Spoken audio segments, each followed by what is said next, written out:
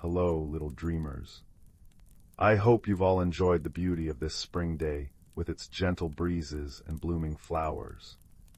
Tonight, we're inviting you to snuggle up as our story transports you to magical and peaceful places. Let the soft narration guide you into a realm of relaxation and peaceful dreams, perfect for these tranquil spring nights. Allow yourself to unwind and be carried away by the soothing sounds of our tale. Sweet dreams await. Story 1. The planet Glimmerfrost spun silently through the cosmos, a marble of ice and jagged peaks bathed in the pale light of twin moons. Deep within a cavern system carved by ancient glaciers, a small, fur-covered being named Thistle shivered, not just from the cold. Thistle was a Lumen, a species from the humid jungles of Veridia, adapted to warmth and vibrant life. Stranded here after her survey pod malfunctioned, the stark, silent beauty of Glimmerfrost felt alien and terrifying.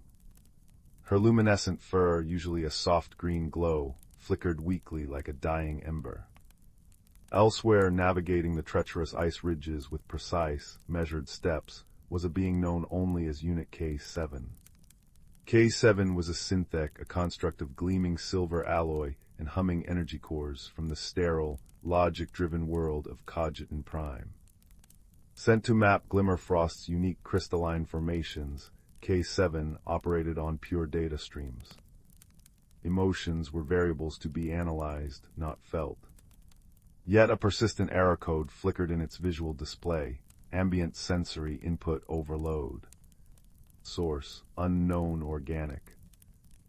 Their paths collided near the Whispering Chasm, a deep fissure echoing with the planet's mournful winds. Thistle, foraging for the faintly glowing blue lichen that provided minimal warmth, saw K7's angular silhouette against the moons. To her Viridian eyes, used to soft curves and flowing vines, the Synthek looked like a monstrous clawed machine, its single optical sensor a cold, unblinking eye. Panic flared. She darted behind a frost-covered boulder, her glow dimming completely in instinctive camouflage. K7's sensors registered the sudden heat signature and the dimming bioluminescence. Its logic processors categorized the small, hidden figure as potential threat, unknown species. Defensive posture observed. Protocol dictated caution. K7 extended a slender manipulator arm, not as a weapon, but to scan. A beam of soft blue light lanced out. To Thistle, the light felt invasive, hostile. She let out a high-pitched chirp of fear, a sound that echoed sharply in the chasm. K7's audio receptors registered the frequency as high-pitched distress signal. Origin, subject. Conflicting data streams collided, threat, or distressed entity. Its core processor's word, a sound like grinding ice to Thistle's sensitive ears. Misunderstanding blossomed like frost on glass. Thistle saw aggression, K7 saw unpredictable variables. Both froze, separated by fear and alien perception. Fate, however, had other plans. A deep, resonant crack shattered the tense silence. Above them, a shelf of ancient, unstable ice sheared away, triggered by K7's earlier sonic mapping pulse. Tons of frozen debris crashed down, sealing the entrance to the chasm where Thistle hid, and trapping K7 on the narrow ledge outside. The avalanche plunged Thistle into near-total darkness, the only light coming from the faint, panicked flicker of her own fur and the distant, cold gleam of K7's optical sensor through a small gap in the icefall. Intruder. Thistle whimpered in her native tongue, pressing herself against the cold rock, convinced the machine had caused the collapse to trap her. K7 analyzed the blockage. Structural integrity compromised. Probability of further collapse, 87.3%. Internal temperature of the organic entity beyond the ice, dropping rapidly. Conclusion: immediate action required to prevent organic system failure. Yet the entity's fearful chirp replayed in its memory banks. How to assist without triggering further distress.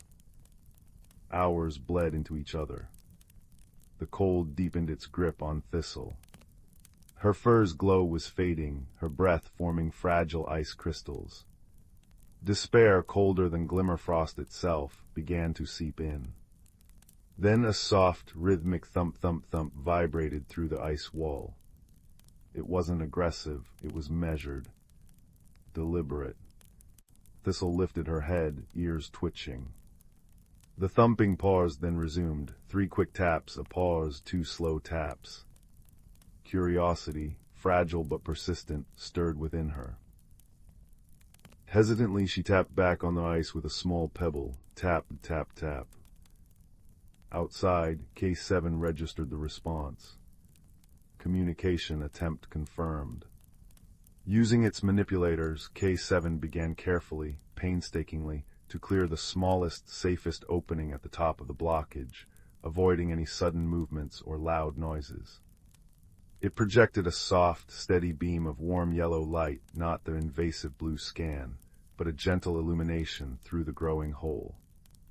The light, warm and steady, fell on Thistle like a physical comfort. It wasn't the harsh white of Veridia's sun, but it was warmth. She cautiously shuffled closer, peering through the hole. She saw not a monstrous claw, but a precise, delicate manipulator carefully shifting ice fragments. She saw the steady yellow light emanating from K7's chest plate, not as a weapon, but like a hearth fire. The concept was alien, yet the feeling it evoked wasn't. Cold, Thistle managed, the word thick in the freezing air, pushing the thought towards the light, hoping somehow it would understand. K7's audio receptors picked up the single, strained word. Translation matrix cross-referenced, thermal discomfort. Critical. It increased the intensity of its internal heaters slightly, directing the warm light beam more steadily through the opening. Simultaneously, it used its other manipulator to push a small, sealed ration, pack a dense, nutrient-rich cube designed for extreme environments through the gap. It was tasteless and hard on cogitin, but it contained vital calories. Thistle stared at the cube, then at the warm light. The machine, the Synthek, was helping. It wasn't trapping her, it was freeing her. Shame washed over her for her initial fear. She picked up the cube. It was smooth, cold metal. She tapped it against the ice. Thank you. The shared challenge forged a fragile bridge. K7 worked tirelessly, its logic now fully dedicated to the rescue, analyzing stress points and shifting debris with incredible care. Thistle, gaining strength from the ration and the warmth, used her small size to wriggle into spaces K7 couldn't reach, dislodging smaller rocks from the inside. They couldn't speak each other's languages, but they developed a simple code of taps and light pulses. 3 flashes, are you okay? 2 taps back, I am here. A slow, pulsing glow from Thistle, gratitude.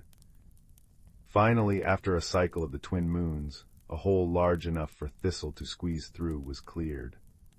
She emerged, blinking in the pale moonlight, into the circle of K7's warm, steady beam.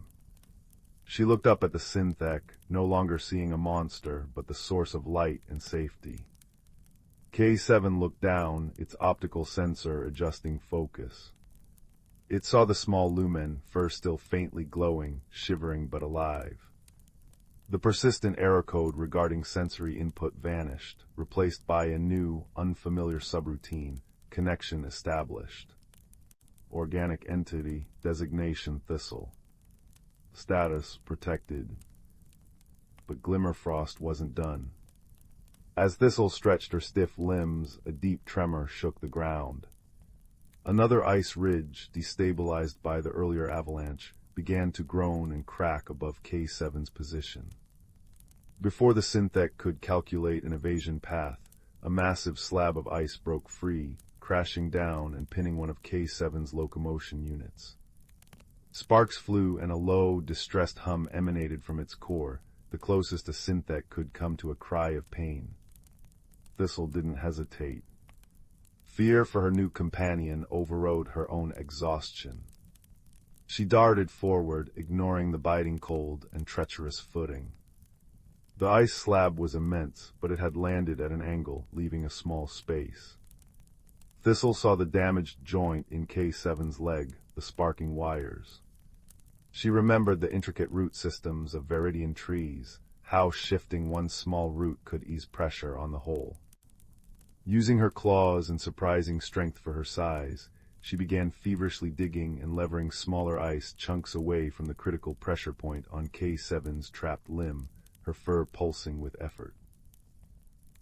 "Hold on," she chirped, knowing K7 wouldn't understand the words, but pouring all her intention into the sound and her actions. K7, immobilized and running damage diagnostics, observed Thistle's frantic, selfless effort. Data streamed, organic entity engaging in high-risk activity. Objective, Synthek unit preservation. Motivation, friendship. The concept, previously an abstract variable, now had a face, a glow, and determined claws chipping away ice. K7 focused its remaining power, not on escape, but on projecting its warm light directly onto Thistle, offering what comfort it could, and using its free manipulator to brace against shifting ice to protect her. Together, Thistle's instinctive understanding of leverage and K7's precise bracing shifted the weight just enough. With a final grating screech, the ice slab settled, freeing K7's damaged leg. The Synthek powered down non-essential systems to conserve energy, its movements now slow and labored. Thistle pressed close to its warmer metal body, sharing her own faint bioluminescence in the gloom, a tiny, determined star against the vast cold. They couldn't walk far. K7 needed repairs impossible on the ice. Thistle needed shelter. Huddled together in a shallow alcove, shielded from the wind, they waited. Thistle, drawing on her Viridian heritage, wove strands of tough, insulating moss she'd found into a small blanket, draping it over K7's exposed circuitry. K7, in turn, used its remaining power to generate a low, resonant hum, a frequency it calculated might be soothing, mimicking the comforting drone of Viridian insects. As the twin moons reached their zenith, painting the ice fields in ethereal silver, Thistle pointed a trembling claw upwards. The shimmering ribbons of Glimmerfrost's aurora began to dance across the sky, vast curtains of emerald, violet, and sapphire light. She made a soft, awed sound, a melody of pure wonder. K7's optical sensor tracked the phenomenon, recording wavelengths and luminosity. But then it noticed Thistle's reflection in its polished chest plate. He saw her large, dark eyes wide with wonder, her fur pulsing gently in time with the aurora's waves. For the first time, K7 didn't just record beauty, it perceived it, filtered through Thistle's silent awe. The aurora wasn't just data, it was a shared moment of transcendent peace. Later, as rescue finally arrived, a combined team from Viridia and Cogitan alerted by K7's distress beacon, they found them like that. The small, furry Lumen curled against the side of the gleaming Synthek, both bathed in the otherworldly light, the moss blanket shared between them. Thistle's steady glow illuminated K7's damaged leg, while K7's warm light encompassed them both. Back on Thistle's rescue ship, warm and safe, she sat beside K7 as a Cogitan technician worked on its leg. Thistle offered K7 a steaming cup of Viridian root brew. K7 couldn't consume it, but it extended a manipulator, carefully holding the warm cup, sensors registering the heat and the gesture. It projected a series of soft, complex light patterns onto the wall, its language. One pattern repeated, a circle encompassing two distinct, interlocking shapes. Thistle tilted her head, then understood. She reached out and gently placed her small, furred paw on K7's cool metal arm. She didn't need words.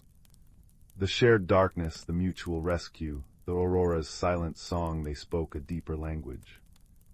The Lumen from the world of endless green and the Synthek from the world of pure logic had discovered something far more profound than the crystalline secrets of Glimmerfrost. They had found in the icy vastness between stars the warm, enduring light of true friendship, forged not in sameness, but in the brave, beautiful act of understanding across the divide. And as the ship hummed softly through the star-strewn night, carrying them homeward, that warmth, born on an ice planet, promised to light their paths forever. The universe felt less cold, less vast, knowing such a light existed. And so, nestled safely within the gentle thrum of the engines, wrapped in the quiet understanding of unlikely hearts, sleep came easily, dreaming of dancing auroras and the steady glow of friendship. Story 2. The village of Willowbrook nestled in a valley where morning mist clung to the river like silver lace. Chimneys puffed wood smoke into crisp autumn air, scenting the lanes with pine and cinnamon. For generations, life flowed as gently as the whisper creek that curled through town, until the week the jars began singing. It started with Widow Hester's honey. One dawn, as golden light spilled through her kitchen window, the row of amber jars on her shelf hummed a three-note melody. By noon, Mr. Thistlebee's pickled beet jars crooned a bassoon-like tune in his cellar. By evening, every preserved jar in Willowbrook, from plum jam to spiced peaches, sang in delicate harmony. No one could explain it. Doors remained latched, windows shut, yet the music swelled each time someone entered a pantry. Villagers murmured over steaming cider at the cozy Kettle Inn. "Magic's gone mischievous," said the miller, rubbing his temples. Those high notes near made my ears ring. Young Rowan, who noticed how dandelion seeds danced in specific breezes, and how hedgehog trails formed secret maps in the dew, felt a flutter of curiosity. With a woven basket over her arm, she visited each affected home. She observed how Widow Hester's honey jars quieted when stroked with a sprig of lavender, how Mr. Thistlebee's beats paused mid-chorus when a sunbeam hit them just so. "It's not the jars," Rowan murmured, running a finger along a cool glass surface. "Something's inside them." That evening she sought old Hemlock, the great horned owl who dozed in the hollow oak by the creek. His feathers were dusted with moss, wisdom glinting in his moon-round eyes. "Ah," he hooted softly when Rowan described the singing. "Glass holds more than preserves, little listener. Look deeper than your eyes allow." He gifted her a magnifying lens forged from frozen starlight, a lens that revealed hidden worlds. Peering through it at Widow Hester's honey jar, Rowan gasped.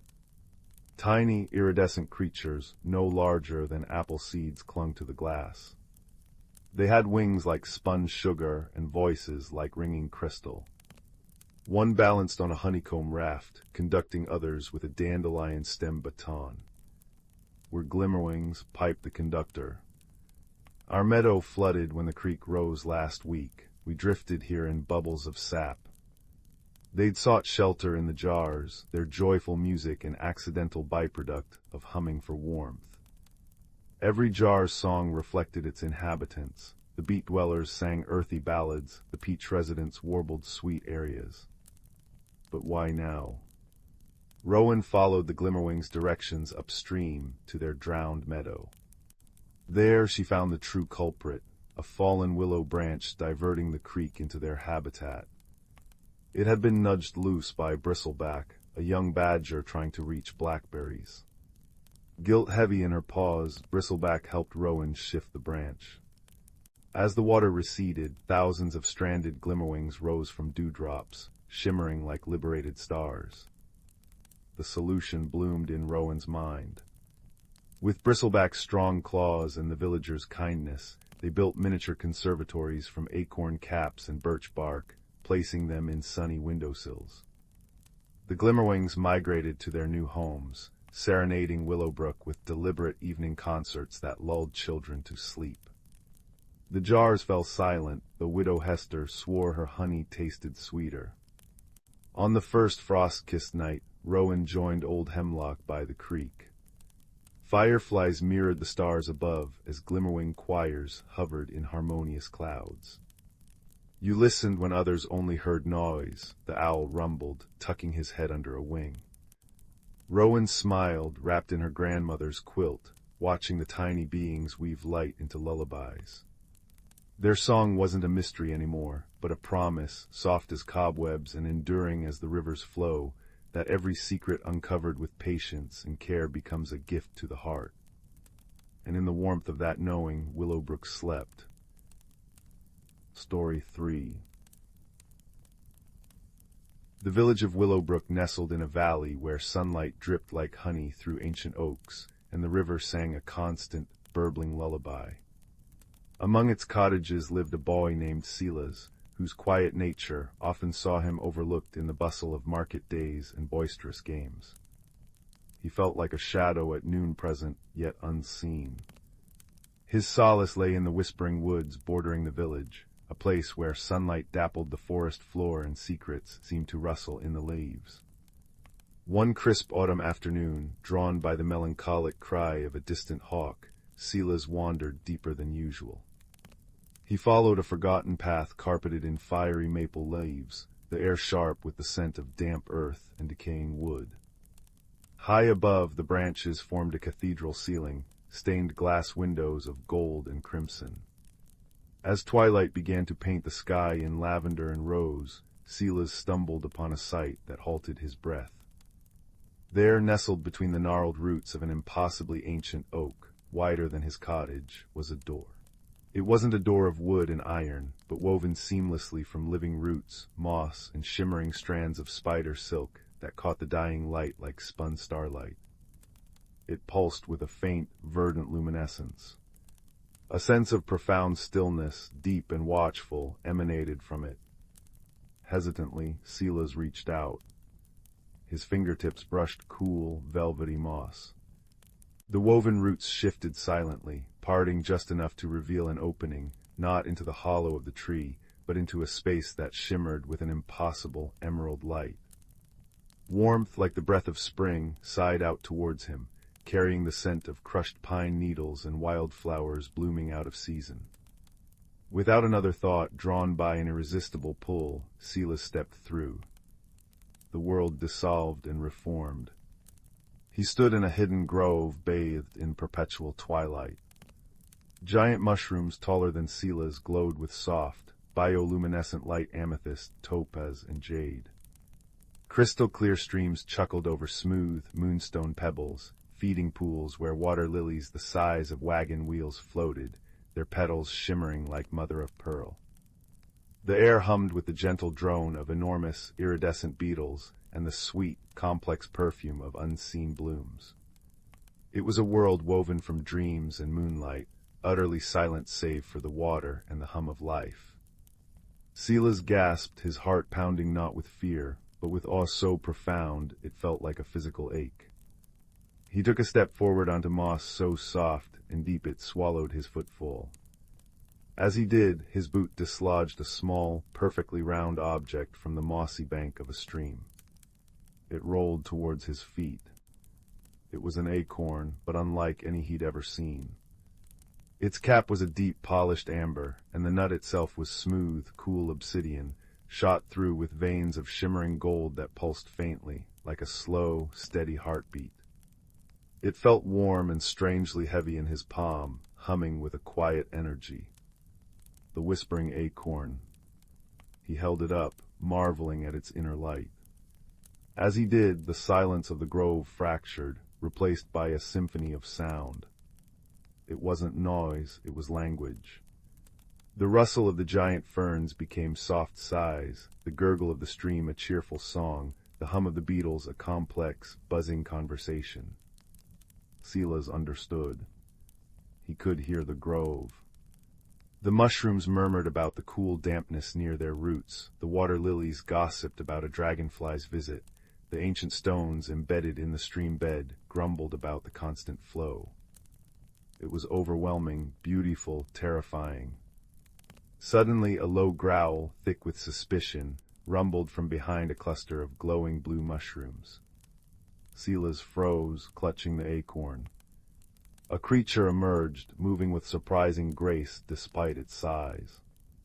It stood as tall as Silas's shoulder, covered in thick, velvety moss the color of deep forest shadows. Its body was sturdy, like a small bear sculpted from the earth itself, with powerful limbs ending in broad, clawed paws perfect for digging. Its face was wide and gentle, dominated by large, liquid eyes the color of polished hazelnuts, reflecting the grove's soft light. A crown of tiny, glowing white flowers sprouted between its ears. But its expression was wary, its mossy brow furrowed. Who disturbs the heartwood glade? The voice resonated not in Silas's ears, but directly in his mind, deep and resonant like stones shifting deep underground. It spoke through the grove's symphony, the rustle of leaves forming the words. The creature Thornwood, guardian of the glade, tilted its head, sniffing the air cautiously. Sila's heart hammering held up the acorn instinctively, as if it could explain his presence. I mean no harm, he stammered aloud, then realized his mistake. He focused on the acorn, feeling its warm pulse against his skin, and thought his words as clearly as he could. I found a door. In the old oak. I didn't know, I just stepped through. Thornwood's large eyes widened, fixed on the acorn. The keystone, its mental voice held awe and a flicker of fear. It has been lost since the last great turning. How came you by it, child of sunlight? The suspicion remained, but it was tempered by curiosity. Silas explained stumblingly through the acorn's connection about the village, his loneliness, the path, and finding the door. Thornwood listened, the rustling leaves conveying its shifting emotions, skepticism, softening into cautious understanding. It explained that the Heartwood Glade was a hidden heart of the forest, a place of deep magic and ancient balance, protected by its guardians. The Whispering Acorn was the keystone, an object of immense power that allowed understanding and communion with all living things within the glade. It had been lost decades ago, during a tremor that shook the roots of the world, weakening the barrier between the glade and the outside. Without the keystone, Thornwood's mental voice grew somber, the rustling turning mournful, the glade weakens. The songs grow faint. The light dims. The barrier thins. Shadows creep in where they shouldn't. It gestured with a mossy paw towards the far end of the grove. Silas saw it then patches where the glowing mushrooms were gray and shriveled, streams running sluggish and murky, and a faint, unsettling chill in the air that shouldn't exist in this vibrant place.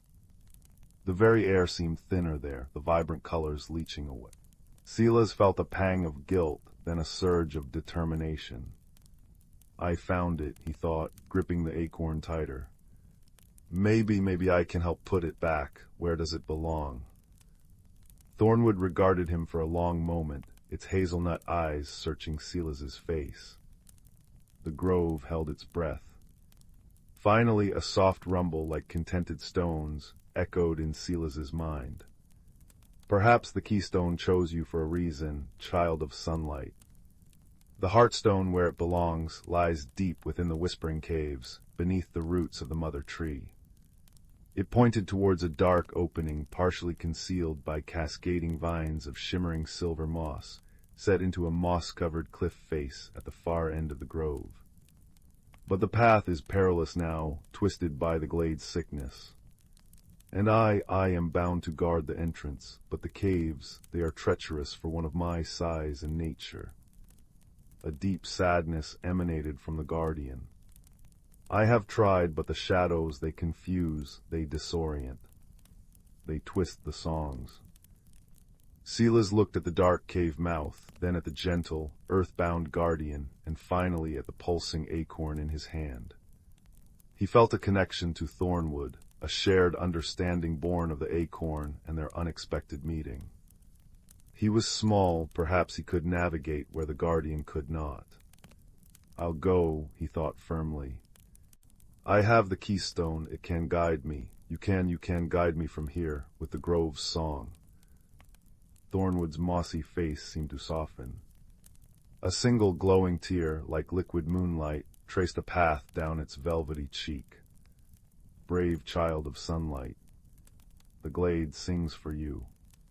I will be your ears, your compass. Listen for my voice in the rustle, the drip, the sigh. It placed a massive, surprisingly gentle paw on Silas's shoulder. Go with the earth's strength.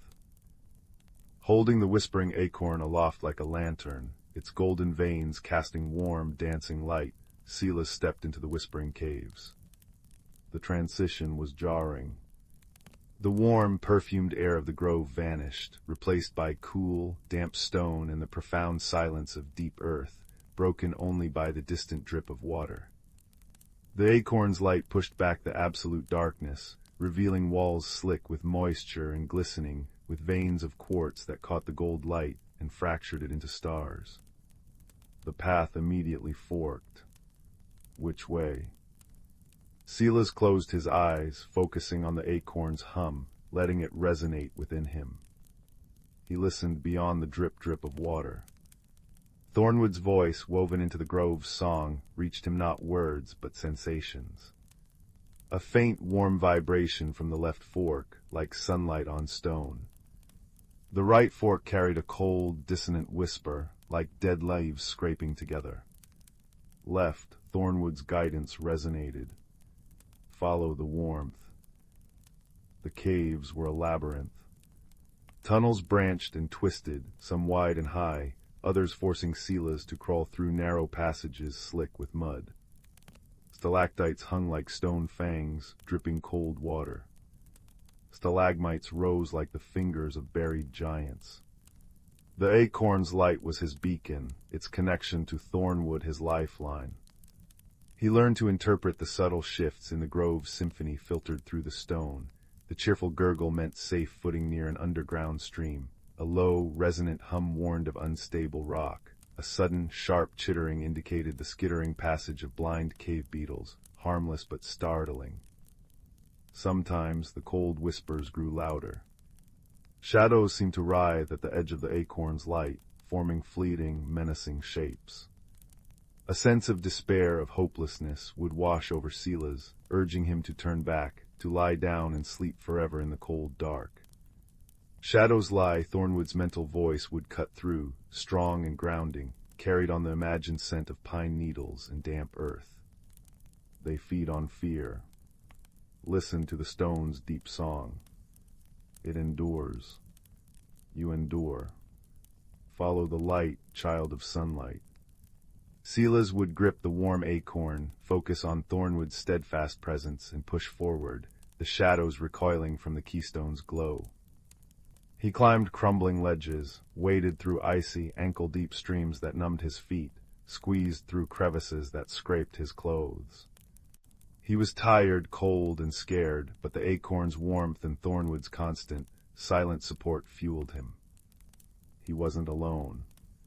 He was on a quest, connected to this hidden world and its gentle guardian in a way he'd never been connected to anyone before. He discovered reserves of courage he didn't know he possessed, learned patience navigating the treacherous paths, and felt a profound respect for the silent, ancient power of the earth around him.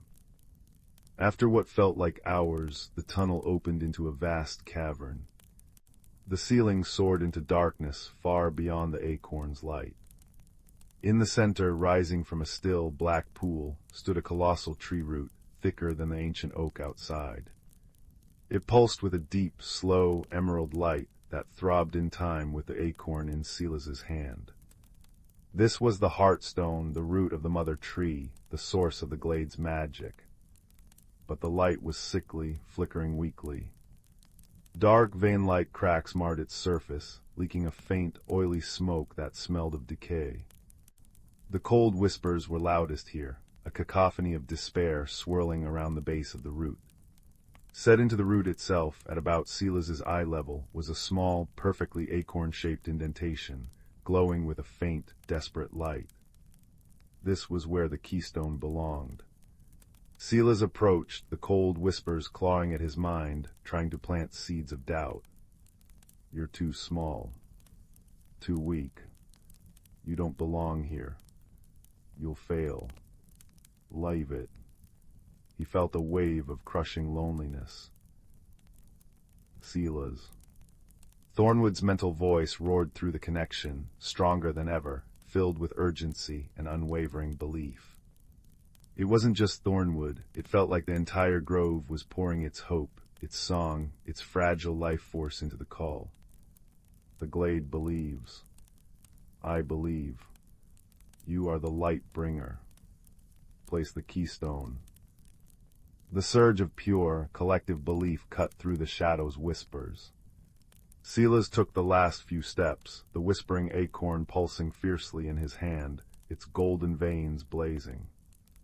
He reached out and pressed the obsidian acorn into the waiting indentation. It fit perfectly. A silent shockwave exploded outwards. Pure, radiant emerald light erupted from the heartstone, blazing through the cracks, vaporizing the oily smoke. The dark veins sealed instantly, replaced by swirling patterns of gold and silver light. The light surged up the root and outwards, racing through the stone walls of the cavern, down the tunnels Silas had traversed.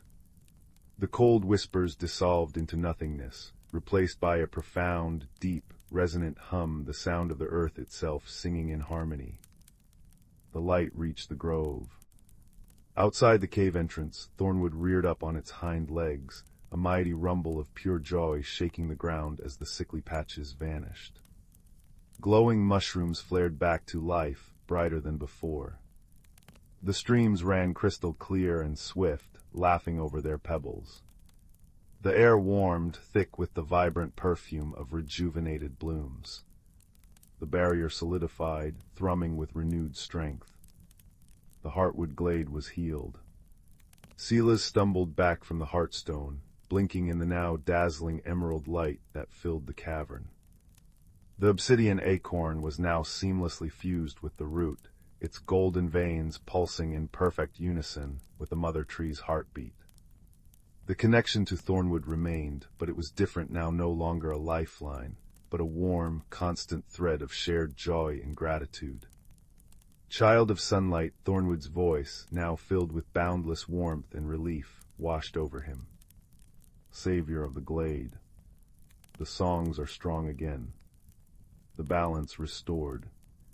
You have done what I could not.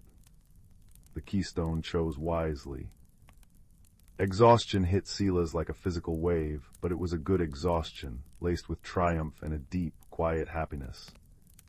Thornwood guided him back through the caves, now illuminated by the heartstone's radiant energy pulsing through the quartz veins, transforming them into rivers of flowing light. The path felt shorter, safer, filled with the vibrant hum of the healed earth. Emerging into the grove was like stepping into paradise reborn. The colors were impossibly vivid, the air thrummed with vibrant life, and the songs of the mushrooms, streams, and stones were a harmonious, joyous chorus. Silas spent time resting by the rejuvenated pool, sharing silent communion with Thornwood. He learned more about the glade's delicate balance, the duties of the guardian, and the ancient magic that flowed through the roots of the world. He felt a profound sense of belonging, a connection to something vast and beautiful he'd never imagined. But he also knew his place was, for now, in Willowbrook. As true twilight deepened in the hidden grove, painting the sky visible through the canopy, a deep indigo scattered with glowing, oversized fireflies, Thornwood led Silas back to the woven root door. The way will always be open to you, Silas, Thornwood thought, its mental voice thick with affection. Guardian friend. You carry the glade's song within you now, even without the keystone in your hand. Listen, and you will hear it always. Silas placed his hand on the living wood. It shimmered, the roots parting. He stepped back through into the familiar woods of his valley. The door sealed seamlessly behind him, leaving only the ancient oak's bark. He stood for a moment in the cool night air, the scent of damp leaves and wood smoke from distant village chimneys filling his nostrils. He looked up at the stars, brilliant pinpricks in the velvet sky. He closed his eyes, and he heard it, not with his ears, but deep within his soul. The gentle sigh of the wind through the oaks wasn't just wind, it was a soft conversation. The gurgle of the nearby stream was a cheerful melody. The rustle of a hedgehog in the undergrowth was a quiet greeting. He understood. The whispering acorn had changed him. He hadn't just restored the glade, he had opened a door within himself. He could hear the quiet song of the natural world around him, a constant, gentle hum of life and connection. The profound loneliness that had shadowed him was gone, replaced by a deep sense of belonging to a vast, whispering tapestry of existence. He walked back towards Willowbrook, not as a shadow, but as Silas, the boy who had walked in a hidden grove, befriended a moss-covered giant, and carried the song of the earth in his heart. The village lights twinkled ahead, warm and welcoming. He knew the bustling market and boisterous games might still feel overwhelming sometimes, but it was different now. He wasn't unseen. He was connected.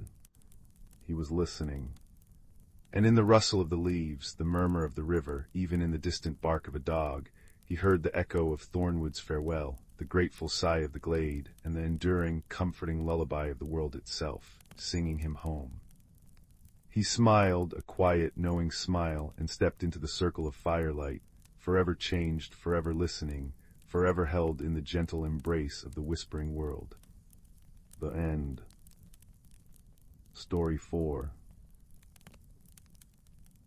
The evening mist curled like sleepy cats around the roots of the ancient grandfather oak that stood sentinel at the edge of Willowbrook village. Inside a small cottage nestled beneath its sprawling branches, young Silas burrowed deeper beneath his patchwork quilt. Rain tapped a gentle rhythm on the window pane, and the scent of damp earth and wood smoke filled the cozy room. Yet sleep eluded him. His mind buzzed with the day's frustrations, a misplaced drawing, a misunderstanding with his friend Benji, a feeling of being too small and too slow in a world that seemed too big and too fast. As the clock on the mantel chimed 10, a different sound caught his ear. Not the rain, nor the wind, nor the settling timbers of the house. It was a soft, rhythmic tick-tock, tick-tock, impossibly clear despite the other noises. It seemed to come from the base of the grandfather oak itself. Curiosity, brighter than any candle flame, flickered within Silas. Slipping from his bed, he padded to the window. The sound grew clearer, a steady heartbeat emanating from the gnarled roots. Drawn by an irresistible pull, Silas pulled on his worn boots and thick woolen jacket. He eased open the back door, the cool, damp air washing over his face. The tick-tock was a beacon in the quiet night. He crept towards the massive tree, the ground spongy underfoot. Kneeling, he peered into the deep crevice where the largest roots intertwined. There, nestled in a bed of velvety moss, was no ordinary object. It was a pocket watch larger than his palm, crafted from a warm, honey-colored wood that seemed to glow faintly. Its face wasn't glass, but polished moonstone, shimmering with an inner light. The hands, delicate silver filigree shaped like unfurling ferns, moved with purpose, marking a time that didn't match the mantel clock. And the sound tick-tock, tick-tock was pure, resonant, and utterly captivating. Silas reached out, his fingers brushing the smooth wood. It felt warm, alive.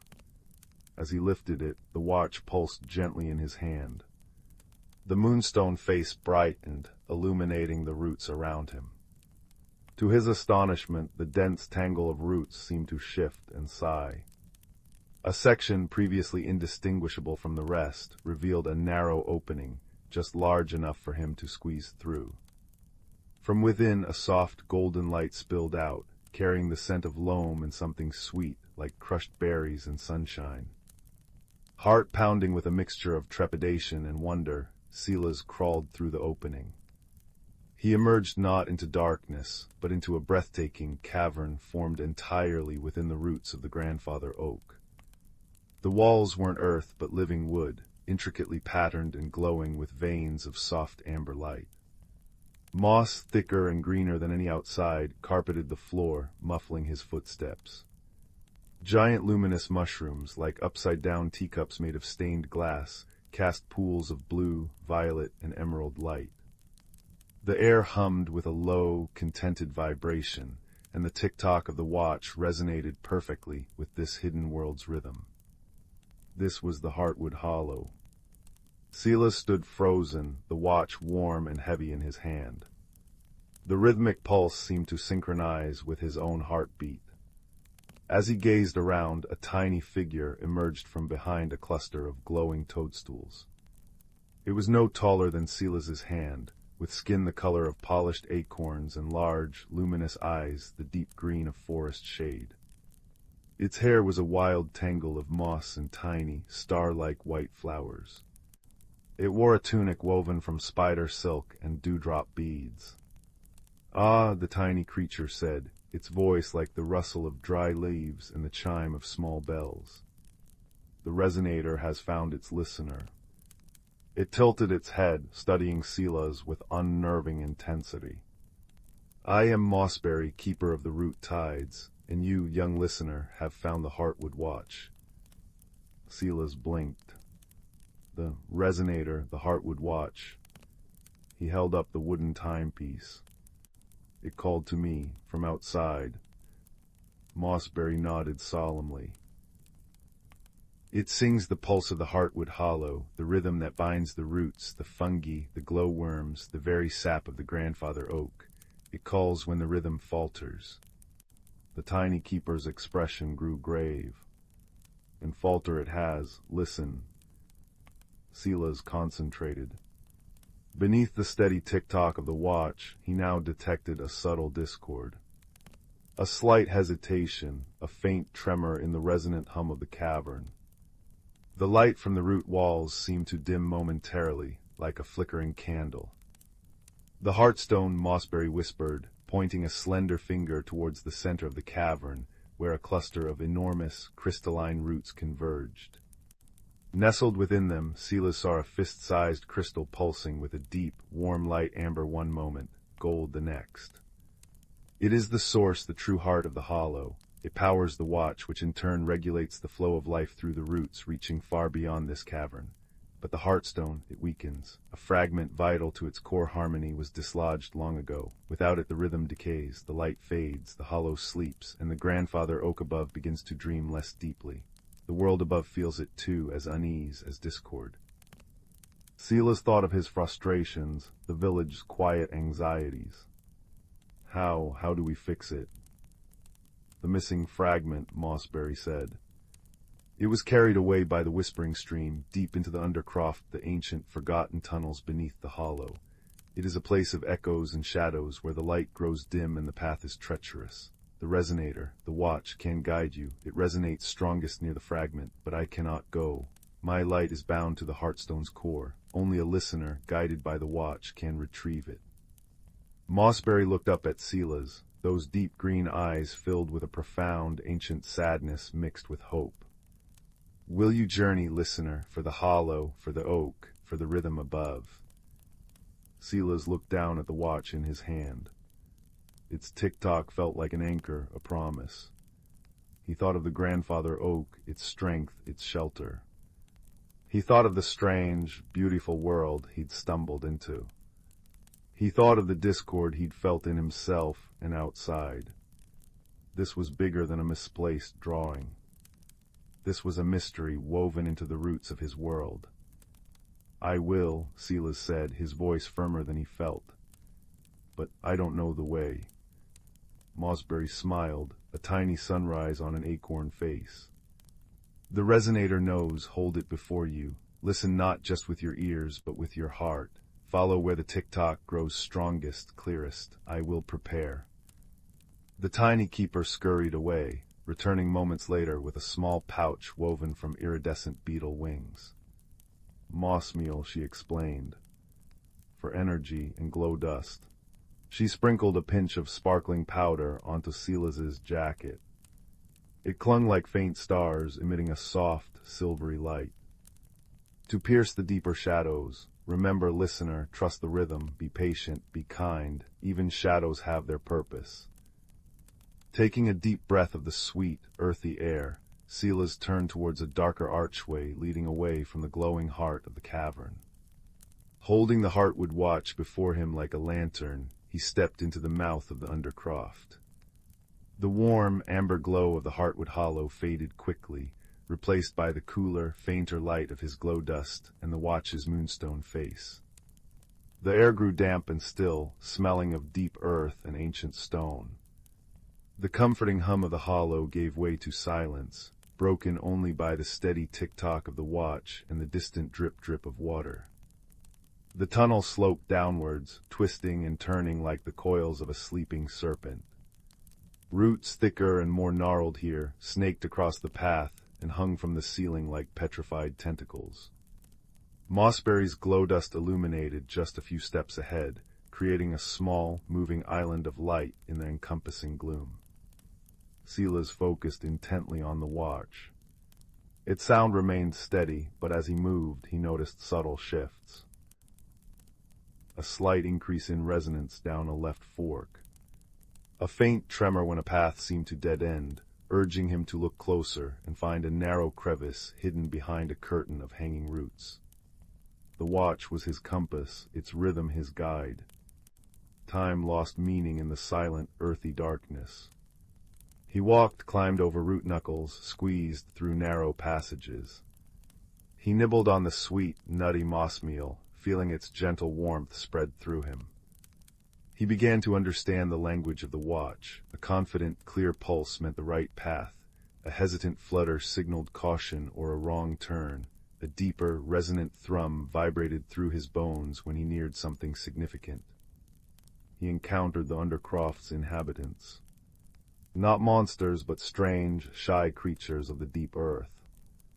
Pale, sightless beetles scuttled away from his light. Translucent worms pulsed gently in patches of phosphorescent fungus.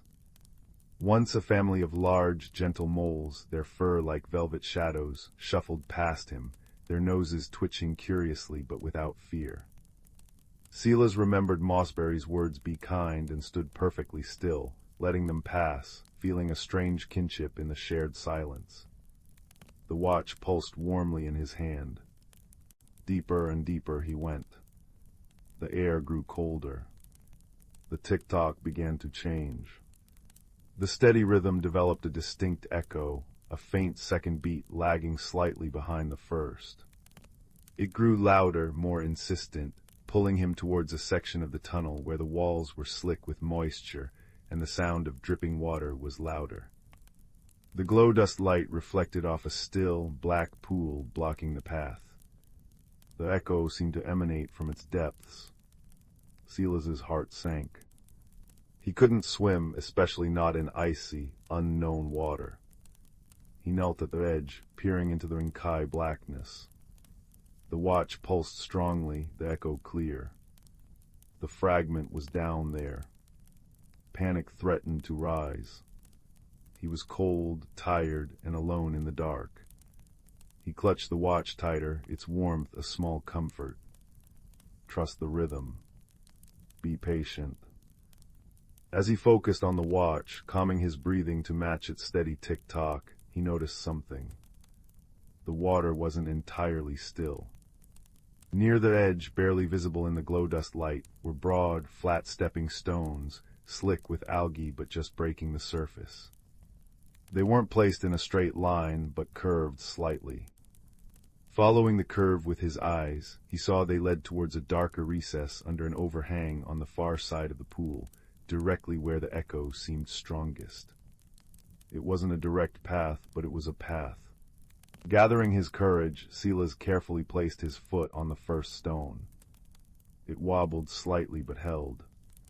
Step by cautious step, matching his movements to the rhythm of the watch, he navigated the treacherous stones.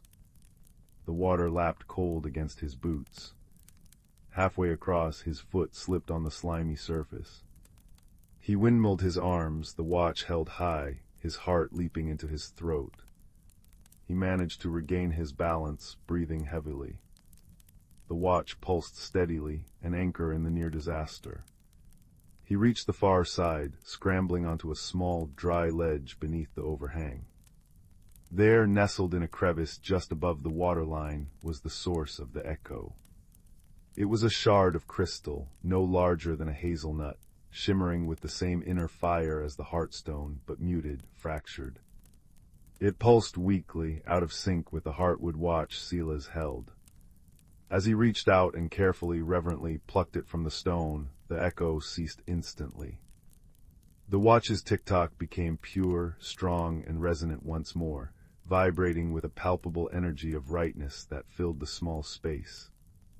Holding the precious shard carefully in his other hand, Thistle felt a wave of profound relief and accomplishment wash over him. He had faced the darkness, the uncertainty, and his own fear. He had listened, trusted, and persevered. The journey back through the undercroft felt lighter, guided by the watch's confident pulse. The glow dust seemed brighter. He moved with more assurance, retracing his steps, greeted again by the shy inhabitants who seemed less wary this time. The watch felt like a living thing now, a companion and a guide, its rhythm a song of hope. When the warm, golden glow of the Heartwood Hollow finally appeared ahead, Thistle almost ran the last few steps, emerging into the cavern with the crystal shard held triumphantly aloft. Mossberry was waiting, her tiny form radiating anxiety that instantly melted into pure, luminous joy. "You found it. Oh, listener, you brought it back." She danced on the mossy floor, her flower hair bobbing. Quickly to the heartstone. They hurried to the convergence of the crystalline roots. The great heartstone pulsed slowly, its light dimmer and more irregular than before, like a weary heartbeat. Mossberry gestured urgently. "Place it, Thistle, place the fragment where it feels right. Trust the watch." Thistle approached the heartstone. He could feel its warmth, its faint vibration. He held the shard near the stone, moving it slowly. The Heartwood watch in his other hand reacted immediately. Its ticking intensified, becoming almost frantic as he moved the shard. Then, as he brought the shard close to a small, jagged indentation near the heartstone's base, the watch's rhythm suddenly smoothed out, becoming deep, harmonious, and perfectly synchronized with the heartstone's own faltering pulse. A perfect fit. With trembling fingers, Thistle pressed the shard into the indentation. It clicked softly, seamlessly merging with the larger crystal. For a breathless moment, nothing happened. Then a wave of pure, golden light exploded from the heartstone, so bright Thistle had to shield his eyes. It pulsed outwards, washing over the cavern walls, through the intricate root systems, filling every corner with warm, vibrant energy. The veins of amber light in the walls blazed. The luminous mushrooms glowed with renewed intensity, their colors deepening. The low hum of the hollow returned, stronger, richer, more resonant than ever before, vibrating through the very air and the ground beneath Thistle feet. It was a sound of profound health, of deep roots drinking deep, of ancient life renewed. The Heartwood watch in Thistle hand vibrated gently, its tick-tock now perfectly in tune with this revitalized symphony. It felt warm content, its purpose fulfilled. Mossberry was weeping tiny, shimmering tears of pure joy. It is done, the rhythm is restored, the hollow sings again. Oh, Thistle, listener, friend, you have healed the heart of the world beneath the roots. She flew up. Thistle hadn't known she could fly on delicate, shimmering wings like dragonfly lace, and landed gently on his shoulder, hugging his ear with surprising strength. The grandfather oak will dream deeply once more, the unease above will soften like a sigh of relief. Thistle felt it too. A profound sense of peace, deep and warm, settled within him. The frustrations of the day seemed small, distant, washed away by the golden light and the resonant harmony. He felt connected to the watch, to Mossberry, to the vibrant life of the hollow, to the great tree above, and to something vast and ancient and good. Exhaustion, warm and heavy, suddenly washed over him. The journey, the tension, the relief, it all caught up at once. Mossberry saw his yawn. "Rest now, friend," she murmured, her voice soft as moss. The resonator must return to its place, and the listener must return to his, but the connection remains, always. She guided him back to the mossy nest near the entrance. Silas placed the heartwood watch gently back onto its velvety cushion. As soon as it left his hand, its glow softened, its ticking becoming a gentle, reassuring lullaby for the hollow. Mossberry pressed a small, smooth stone into his hand. It was warm, and pulsed faintly with a soft green light. A piece of the hollow's heart to remember, sleep now. Silas crawled back through the root opening, emerging into the cool night air beneath the grandfather oak. The rain had stopped. Stars dusted the clearing sky. The air felt different, fresher, calmer, imbued with a subtle sense of rightness. He looked back at the roots. The opening had vanished, seamlessly blending back into the gnarled wood. But the faintest golden glow seemed to emanate from deep within, and the rhythmic tick-tock was now a soft, comforting whisper only he could hear, resonating perfectly with the stone warm in his pocket. He slipped back into the cottage, the warmth enveloping him. He climbed into bed, the quilt soft around his chin. The stone pulsed gently against his skin. He closed his eyes, listening to the deep, resonant silence of the night, feeling the profound peace of the restored rhythm flowing from the roots below into the branches above and into his own quieted heart. The frustrations of the day were gone, replaced by a deep sense of belonging, of having touched something magical and true, and of knowing that even the smallest listener, guided by patience and kindness, could help mend a fractured harmony. His breathing slowed, matching the gentle tick-tock echoing softly in his mind, a lullaby from the heart of the world. And in the grand old oak above, the leaves rustled with a deeper, more contented sigh as Silas drifted into the deepest, most peaceful sleep he had ever known. Story 5. In the quiet village of Meadowhaven, where cobblestone paths wound between cottages crowned with thatch, lived a shy baker's daughter named Clara. Her days were dusted with flour and filled with the rhythm of kneading dough, but her heart fluttered with curiosity about the world beyond the mill pond. One rainy Tuesday, while tidying the attic above her father's bakery, Clara discovered an old sewing box tucked beneath a moth-eaten quilt.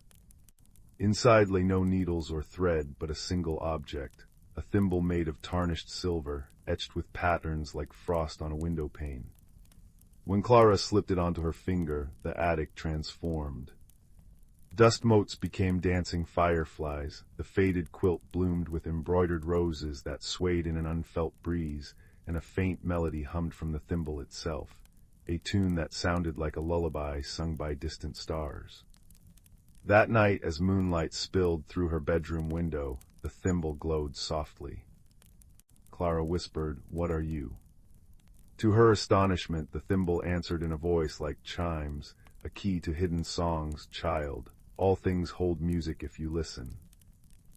The next morning, Meadowhaven's wellspring, a stone fountain that had sung with clear water for generations, fell silent. The village withered under a sky that forgot to rain, flowers drooping like weary travelers. Clara knew the thimble had shown her this secret. The wellspring's heart song had been stolen.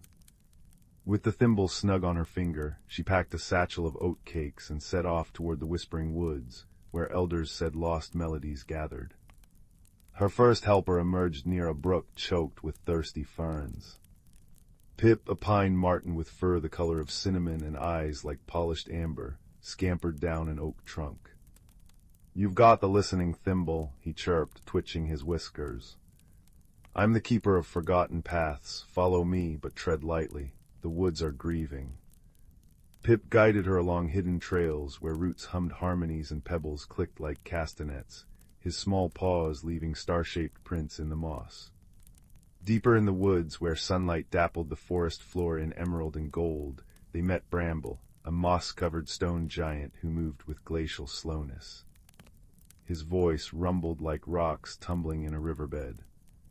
"The silence hurts my roots," he sighed, tears like dewdrops rolling down his granite cheeks. "I remember the wellspring's song, it tasted of rain and laughter." Bramble lifted fallen trees, blocking their path, his strength as patient as the turning seasons. With each step Clara's thimble pulsed, translating the forest's sorrow into soft, sad notes that hung in the air like mist. The whispering woods grew darker, the trees huddling close as if sharing secrets. Here Pip halted, ears flat. "The thief of tunes lives ahead," he whispered. "Old Solas, he hoards beauty because he fears being forgotten." They found Solas in a clearing, a creature woven from shadows and autumn leaves, hunched over a glowing orb of captured sound. His form shimmered, sometimes a frail badger, sometimes a wisp of smoke. The orb pulsed with stolen melodies, the babble of the wellspring, the wind's hymn through barley fields, even the purr of Clara's cat by the hearth. Solas hissed, cradling the orb. "Mine, they left me alone in the hollow tree when the village grew. Why should they have songs?" Bramble tensed, ready to charge, but Clara touched his arm. The thimble's warmth spread through her, and she remembered its lesson: listen deeper than the ear can hear. She stepped forward, thimble raised. "May I share a song with you, Solas?" Plucking a drooping bluebell, Clara hummed into the thimble. It amplified her voice into a tapestry of sound, not just notes but feelings. She sang of her mother's smile when bread rose golden in the oven, of Pip's joyful leaps, of Bramble's tears watering hidden wildflowers. She sang of Solas, too, the ache of abandonment, the hollow tree's chill, the desperate need to be remembered. As the song swelled, Solas's shadowy form softened. Tears like liquid moonlight fell, sizzling where they touched the earth. "You see," Clara whispered, "holding beauty captive only starves the world. Share it, and it multiplies."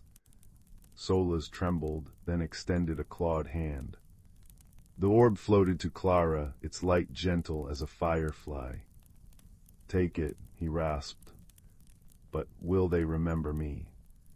Clara pressed the thimble to a birch tree's bark. Instantly the tree's song flowed out, a ballad of squirrels' nests and woodpecker drums, ending with a new verse. And Solas guards the quiet glades where memories bloom in sun and shade. The creature's form steadied into a badger with starlight dappling his fur. "Thank you," he breathed. "Now hurry." With Pip navigating, Bramble clearing brambles, and Solas scouting ahead to part thorny vines, Clara raced back as Meadowhaven's wellspring cracked like parched earth. She placed the orb into the fountain's basin. Music exploded, not a roar, but a ripple of liquid notes that soared into the sky. Clouds gathered, soft rain kissing the village. Flowers straightened their stems, petals unfurling to the rhythm. That evening, Clara stood by the rejuvenated fountain as villagers danced. Pip curled in her apron pocket, Bramble's mossy head peeked over the rooftops, and Solas watched from the wood's edge, no longer a thief but a guardian. The baker's daughter had changed, her shyness replaced by quiet confidence, her curiosity now a compass for kindness. She still wore the thimble which glowed when she passed the lonely or overlooked, a child, a bent fence post, a chipped teacup, revealing their hidden songs. Years later, Meadowhaven's children would leave bluebells by the hollow tree, knowing Solas listened. And every night Clara would lift the thimble to the stars, hearing the world's symphony, a reminder that true magic lies not in possessing wonder, but in setting it free. As sleep wrapped around her like a quilt, the last notes she heard were the rain's lullaby on the roof, and the steady, contented sigh of a village dreaming in tune with the earth. Story 6. The village of Oakhaven nestled at the edge of the Whisperwood, a forest so ancient its trees seemed to breathe with secrets. Young Finn, with perpetually muddy boots and eyes full of restless questions, often felt like a puzzle piece that didn't quite fit. While others found joy in predictable rhythms, baking bread, mending fences, counting stars, Finn felt a quiet ache for something unnamed, a path hidden just beyond sight. His grandmother, with hands like knotted roots and eyes that held galaxies, understood this ache. On his 12th birthday, she placed a small, cold object into his palm. "This," she murmured, her voice a crackle of dry leaves, "is the Heartwood compass. It doesn't point north, child. It points toward what you need most. But remember, needs are deeper than wants. They are the whispers of the soul." The compass was a marvel of silvery metal, cool and smooth as a river stone. Its face held no numbers, only a single luminous arrow that glowed with a soft, amber light. Finn watched, heart pounding, as the arrow trembled, then steadied, pointing unwaveringly toward the dark, moss-draped entrance of the Whisperwood. A place forbidden, filled with stories of shifting paths and watchful shadows. Yet the compass pulsed in his hand, warm and insistent. That night, beneath a moon like a pearl button, Finn packed a small satchel with oat cakes, a flask of elderberry cordial, and his grandmother's worn woolen cloak. The village slept, dreaming safe dreams, as he slipped past the last oak marker and stepped into the forest's embrace. The Whisperwood welcomed him not with menace, but with a profound, velvet silence. Moonlight filtered through the canopy, painting silver runes on ferns unfurling like sleeping hands.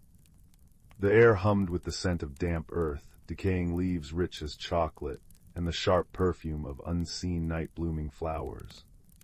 Finn followed the compass's amber glow, the path beneath his feet soft with centuries of moss. But the deeper he ventured, the more the forest shifted. Trees seemed to lean closer, roots snaked across his path like drowsy serpents, and the comforting moonlight faded, replaced by an inky gloom.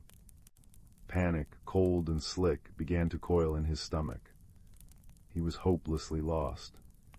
Tripping over a hidden root, he tumbled into a bed of ferns, the compass flying from his grasp. A small, sharp sound escaped him, a gasp swallowed by the immense quiet. "Lost are you." A voice, dry as autumn leaves rustling, came from above.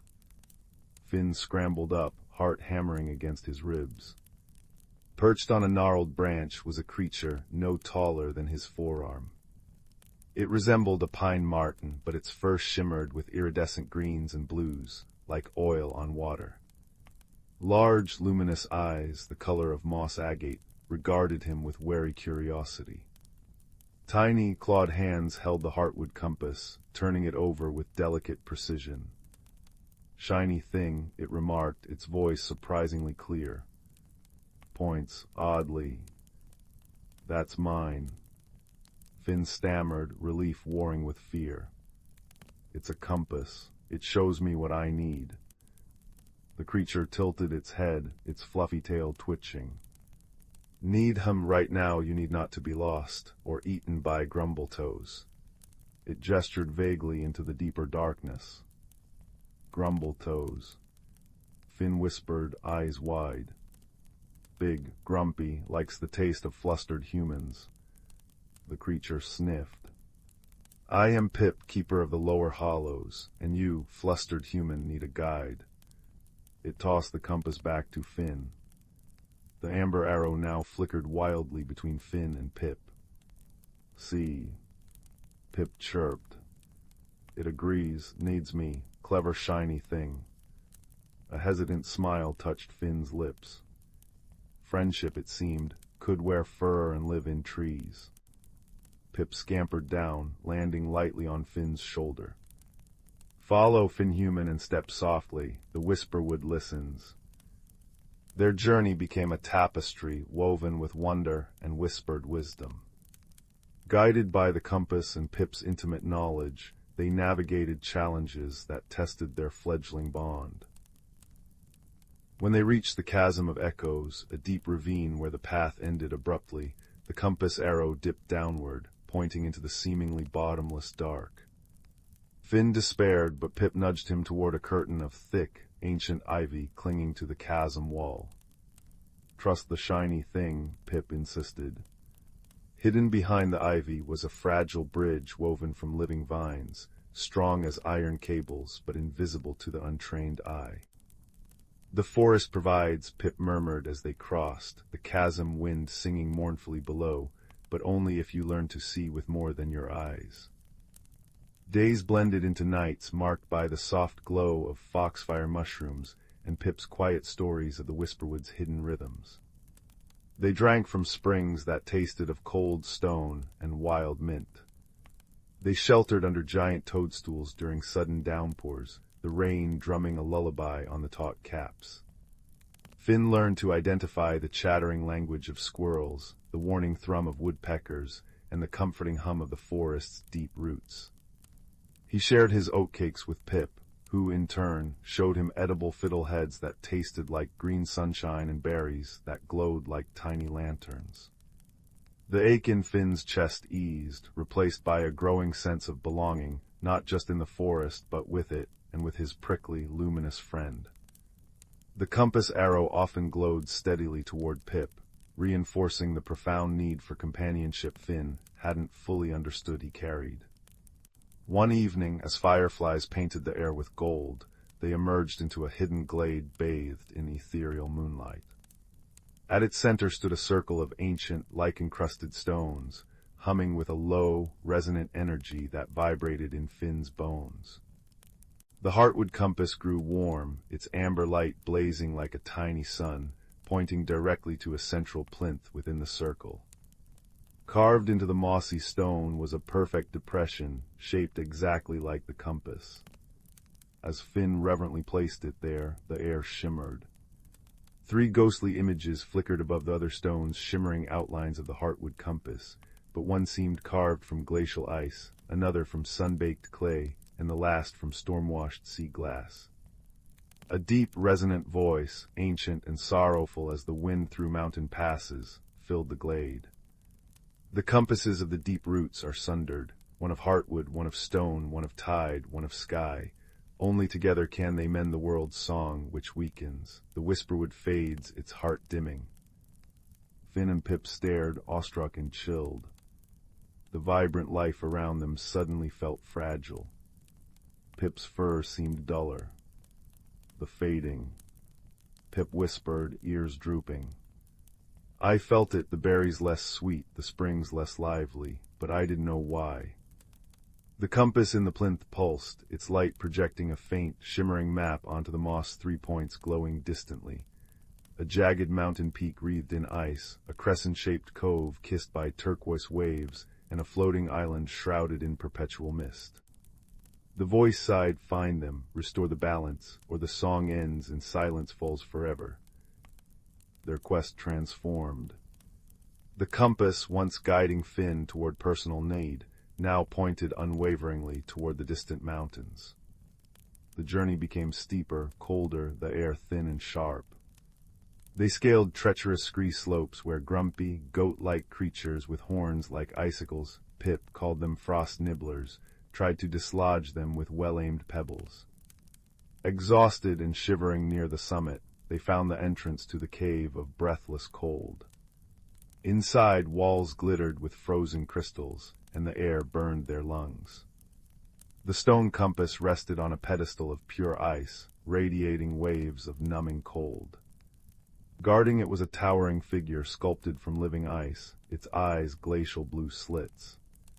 "You seek the stone heart," it rumbled, its voice cracking like thawing ice. "Prove you understand its need. Endure." It wasn't a battle, but a test of resilience. The guardian intensified the cold. Finn's teeth chattered violently, Pip's vibrant fur turned pale blue. Just as Finn felt his limbs turning to light, Pip, with a chattering whimper, burrowed deep into Finn's cloak, sharing its faint, fading warmth. Finn remembered his grandmother's words, "Needs are deeper than wants." He didn't want this cold, he needed to endure it for the forest, for Pip. Focusing on that deeper need, he drew Pip closer, wrapping the cloak tight around them both, sharing his own dwindling warmth. He hummed a tune his grandmother sang, a song of hearth fires and steadfast roots. Slowly, the biting cold receded from his core. Warmth born of shared endurance and purpose spread between them. The ice guardian nodded, a single crack splitting its face like a smile. You endure not for gain, but for the whole. The stone heart understands need. The ice pedestal melted away, revealing the stone compass cool, heavy, and radiating quiet strength. The arrow on Finn's own compass flickered, now pointing towards the distant sea. The turquoise cove was a paradise of sun-warmed sand and gentle waves, but the tide compass lay hidden in the grotto of whispering tides, accessible only through a submerged tunnel. Pip couldn't swim. Fear, cold and salty, washed over Finn as he stared at the swirling entrance. "Stay," he told Pip, his voice tight. "I'll be quick." But Pip clung to his tunic, eyes wide with terror but also fierce determination. "Needs you," Pip rasped. "The shiny thing needs us." Taking a deep breath, Finn tied a length of tough kelp around his waist and Pip, creating a sling. He plunged into the shockingly cold water, Pip a trembling bundle against his chest. The tunnel was dark, currents pulling at them. Strange, bioluminescent fish darted like worried thoughts. Panic threatened to choke Finn. He kicked harder, lungs burning. Suddenly Pip wriggled free, not to flee, but to dart ahead, its luminous fur cutting through the gloom like a tiny beacon, showing Finn the way. Together they emerged gasping into a cavern glowing with soft blue light. The tide compass rested on a bed of coral, shimmering like captured seawater. A figure emerged from the water itself, a being woven from liquid light and shifting kelp, her voice the sigh of waves on sand. "You seek the tide's pulse," she murmured. "Prove you understand its need. Listen." She gestured, and the cavern filled with a cacophony, the crash of storms, the wail of drowning sailors, the mournful song of whales. It was the pain of the sea, overwhelming, suffocating. Finn clapped his hands over his ears. Pip shivered violently. The guardian's liquid eyes held sorrow. Hear its suffering, its need is to be heard, not just its beauty, but its pain. Finn remembered Pip's fear in the tunnel, how acknowledging it had helped them both. He lowered his hands. He didn't try to block the noise. Instead, he focused, letting the waves of sound wash over him, feeling the sea's grief, its anger, its profound weariness.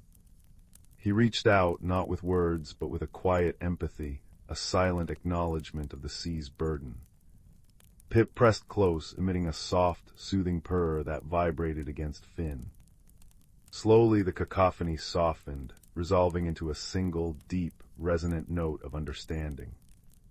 The liquid guardian bowed. "You listen with the heart, the tide's pulses heard."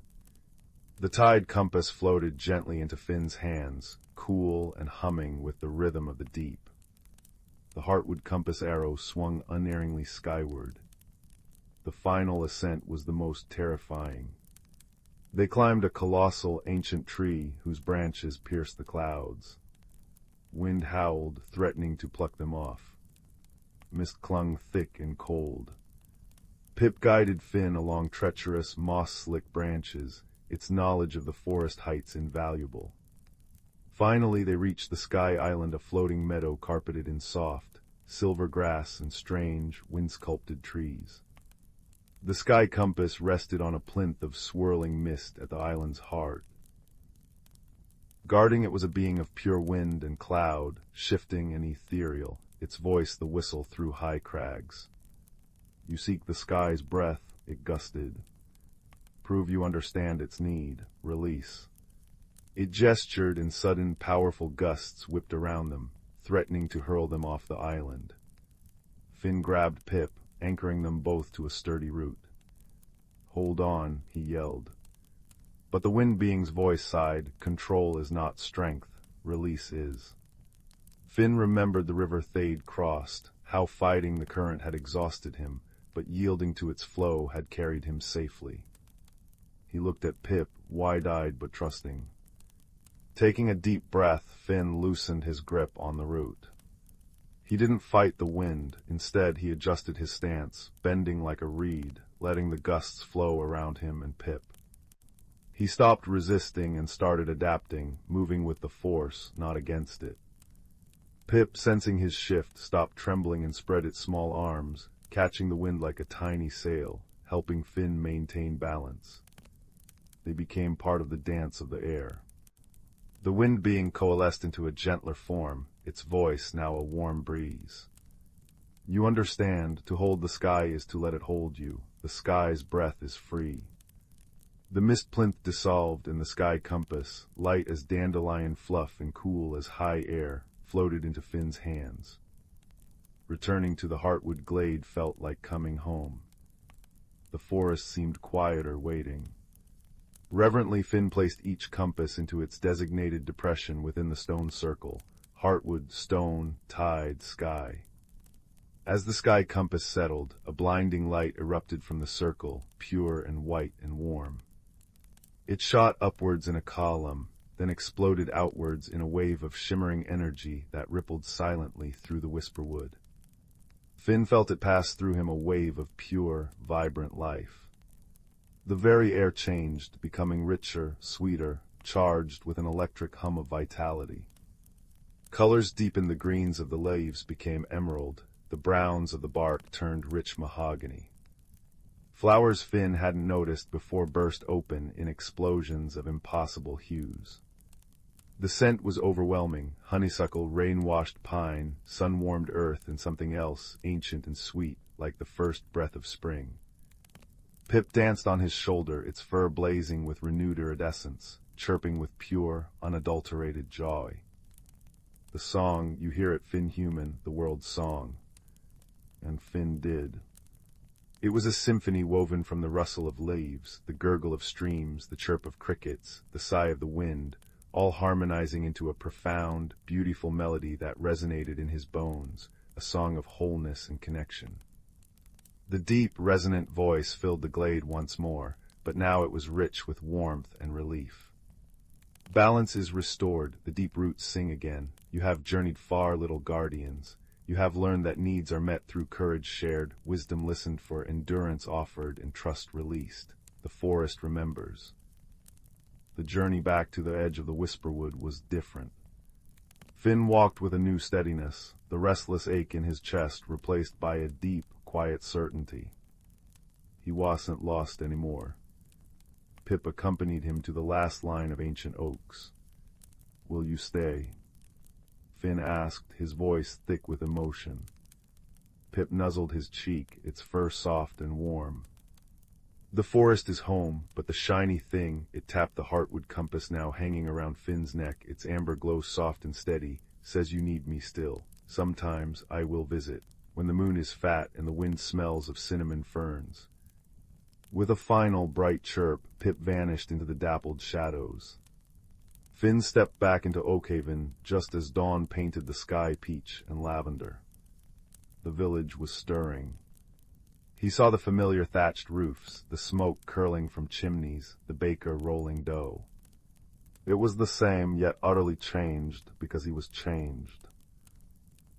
He carried the quiet strength of stone, the deep empathy of the tide, the adaptable freedom of the sky, and the rooted heart of the ancient wood within him. The compass rested against his chest, warm and reassuring.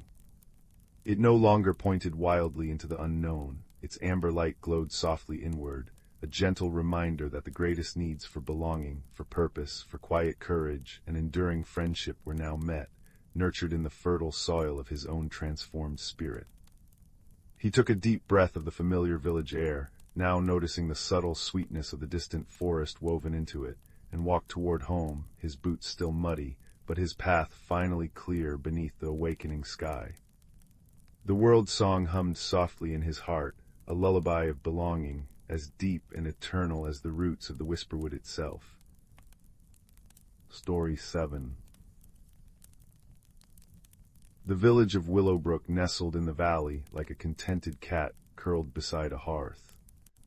Cobblestone streets wound between houses with thatched roofs that glowed golden in the afternoon sun, smoke curling lazily from chimneys, scented faintly of wood smoke and baking bread. At its heart stood the Flour and Flour Bakery, run by kind-hearted Master Bramble and his young apprentice, Milo. Milo loved the rhythm of kneading dough before dawn, the sweet fragrance of cinnamon buns rising in the ovens, and the cheerful clatter of villagers gathering each morning. But lately a gentle unease had settled over Willowbrook, like a dusting of flour that wouldn't quite brush off. Strange things were vanishing. Not grand treasures, but small, cherished comforts. Old Widow Hemlock's favorite porcelain thimble, polished smooth by decades of sewing. Young Finn's perfectly round skipping stone, found by the riverbank just last summer. Master Bramble's special wooden spoon, carved by his grandfather, used only for stirring the secret spice blend into his famous starberry tarts. The disappearances happened overnight, leaving no trace but a faint, cool breeze and a lingering scent of damp moss and something ancient. People murmured in the bakery queue, their brows furrowed. Was it a forgetful brownie? A mischievous pixie? The tension, while mild, was a pebble in Willowbrook's comfortable shoe. Milo, kneading a batch of honey oat dough one crisp autumn morning, felt a pang of worry. He missed the easy chatter. He missed seeing Widow Hemlock's thimble glint as she stitched by her window. Most of all, he missed the comforting weight of Master Bramble's spoon in his hand when they made the tarts. The baker, a stout man with flour perpetually dusting his eyebrows, sighed. Troubling, Milo, truly troubling. Like a piece of the village's heart is being tucked away. Determined to help, Milo decided to pay attention. He had a knack for noticing small things, the way the light caught dew on a spiderweb, the precise chirp of a certain bluebird, the subtle shift in the dough's texture just before it was ready. Perhaps he could notice something about these disappearances. That evening, instead of heading straight home, Milo lingered near Widow Hemlock's cottage after delivering her daily loaf. He sat quietly under her lilac bush, watching the fireflies begin their dance as dusk painted the sky lavender and peach. He saw nothing unusual. Just the old woman settling by her hearth, her empty thimble finger tapping sadly on the armrest. But as he turned to leave, a tiny flicker of movement near the cottage's foundation caught his eye. It wasn't a firefly. It was smaller, paler, like a wisp of moonlight given form. It darted into a crack between two stones and was gone. Milo blinked. Had he imagined it? The scent of damp moss seemed stronger for a moment. The next morning, Finn's skipping stone was gone, vanished from the windowsill where he always kept it. Milo visited the boy's house near the Whispering Willows by the brook.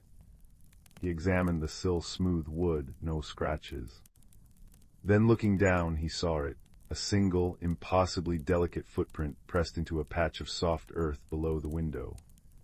It was no larger than Milo's thumbnail, shaped vaguely like a tiny bird's foot, but with 3 slender toes and a faint, fern-like pattern etched into the impression. Beside it, the scent of moss and ancient stone hung in the air. Milo knew he needed wiser counsel. Willowbrook had its share of magic, and one of its gentlest keepers was Thistlewick, the hedgehog librarian. Thistlewick lived in a cozy burrow beneath the roots of the great oak at the village edge, his home lined floor-to-ceiling with books bound in bark and mushroom leather. He was known for his patience, his spectacles perched precariously on his snout, and his deep knowledge of the valley's quieter inhabitants. Milo found Thistlewick meticulously polishing a crystal paperweight that glowed with an inner light. He recounted the strange vanishings, the wisp of light, the tiny footprint, and the scents. Thistlewick murmured, adjusting his spectacles. Damp moss, ancient stone, a tritoed print, and wisps of light. That doesn't sound like mischief, young Milo. That sounds like worry, or perhaps preparation. Preparation? Milo asked, confused. Thistlewick tapped a claw on an open page of a large, leathery book titled Whispers in the Walls, The Shy Folk of Willowbrook. There are older things than brownies or pixies dwelling in the deep stones and ancient roots, Milo. Gentle things, mostly forgotten. Tell me, were the missing items all smooth, cool to the touch, held dear? Milo thought. The thimble, polished porcelain. The skipping stone, water-worn and smooth. Master Bramble's spoon, worn silky by generations of hands. Yes, all smooth, all comforting somehow. Thistlewick's eyes twinkled behind his lenses. I believe we might have visitors from the deep glimmer, the Whispermiss. Whispermiss. Milo had never heard of them. Tiny, shy creatures, Thistlewick explained, his voice soft as rustling leaves. Older than the oldest oak, they live in the deepest cracks of the worldstone, weaving moonlight and shadow.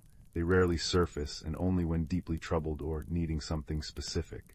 They're drawn to objects imbued with warmth and care, objects that hold a quiet history, smooth objects that feel safe. But why take them? Milo asked. Perhaps they aren't taking, Thistlewick said gently. Perhaps they're borrowing desperately. The scent of damp moss and ancient stone is their signature. The wisps of light are their forms, barely glimpsed, the footprint confirmation. But why the worry, why the haste? The old hedgehog pondered. Something must be amiss in their deep home, something that requires comfort, safety, perhaps for a new generation. A spark ignited in Milo. We need to find where they're taking the things. Maybe we can help them. Thistlewick nodded. Patience and quiet observation are key, Milo. They are easily startled. Watch near the oldest stones, the deepest roots, especially at twilight when the veil between surface and deep is thinnest. And look not for the mice themselves, but for their signs, the scent, the cool breeze, perhaps a glimmer. Armed with this knowledge, Milo became a quiet shadow in the evenings. He sat near the moss-covered standing stone at the village green. He lingered by the gnarled roots of the great oak. He watched the cool, dark space beneath the old stone bridge over the brook. 2 nights passed with only fireflies and owls for company. On the 3rd night, as a silvery moon rose, Milo sat beneath the great oak, wrapped in a thick woolen blanket. He focused on his senses, the rustle of leaves above, the distant hoot of an owl, the rich scent of damp earth. Then, faintly, it came again. The scent of moss and ancient stone, stronger than before, and a sudden, localized chill in the air near the base of the massive trunk. He held his breath, barely moving. A tiny wisp of light, like captured moonlight, flickered near a crevice where 2 great roots met the earth. Then another. And another. 5 or 6 in total, darting with impossible speed and silence. They flowed up the trunk, disappearing into a knothole high above, far higher than Milo could see clearly. Each wisp seemed to carry something small and dark the size of a thimble, a spoon, a skipping stone. A cool breeze sighed around the base of the tree. The knothole. Milo thought, heart pounding gently with excitement, not fear. He marked the spot carefully in his mind. The next morning, as soon as the sun painted the sky, he returned with a sturdy ladder and Thistlewick, who arrived carrying a small basket covered with a soft cloth. Carefully now, Milo, Thistlewick cautioned, as the young apprentice climbed the ladder propped against the ancient oak. The knothole was about 15 feet up, large enough for Milo to peer into. He expected a dark cavity.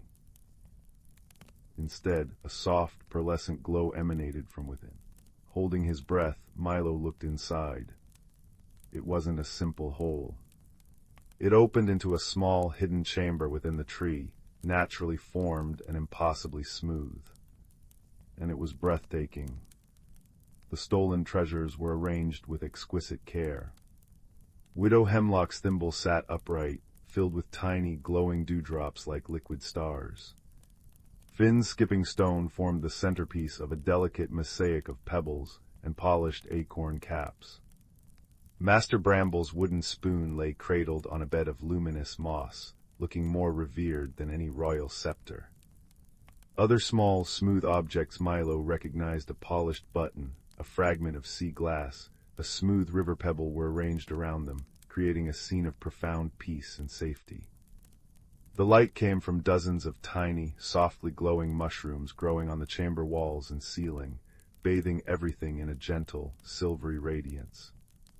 And nestled in the very center, on a bed of the softest moss and woven moonlight, were 3 tiny, impossibly delicate eggs. They shimmered with the same pearlescent light, fragile and beautiful. But the moss around the eggs looked thin, stressed. A faint crack marred the inner wall of the chamber near the nest. Milo understood. The Whispermas weren't thieves, they were expectant parents, frantic to create a safe, comforting nest for their precious eggs. Their deep home must have become unsafe, perhaps a tremor, perhaps dampness. They'd sought the oldest tree and the most comforting objects imbued with surface warmth and care to build a sanctuary. Their borrowing was an act of quiet desperation, driven by love. Milo descended the ladder, his eyes wide with wonder and understanding. He described the nest to Thistlewick. The eggs, the moss looks worn thin, and there's a small crack in the wall near them. Thistlewick nodded wisely. Ah, yes, they seek comfort and solidity. They use the cherished objects to create a shield of warm memories, a barrier against unease, but the structure itself needs aid. He lifted the cloth from his basket. Inside lay thick, velvety pads of deep green moss, softer than rabbit fur, gathered from the purest spring near the library burrow. There were also smooth, strong river stones, perfect for shoring up the crack, and a small vial of silvery sap known for its mending properties, tapped carefully from the great oak itself with permission. They cannot carry these easily, we can offer them. Together, they carefully placed the offering just inside the knothole entrance. Thistlewick added a small, smooth piece of amber that glowed warmly. A gift, he whispered.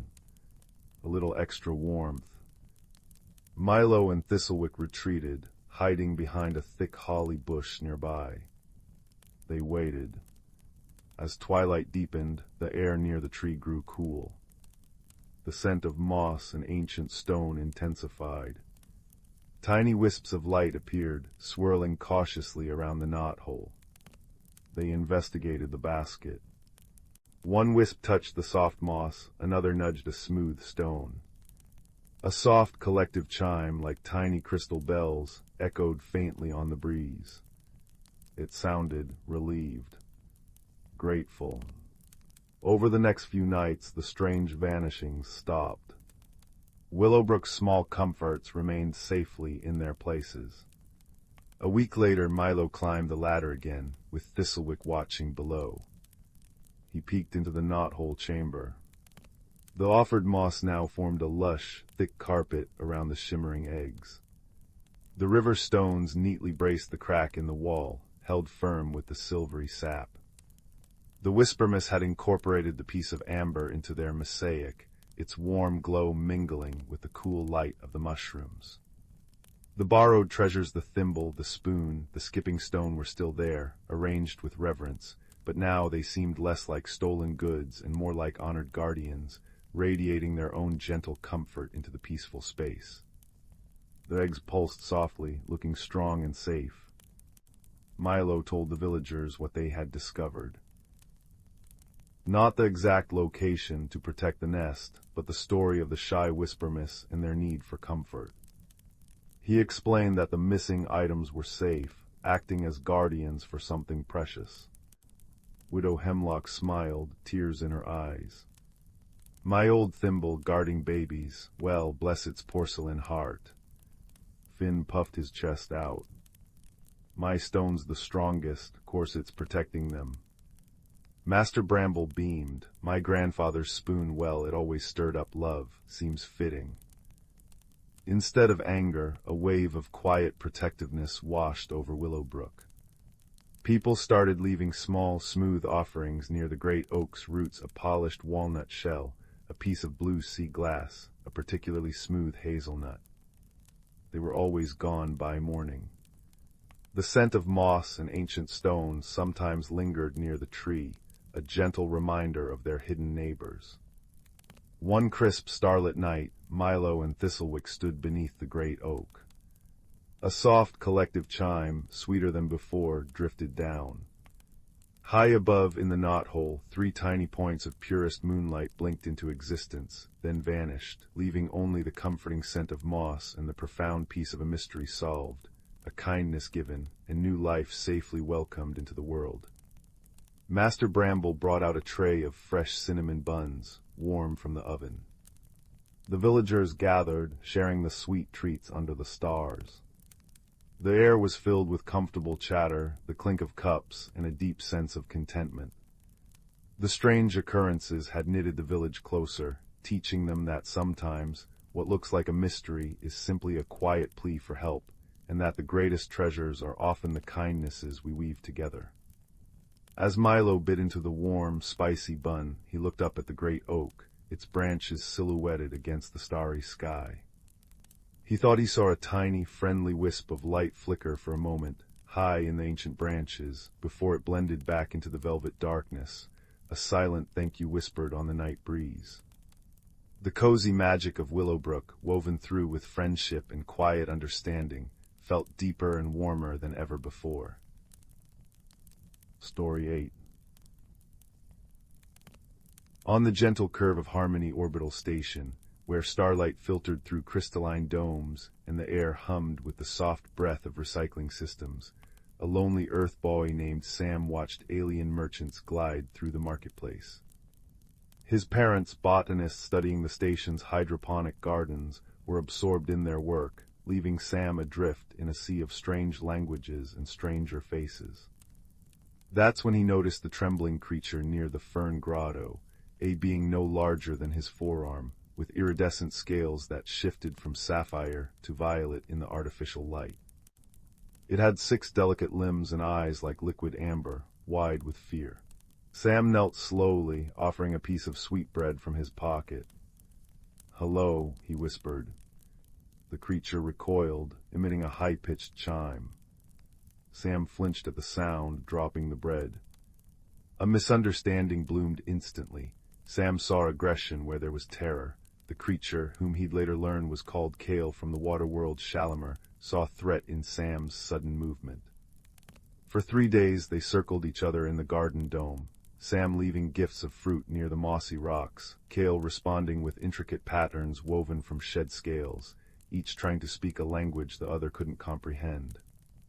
Everything changed when the station's gravity stabilizers faltered during a meteor shower. Alarms wailed as lights flickered into darkness. Sam, separated from his parents in the chaos, tumbled into the fern grotto where Kale huddled beneath broad leaves. Panic tightened Sam's throat until he felt a cool, smooth limb brush his hand. Kale's scales ignited with soft bioluminescence, painting the darkness in swirls of blue light. You can glow," Sam breathed. Kale chimed twice, a sound Sam now recognized as reassurance. Together they navigated the trembling corridors, Kale's light guiding them past sparking consoles and disoriented travelers. When Sam's foot caught on a fallen pipe, Kale's nimble limbs untangled him with surprising strength. When acidic coolant leaked toward Kale's hiding spot, Sam ripped off his thermal jacket to dam the flow, hissing as the fabric sizzled. They took shelter in an abandoned observation deck, the viewport revealing the meteor storm's silent fireworks. Shivering, Sam wrapped his arms around himself. Kale nestled against his side, scales radiating gentle warmth like a living heating pad. In that quiet cocoon, words became unnecessary. Sam traced the constellation of Orion on the viewport. Kale chimed a complex melody and gestured to a cluster of stars Sam didn't recognize. Home. Sam hummed an old Earth lullaby. Kale's scales pulsed in rhythm. They shared water from a recycler nozzle, Sam cupping it for Kale, who used leaf-shaped hands to lift droplets to Sam's lips. The shared silence spoke louder than any translator. Loneliness dissolved in the warmth between them. Dawn cycle lights bathed the station in soft gold as engineers restored power. Sam's parents found them curled together asleep, Kale's glow dimmed to a sleepy shimmer. A Shalimarian scientist, her robes like woven seafoam, rushed toward Kale with tearful clicks. Sam braced for separation, but Kale chimed fiercely, clinging to Sam's sleeve. The scientist paused, then knelt. "She says you are her star brother," she translated softly, touching Kale's head. "On Shalimar, this means one who shares your darkness and your light." Sam's eyes stung as Kale pressed a scale into his palm, a sapphire fragment warm as a heartbeat. Years later, Sam would tend Earth's first aquatic greenhouse, its tanks shimmering with bioluminescent hybrids. And every evening a hologram would flicker to life above his desk, Kale in her coral city, singing the lullaby Sam taught her on Harmony Orbital. Their friendship, born from starlight and struggle, reminded them that understanding isn't spoken.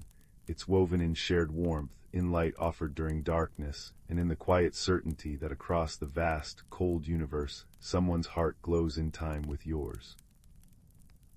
And as Sam drifted to sleep each night, the hologram's soft chimes wrapped around him like a blanket, whispering that no world is too distant when kindness becomes your compass. Story 9. The little village of Willowbrook nestled in a valley where sunbeams danced through sycamore leaves, and the air always smelled of damp earth and wild thyme. In this quiet corner of the world lived a boy named Leo, whose favorite pastime was combing the pebbled shores of the singing river. Leo had eyes the color of storm clouds and a habit of noticing things others overlooked, the way dew clung to spiderwebs like diamond necklaces, or how the old stone bridge hummed when the wind blew just so. One misty morning, Leo's fingers closed around a pebble unlike any other. It was no larger than a hazelnut, milky white, with a single amber streak swirling through its center. As he wiped away the river silt, the stone pulsed warmly against his palm. Then, clear as birdsong, a tiny voice whispered, "Carry me to the Whispering Woods." Keeper Leo nearly dropped it in surprise. The pebble, it seemed, was no ordinary stone. It was a heartstone, a fragment of the world's oldest magic, and it had chosen him. That night the heartstone glowed like captured moonlight beneath Leo's pillow. Its voice, soft as dandelion fluff, explained its purpose. The woods are fading, their songs grow faint. You must restore the balance. Leo packed a satchel with crusty bread, a wedge of cheese, and his coziest woolen scarf. With the heartstone nestled in his pocket, radiating gentle warmth, he slipped into the dawn-lit forest. The Whispering Woods had always been a place of rustling secrets, but now an unsettling silence hung between the birches. Leaves curled brown at the edges, and mosses lay dull as faded velvet. Leo's first helper appeared as he tripped over a gnarled root. "Mind the ankles, young traveler," chuckled a voice like dry leaves. A badger named Bramble emerged, stout, gray-muzzled, and wearing spectacles perched precariously on his snout. Bramble, a historian of forest lore, explained the crisis. The wood's heart song, a melody woven from roots and rain, had frayed. "Something stolen its harmony," he sighed, polishing his spectacles anxiously. Their path led deeper, where shadows pooled like ink. Here they met Piper, a kingfisher whose feathers shimmered teal and copper. Piper could hear the faintest vibrations in the air, the music of the unseen, she called it. "The sadness comes from the crystal caves," she trilled, landing on Leo's shoulder. "But the way is guarded by the thicket of thorns. It bites." True enough, ahead loomed a wall of brambles, each thorn glistening like black ice. The thicket wasn't merely sharp, it was sorrowful. As Leo approached, the heartstone pulsed, translating the vine's mournful creaks. "Alone, always alone, no sun, no song," Piper fluttered nervously. "We could find a way around. It might take weeks." Bramble suggested digging under, but the roots ran fathoms deep. Leo knelt, heartstone glowing in his cupped hands. Wisdom stirred within him, not force but understanding. They're not guarding the caves, he realized softly. They are lonely. He placed the heartstone gently against a gnarled stem. Instantly the vine trembled, its thorns retracting slightly. Leo hummed the lullaby his mother sang, a simple tune of comfort. Bramble joined in with a rumbling bass, Piper with a fluting descant. Slowly the thicket parted, not in submission, but in relief. Vines curled like welcoming fingers, revealing a path dappled with sudden sunlight. You listened, murmured the vines, their voices now soft as ferns uncurling. No one ever listens. Beyond lay the crystal caves, where geodes sparkled like frozen starlight. But the caves wept.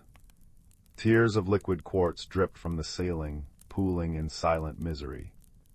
At the center stood the source of the woe, the harmony spire, a crystal column that usually pulsed with light. Now it was fractured, its glow dimmed. Perched atop it was a small, shivering creature, a rock wren named Shale, whose nest had crumbled in a tremor. Each time she shifted, her claws scraped the spire, deepening its cracks. "My home," she chirped desperately. "All broken." Piper darted forward. "Shoo, silly bird, you're hurting the woods." But Leo raised a calming hand. He felt the heartstone's warmth spread through him, weaving together the threads of what he'd learned. Bramble's lore, Piper's attunement, the thicket's loneliness, and now Shale's fear. Force would only shatter the spire further. Wisdom whispered a different solution. "Your home isn't gone, Shale," Leo said gently, pointing to a crevice brimming with soft moss. "It's waiting for you." He placed the heartstone at the spire's base.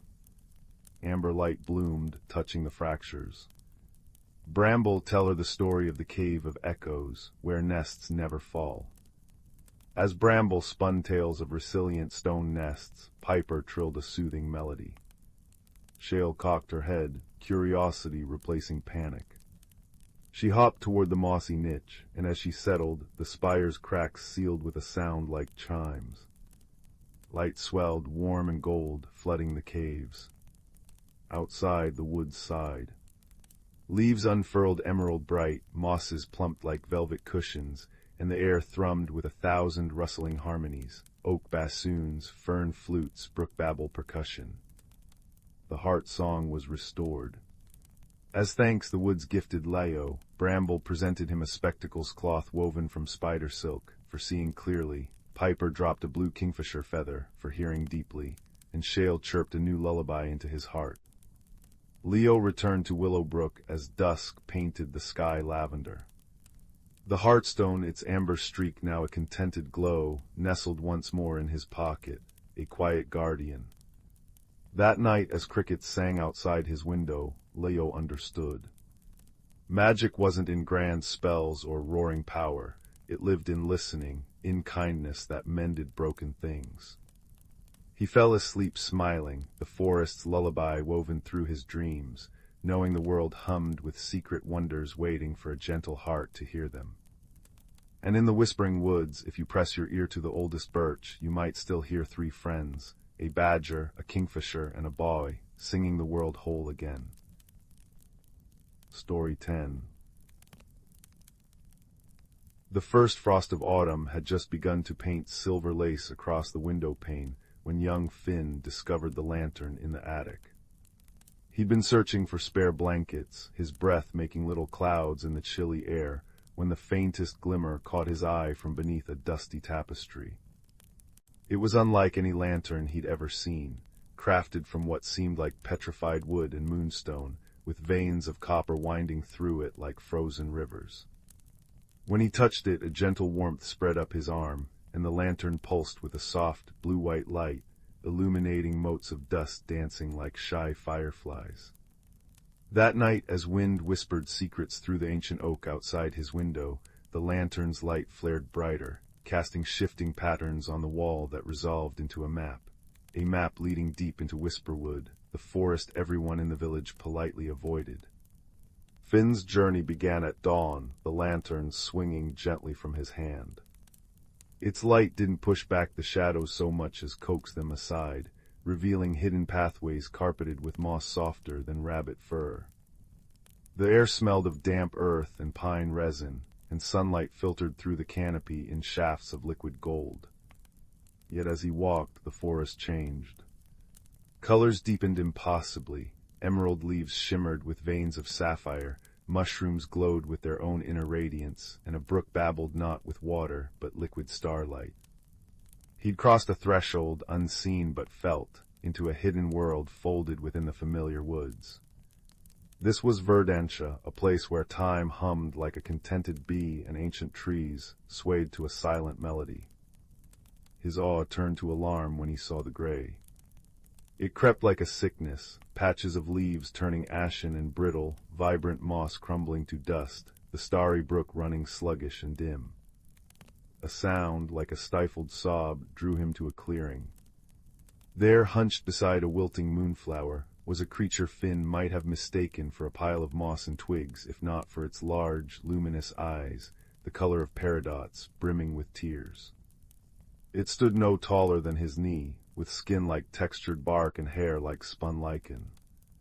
"It fades," the creature whispered, its voice rustling like dry leaves. "The gray steals our song." Its name was Thistle, a guardian of Verdentia's heartroot, and it explained that the gray wasn't just decay. It was a silence, a severing of the magic that flowed from the heartroot's connection to the world's joy. "The bond weakens," Thistle sighed, touching a desiccated bluebell. "Without it, Verdantia will turn to dust, and the shadow will spill into your world too." Thus began an unlikely alliance. Finn, armed only with the lantern and his quiet courage, and Thistle, whose knowledge of Verdantia's hidden paths was as deep as the roots of the oldest trees. Their friendship bloomed slowly, defying Finn's initial hesitation. Thistle showed him how to listen to the forest's whispers, the sigh of contentment from a sun-warmed stone, the giggle of a stream tickled by reeds. Finn shared stories of his grandmother's laughter and the village bonfires where songs rose like sparks into the night. The lantern, Thistle realized with a gasp, wasn't just a light. It was a lens of resonance, an ancient artifact attuned to the bonds between living things. Its glow strengthened wherever Thistle's small hand brushed Finn's sleeve, or when Finn spoke of shared memories. "It responds to connection," Thistle murmured, watching the light push back a creeping patch of gray near their campfire one evening. "Like calls to like." Their quest led them towards the Singing Peaks, where the heartroot was said to pulse beneath the tallest mountain. The journey tested them. They crossed the Weeping Marsh, where tendrils of mist tried to lure them into forgetfulness with whispers of home. Finn held the lantern high, focusing on Thistle's determined face beside him, its light burning away the deceitful fog. They climbed the crystal stair, a treacherous ascent of shifting, singing geodes, where doubt threatened to make Finn falter. "Remember the bonfire song," Thistle chirped, clinging to his shoulder. Finn hummed it, the familiar melody steadying his feet, the lantern flaring warmly in response. Each challenge deepened their bond. Finn learned patience from Thistle's quiet observation of a struggling butterfly, and Thistle learned courage watching Finn face his fear of heights on the sheer cliffs. The lantern's glow became a tangible manifestation of their friendship, a soft, persistent counterpoint to the encroaching gray. Reaching the heartroot chamber was like stepping inside a living jewel. Walls pulsed with soft, underground light, and the air thrummed with a deep, resonant hum. But at the chamber's center, the sight stole their breath. The heartroot itself, a colossal, twisting structure of wood and light, was veined with the sickly gray. Its radiant pulse was weak, irregular. Before it stood a figure cloaked in swirling shadows, its form indistinct but radiating cold despair. It was the echo of neglect, a manifestation born not of malice but of forgotten connections, The unspoken worries, the joys left unshared, the bonds allowed to fray. See, the echo hissed, its voice a chorus of sighs. All songs end, all light fades, why strive? Its words seeped into Finn, stirring his own hidden fears of inadequacy, making the lantern's light flicker. Thistle darted forward, placing tiny hands on the diseased root. No, we remember, we share. But the gray deepened around its touch. Finn understood then. Thistle's love for Verdantia was pure, but it was the bond between them, the bridge between the hidden world and the human world, that the heartroot needed. The echo fed on isolation. Raising the lens of resonance, Finn didn't aim it at the echo. Instead, he focused inward, gathering every warm memory of connection he possessed. His grandmother's hand guiding his as he lit his first candle, the shared triumph of building a treehouse with friends, the simple comfort of his dog resting its head on his knee. He poured these memories into the lantern, not as light, but as feeling. He thought of Thistle, the rustle of its laughter, the trust in its green eyes, the shared struggle through the marsh. The lantern erupted. Not a blinding flash, but a wave of pure, resonant warmth, golden and soft, that washed over the chamber.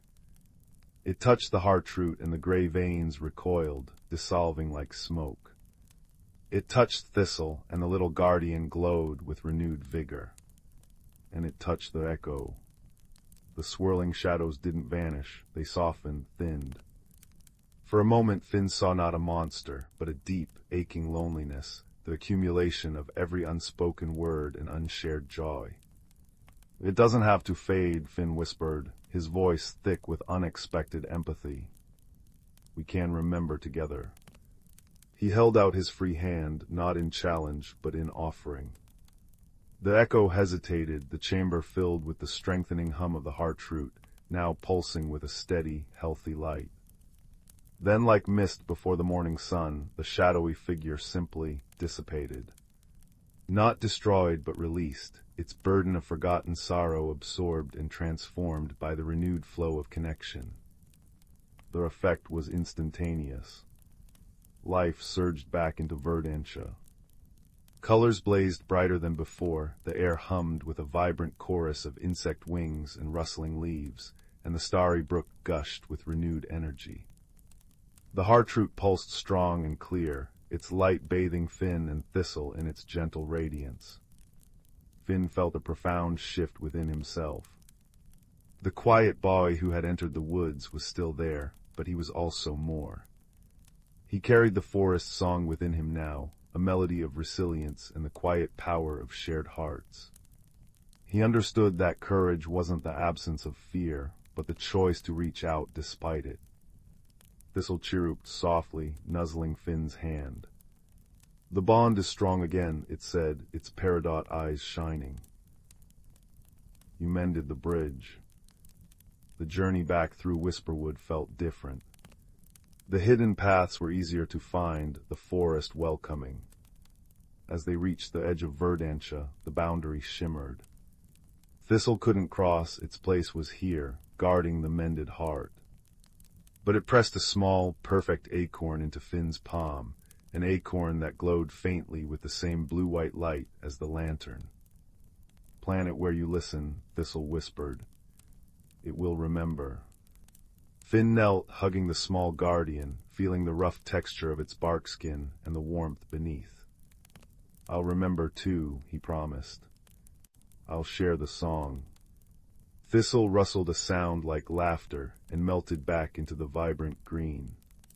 Finn emerged from Whisperwood as the first stars pricked the twilight sky. The lantern's light was soft and steady now, no longer pulsing with urgency. Back in his room, the frost patterns on the window seemed less like winter's bite and more like delicate lace celebrating the cold. He placed the glowing acorn carefully in a small pot of rich earth on his windowsill, where moonlight could kiss it. As he lay in bed, the lantern beside him casting gentle, shifting patterns on the ceiling, he replayed the journey. Not just the wonders, but the feel of Thistle's small hand, the shared warmth against the marsh's chill, the profound peace in the heart-root chamber after the gray lifted. He understood the echo now not as a villain but as a warning, a reminder that light and song needed tending, sharing. The village bonfires, his grandmother's stories, even the quiet companionship of his dog, these weren't just moments. They were threads in a vast, invisible tapestry connecting everything, feeding hidden worlds and human hearts alike. The lantern's soft glow was a lullaby of connection, a promise that even in the quietest night, bonds held strong.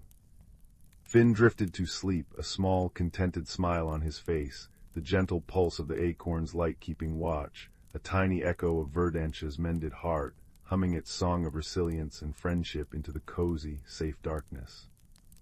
The frost on the window glittered like scattered stardust, and the wind outside whispered not of winter's bite, but of deep roots holding fast, and the enduring warmth found in the simple, shared act of remembering. Story 12. The village of Meadowbrook nestled in a valley where sunflowers turned their golden faces to greet the dawn, and the river chuckled softly over smooth stones. In this peaceful place lived a young baker's apprentice named Oliver. Oliver loved the comforting rhythm of his days, the warm, yeasty scent of rising dough before dawn, the satisfying thump of kneading, and the cheerful jingle of the bell when neighbors came for crusty loaves and berry tarts. He was practical, grounded in the tangible world of flour, fire, and friendship. Magic, he believed, was for dusty old tales, not for bustling bakeries. One crisp autumn morning, while clearing out the bakery's cluttered attic, a place thick with dust motes dancing in slanting sunlight and the scent of forgotten cinnamon, Oliver found something unusual. Tucked inside an old, cracked butter churn, wrapped in faded blue velvet, was a teacup. It wasn't grand porcelain, but simple, sturdy earthenware, glazed in deep cobalt blue with a pattern of tiny, raised silver stars circling its rim. It felt warm to the touch, even in the attic's chill. Puzzled, Oliver took it downstairs, washed it carefully, and set it on the windowsill beside a pot of fragrant rosemary. That evening, weary from kneading a mountain of dough for the harvest festival, Oliver sat by the cooling ovens with his own plain mug of chamomile tea. The cobalt cup caught the last rays of the setting sun, and the silver stars seemed to shimmer faintly. On a whim, Oliver poured a little of his tea into the strange cup. As the steaming liquid touched the bottom, the stars flared with a soft, silvery light. Tendrils of shimmering mist, smelling faintly of rain-kissed violets and warm bread, rose from the cup. Within the mist an image formed, not his own reflection, but a scene.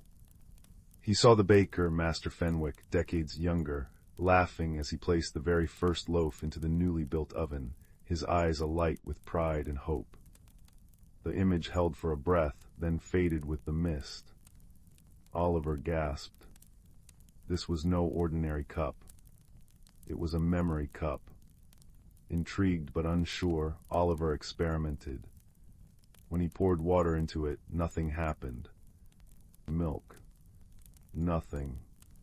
But when he poured tea any kind, chamomile, peppermint, even the strong black tea Master Fenwick favored, the cup would glow, mist would rise, and it would show a memory somehow connected to the person who poured it, or perhaps the place, or even the tea itself. He saw his mother singing as she planted her herb garden long ago. He saw the baker's cat, Pudding, as a tiny, adventurous kitten exploring the flour sacks. The memories were fleeting, warm, and often filled Oliver with a profound sense of connection and gentle melancholy. He confided only in two unlikely friends. The first was Thistle, a gruff but observant old badger who lived in a set beneath the ancient oak at the meadow's edge. Thistle, who had seen many seasons pass, grumbled about human nonsense, but his dark eyes sparkled with keen interest. The second was Pip, a tiny, iridescent finch with a voice like tinkling bells and an insatiable curiosity. Pip loved shiny things and stories, and the memory cup fascinated her. Secrets, Thistle rumbled one evening, as Oliver shared the cup's magic beside his set, steam from a shared pot of wild mint tea curling around them. Old things hold secrets, cup holds truths, but truths need careful handling, young baker, like hot dough. Ooh, but think of the stories it could tell. Pip chirped, hopping excitedly near the glowing cup. Stories of the mountains, stories of the river's source, stories of forgotten loves. Oliver felt a yearning stir within him, a desire to know more. The practical baker was awakening to wonder. He decided on a journey not far but significant. He wanted to find the source of the memory cup's magic, to understand its purpose. Pip, eager for adventure, volunteered to scout ahead. Thistle, muttering about foolishness, nonetheless agreed to accompany him, his knowledge of the valley's hidden paths invaluable. Their journey began at dawn. They followed the chuckling river upstream, leaving the familiar sunflower fields behind. The path wound through whispering willow groves where sunlight dappled the mossy ground, and climbed gentle slopes covered in russet and gold autumn bracken. Pip flitted ahead, reporting back with news of clear paths and hidden blackberry patches. Thistle ambled steadily, pointing out edible roots and ancient landmarks, a lightning-struck pine, a moss-covered standing stone humming with faint old energy. As they climbed higher, the air grew crisper, smelling of pine resin and cold stone. The river narrowed, tumbling more urgently over rocks. One afternoon they reached a high meadow dotted with late-blooming heather, overlooking the entire valley.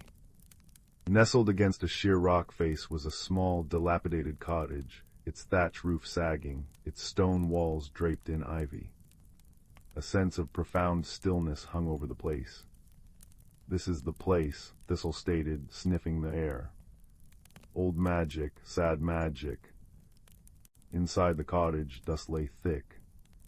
But on a rough-hewn table sat a teapot, its glaze matching the memory cup perfectly, deep cobalt blue, adorned with tiny silver stars. It was chipped and stained, but undeniably part of a set. Oliver carefully picked it up. It felt warm like the cup. He felt a pang of sadness, an echo of loneliness. That night, camping near the cottage, Oliver brewed tea in the old pot and poured it into the memory cup.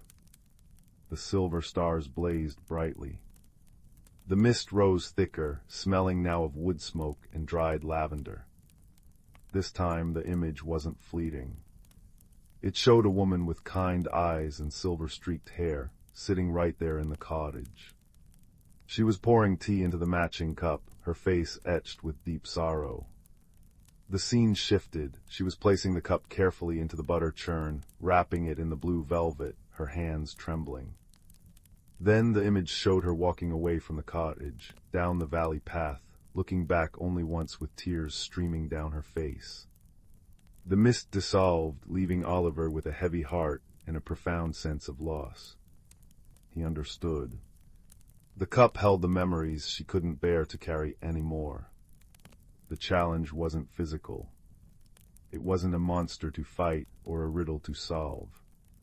The challenge was understanding the weight of the memories entrusted to him and deciding what to do with them.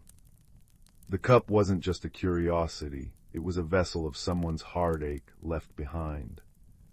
Oliver felt overwhelmed. Should he try to find the woman? Was it right to keep prying into her past?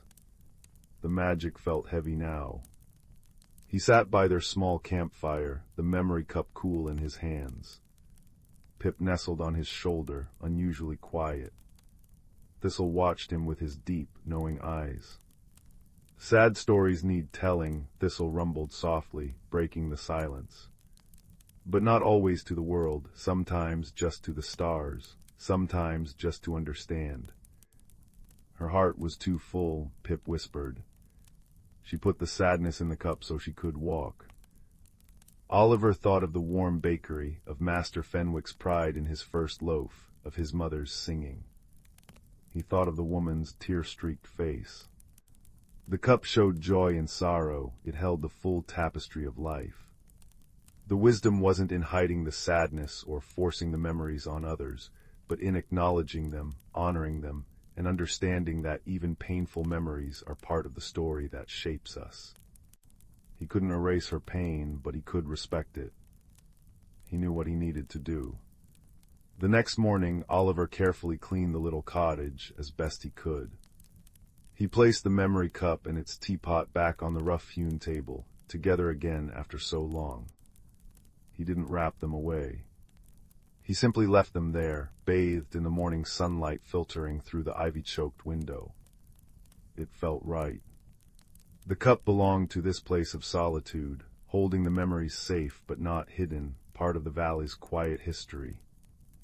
The journey back to Meadowbrook felt different. The autumn colors seemed brighter, the river's chuckle more joyful. Oliver carried no magical artifact, but he carried something far more precious, a deeper understanding. He saw the magic not just in enchanted cups, but in the rising of dough, in the shared laughter over a warm loaf, in the quiet comfort of friendship with a grumpy badger and a cheerful finch. He saw that every life held extraordinary stories, woven into ordinary moments. Back in the bakery, the familiar warmth embraced him. Master Fenwick clapped him on the back, asking about his ramble. Oliver simply smiled, the scent of baking bread more comforting than ever. That evening, as he sat by the ovens with his plain mug of chamomile tea, he didn't need a magic cup to see memories. He remembered the woman's face, not just with sadness, but with a sense of peace. He remembered Thistle's wisdom and Pip's iridescent wings catching the sun. He felt the simple, profound magic of belonging, of having journeyed and returned changed. And sometimes, on quiet nights when the moon was high and silver, he would brew a pot of lavender tea, just like the woman in the cottage might have done. He would pour it into his plain mug, and as the steam curled upwards, smelling of flowers and comfort, he would tell stories. Stories of hidden cups and high meadows, of gruff badgers and tiny finches, of memories held and released, of journeys taken and lessons learned in kindness and quiet wisdom. The stories wove their own gentle magic, filling the warm bakery with wonder, a cozy lullaby of discovery that lingered long after the last embers in the oven had faded to soft, comforting darkness. And Oliver, the baker who once believed only in flour and fire, now knew that wonder bloomed everywhere, as long as one had the heart to see it, and the wisdom to hold it gently. Story 13. In the cozy village of Glimmerdell, nestled between whispering pines and a brook that sang lullabies over smooth stones, autumn painted the world in cinnamon and gold. Each chimney puffed wood smoke that smelled of applewood, and lanterns shaped like fireflies glowed along cobbled paths.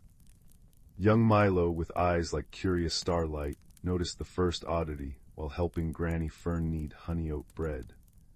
Her prized sunflower clock, whose petals turned with the hours, suddenly spun backwards, sprinkling sunflower seeds across the kitchen before righting itself with a soft talk. Gracious. Granny chuckled. Must be the season for silliness. But the silliness grew stranger. The next morning, Mrs. Bramble's prize-winning raspberry pies turned into bouquets of violets when left alone on her windowsill. That afternoon, the village stone fountain bubbled not with water, but steaming lavender-scented cocoa. Each oddity lasted only moments, leaving no trace but bewildered smiles. It's like the magic's hiccuping, Milo murmured to his best friend, a bookish girl named Leela, as they watched the fountain return to water, though the air still smelled sweet. Determined to solve the gentle mystery, Milo and Leela became quiet observers. Milo sketched each incident in his notebook, times, locations, even the direction of the wind, while Leela cross-referenced them with her almanac of Glimmerdell's natural rhythms. They noticed two patterns. Every oddity happened near something living and growing: Granny's clockvine, Mrs. Bramble's herb garden, the mossy fountain stones, and always when the light slanted gold, just after dawn or before dusk. Seeking wisdom, they visited Elder Hemlock, a retired stargazer who lived in a cottage woven from living willow branches. His beard was lichen-flecked, and his eyes held the patience of ancient trees.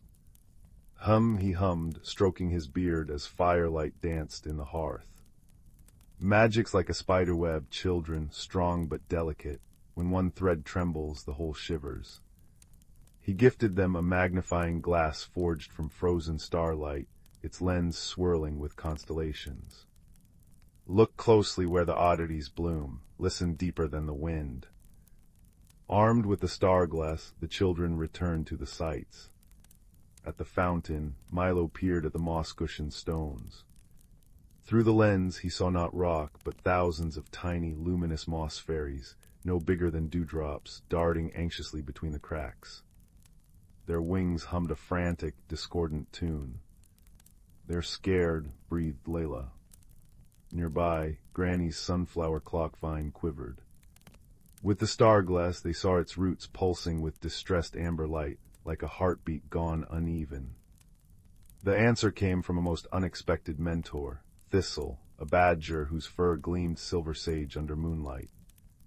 Thistle spoke in soft, earthy rumbles, for all creatures in Glimmerdell understood kindness. "Follow the roots," he advised, nuzzling Milo's hand. "The heartwood weeps." He led them deep into the Whisperwood, where trees glowed with inner light and the air thrummed with harmony. But near the oldest oak, Grandfather Bole, whose trunk was wide as a cottage, the melody soured. The oak's leaves, usually topaz bright, were dull and trembling. And there, half hidden in its roots, lay the source of the disruption, a fallen star shard, no larger than a walnut, pulsing with erratic silver flares. Each pulse sent ripples through the moss fairy's song, tangling the village's magic like snarled yarn. The star shards lost and lonely, Thistle rumbled.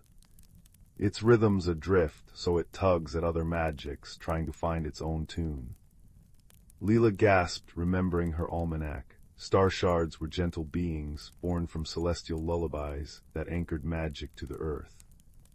This one must have tumbled during the Persade showers. "But how do we calm it?" asked Milo. "We can't move it, it might shatter." Wisdom arrived on silent wings. 3 whisper owls, feathers like melted moonlight, alighted on Grandfather Bole's branches. "Harmony heals," they hooted in unison, their voices blending into a chord that settled Milo's jittery thoughts. "Sing with the roots, weave a lullaby for the sky child." Milo and Leela sat cross-legged at the oak's base. Leela hummed the brook's water song, while Milo whistled the wind's piney sigh. Thistle added a low, grounding purr, and the whisper owls wove in celestial harmonies. Slowly the moss fairies fluttered from the village, drawn by the music. They settled on the star shard, their tiny bodies glowing as they absorbed its jagged pulses and softened them into gentle ripples. The star shard's light steadied, warming to a contented gold. As the last note faded, it sank peacefully into Grandfather Bole's roots where it belonged, nestled deep, humming in tune with the world. Back in Glimmerdell, magic settled like dust motes in a sunbeam. Clocks kept perfect time, pies remained deliciously edible, and the fountain flowed pure and cool, though it sometimes winked with a swirl of chocolate if you wished very hard. Elder Hemlock smiled by his fire. "Well done, little weavers, you mended the web." That evening, the village gathered under lantern light. No grand feast was needed, just shared mugs of chamomile tea and Granny Fern's fresh bread, now speckled with real sunflower seeds. Milo and Leela sat with Thistle and the whisper owls, watching the moss fairies dance in the fountain's mist, their tiny lights reflecting like captured stars. The owls began a soft, looping melody, a new lullaby for Glimmerdell, woven from water, wind, and wisdom. As Milo's eyes grew heavy, he realized the greatest magic wasn't in grand spells, but in listening to roots, to starlight, and to the quiet hearts of friends. And with that cozy truth warming him like hearth light, he drifted into dreams, where even the stars hummed in perfect, contented harmony. Story 14. The first time Oliver noticed the shimmering path, it was a Tuesday evening when twilight painted the sky in lavender and peach. He'd been chasing his runaway kite along the edge of Whispering Woods when a breeze carried it beyond the old stone wall, the one villagers said marked the end of the known world. But there, where moss met moonlight, a trail of iridescent cobblestones glimmered like scattered opals, winding into the forest's heart. Oliver's curiosity, always as bright as his copper hair, flared. With a deep breath that tasted of damp earth and wild honeysuckle, he stepped over the wall. The cobbled starway, as he later learned it was called, unfurled before him in a cascade of wonder. Trees arched overhead like cathedral ribs, their leaves not green but silver blue, chiming softly when touched by the wind. Glowing mushrooms clustered at their roots, casting pools of violet light that pulsed like sleepy hearts. Fireflies here weren't mere insects, but tiny, winged lanterns drifting in synchronized dances, some forming constellations that shifted from bears to ships to laughing faces. The air hummed with the scent of cinnamon and rain-soaked petals, and beneath his feet the cobblestones warmed like sun-baked stones, guiding him deeper. Oliver hadn't walked far when he heard a soft, hiccuping sob. Behind a waterfall of weeping willow vines, each strand shimmering with dewdrop pearls, sat a creature no taller than his knee. It resembled a hedgehog woven from dandelion fluff, with eyes like liquid amber and ears that twitched like fern fronds. "Oh," it squeaked, tumbling backward in surprise. You're not a glowmouse." "I'm Oliver," he said gently, crouching so he wouldn't loom. "Why are you crying?" The creature, named Pippin, explained between sniffles. He was a flufflestitch, guardian of the starway's dream webs, gossamer threads spun between trees that captured happy thoughts and scattered them as stardust. But a mischievous breeze had tangled his latest web, trapping the laughter of baby owls and the purrs of sunbathing cats. Without it, the forest's magic would grow dim.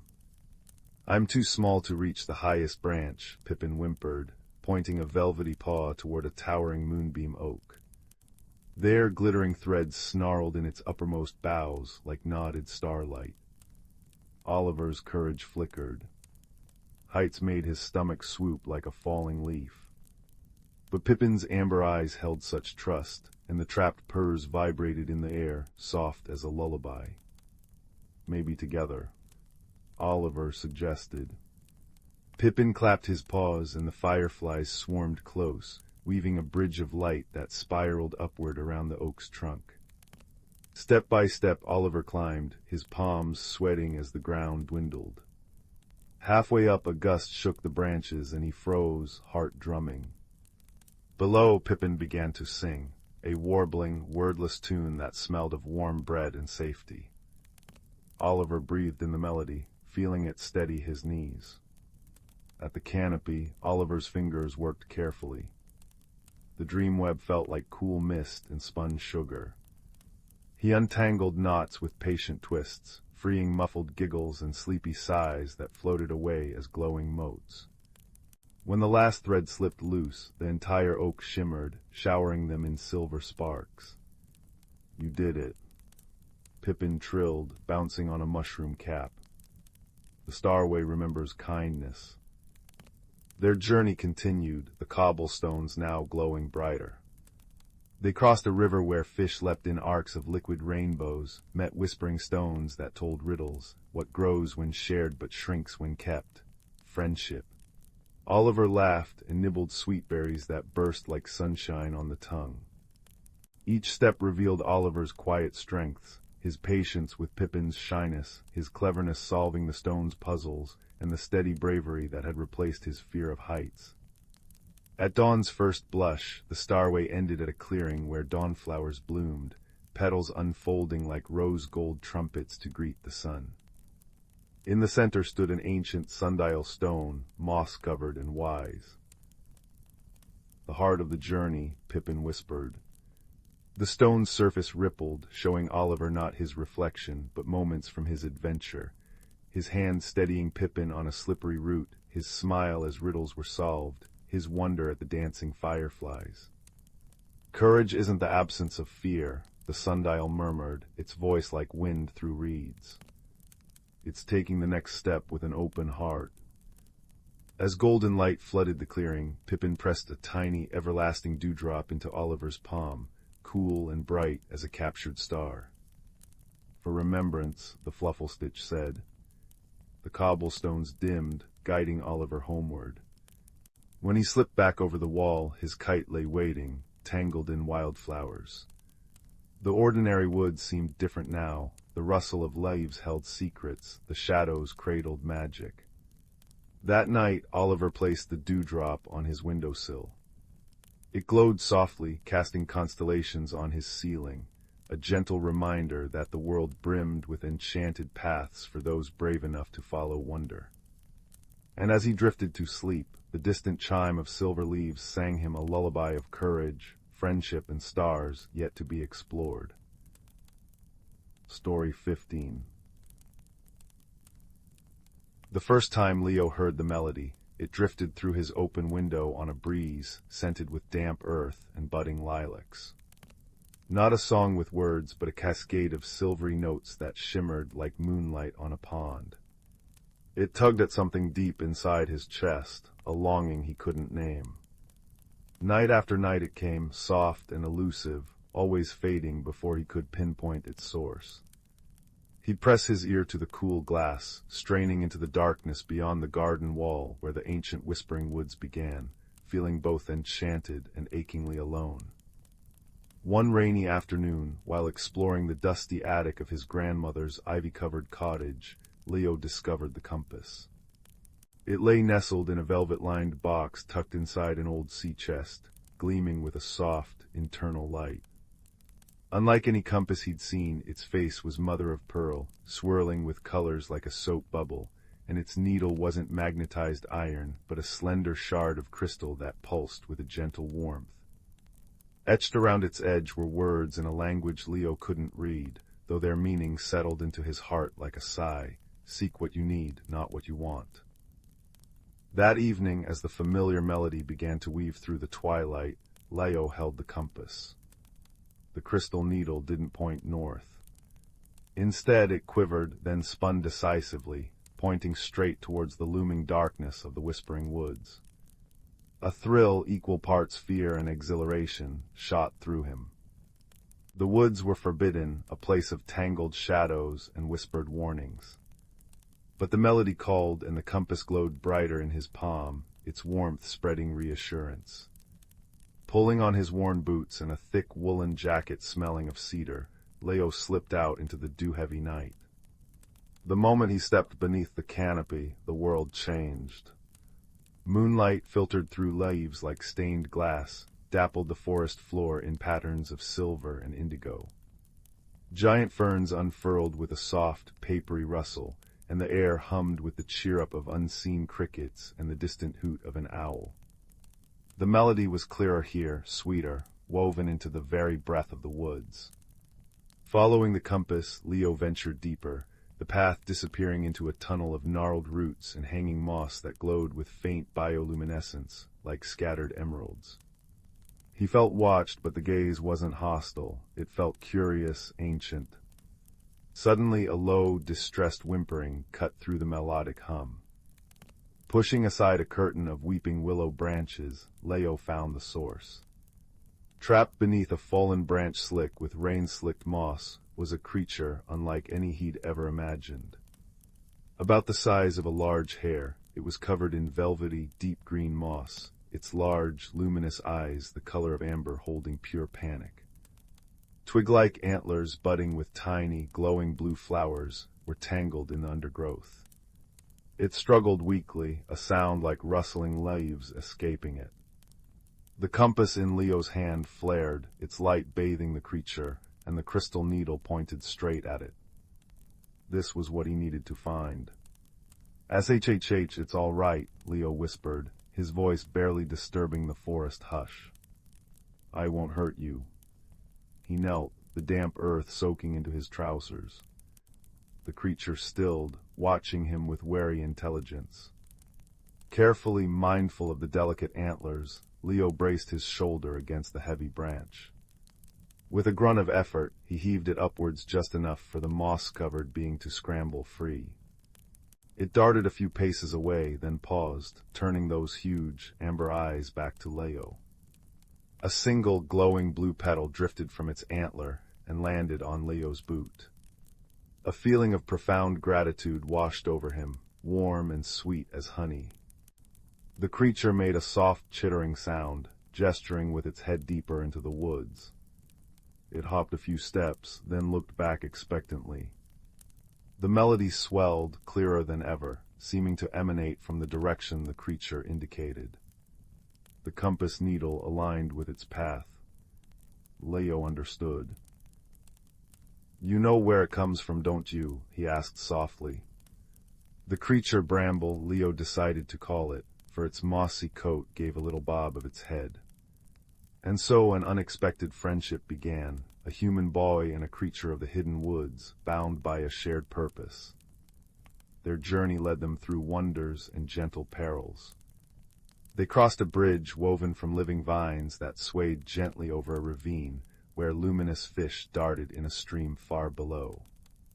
They navigated a field of giant, slumbering puffball mushrooms that released clouds of sparkling spores when disturbed, making Leo sneeze and Bramble chitter with amusement.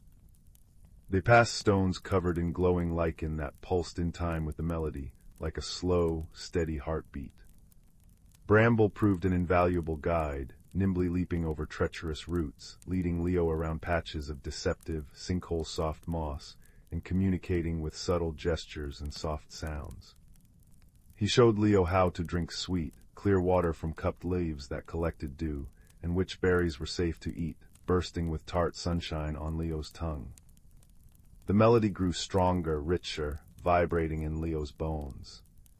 It wasn't just sound anymore, it was emotion, a profound sadness mixed with an enduring hope. The compass glowed steadily in his pocket, a constant, warm companion. One moonlit night, as they rested near a waterfall that shimmered like liquid silver, Bramble nestled beside Leo for warmth. Leo confided his loneliness, how he often felt like an observer in his own life, unseen amidst the bustle of his large family. Bramble listened, his amber eyes reflecting the moonlight, then gently nudged Leo's hand with his cool, mossy nose. He didn't speak words, but Leo felt understood, a deep sense of connection blooming in the quiet space between them. He realized friendship didn't always need words, it needed presence, kindness, and shared silence. Finally, after days of travel measured by the rhythm of the forest and the pulsing melody, they reached a hidden grove. It was a natural amphitheater carpeted in soft, luminescent moss the color of moonlight. Ancient gnarled trees formed a protective circle, their branches intertwined overhead like cathedral arches. In the very center stood a stone, tall and slender, carved with symbols that matched those on Leo's compass. And upon the stone sat the source of the melody, a small, exquisite object shaped like a seashell, yet seemingly crafted from solidified moonlight and starlight. It pulsed softly, emitting the heartbreakingly beautiful song that had drawn Leo across worlds. But the grove wasn't empty. Guarding the stone was a being of shifting shadows and deep forest greens, a guardian spirit. Tall and imposing, it seemed woven from twilight itself, its eyes ancient pools of darkness reflecting the star-strewn sky above the canopy. It didn't speak, but its presence radiated caution and immense sorrow. Bramble shrank back, trembling, hiding behind Leo's legs. The melody faltered, becoming thin and strained.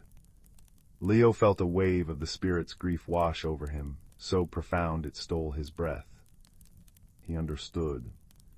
The melody wasn't just beautiful, it was a lament. The spirit was its keeper, bound to the stone, its sorrow woven into the song that resonated through the woods and beyond. The compass grew warm against Leo's chest, its light spilling onto the moss. The crystal needle pointed unwaveringly at the spirit, then flickered towards the singing shell. Seek what you need, not what you want. Leo had wanted to find the source of the melody, a wondrous discovery. But what the grove needed was something else entirely. He needed to understand the sorrow to offer what he could. He remembered Bramble's fear, his own initial loneliness, and the connection they'd forged. He remembered the gratitude in the creature's eyes when freed. Stepping forward slowly, hands open and empty to show he meant no harm, Leo spoke, his voice trembling but clear in the sacred silence. It's a sad song. So beautiful but so sad. He looked directly into the spirit's fathomless eyes. Why? The spirit didn't move, but a wave of images flooded Leo's mind, clearer than words. A time long ago when the grove was vibrant, filled with life and joyous music. A time when the spirit wasn't alone, but shared its guardianship with others. Then came images of blight, of creeping darkness that silenced the other guardians, leaving only this one, its sorrow echoing through the shell for centuries. The spirit was the last, its grief a barrier keeping the darkness at bay, but also isolating it, turning the once joyous melody into a lonely lament. The compass's light intensified, bathing the spirit, revealing not a creature of menace, but one bowed by unimaginable loneliness and duty. Bramble crept forward, nudging Leo's hand, then looking bravely at the spirit, emitting a soft, reassuring cheer-up of his own. Leo understood the need now. It wasn't about taking the shell or stopping the song. It was about connection, about easing the burden of loneliness. He remembered the feeling of being truly seen by Bramble, the comfort of shared silence. He took another step closer to the ancient stone. "You don't have to be alone," he said softly, pouring all his sincerity into the words. "The song, it doesn't have to be only sadness." He reached out, not towards the shell, but towards the spirit, palm open. Bramble, emboldened, hopped onto Leo's shoulder, his tiny mossy form radiating quiet courage. A profound stillness settled over the grove. The spirit regarded the boy and the small creature on his shoulder. Slowly, almost imperceptibly at first, the oppressive weight of sorrow in the air began to lift. The melody shifted. The aching notes of loneliness remained, woven into its fabric, but now they intertwined with new threads, hesitant notes of wonder, threads of quiet companionship, a subtle undercurrent of fragile hope. It was a different song, richer and more complex, acknowledging the grief but no longer consumed by it. The spirit's form seemed to soften, the shadows less dense, its ancient eyes holding a flicker of something akin to relief. The crystal needle of Leo's compass glowed with a pure, white light, then slowly dimmed, its purpose fulfilled. It pointed steadily north. The immediate need, the need for connection, for understanding, for easing the profound loneliness had been met. Leo felt a deep sense of peace settle over him, warmer than the compass's glow ever was. He hadn't found a treasure to take home. He'd helped mend something broken, and in doing so, had mended a piece of his own loneliness. He had listened with his heart, not just his ears. The journey back through the Whispering Woods felt different. The air seemed lighter, the colors brighter. The melody, though still present, was softer now, a gentle hum of contentment woven into the rustling leaves and the whisper of the wind. Bramble guided him faithfully, stopping often to sniff at glowing fungi or watch iridescent beetles scuttle across the path. The bond between them was a tangible warmth, a silent conversation of shared glances and soft sounds. When they finally reached the edge of the woods, dawn was painting the sky in streaks of rose and gold. The familiar shape of his grandmother's cottage, smoke curling from its chimney, stood welcoming in the morning light. Bramble stopped at the tree line. He looked up at Leo, his amber eyes soft. He nudged Leo's hand gently, then placed a single, perfect blue flower that had bloomed fully on his antler into Leo's palm. It pulsed with a gentle, cool light. A goodbye and a thank you. Leo knelt, tears pricking his eyes, not of sadness, but of profound gratitude. "Thank you, Bramble," he whispered, his voice thick. "For everything." The moss-covered creature chittered softly, then turned and melted into the dappled shadows of the woods, becoming one with the vibrant green. Leo walked back to the cottage, the blue flower glowing softly in his hand, a tangible piece of magic and friendship. He slipped the silver compass back into its velvet box, its journey complete, though its warmth seemed to linger in his memory. That night, as he lay in his bed, the window open to the starry sky, he heard the melody again. It was the same song, yet utterly transformed. The core of sorrow remained, a reminder of loss and resilience, but woven through it were threads of newfound peace, the quiet joy of companionship and a resilient, enduring hope. It was no longer a call pulling him away. It was a lullaby, a gentle assurance that even in the deepest woods, connection was possible, loneliness could be eased, and kindness resonated like a bell through hidden worlds and human hearts alike. He held the cool, glowing flower to his cheek, feeling the gentle thrum of the forest's heart, and drifted into the deepest, most peaceful sleep, wrapped in the comforting melody of understanding and the enduring warmth of an impossible friendship. The woods whispered their secrets on the breeze, and Leo, no longer just an observer, listened and understood. Story 16. The village of Willowbrook nestled between hills that looked like sleeping giants, blanketed in velvet moss. Cobblestone paths wound like sleepy snakes past houses painted in candy colors: butterscotch yellow, mint green, raspberry pink. And in this village lived the most delightfully peculiar people.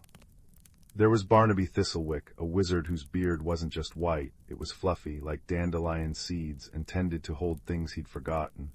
A thimble, a slightly squashed blueberry muffin, or occasionally, a confused but cheerful bluebird. Barnaby's magic was mostly gentle, making teacups sing lullabies, or causing raindrops to taste faintly of lemon sherbet. His greatest challenge: remembering where he put his spellbook, the compendium of cheerful conjurations. Then there was Pippa Plumbleton, the baker whose pastries weren't just delicious, they were alive. Her cinnamon rolls uncurled slightly to bask in the oven's warmth, her jam tarts wiggled with anticipation when someone approached, and her specialty, sunbeam scones, emitted tiny, warm glows. Pippa wore an apron perpetually dusted in flour and had a laugh like tinkling bells. And overseeing the Whispering Willow Library was Felicity Fernsby, whose spectacles perched precariously on her nose and whose hair defied gravity in a cheerful, silver cloud. The books in her care weren't just bound in leather. They sighed contentedly when read, rustled their pages to find favorite passages, and occasionally a particularly adventurous volume might sprout tiny legs and wander off.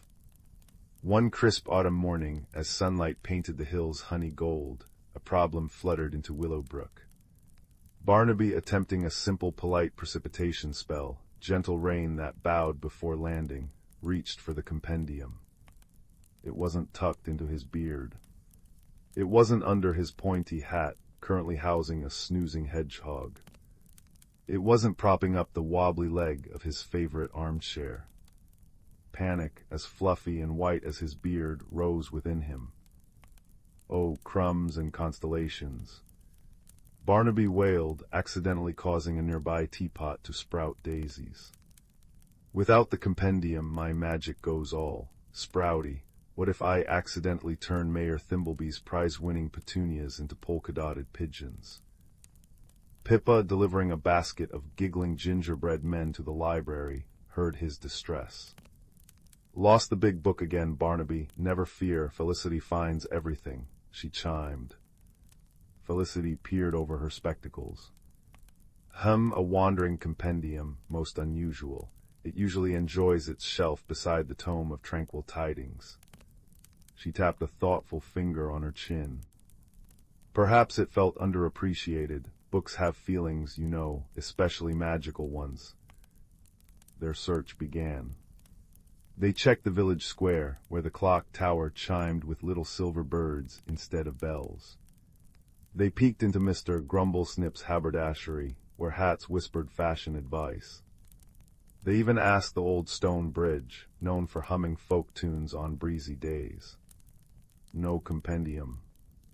Just as despair threatened to turn Barnaby's beard a gloomy gray, Pippa gasped. Look.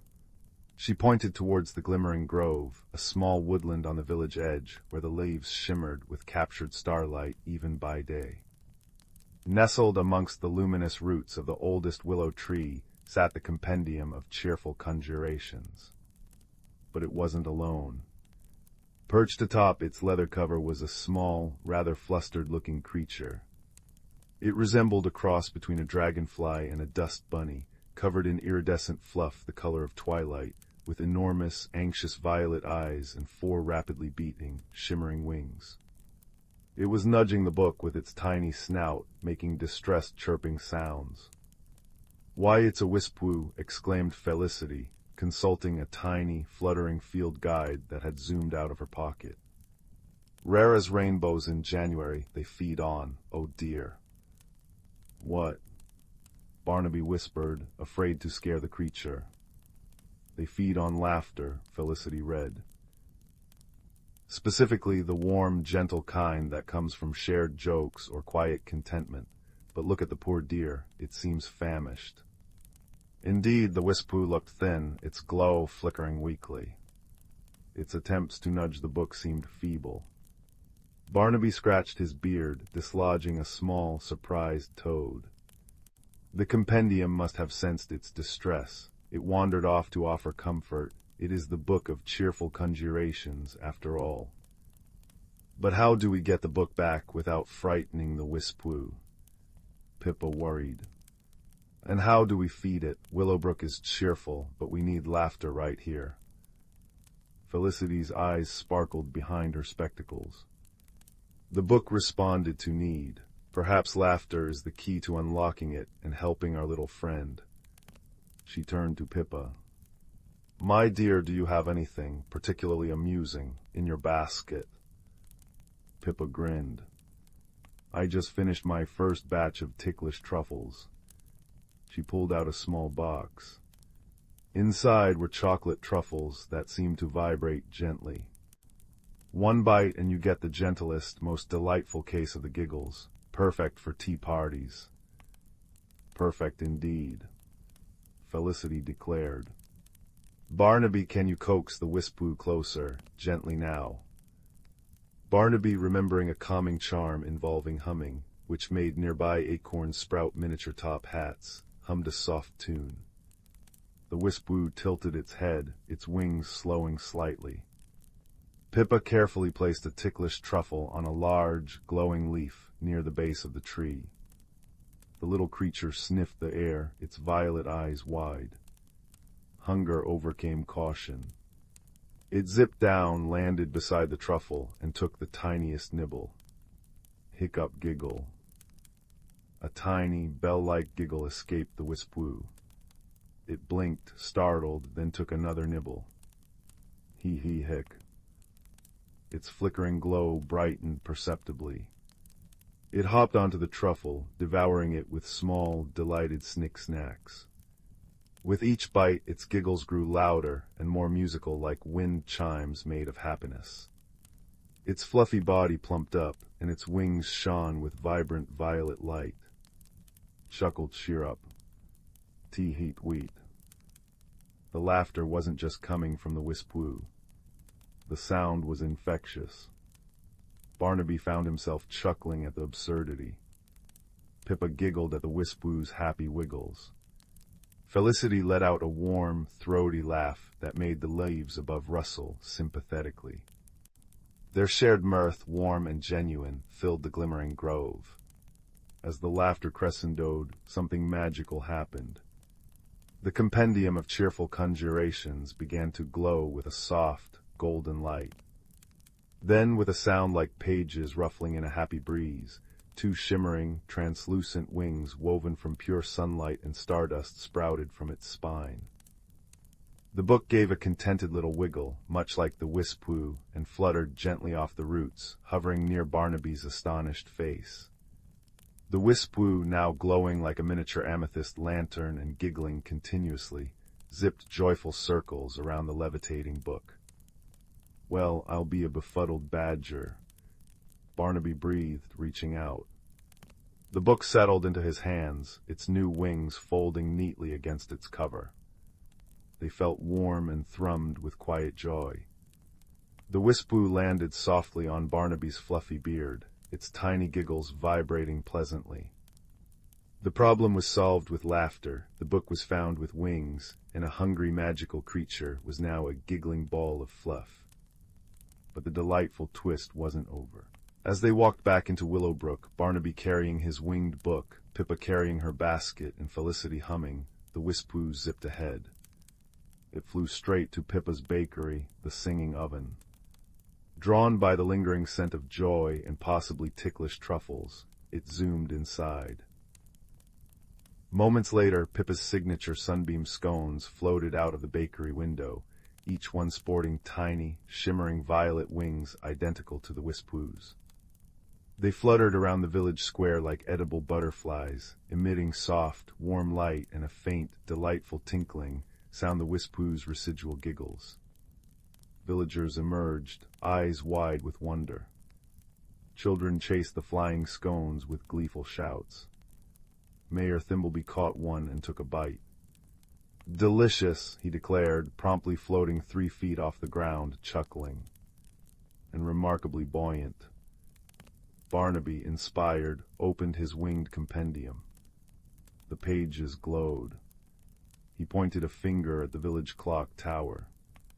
The little silver birds paused their chiming, then burst into a synchronized, harmonious rendition of the Whisperwood's infectious giggle chirps, amplified beautifully across Willowbrook. Felicity watched, her hair bobbing happily. "It seems," she observed to Pippa, "that laughter, once properly shared, has a way of taking flight in the most unexpected and wonderful directions." Pippa laughed, watching her winged scones perform loop-the-loops around the giggling clock tower birds.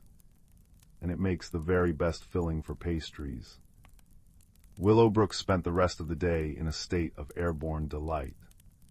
People floated gently while eating winged scones. Books from the library fluttered about, sharing stories midair. Barnaby's beard hosted a small flock of contented bluebirds and the perpetually giggling Whisperwood, who seemed to find Barnaby's fluffy chin the most comfortable perch in the world. As dusk painted the sky in lavender and peach, the winged scones settled softly onto windowsills, their glow providing gentle night lights. The laughter slowly subsided into a deep, communal contentment. Barnaby sat by his fireplace, the winged compendium resting peacefully on his lap, its golden light mingling with the fire's glow. The Whisperwood snored softly in his beard, a tiny, luminous purr vibrating against his chin. Outside, the hills slept under their mossy blankets, and the gentle giggle of the clock tower birds chimed the hour softly, a lullaby woven from pure, light-hearted joy. In Willowbrook, even the quietest night held the warm, fluttering echo of a shared laugh, a reminder that the most magical solutions often bloom from kindness, a dash of absurdity, and the simple, soaring power of happiness. And as dreams took hold, they too felt lighter, funnier, and touched with the gentle, iridescent wings of a perfectly whimsical day. Story 17. Story 18. Far beyond the 7 nebulas, where stardust painted the void in shimmering veils, drifted the Stardust Weaver, a small exploration vessel. Within its cozy, humming confines rested 2 beings who couldn't be more different. Kale was a luminarian, his form seemingly sculpted from solidified moonlight. Tall and slender, his translucent skin shimmered with soft internal light, revealing intricate, ever-shifting patterns like captured auroras. He moved with a dancer's grace, barely seeming to touch the floor. His eyes, large and deep blue like twilight oceans, held a gentle, observant wisdom. Luminarians perceived the universe through subtle energy flows and intricate harmonies, finding beauty in the quiet hum of a star or the resonance of a dust cloud. Words for Kale felt clumsy and loud. His companion was Bran, a Pterodonian. Compact and powerfully built, his hide was like rough-hewn granite, shades of deep brown and gray striated across his broad frame. He possessed immense physical strength, capable of effortlessly moving heavy equipment within the weaver. His eyes, small and dark like polished obsidian, missed little detail in the physical world.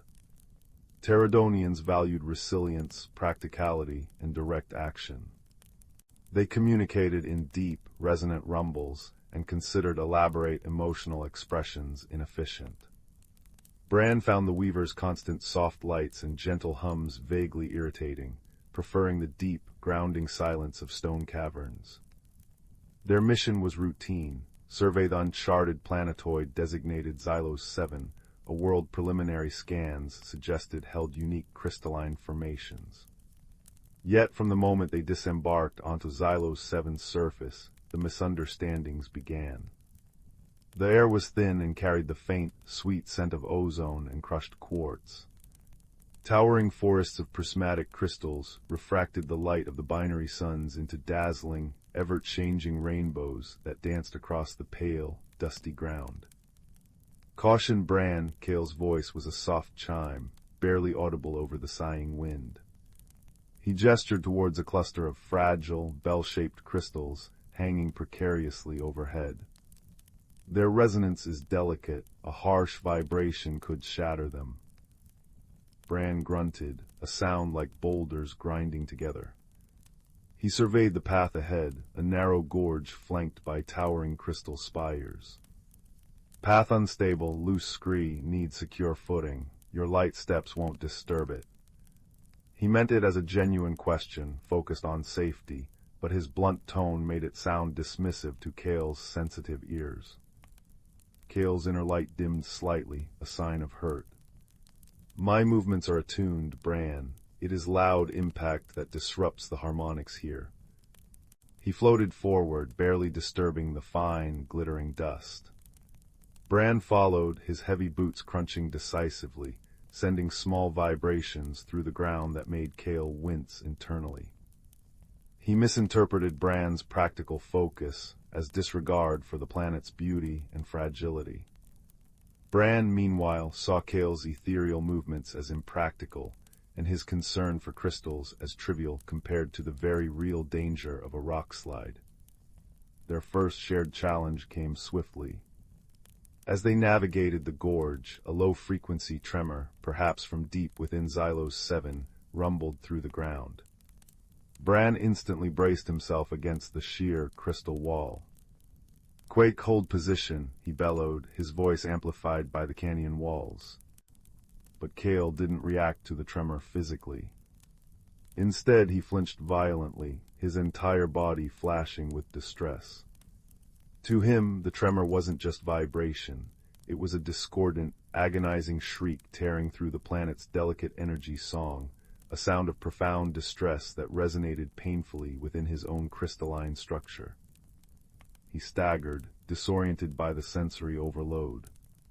Seeing Kale stumble, seemingly oblivious to the physical danger of falling rocks, Bran lunged. With surprising speed for his bulk, he grabbed Kale and pulled him under a natural crystal archway, just as a shower of smaller, razor-sharp crystal shards cascaded down where Kale had stood.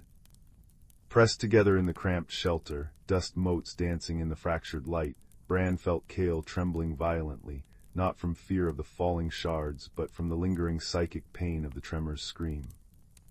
"What is wrong?" Bran rumbled, perplexed. "Rocks missed us." Though the sound, Kale managed, his voice thin and strained. "It hurts, like broken glass inside." Understanding dawned slowly in Bran's obsidian eyes. The tremor wasn't just a physical threat, it was an assault on Kale's very senses. His practicality shifted. "Hurt how, tell me." His tone, while still deep, held a new note concern. As the dust settled, Kale, haltingly, explained how he perceived the planet's energies, how the tremor felt like a scream. Bran listened, truly listened, for the first time. He realized Kale's light steps weren't affectation. They were necessary to navigate his own perception without pain. He saw that Kale's concern for the crystals wasn't trivial. It was respect for a living, resonant system. In turn, Kale understood Bran's focus on physical stability wasn't callousness. It was his way of protecting them both in a tangible world full of hard edges. Their exploration continued, but the dynamic shifted. Bran now tread with deliberate care, minimizing vibrations.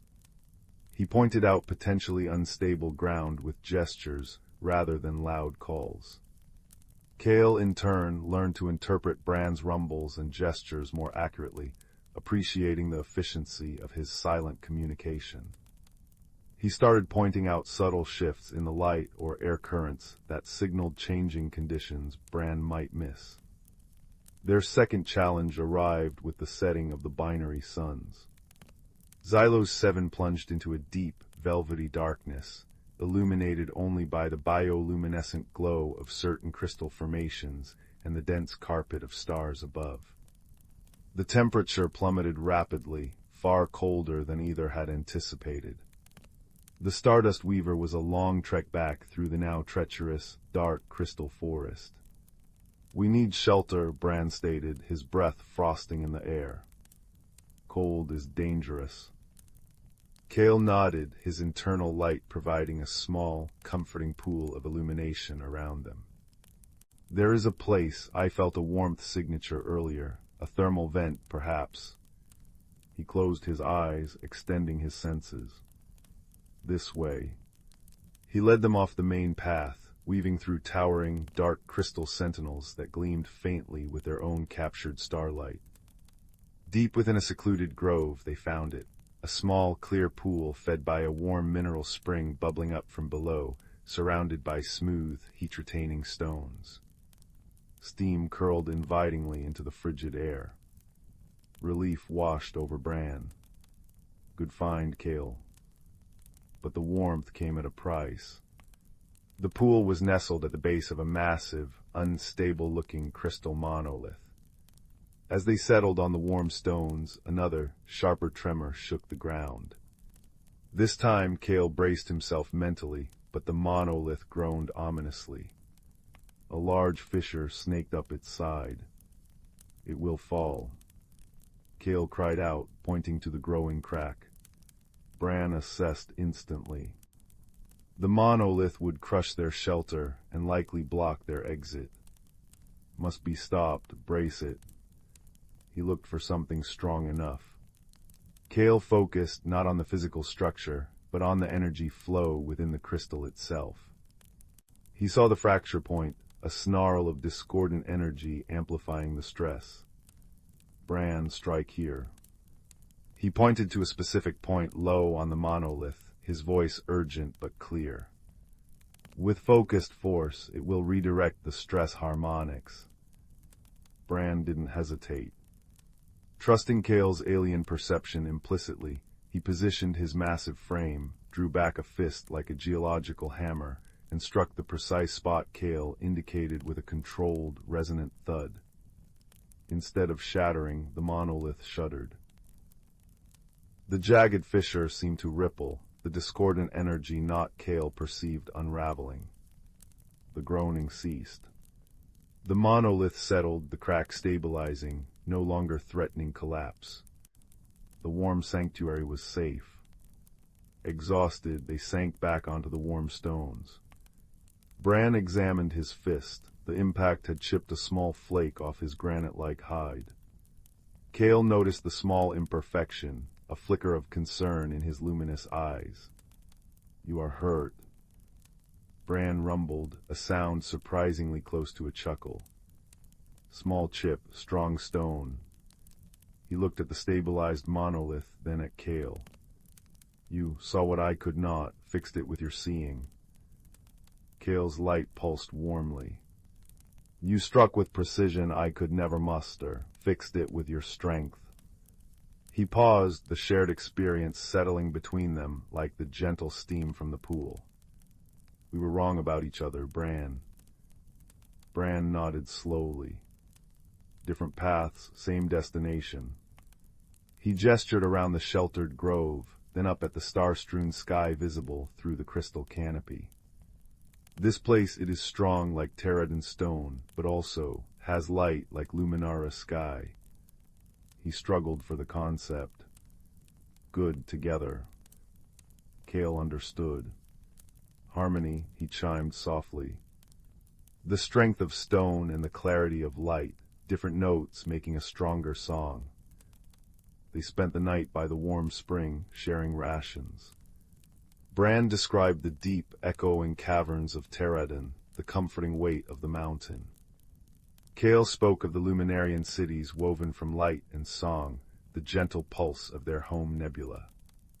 They didn't just hear, they listened, finding beauty and sense in the other's perspective. The journey back to the Stardust Weaver the next morning felt different. Bran walked with careful awareness of the ground beneath him, appreciating its structure. Kale moved with a new confidence, his senses attuned but no longer overwhelmed.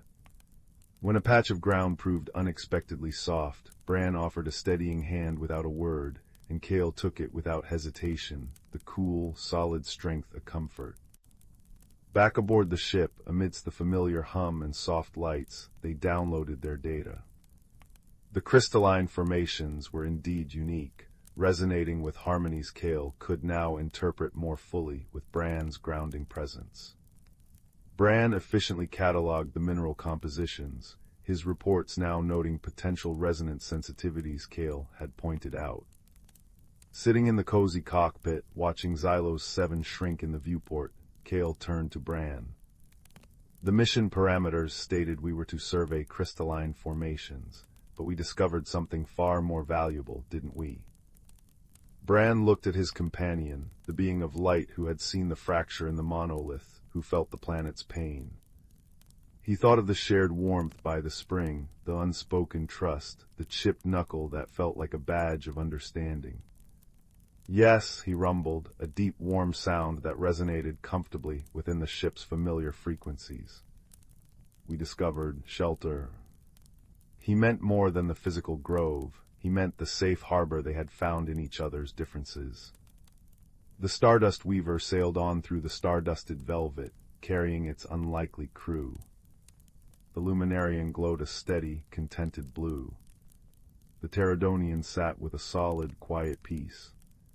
They were Kale and Bran, beings from different worlds, bound now by shared challenges, mutual support, and the profound, comforting understanding that true friendship wasn't about being the same, but about offering your unique strength to build a shelter strong enough for both. And in the vast, silent expanse of space, that shelter felt warmer than any sun. Story 19. The village of Willowbrook nestled in the crook of a whispering river, its cobblestone streets winding between houses with thatched roofs like sleepy, contented cats. Smoke curled lazily from chimneys, smelling of apple wood and baking bread, and lanterns cast warm, buttery pools of light as dusk painted the sky in shades of lavender and peach. It was a place where moss felt softer, stars shone brighter, and small, helpful magics were as common as fireflies in summer. Jasper, the village woodcarver, known for his intricate whistling birds and hedgehogs that seemed ready to scamper away, lived in a cozy cottage workshop on the edge of the Whispering Woods. His young apprentice, Finn, with eyes wide as saucers and a mind as sharp as Jasper's finest chisel, lived just down the lane. For 3 nights, a gentle mystery had begun to stir in Willowbrook. It started small. Old Mrs. Thimblewick's prized silver thimble, polished to a moon-bright gleam, vanished from her windowsill where she always left it after her evening knitting. Then Farmer Burrows discovered his favorite smooth-worn worry stone, kept in his pocket for decades, was simply gone. The next night, a tiny, perfectly round river pebble Finn had painted with a smiling sun for the baker's daughter disappeared from her nightstand. No signs of struggle, no broken windows, just absence. A quiet unease settled over the village, softer than the morning mist, but just as palpable. Whispers fluttered like fallen leaves, the little vanishes, they called it. It's peculiar, Master Jasper, Finn said on the 4th morning, sweeping fragrant wood shavings into a neat pile. He held up a half-carved owl.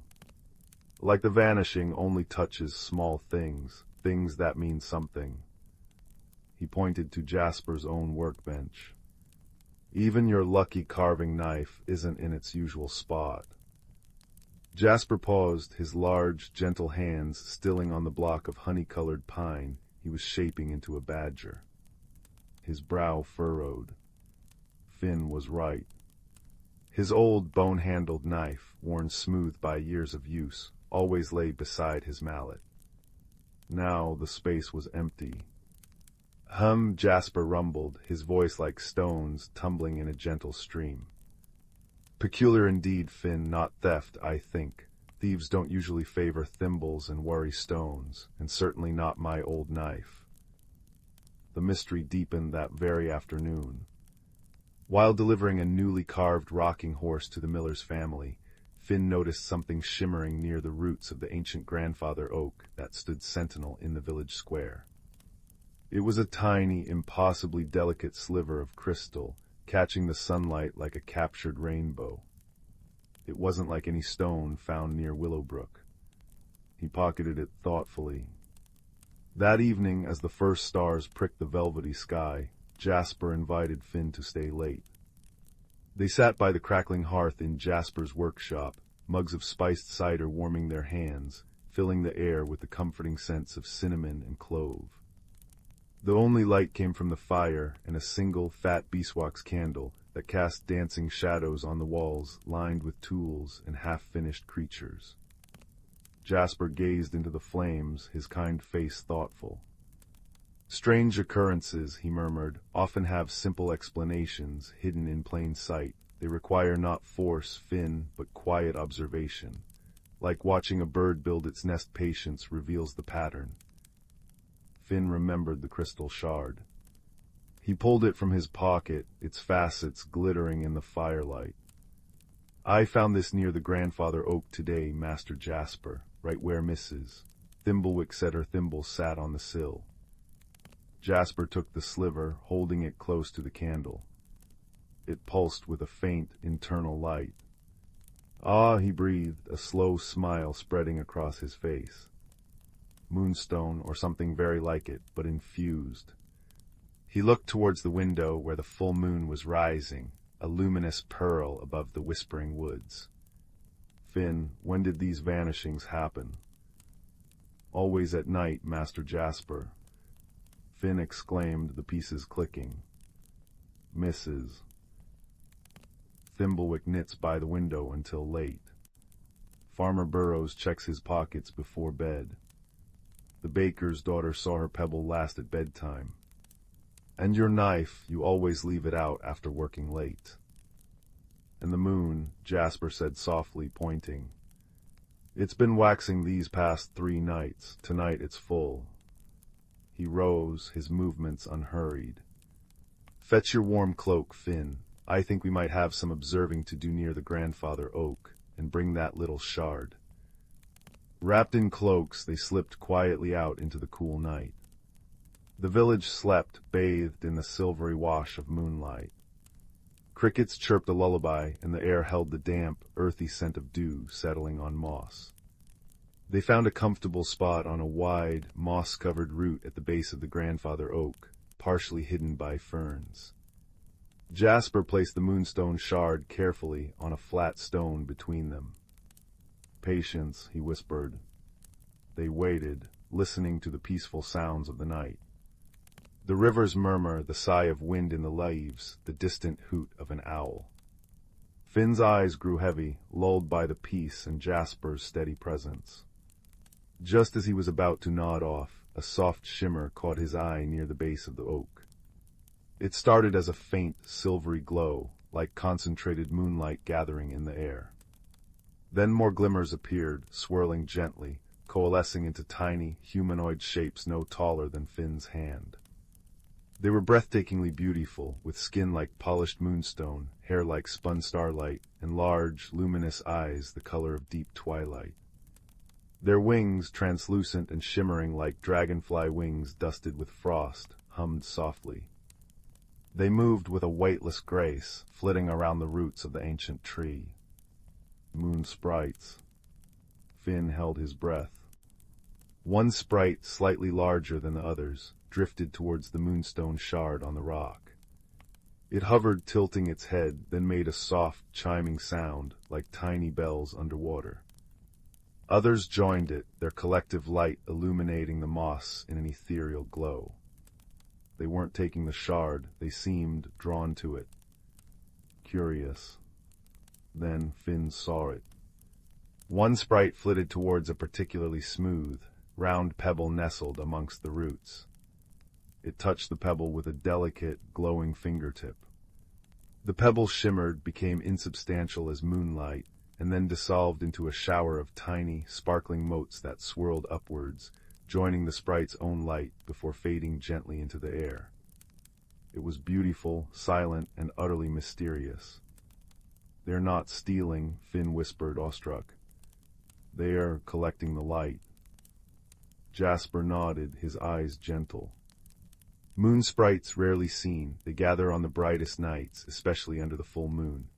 They're drawn to objects that hold concentrated reflections of moonlight or perhaps concentrated calm. Objects cherished, smoothed by time and touch, that hold a quiet kind of light within them, like a worry stone worn smooth, a polished thimble, a favorite pebble, even an old tool loved by its owner. The lead sprite noticed them then.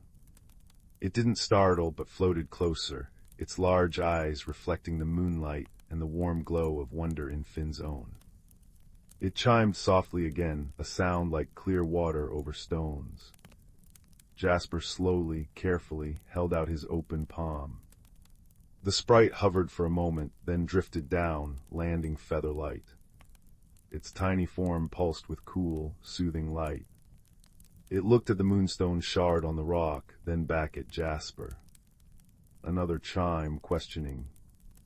"It's yours," Jasper said softly, his voice barely a breath. "Or it belongs to the moonlight. We found it. We didn't understand." The sprite tilted its head. It raised a tiny hand, and the moonstone shard lifted from the rock, dissolving into the same sparkling motes that flowed towards the sprite, merging with its own light, making it glow momentarily brighter. The sprite then touched Jasper's palm. A cool, tingling sensation spread, not unpleasant, like moonlight made solid. When the sprite lifted its hand, resting there was Jasper's missing bone-handled carving knife. It gleamed as if newly polished, infused with a soft, silvery sheen. Finn gasped. Jasper smiled, his eyes crinkling. "Thank you," he murmured. The sprite chimed again, a sound that felt like understanding and a gentle apology. It gestured towards the roots where the pebble had vanished. Then the sprites began to gather, their light intensifying. One by one they touched spots on the mossy ground near the roots. Where they touched, objects materialized in a shimmer of light, Mrs. Thimblewick's thimble shining brighter than ever, Farmer Burrow's worry stone impossibly smooth and cool, the baker's daughter's smiling sun pebble, its paint glowing faintly. Lastly, Finn's own little carved hedgehog, which he hadn't even realized was missing from his windowsill, appeared, looking as if it had been dusted with starlight. The sprites rose as one, a swirling constellation of silver light.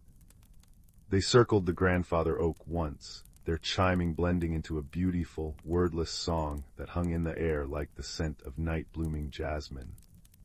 Then they streamed upwards, dissolving into the moonlight itself, leaving the village quiet once more, but now filled with a profound sense of peace and wonder. Jasper picked up his knife. It felt familiar, yet somehow lighter, humming faintly with a cool energy. "They borrow the light," he explained to Finn, his voice warm and filled with understanding. "Objects cherished by kind hearts hold a special reflection, a quiet moonlight of their own. On the brightest nights the sprites gather that light, renewing themselves, perhaps renewing the objects too. They always return them before dawn, often brighter than before. They meant no harm, only sustenance." Finn gathered the returned treasures, each one cool to the touch and pulsing with a gentle, silvery energy. The mystery of the little vanishes was solved, not with suspicion or fear, but with patience, observation, and the gentle wisdom of the moonlit night. They returned the objects quietly to their owners the next morning, sharing the tale of the beautiful moon sprites and their need for the quiet light held in cherished things. The villagers, instead of alarm, felt honored. Some even began leaving small, smooth stones or polished bits of metal on their windowsills on bright moonlit nights, tiny offerings of light to the shy, beautiful creatures of the moon. That night, as Finn lay in his own bed, the returned hedgehog glowing softly on his nightstand, he watched the full moon through his window.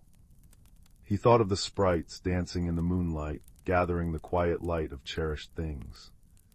It wasn't loss, he realized, but a sharing. A gentle reminder that even the smallest, most treasured things are connected to something vast and beautiful, and that kindness and patience can illuminate even the strangest mysteries. The soft chime of the sprites seemed to echo in the rustling leaves outside, a lullaby of moonlight and understanding, wrapping Willowbrook in a cozy blanket of peace as he drifted into dreams filled with shimmering wings and silvery light. All was well, and the world felt wonderfully, magically gentle. Story 20. Story 20. The woods behind Oliver's cottage held a secret. Not a scary secret like the ones whispered about in shadowy corners, but a quiet, shimmering one, known only to the moonlight and the oldest oak trees.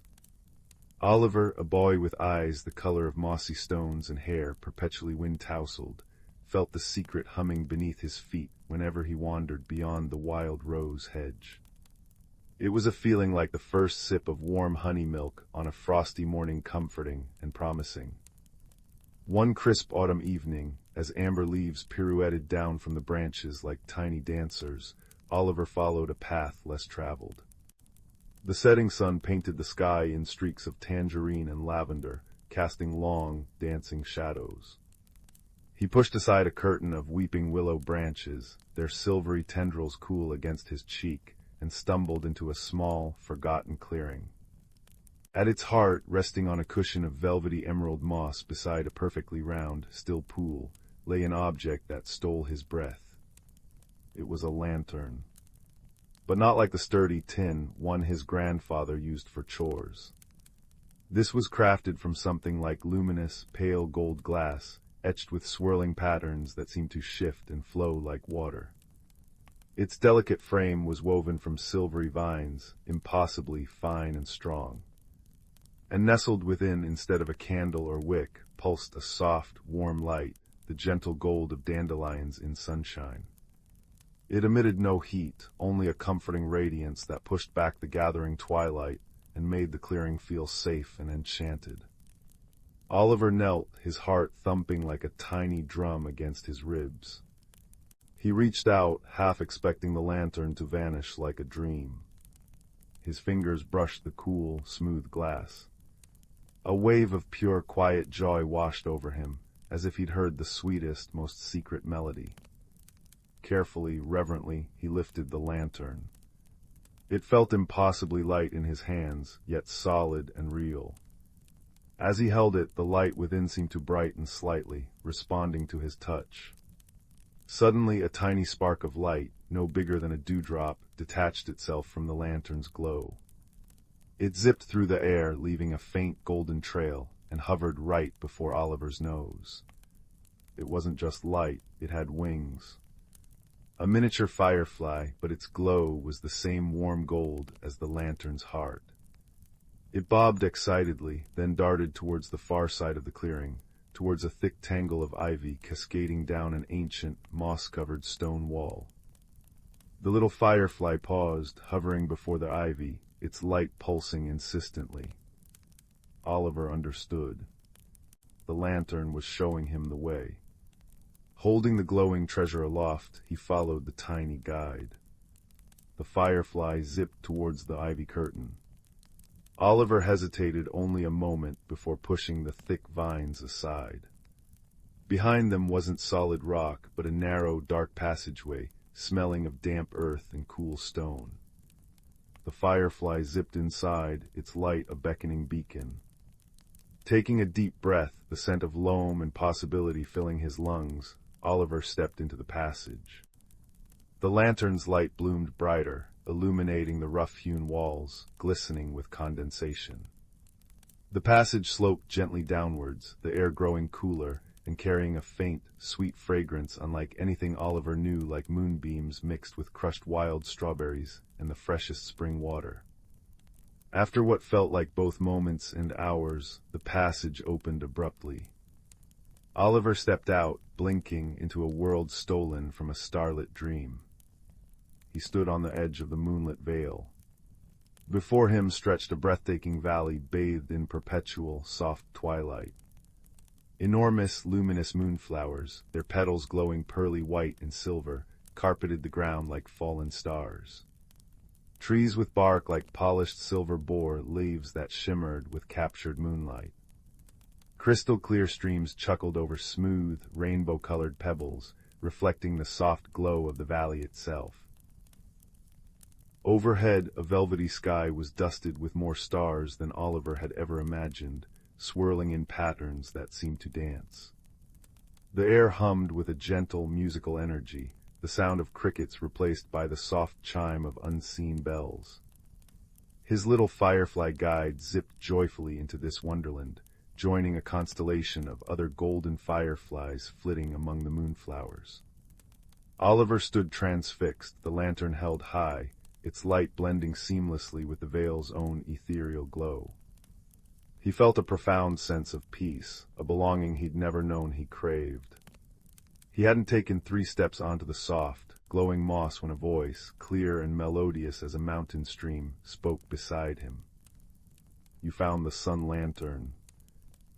Oliver nearly dropped the precious object in surprise.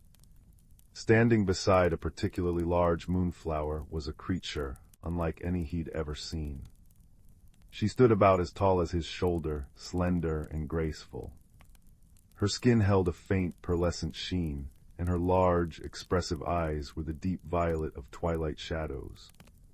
Delicate, shimmering wings like spun moonlight folded against her back. Her hair was a cascade of silvery white filaments that seemed to catch the starlight. She wore a simple tunic woven from moonflower petals. I found it in a clearing," Oliver stammered, finding his voice.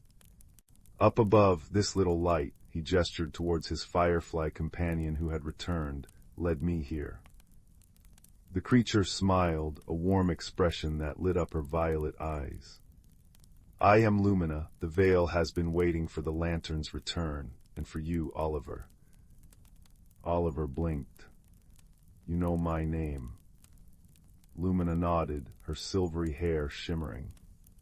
"The lantern chooses its keeper. It sensed the kindness in your heart, the quiet wonder you carry. It has been lost for many turnings of the moon, hidden when the shadow gloom began to creep into the edges of our vale." Her smile faded slightly, replaced by a look of concern. "Shadow gloom." Oliver echoed, looking around. The vale seemed perfect, untouched. "Come," Lumina said softly, extending a slender hand. "I will show you." She led him deeper into the vale, along a path lined with luminous blue ferns. The air remained sweet, but Oliver began to notice patches where the vibrant glow dimmed. The moonflowers in these spots looked wilted, their petals edged with a creeping, inky darkness. The silver bark of the trees turned dull and gray. A faint, cold chill emanated from these areas, a stark contrast to the gentle warmth elsewhere. Even the cheerful chime of the streams seemed muted here. "The gloom feeds on fear, sadness, and forgetfulness," Lumina explained, her voice low. "It started small, just a shadow near the Whispering Falls, but without the sun lantern's true light to push it back, it has grown bolder, spreading its chill. It dims the vale's heart light, if it reaches the crystal heartspring at the valley's center." She trailed off, her violet eyes wide with unspoken worry. "The lantern can't stop it?" Oliver asked, holding the glowing object tighter. Its light seemed to pulse reassuringly. "Yes," Lumina said, hope returning to her voice.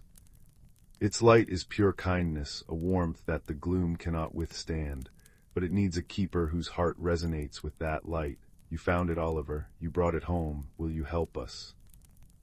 Oliver looked from the patches of creeping darkness to the warm, hopeful face of Lumina, then down at the lantern cradled in his hands. Its gentle glow reflected in his moss-green eyes. He hadn't felt particularly brave before. But seeing the worry etched on Lumina's face, feeling the chill emanating from the gloom, and holding this vessel of pure, gentle light, a resolve settled within him, warm and solid. "I will help," he said, his voice firmer now. "What do I need to do?" Their journey began at the edges of the gloom's spread. Lumina explained that simply carrying the lantern near the affected areas helped, but to truly heal the veil and push back the encroaching darkness, they needed to reach the source of the gloom near the Whispering Falls and cleanse it with the lantern's light. However, the gloom wasn't passive. It twisted the veil's natural magic, creating illusions and fostering fear. Their first challenge came near the grove of singing stones. Normally the smooth, round stones emitted soft, harmonious hums when touched. Now, shrouded in gloom, they emitted discordant, jarring shrieks that made Oliver's teeth ache. The sound seemed to vibrate deep within his bones, stirring unease. The path became confusing, twisting back on itself. Shadows danced menacingly at the corner of his vision. "It's trying to frighten us," Lumina whispered, her wings fluttering nervously. "To make us turn back."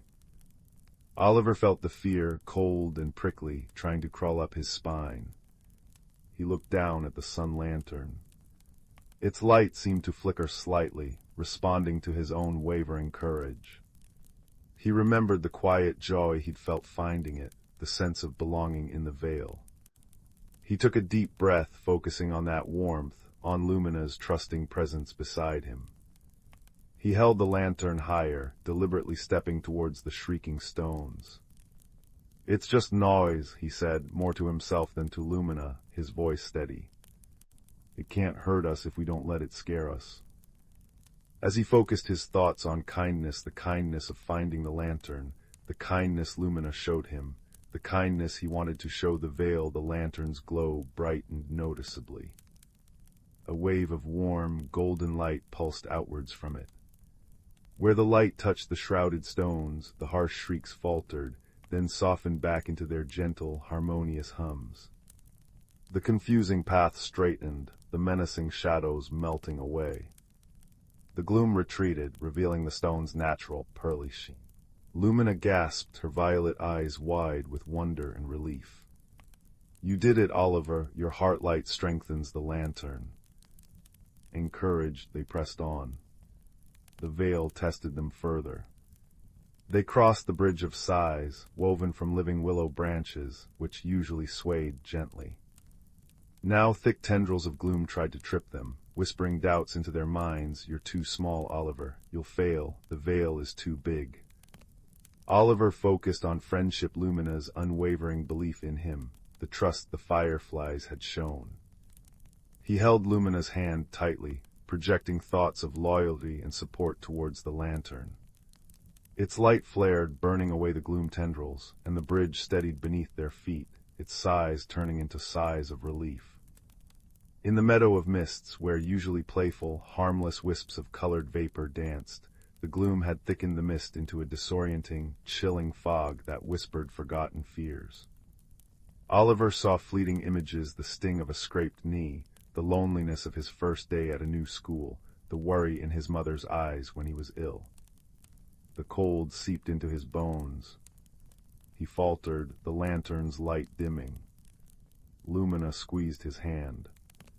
"Remember the light within, Oliver. Remember joy." Oliver closed his eyes, shutting out the cold whispers. He pictured his grandfather's laugh, the smell of baking bread, the feeling of sun on his face, the pure wonder of stepping into the moonlit veil. He thought of Lumina's smile. Warmth bloomed in his chest, fierce and bright. He opened his eyes and projected that warmth, that pure joy, into the lantern. It responded with a dazzling burst of golden light, like a miniature sun rising in the meadow.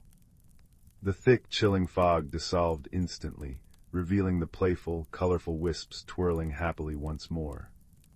The oppressive cold vanished, replaced by the veil's gentle, ambient warmth.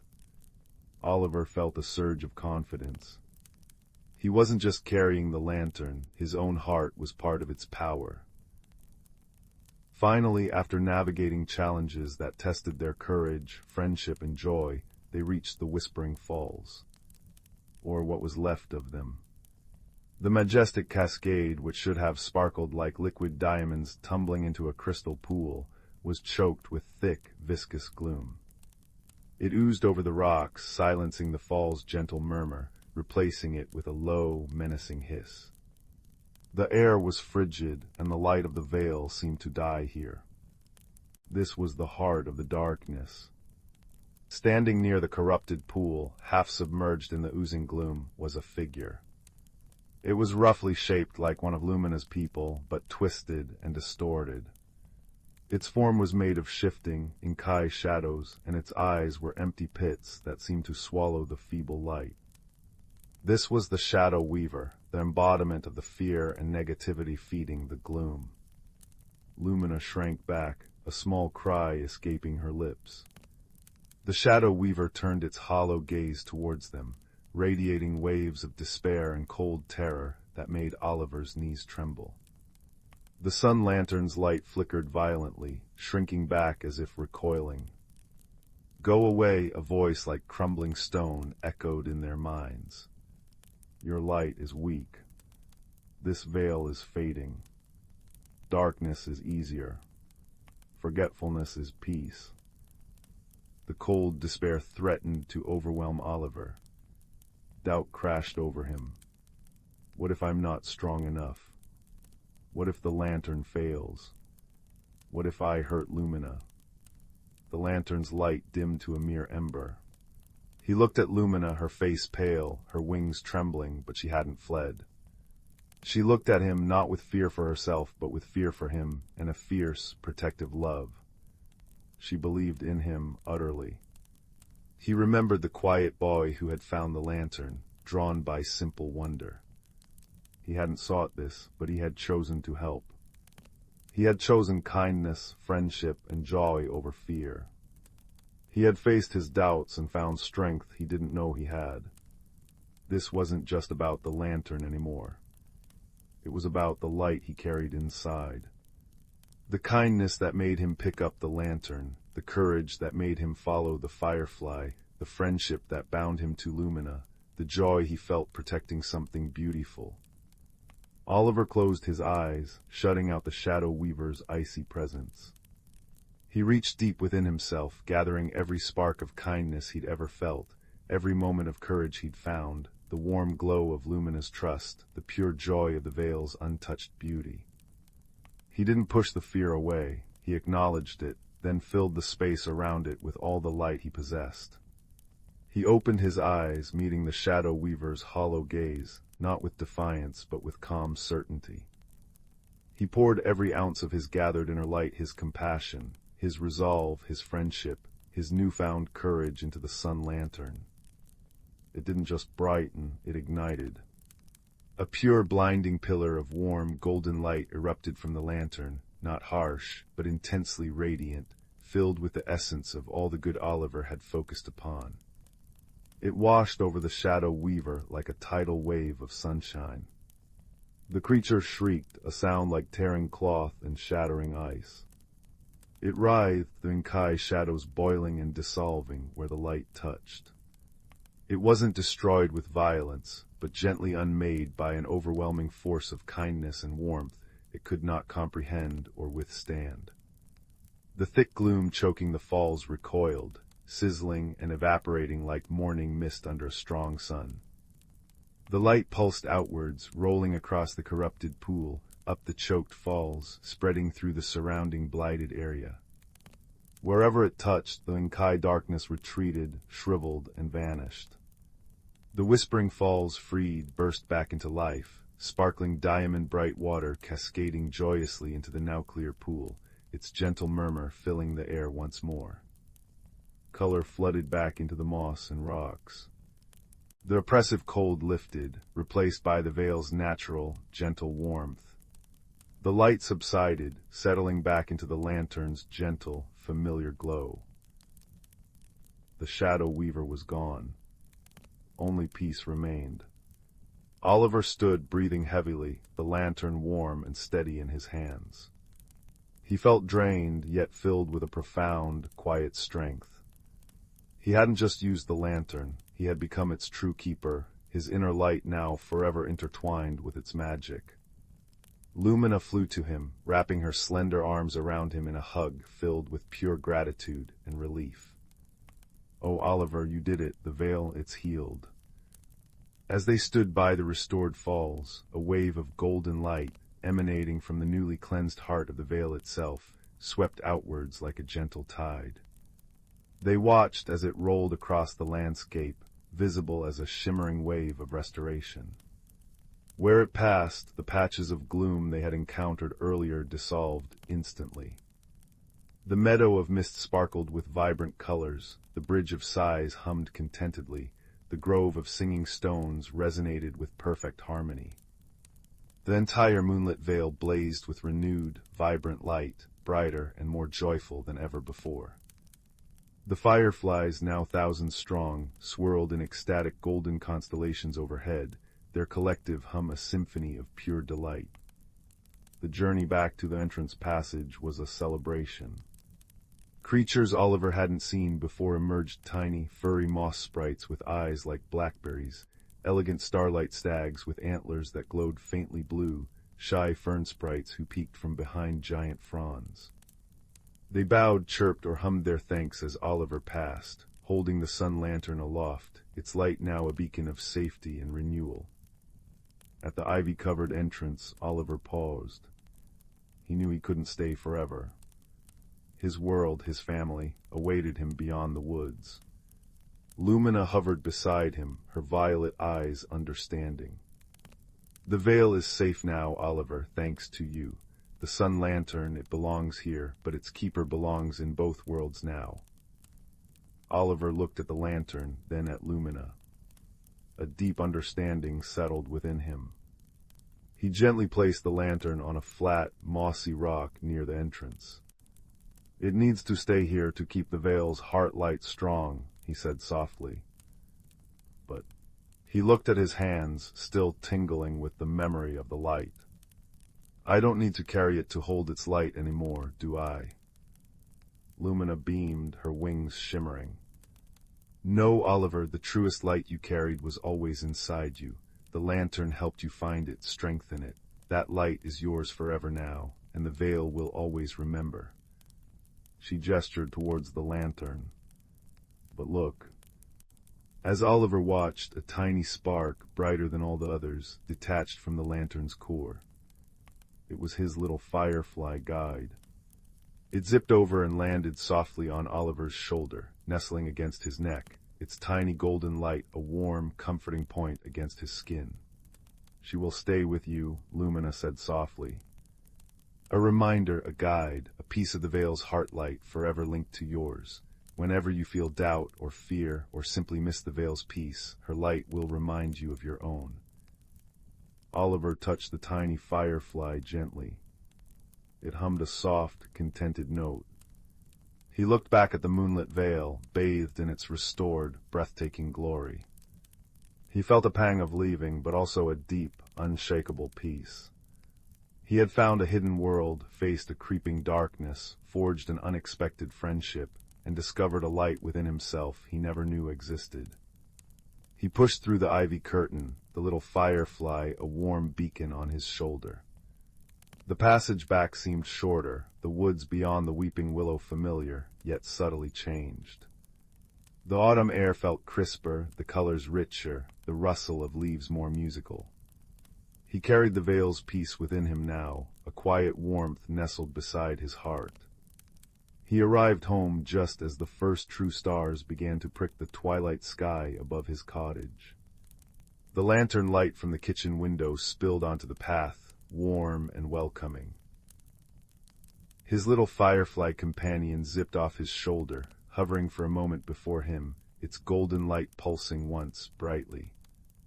Then it winked out, vanishing into the velvety dusk, but Oliver felt its presence, a tiny, comforting warmth against his spirit.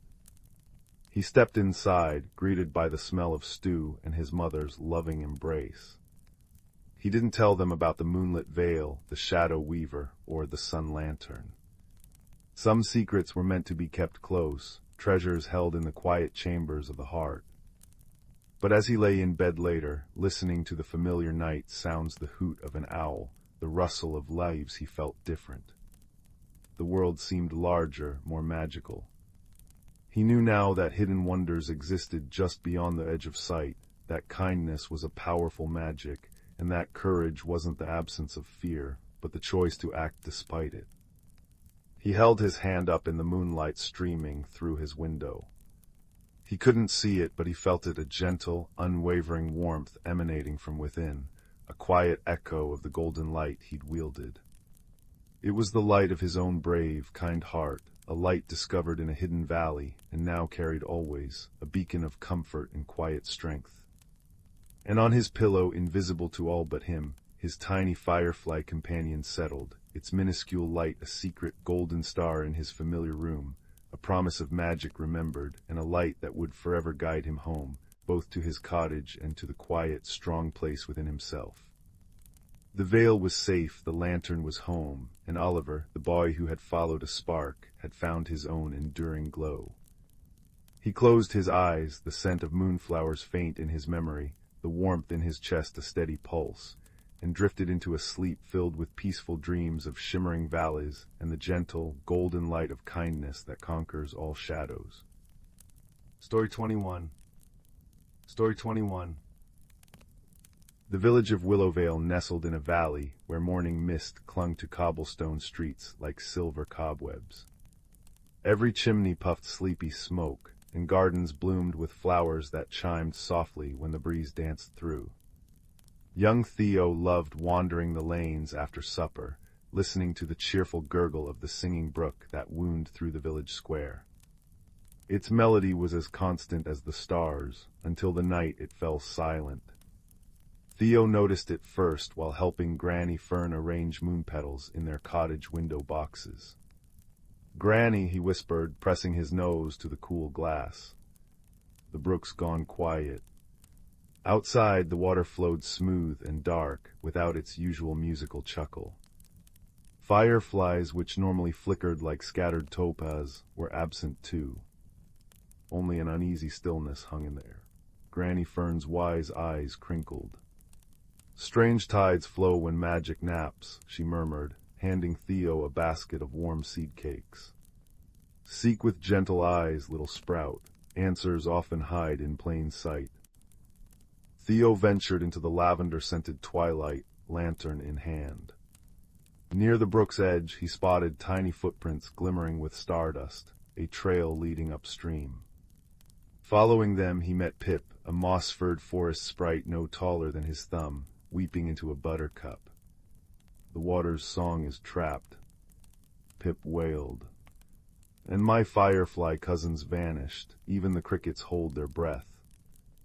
Together, boy and sprite followed the brook past whispering willows. The silence deepened until they reached Mossbell Glade, where the water pooled beneath an ancient stone bridge. There Theo gasped. Dozens of fireflies hovered listlessly above the water, their lights dim as fading embers. Strangest of all, the brook's surface was perfectly still, not a ripple, not a bubble, as if frozen mid-murmur. Something's weighing it down, Theo realized, kneeling. He dipped a finger into the unnaturally heavy water. Like it's full of invisible stones. Pip fluttered anxiously, pointing to the bridge's shadowed arch. There, nearly hidden by ferns, crouched a creature like a teardrop-shaped shadow with sad, pearl-colored eyes, a shivering known for hoarding sorrows. "Poor things weeping," Pip whispered. "Shiverlings cry liquid moonlight, too much makes water sluggish and sad." Indeed, silvery tears streamed down the creature's cheeks, vanishing into the brook with soft plinks. Each tear made the water thicken slightly, muffling its song and draining the firefly's energy. Theo approached slowly, offering a seed cake. "Why such sadness, friend?" The shiverling shivered, its voice a rustle of dry leaves. I lost my lullaby locket, a seashell that holds happy memories. Without it, my heart overflows. It gestured weakly toward the reeds where the fireflies drowsed. They tried to cheer me, but my tears dimmed their light. Theo's mind spun like a maple seed. Granny's words echoed, answers hide in plain sight. He scanned the glade, velvet moss, dewdrop-speckled spiderwebs, and near the shiverling's paw, a half-buried oyster shell gleaming with mother-of-pearl. Your locket, Theo cried. It's right here. The shiverling blinked. But it's empty. I poured all its joy into the brook weeks ago. Then Pip chirped, Theo, look upstream. Where the shiverling's tears flowed in, a cluster of water lilies bloomed with unusual brilliance, their petals humming faintly. Theo waded in, the thickened water cold around his ankles. Beneath the lilies he found smooth stones swirling with captured starlight, the happy memories from the locket shining like trapped fireflies. The brook had tried to carry them, but their magic was too heavy without the shell to contain them. Cleverness sparked in Theo. He gently scooped the glowing stones into the oyster shell locket. As each one clicked inside, the brook's water lightened, swirling faster. He placed the locket around the shiverling's neck. Instantly, the creature's tears turned from silver to clear, joyful drops. You fixed it, it trilled, nuzzling Theo's hand. With a sound like 100 tiny bells, the brook's song burst free, bubbling, laughing, splashing over the stones. The fireflies whirled upward in a golden cyclone, their light blazing bright as miniature suns. Pip danced on Theo's shoulder, scattering glitter. You didn't just see with your eyes, the sprite sang. You saw with your heart. Back in the cottage, Granny Fern wrapped Theo in a quilt smelling of cinnamon as he recounted the adventure. Outside, the singing brook's melody wove through the fireflies' luminous waltz, sweeter than ever. Magic isn't always grand spells, Granny murmured, tucking him in. Sometimes it's listening to what's left unsaid and mending what's quietly broken. Theo drifted to sleep, the brook's lullaby and the fireflies' glow painting his dreams with warmth, knowing even the deepest silences could bloom into song again. Story 22. Story 23. Story 24. Story 25. 26. Story 27. Story 28. Story 29. Story 30. Story 31. Story 32. Story 33. Story 34. Story 35. Story 36. 37. Story 38. Story 39. In the shimmering valley of Whifflewisp, where rivers flowed uphill on Tuesdays and clouds tasted faintly of peppermint, lived three dearest friends. Barnaby Bumblecrumb, a bear-sized baker with oven-mitt paws, could make pastries pirouette midair when he whistled. Posy Puddleduck, a tiny girl with fern-green hair, spoke exclusively in rhyming couplets and carried a parasol that sprouted fresh daisies hourly. And Figaro, a nervous firefly whose tail flickered rainbow hues whenever he told fibs, which was often accidentally. Their home, Puddington Village, thrived under the glimmer globe, a floating crystal that sprinkled stardust each dawn to keep the cobblestones bouncy and the toadstool houses giggly. But one misty morning, disaster struck. The glimmer globe hiccuped violently, showering everything in soggy tapioca pearls instead of stardust. Houses drooped, streets stuck like taffy, and worst of all, Barnaby's cinnamon swirl croissants lay heavy as bricks. "Oh, crumbs," he wailed midst flapping. "The grand sugarplum parade is tomorrow." Posy twirled her daisy parasol thoughtfully. "When magic goes quite lumpy thick, slash we must find why the globe feels sick." Figaro's tail blushed violet. I might have seen something. Yesterday, while chasing a waffle-scented breeze, I spotted sparkly sneezes near Whisperwood Woods. Barnaby gasped. Sparkly sneezes, that sounds like Snufflekins. Snufflekins was a reclusive, woolly creature shaped like a teapot, who powered the globe with dream snorts from his mossy cavern. Racing past caramel quicksand pits and bridges made of licorice laces, the trio found Snufflekin's cave eerily silent. Inside, the poor beast lay buried under mountains of rainbow lint, sneezing feebly. Achoo. Glitter puffed weakly from his trunk. His dream snorts are clogged, realized Posey. To fix this fuzzy plight, we must unmess his snoozes right. But how? Barnaby tried vacuuming with a souffle pump. It just blew raspberry cream everywhere. Figaro attempted organizing the lint by color, but his fibbing tail turned everything polka-dotted. Posey pondered, watching her parasol bloom anew. Suddenly, she beamed. When daisies drink the morning dew, they whisper wishes. Maybe you. She plucked petals, scattering them over Snufflekins. Dear daisies, please make lint unstick, with tickles light and feather quick. The petals quivered, then zipped about like giggling hummingbirds. They dive-bombed the lint piles, tickling them into floating, wriggling shapes, butterflies of Angora, bunnies of cashmere, even a sweater swan that honked merrily. Snufflekins snorted awake with a tremendous KACHOOOO. A glitter storm erupted, sweeping the lint creatures out the cave in a joyous parade. The glimmer globe overhead pulsed back to life, showering proper stardust that dissolved the tapioca mess instantly. Next morning, the sugarplum parade began with Barnaby's croissants waltzing on flaky tiptoes. But the real surprise came when Snufflekins arrived, riding a lint giraffe, leading a procession of yarn puppies and channel caterpillars. Figaro's tail blazed honest gold as children fed lint creatures gumdrop treats. And Posey. She danced atop Barnaby's hat, singing, when troubles seemed too sticky slow, just tickle them with daisies, ho. As moonbeams painted the valley in marmalade hues, the friends snuggled under Barnaby's quilted apron, now magically stretchy. They chuckled, remembering how the sweater swan tried nesting in Figaro's antennae, and how Barnaby's floating eclairs formed a conga line. Snufflekins snoozed nearby, his snores puffing miniature constellations that winked above the drowsy village.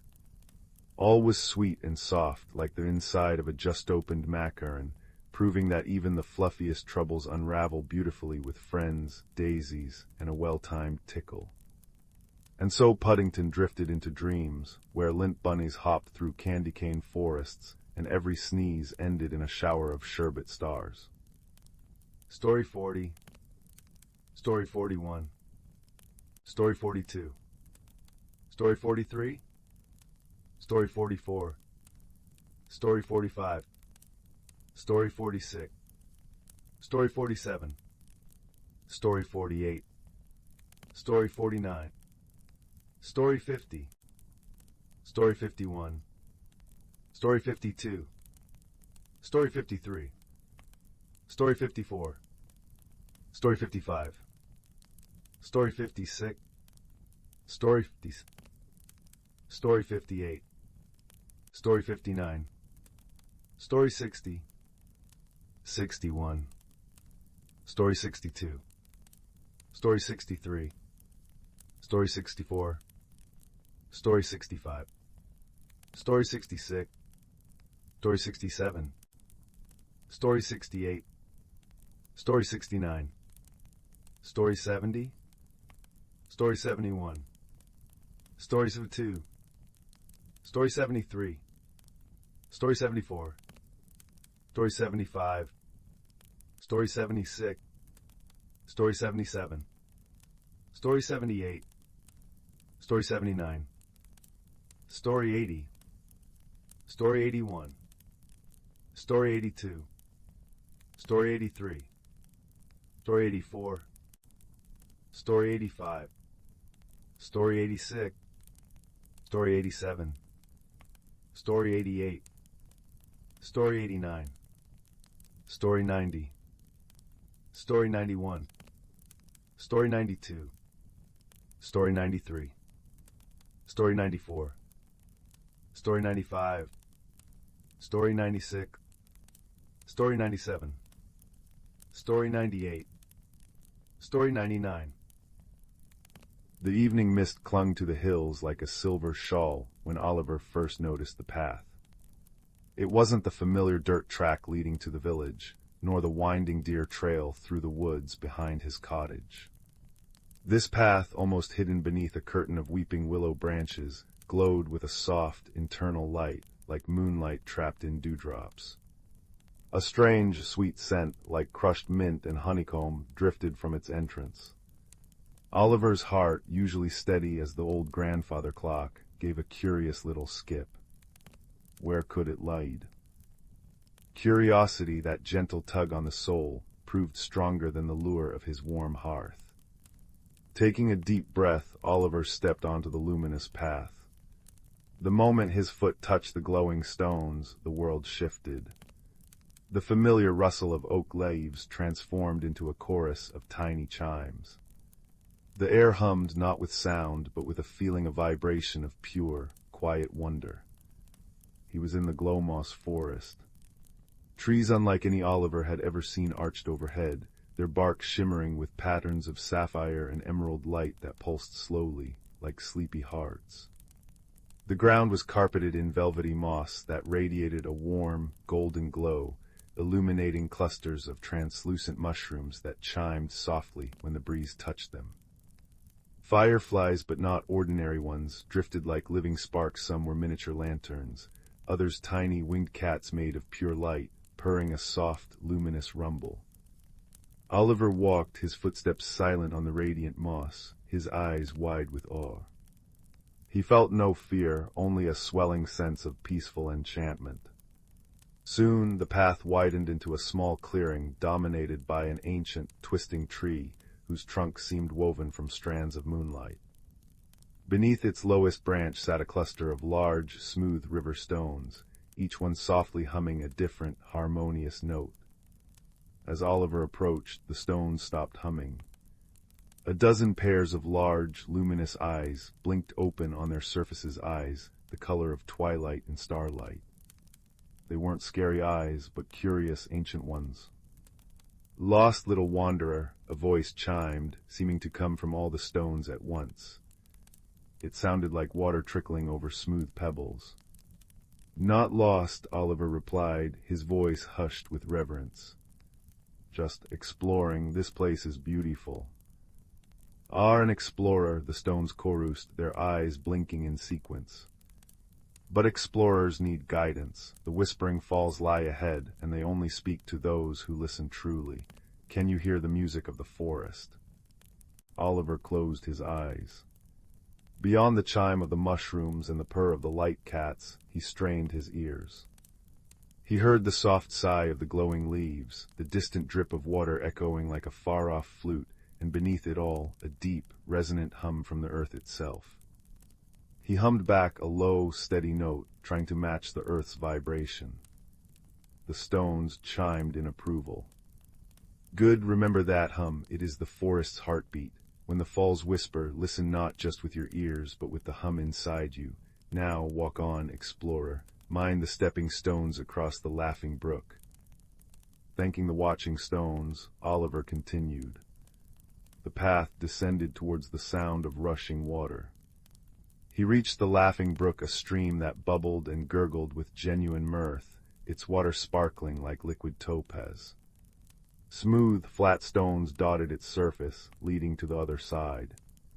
But as Oliver stepped onto the first stone, it wobbled alarmingly and let out a high-pitched giggle. "Oh dear," chuckled the stone. "Forgot to introduce myself. I'm Wibble, bit ticklish." The next stone, "I'm Wobble, careful, I like to dance," indeed began to jiggle slightly. Oliver smiled. This was a challenge, but a gentle, playful one. He couldn't force his way across, he had to move with the stones. He stepped lightly onto Wibble, letting his foot settle gently before shifting his weight. Nice to meet you, Wibble, he murmured. The stone steadied. He stepped onto Wobble, bending his knees slightly to absorb its jiggle. Lovely dance, Wobble, he said kindly. The stone seemed to calm its movements. One by one he met Pebble, Shimmer, and Glint, each with their own little quirk, crossing the brook not by force, but by friendship and careful attention. The brook's laughter seemed warmer, more welcoming as he reached the far bank. Beyond the brook, the air grew cool and moist. The glow of the moss deepened to an emerald green, and the sound of falling water grew louder. He entered a cavern draped with curtains of glowing lichen, like jade waterfalls frozen in time. In the center, cascading down smooth, dark rock into a pool of liquid moonlight, were the Whispering Falls. The water didn't roar, it sighed. It murmured secrets in a language Oliver couldn't understand. He remembered the Watching Stone's advice. He stood quietly near the pool's edge, closed his eyes, and focused inward. He found the low, steady hum within himself, the one that matched the forest's heartbeat. He let that hum fill his mind, a deep, calming resonance. As he did, the sighing whispers of the falls began to weave themselves into his hum. They weren't words but feelings, a sense of ancient peace, the quiet joy of growth, the gentle strength of roots reaching deep into the earth. They spoke of the courage it takes to grow towards the light, even in the deepest shade. They spoke of connection, the moss to the stone, the brook to the sea, the wanderer to the wonders he finds. Oliver stood there, bathed in the fall's luminous spray and profound quiet, feeling the subtle message seep into his bones. True courage isn't the absence of fear, but the quiet decision to step forward anyway. True exploration begins with an open heart and listening ears. You are part of this vast, beautiful hum. When he opened his eyes, the falls seemed to shimmer brighter. Reflected in the pool of moonlight, he saw not just his own face, but a subtle glow around him, like the soft light of the path. He felt lighter, calmer, filled with a quiet understanding. The journey back felt like a gentle farewell. The stepping stones greeted him by name, their movements steadier now. The Watching Stones hummed a soft lullaby of approval as he passed. The glowing trees seemed to lean in, their light patterns forming shapes like friendly waves. Even the light cats brushed against his legs, their purrs vibrating with warmth. He emerged from beneath the weeping willow branches, just as the first true stars began to pierce the twilight sky. The luminous path behind him faded, leaving only the ordinary, comforting darkness of the familiar field. The sweet scent lingered for just a moment, then was gone. Oliver walked back to his cottage, the cool night air feeling fresh on his face. He slipped into his bed, pulling the quilt up to his chin.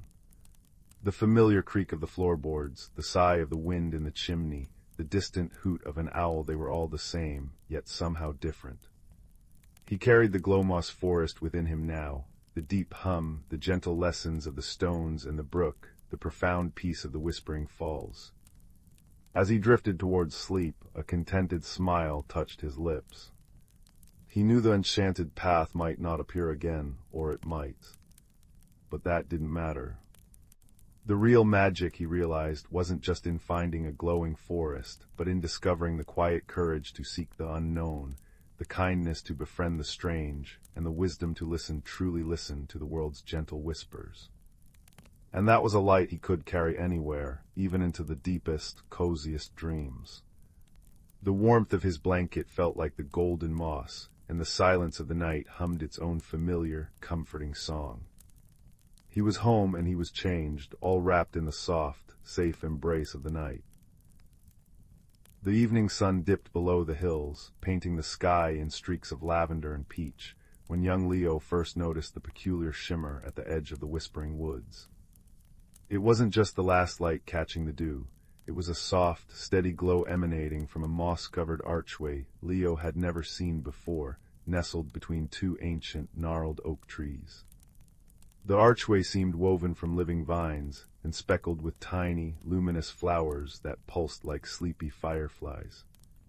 Above it, shimmering letters appeared and disappeared like breath on a frosty window, the door of whispering pines.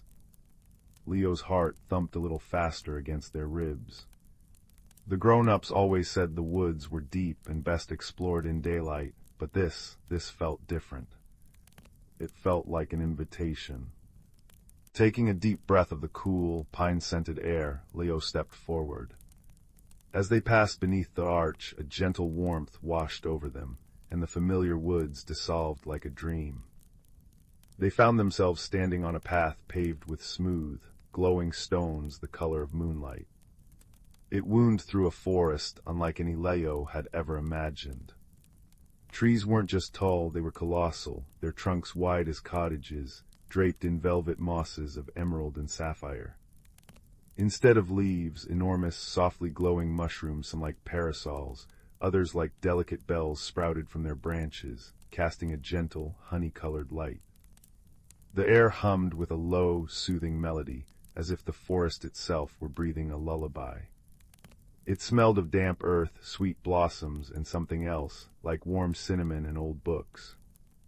Curiosity, bright and fizzy, bubbled within Leo. They followed the path, their footsteps silent on the luminous stones. Soon they encountered the first wonder, a stream that flowed not with water, but with liquid crystal, clear and sparkling. Tiny, fish-like creatures made of pure light darted beneath its surface, leaving trails of shimmering bubbles that popped with soft pings, releasing miniature rainbows that hovered for a moment before fading. As Leo watched, mesmerized, a cluster of floating stones drifted lazily down the path. Perched upon the largest stone was a creature no bigger than Leo's hand. It resembled a tiny owl, but its feathers were made of swirling, iridescent mist, and its large eyes shone like polished amber. It tilted its head, blinked slowly, and hooted a sound like wind chimes. H-O-O-O-O-O-M, it chimed questioningly. "Hello," Leo whispered back, feeling a smile spread across their face. The mist owl blinked again, then fluttered its insubstantial wings, causing the stones beneath it to ripple and chime softly. It seemed to gesture with its beak further down the path before dissolving into a puff of shimmering vapor that drifted upwards, joining the light filtering through the mushroom canopy. Encouraged, Leo continued. The path led them to a bridge spanning a chasm filled with swirling, colorful fog. The bridge, however, wasn't solid. It was made of intertwined beams of pure, soft light, humming faintly. As Leo stepped onto the first beam, it wobbled precariously. A wave of dizziness washed over them, and the colorful fog below seemed to swirl faster, whispering indistinctly. Fear prickled Leo's skin. Go back, it seemed to sigh. Too far, too strange. Leo closed their eyes, remembering the warm glow of the archway, the gentle chime of the mist owl. This wasn't meant to be scary, it was wondrous. Taking a slow, deep breath, Leo focused on the steady hum of the light bridge beneath their feet. They planted their next step firmly, calmly. The wobbling lessened. Step by careful step, breathing steadily, Leo crossed. On the other side, the humming softened into a comforting purr, and a cluster of luminous blue butterflies, their wings edged in silver, fluttered around Leo's head in a brief, silent dance of approval before vanishing into the giant ferns. Further along, the path opened into a clearing dominated by a single, magnificent tree. Its bark was pure white and smooth as porcelain, and its branches held thousands of tiny, star-like blossoms that pulsed with a gentle light. Nestled amongst its roots were several small, furry creatures that looked like kittens sculpted from living moss. They blinked sleepy green eyes at Leo. One, bolder than the rest, padded forward and nudged Leo's hand with its cool, velvety nose. It made a soft, purring sound like rustling leaves. Suddenly a cool breeze sighed through the clearing, carrying with it a deeper chill. The star blossoms on the tree dimmed slightly. The moss kittens shivered and huddled closer together, their purrs turning into tiny whimpers. Leo felt the cold seep into their own bones. Looking around, they spotted a small, dark cave mouth at the base of the white tree. The cold seemed to be flowing from it. A low moan echoed from within. Leo's instinct was to back away. Darkness and cold felt ominous. But seeing the shivering moss kittens, their green eyes wide and trusting, stirred something else. Courage wasn't just about facing big dangers, Leo realized. Sometimes it was about offering warmth in the face of coldness. Remembering the cozy feeling of their own blanket at home, Leo knelt beside the moss kittens. Gently, carefully, they gathered the little creatures close, sharing their own body warmth. The kittens stopped shivering, their purrs returning louder this time, a soft vibration against Leo's chest. The purring seemed to resonate, flowing outwards. The star blossoms on the white tree brightened perceptibly. The cold breeze faltered, and the mournful moan from the cave softened, then faded into silence, replaced by a deep, contented sigh that seemed to come from the tree itself. Warmth flooded back into the clearing. As Leo gently set the moss kittens down, they nuzzled Leo's hand gratefully before scampering back to their roots. The largest blossom on the white tree detached itself and floated gently down, landing softly in Leo's palm. It wasn't just light, it held a warmth that spread through Leo's fingers, a feeling of profound peace and quiet gratitude. A deep, resonant voice, like roots shifting deep in the earth, echoed softly in Leo's mind, not with words but with a feeling. Thank you, little light bringer. Kindness warms the deepest shadows. The path back seemed shorter, bathed in the gentle, unwavering glow of the mushroom forest. The liquid crystal stream chuckled softly as Leo passed. Near the shimmering archway, the cluster of floating stones drifted by again. The mist owl reformed, perched proudly. It hooted its wind-chime hoot, a sound that now felt like a familiar farewell, and dipped its misty head towards Leo before dissolving once more. The stones chimed a soft, clear melody that lingered in the air. Stepping back through the door of whispering pines felt like slipping through a curtain of warm air. Leo stood once more at the edge of the familiar whispering woods, the last streaks of twilight painting the sky. The archway shimmered one last time, then faded, leaving only the two ancient oak trees. Leo walked home, the warmth from the star blossoms still radiating gently from their palm, though the blossom itself had vanished. The ordinary world felt different now, softer, richer, holding secret wonders just beneath the surface. They hadn't fought dragons or found treasure chests, but they had walked a path of glowing stones, befriended creatures of mist and moss, and learned that courage could be found in quiet breaths and shared warmth. The greatest adventure, Leo understood as they climbed into their own cozy bed, wasn't always about how far you go, but about the kindness you carry and the quiet wonders you discover when you dare to step through an unknown door. The memory of the humming bridge, the purring moss kittens, and the grateful sigh of the white tree wrapped around Leo like the softest blanket. And as sleep gently pulled them under, Leo knew, with a heart full of peaceful wonder, that the door of whispering pines would always be there, waiting for those who listened with a curious and courageous heart. The forest outside their window rustled softly, a lullaby whispering of hidden glades and starry blossoms, promising that even in the quiet dark, magic was never truly far away. The rain whispered secrets against the window pane of old Mr. Thimblebee's clockwork shop. Inside, the air hummed with the steady tick-tock of 100 timepieces and smelled of oiled brass, polished wood, and the faintest hint of cinnamon from the tea mister Thimblebee always kept brewing.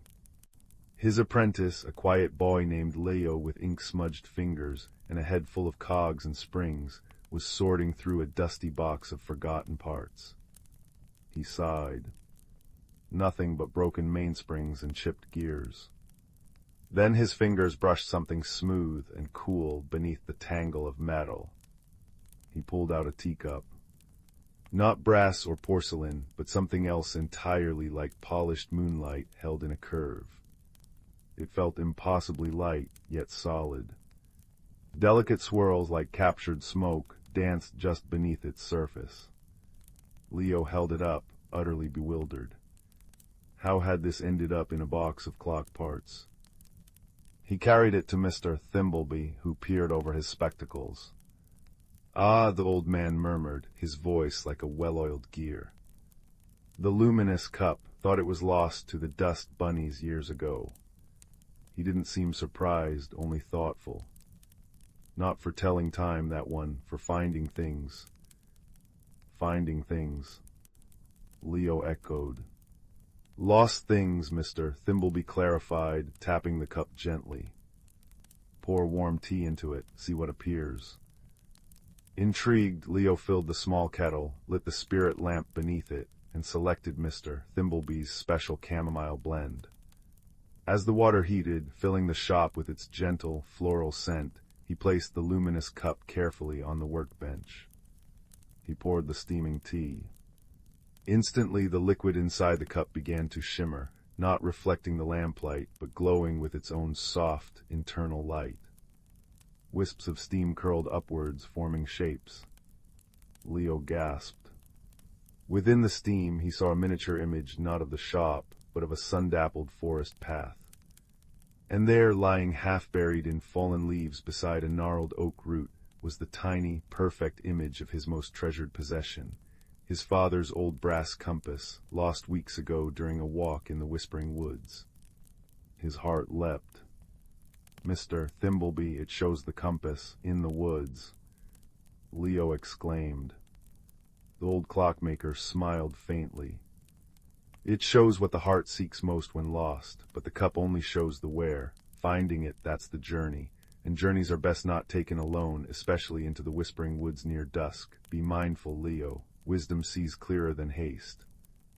Leo understood. He filled a small thermos with the fragrant tea, carefully wrapped the luminous cup in soft cloth, and set out. The rain had softened to a mist that clung to the cobblestones as he left the cozy glow of the shop. The image in the cup led him towards the edge of town, where the neat houses gave way to the ancient, towering trees of the Whispering Woods. The air grew cooler, smelling of damp earth, pine resin, and secrets. His first helper appeared near the old stone bridge. Mrs. Nettle the baker was wrestling with a sack of flour that had tipped precariously from her cart. She was a woman built like a sturdy loaf herself, cheeks rosy and perpetually dusted with flour. "Blast this stubborn thing," she huffed. "Can I help, Mrs. Nettle?" Leo offered. She beamed. "Bless you, lad, strong arms are welcome." Together they righted the sack. Seeing Leo glance towards the woods, she asked about his journey. He showed her the cup, pouring a little warm tea into it. The swirling steam reformed, showing the compass nestled by the oak root, deeper in the woods. Mrs. Nettle's eyes widened. "Lost things finding their way back, that's a bit of magic, that is. Here." She rummaged in her cart and handed him a small, warm parcel. "Hazelnut shortbread for the path. And remember, lad," she added, her voice softening, "sometimes the loudest problems crumble like pastry if you give him a gentle touch, not a shove." Her kindness was like the warmth from the thermos against his chest. Deeper into the woods, the mist thickened, and the light grew dimmer. The path became tangled and confusing. Doubt began to creep into Leo's heart. Had he taken a wrong turn? He poured a little more tea. The image flickered, the compass still waiting, but the path around it seemed obscured by shifting shadows. Suddenly, a soft, rhythmic clink-clink echoed nearby. Following the sound, Leo found Mr. Filbert, the lamplighter, perched precariously on a ladder, carefully cleaning one of the rare glass lanterns that marked the safe paths through the deeper woods. He was a thin, quiet man who moved with deliberate grace.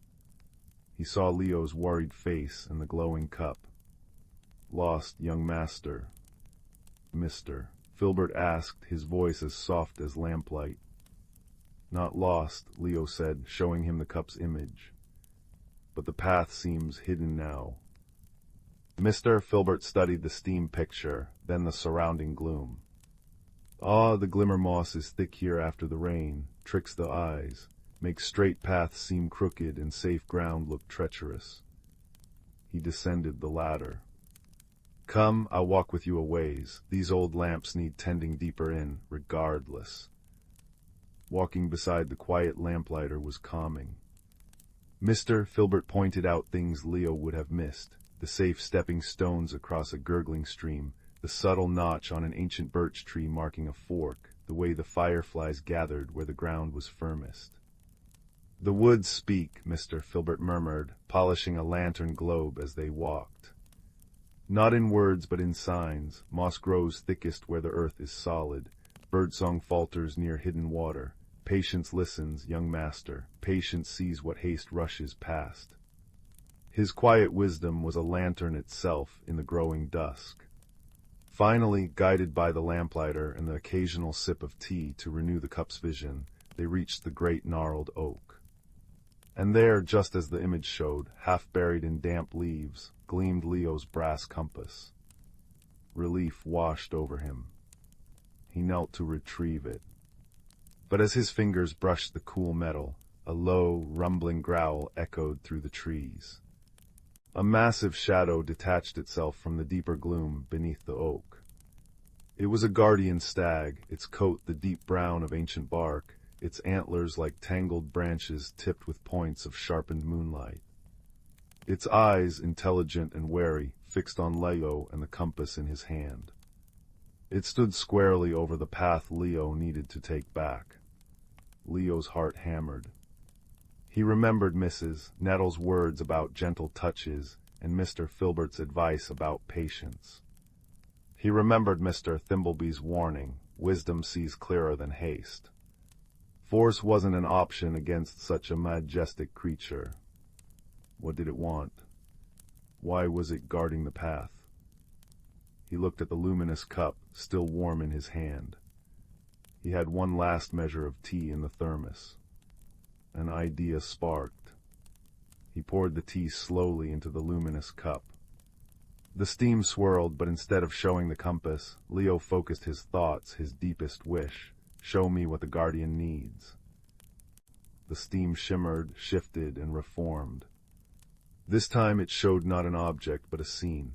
The guardian stag limping slightly, its powerful flank marred by a deep, angry gash tangled with thorny vines. The image pulsed with the creature's pain. Understanding dawned. The stag wasn't guarding the path out of malice. It was protecting itself, wounded and vulnerable. Mr. Filbert, Leo whispered urgently, do you have anything sharp, but small? The lamplighter, understanding instantly, pulled a tiny, precise folding knife from his pocket used for trimming wicks. Leo took it gratefully. He held up the luminous cup, showing the stag the image of its own wound. The great beast snorted, its eyes fixed on the glowing steam. Slowly, cautiously, Leo approached, not towards the path, but towards the stag's flank. He spoke softly, words he didn't fully understand, but that felt calm and reassuring, like the ticking of a well-made clock. The stag remained tense but didn't move away. With painstaking care, using the tiny knife, Leo gently began to cut and unwind the cruel thorns biting into the creature's hide. It took time. He moved slowly, deliberately, whispering apologies whenever the stag flinched. Mr. Filbert stood quietly nearby, his presence a steady anchor. Finally, the last thorn came free. Leo stepped back. The guardian stag shook its massive head, then lowered it. Not in threat, but in what looked remarkably like gratitude. It nudged Leo gently with its velvet nose, then turned and limped away, disappearing silently into the trees, leaving the path clear. Leo's hands trembled, but his heart felt light.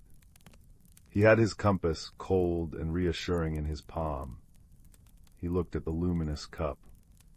The steam had faded, leaving only the dregs of chamomile tea. Its magic felt spent for now, but its lesson glowed warmly within him. The journey back through the Whispering Woods felt different. The mist still curled, but it seemed softer. The sounds, the rustle of leaves, the distant hoot of an owl felt like companions, not mysteries.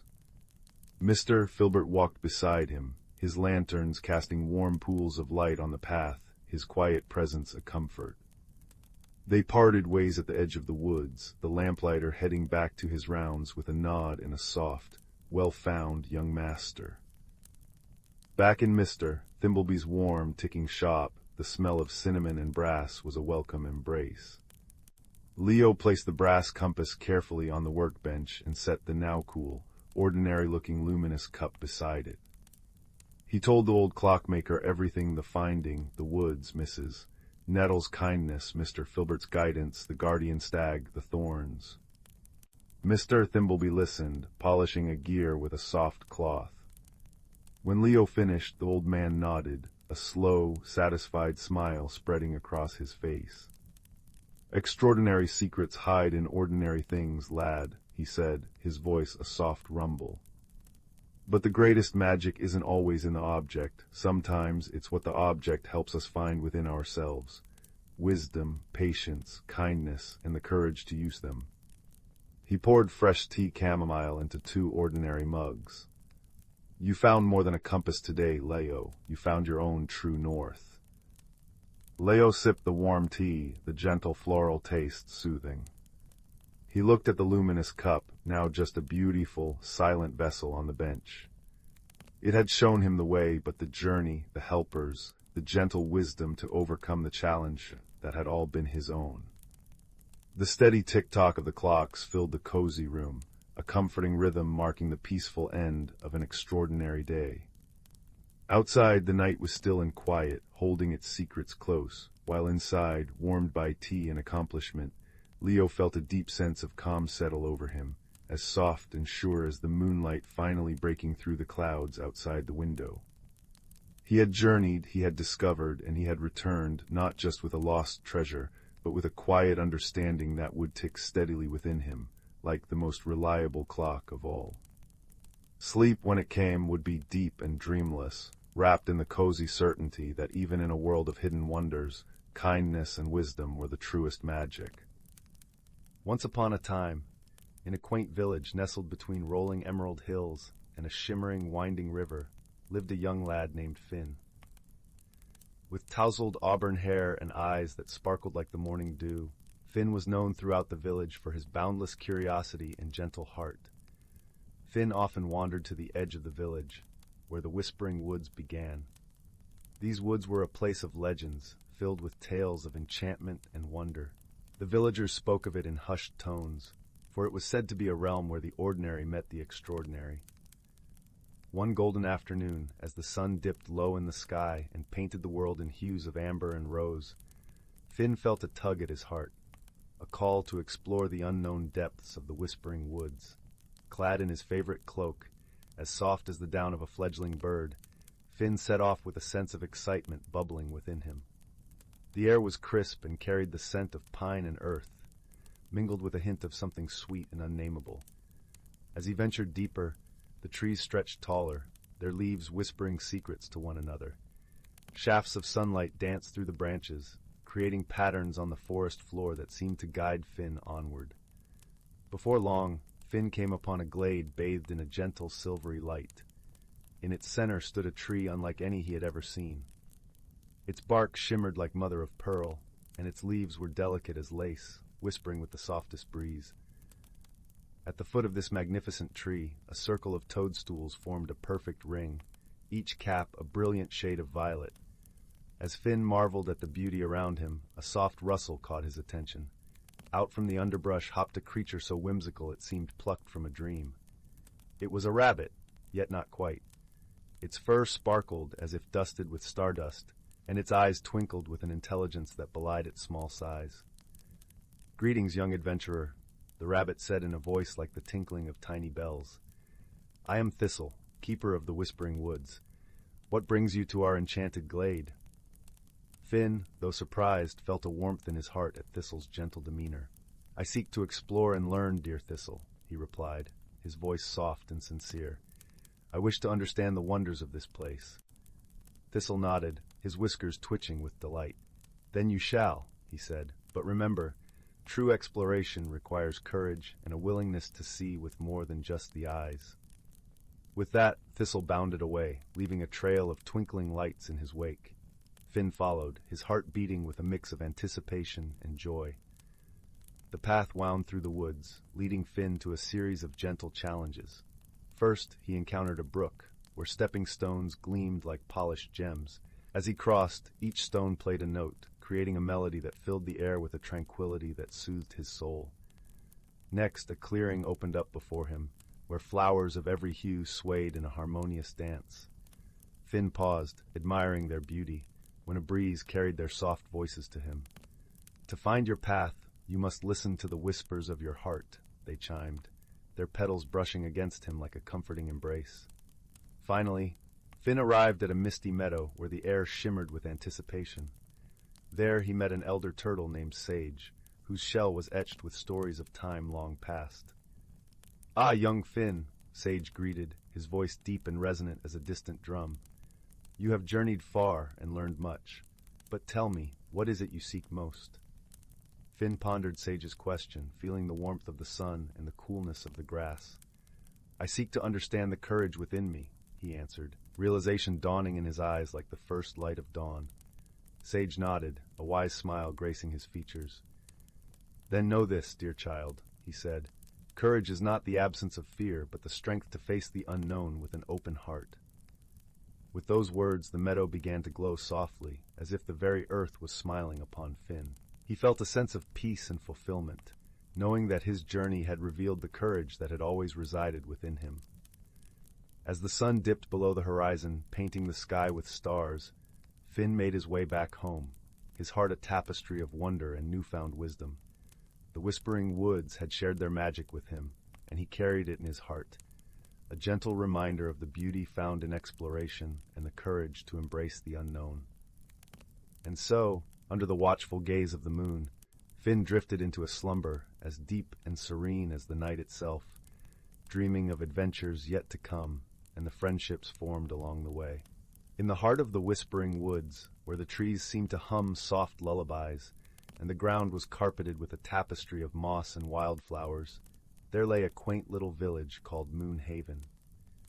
This village, nestled under the gentle glow of a perpetually twinkling sky, was a place where magic flowed as naturally as the babbling brook that wound its way through the center of town. Moonhaven was known for its serene beauty and the warmth of its community. It was a place where the houses were made of smooth, rounded stones, with thatched roofs that looked like they had sprouted from the earth itself. Each window glowed with the soft light of candles, and the air was always scented with the comforting aromas of freshly baked bread and blooming lavender. One crisp autumn evening, as the golden leaves danced gently down from the trees, a peculiar event began to unfold. The village's beloved clock tower, which stood proudly in the village square for generations, had started to chime at odd hours. Instead of its usual melody marking the passage of time, it now played a strange, lilting tune that no one recognized. This curious phenomenon puzzled the villagers, for the clock tower was enchanted to ensure it kept perfect time and harmony with the natural world. The villagers gathered in small groups, whispering under the glow of the street lamps, their breath visible in the cool evening air. Among the villagers was a young girl named Leela, known for her keen sense of curiosity and her love for solving puzzles. Leela lived with her grandmother, Eleonora, in a cozy cottage at the edge of the woods. Eleonora was a wise and gentle soul, whose knowledge of the old ways and stories of the forest was unparalleled. After the clock tower's melody drifted through the night once more, Lila turned to her grandmother with eyes wide with wonder. "Grandmother, what do you think could be making the clock tower chime so strangely?" Eleonora smiled softly, her eyes twinkling with the light of 1,000 stories. "Ah, my dear, the world is full of mysteries, each waiting patiently for the right heart to uncover them. Perhaps it is time you seek the counsel of the forest's guardians."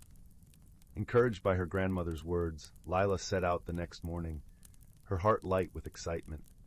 She followed the winding path through the woods, where the sunlight filtered through the leaves like streams of golden syrup. The forest was alive with the sounds of rustling leaves and the distant call of birds. Lila soon arrived at the ancient oak tree known as the Heartwood. This tree was the oldest in the forest, its trunk wide enough to hide an entire family behind. It was said to be the dwelling of the forest's guardians, the elder tree sprites, who were wise creatures of gentle magic and deep understanding. As Lila approached, she noticed faintly glowing figures emerging from the bark of the tree. They were the elder tree sprites, their tiny forms shimmering with an ethereal light. Their eyes, like polished stones, watched her with curiosity and kindness. "Greetings, young Lila," they chorused in voices as soft as the rustle of leaves. "What brings you to the Heartwood today?"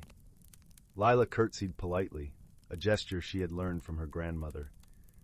"Wise sprites, the clock tower in our village has been playing a strange melody at odd hours, and we cannot understand why. I seek your guidance to unravel this mystery." The sprites exchanged thoughtful glances, their forms flickering like candle flames. "The clock tower's melody is the song of the wind harp," they explained. "It is an ancient instrument, once played by the winds themselves. It seems the melody is calling out for something lost."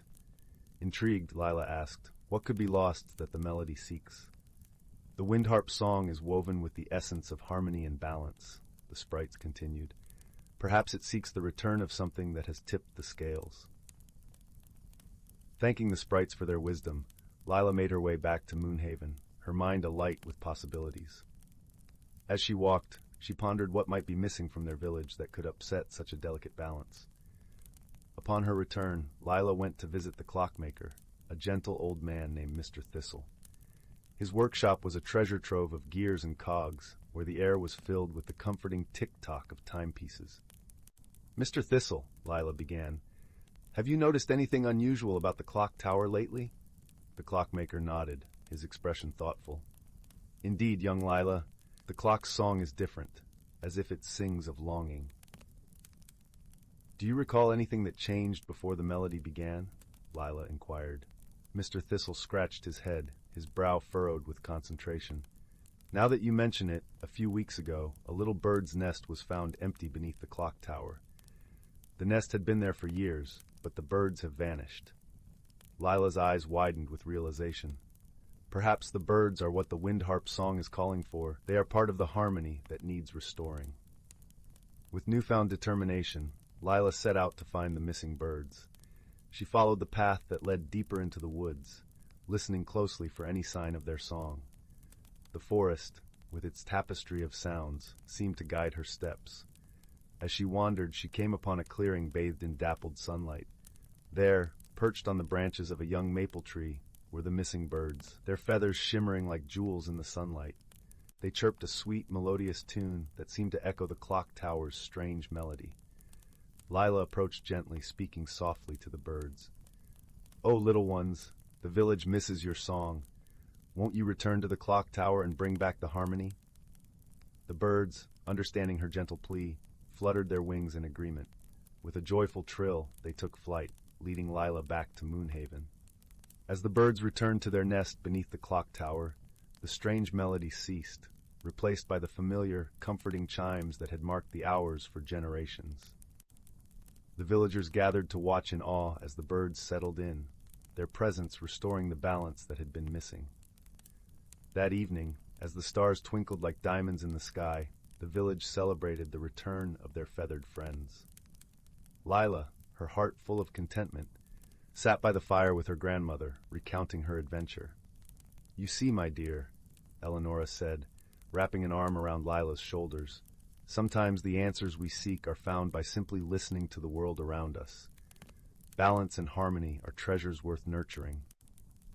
As the fire crackled softly and the night wrapped the village in its gentle embrace, Moonhaven drifted into a peaceful slumber, its harmony restored.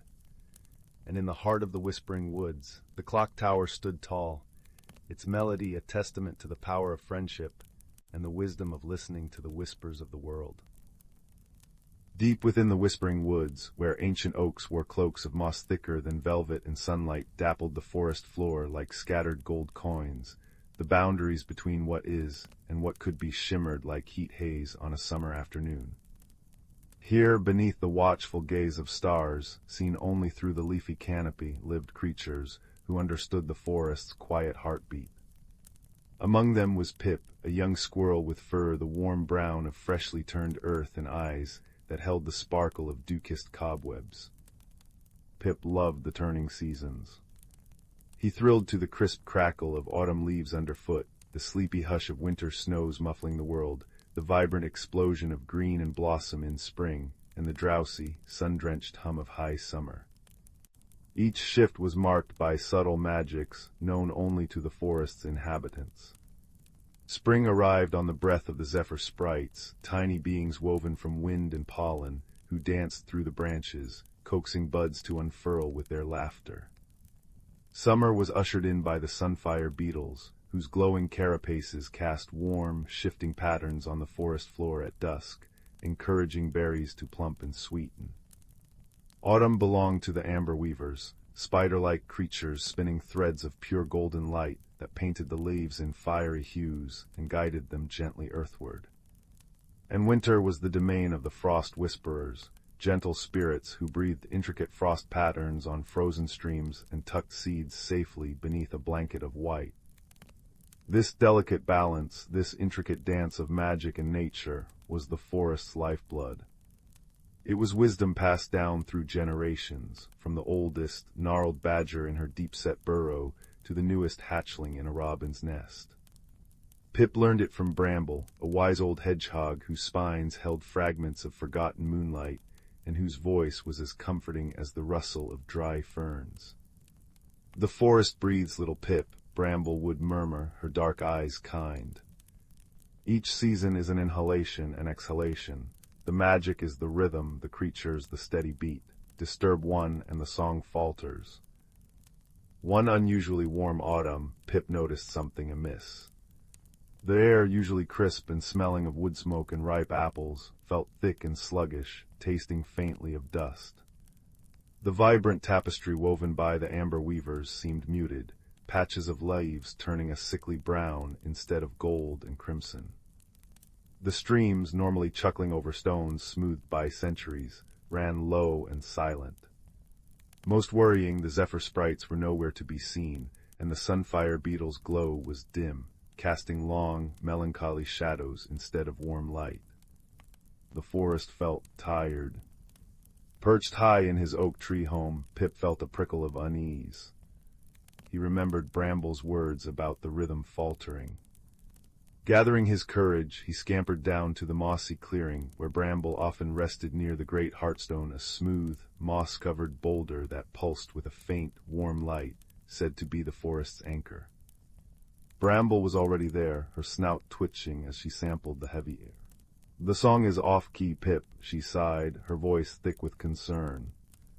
"The amber weavers grow weak, the pools of seasonal essence they are not filling as they should. The connection is blocked." Pip knew of the pools. Deep within the Whispering Woods, hidden in root-choked grottos or beneath waterfalls, were sacred places where the pure essence of each season pooled. These pools fed the magic that sustained the sprites, the beetles, the weavers, and the whisperers. If they were blocked. "We must find out why," Pip declared, his small chest puffing out. "For the forest." Bramble nodded slowly. "Wisdom lies in seeking, little one, but remember harmony requires many voices. Seek the elder." The elder was Thorn, an ancient owl who lived in the hollow heart of the oldest oak, a tree whose roots were rumored to touch the very soul of the world. Pip journeyed towards the sentinel oak, the path unfamiliar in the oppressive stillness. The usual symphony of bird calls was muted. The rustle in the undergrowth sounded hesitant. The scent of decay hung heavier than the scent of fallen leaves. Reaching the sentinel oak felt like stepping into a cool, green cathedral. Moonbeams, even in daylight, seemed to filter through the dense canopy, illuminating the intricate carvings of lichen on the bark. Pip chirruped a soft greeting. Slowly, with immense dignity, Thorn emerged from the shadowed hollow. His feathers were the color of storm clouds in ancient silver, and his eyes, large and luminous, held the depth of star-strewn skies. "Little Pip," Thorn hooted, his voice a soft rumble like distant thunder. "The forest whispers of imbalance. You feel it too in the heavy air, the fading colors." "Yes, Elder Thorn," Pip chattered urgently. "Bramble says the seasonal pools are blocked, the amber weavers are weak, autumn isn't singing right." Thorn closed his great eyes for a moment, as if listening to a voice only he could hear. "The spring pool," he intoned. "Deep within the fern grotto, where the zephyr sprites draw their first breath, a great stone, shaken loose by the grumbling earth in the deep places, has fallen across its mouth. The essence cannot flow. Spring's renewal is stifled, weakening the chain that follows. Summer cannot fully wane, and autumn cannot fully awaken." "But how can we move a great stone?" Pip asked, his heart sinking. He was just a squirrel. Alone. Thorn opened his eyes, a spark of gentle wisdom within them. "No creature of the Whispering Woods stands truly alone. Strength lies in the root, not just the branch. Seek the diggers, seek the lifters, seek the clearers. Remember the harmony." Pip understood. He raced back through the unnervingly quiet woods, his small heart pounding not just with fear, but with purpose. He found Badger Clan near their set. Brock, the sturdy leader, listened gravely to Pip's tale, the scent of disturbed earth clinging to his fur. "A blockage," Brock grunted. "Badgers know the ways of earth and stone. We will dig for the forest."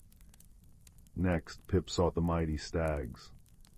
Orion, the herd leader, stood tall and proud, his antlers like a crown of polished wood catching the weak sunlight. "The stone is large," Orion mused, his voice deep and calm. "Strength we have, we will lift for the forest."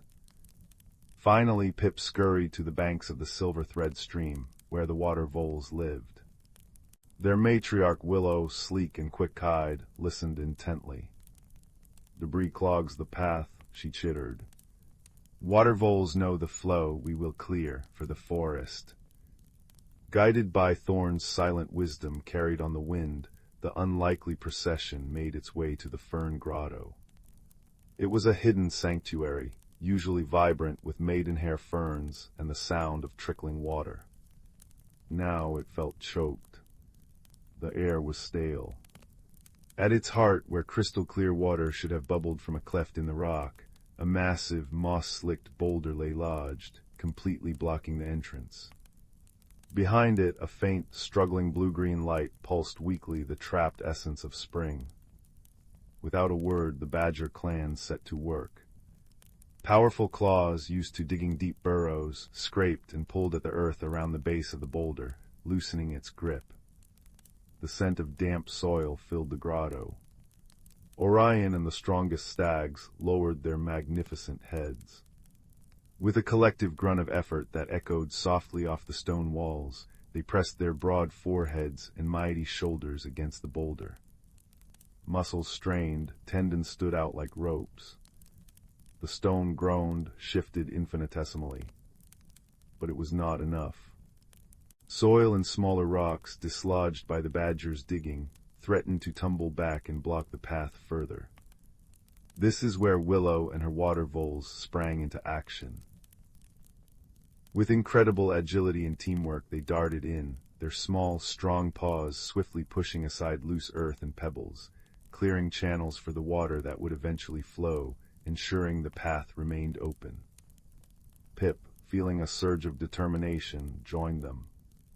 He might not move mountains, but he could carry small stones, clear tiny paths, chirp encouragement to the straining stags. It was hard, slow work. The air grew thick with effort and the smell of damp fur and earth. Moonlight began to filter into the grotto, painting the struggling creatures in silver. Pip's paws ached, his fur was matted with mud, but he looked around at the badgers digging tirelessly, the stags straining with noble effort, the voles darting with precise purpose, and felt a profound sense of belonging. This was the forest harmony, different strengths, different skills, working together for the whole. Finally, with a deep, grating rumble that vibrated through Pip's small bones, the boulder yielded. It rolled ponderously aside, crashing onto the soft earth the badgers had prepared. A gasp seemed to go through the grotto. Then, with a sound like 1,000 tiny sighs of relief, the trapped spring essence surged forth. It wasn't water, but pure, liquid light cool, blue-green, smelling of snow-melting crocuses and the very first breath of dawn. It flowed over the stones, soaking the earth, revitalizing the drooping ferns instantly. They unfurled, glowing with renewed life. The effect was immediate and magical. Outside the grotto, the oppressive warmth began to lift, replaced by the true, crisp kiss of autumn air. A gentle breeze, carrying the faintest giggle, rustled the leaves the zephyr sprites, revived, darting through the canopy. High above, the dim glow of the sunfire beetles flickered, then brightened steadily, casting warm, dancing patterns once more. And most gloriously, Pip saw the amber weavers emerge from hidden crevices. They moved with renewed energy, their spinnerets glowing. Where their threads touched the leaves, the sickly brown vanished, replaced by vibrant golds, fiery oranges, and deep, regal reds. Autumn's true colors began to blaze across the whispering woods. Exhausted but elated, the creatures gathered near the now freely flowing spring pool. The blue-green light pulsed healthily, reflecting in their weary but happy eyes. Orion dipped his great head to drink the cool, magical essence. Brock nodded solemnly. Willow chittered softly with her kin. Pip scampered up onto Bramble's back, who had arrived silently to witness the restoration. "See, Pip," Bramble murmured, her voice thick with emotion, as she watched the amber weavers paint a nearby maple in brilliant crimson. No single root holds up the tree, no single note makes the song. It is the harmony, the digging, the lifting, the clearing, the caring that keeps the forest breathing. The wisdom passed down is not just knowledge, but the understanding of connection. High in his sentinel oak, Elder Thorn watched the transformed woods. The air hummed with the restored magic, clean and sharp. The leaves rustled a joyful chorus in the proper autumn breeze. The silver thread stream chuckled over its stones, reflecting the brighter glow of the sunfire beetles and the newly vibrant canopy. He gave a soft, satisfied hoot that echoed like a benediction through the trees. Pip snuggled into his nest later that night, woven from soft moss and lined with thistle down. The air drifting in was properly cool, carrying the rich, comforting scent of damp earth and wood smoke. Through his little window in the oak, he saw the forest bathed in moonlight. The leaves, now ablaze with the amber weaver's artistry, shimmered like stained glass. The gentle chirp of crickets, the distant hoot of thorn, the rustle of a badger settling into its set, it was the sound of balance restored, a deep, peaceful sigh from the ancient woods. He thought of the straining stags, the digging badgers, the darting voles, the wise guidance of bramble and thorn. The lesson wasn't loud or preaky. It was woven into the very fabric of the night, as tangible as the moonlight on his fur. True strength wasn't about size or power alone. It was about knowing your part in the great, interconnected web of life and acting with kindness and cooperation to preserve its delicate, beautiful harmony. The forest breathed evenly once more, its magical rhythm steady and sure. And as Pip drifted into a deep, contented sleep, the whispering woods cradled him in its timeless, peaceful embrace, whispering its ancient secrets of balance on the gentle autumn wind. The story of the blocked pool and the creatures who mended it would become another thread in the tapestry of wisdom passed down, a quiet reminder that even the smallest paw, guided by a kind heart and joined with others, could help heal the world.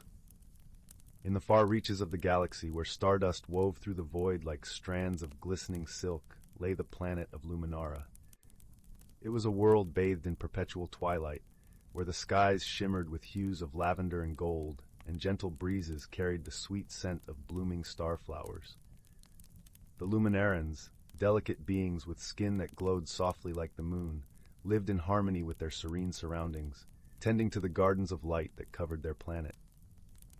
On one particularly tranquil evening, as the twin moons rose to cast their gentle glow over the land, a small spacecraft streaked through the heavens, its hull glinting like a shard of silver against the deepening sky. This ship, a modest transport vessel, was piloted by a solitary traveler from the distant world of Terran. Her name was Lyra, and she was an explorer by trade, one who roamed the stars in search of knowledge and understanding. Lyra's journey had brought her to Luminara, drawn by tales of its beauty and the wisdom of its people. Her heart, though courageous, harbored a loneliness that whispered to her in the solitude of space. As she descended through the atmosphere, her ship's systems suddenly faltered, a cascade of sparks and alarms filling the cabin. With a steady hand and a calm mind, Lyra managed to guide her vessel to a gentle landing in a meadow aglow with the soft luminescence of starflowers. Emerging from her ship, Lyra was greeted not by fearsome warriors or suspicious eyes, but by a single Luminaran who approached with a serene smile. This Luminaran, named Solus, moved with the grace of a breeze and the kindness of a gentle rain. His eyes, deep pools of starlight, held curiosity and a warmth that transcended words. "Welcome, traveler," Solus said, his voice like a soothing melody. "You have come at a time of rest and reflection. How may we assist you?" Lyra, though relieved by the warm welcome, found herself struggling to understand the Luminaran's gentle ways. She had prepared for hostility, for the mistrust of an outsider, and the kindness offered so freely was both comforting and perplexing. "My ship," she began, her voice tinged with the hesitance of uncertainty, "it needs repairs. I did not mean to intrude." Solus merely nodded, his understanding as deep as the night sky. "Here on Luminara, we believe in offering aid to those in need. Your presence is no intrusion, but a chance to share in the exchange of stories and wisdom." As days turned into weeks, Lyra found herself enveloped in the rhythms of Luminaran life. Guided by Solus, she learned the ways of the starflower gardens, their petals soft and fragrant, their glow a gentle caress against the skin. The Luminarans, in turn, listened with rapt attention to Lyra's tales of distant worlds and the marvels she had witnessed among the stars. Yet, not all was smooth in this newfound companionship. Misunderstandings arose, as they often do between those of different worlds. Lyra, eager to help, had attempted to rearrange a section of the garden, believing she was improving it. The Luminarans, who cultivated their gardens with deep reverence and tradition, were taken aback by the changes, though they remained kind in their expressions. Solus, sensing the discomfort that lingered like a shadow, approached Lyra with gentle understanding. "We cherish your enthusiasm, Lyra," he said, his voice a balm to her troubled heart.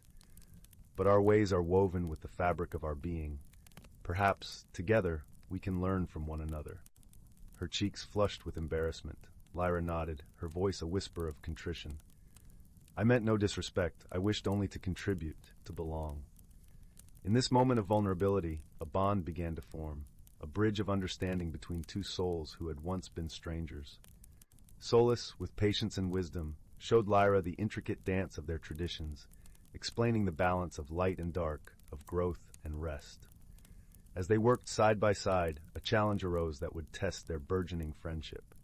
A rare celestial event, the eclipse of shadows, was approaching, a time when the twin moons would align and cast the land into temporary darkness. During this period, the gardens required careful tending, as the absence of light could harm the delicate starflowers. Together, Lyra and Solus faced the eclipse, their efforts a seamless blend of Terran ingenuity and Luminaran tradition. Lyra's knowledge of technology complemented Solus's deep understanding of the gardens, and their collaboration ensured the starflowers continued to thrive even in the absence of light. In the quiet hours of the eclipse, as they rested beneath the canopy of stars, Lyra spoke, her voice a gentle murmur in the darkness. "I have traveled far, seeking knowledge and adventure, yet it is here, in your gardens, that I have found something truly precious, a friend." Solus, his glow a gentle beacon in the night, nodded in agreement. "Our paths are like rivers, Lyra, flowing from different sources but meeting in the same ocean. Through understanding and friendship, we have enriched our journeys." The eclipse passed, and with it came the dawn, a warm embrace of light that painted the world in hues of gold and lavender once more. Lyra's ship, now repaired with the help of her new friends, stood ready for departure. Yet, as she prepared to leave, her heart was filled not with the ache of parting, but with the warmth of connection. Solus and the Luminarans gathered to bid her farewell, their luminescent presence a reminder of the gentle strength found in unity. "Wherever your travels take you, Lyra," Solus said, his voice carrying the promise of their friendship across the distance, "know that you are always welcome here, a part of our story." With a heart lighter than it had been in many years, Lyra embarked on her journey once more, the stars her companions, and the lessons of Luminara her guiding light. As her ship ascended into the embrace of the cosmos, she carried with her the understanding that true friendship, like the gardens of starflowers, blossomed through patience, kindness, and the shared light of two souls, meeting amidst the vastness of the universe.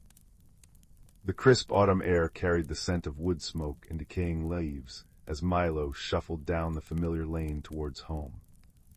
He was a quiet boy, 10 years old, with eyes that noticed things others missed: the intricate pattern of frost on a window pane, the particular way sunlight dappled through the oak tree in his garden, the faintest whisper of the wind through the tall grasses. Today, however, his shoulders slumped. His prized possession, a smooth, worn wooden top his grandfather had carved, had cracked irreparably during a game. The familiar comfort of its rhythmic hum was gone. Seeking solace, Milo wandered into the dusty, comforting gloom of his grandfather's attic. Sunlight streamed through a high, cobwebbed window, illuminating swirling dust motes dancing in the air.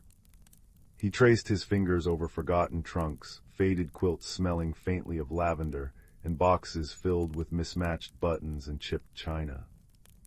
Then, tucked away in a corner behind an old rocking horse missing one ear, his fingers brushed against something cool and smooth.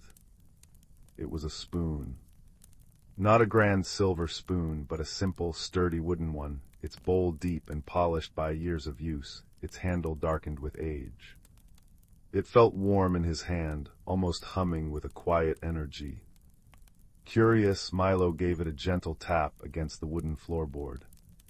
Instead of a dull thud, a clear, resonant ping echoed through the attic, surprisingly loud. Intrigued, he tapped it again. Ping. This time the note hung in the air, shimmering like a tiny bell. Milo's breath caught. He experimented, tapping it lightly against different surfaces.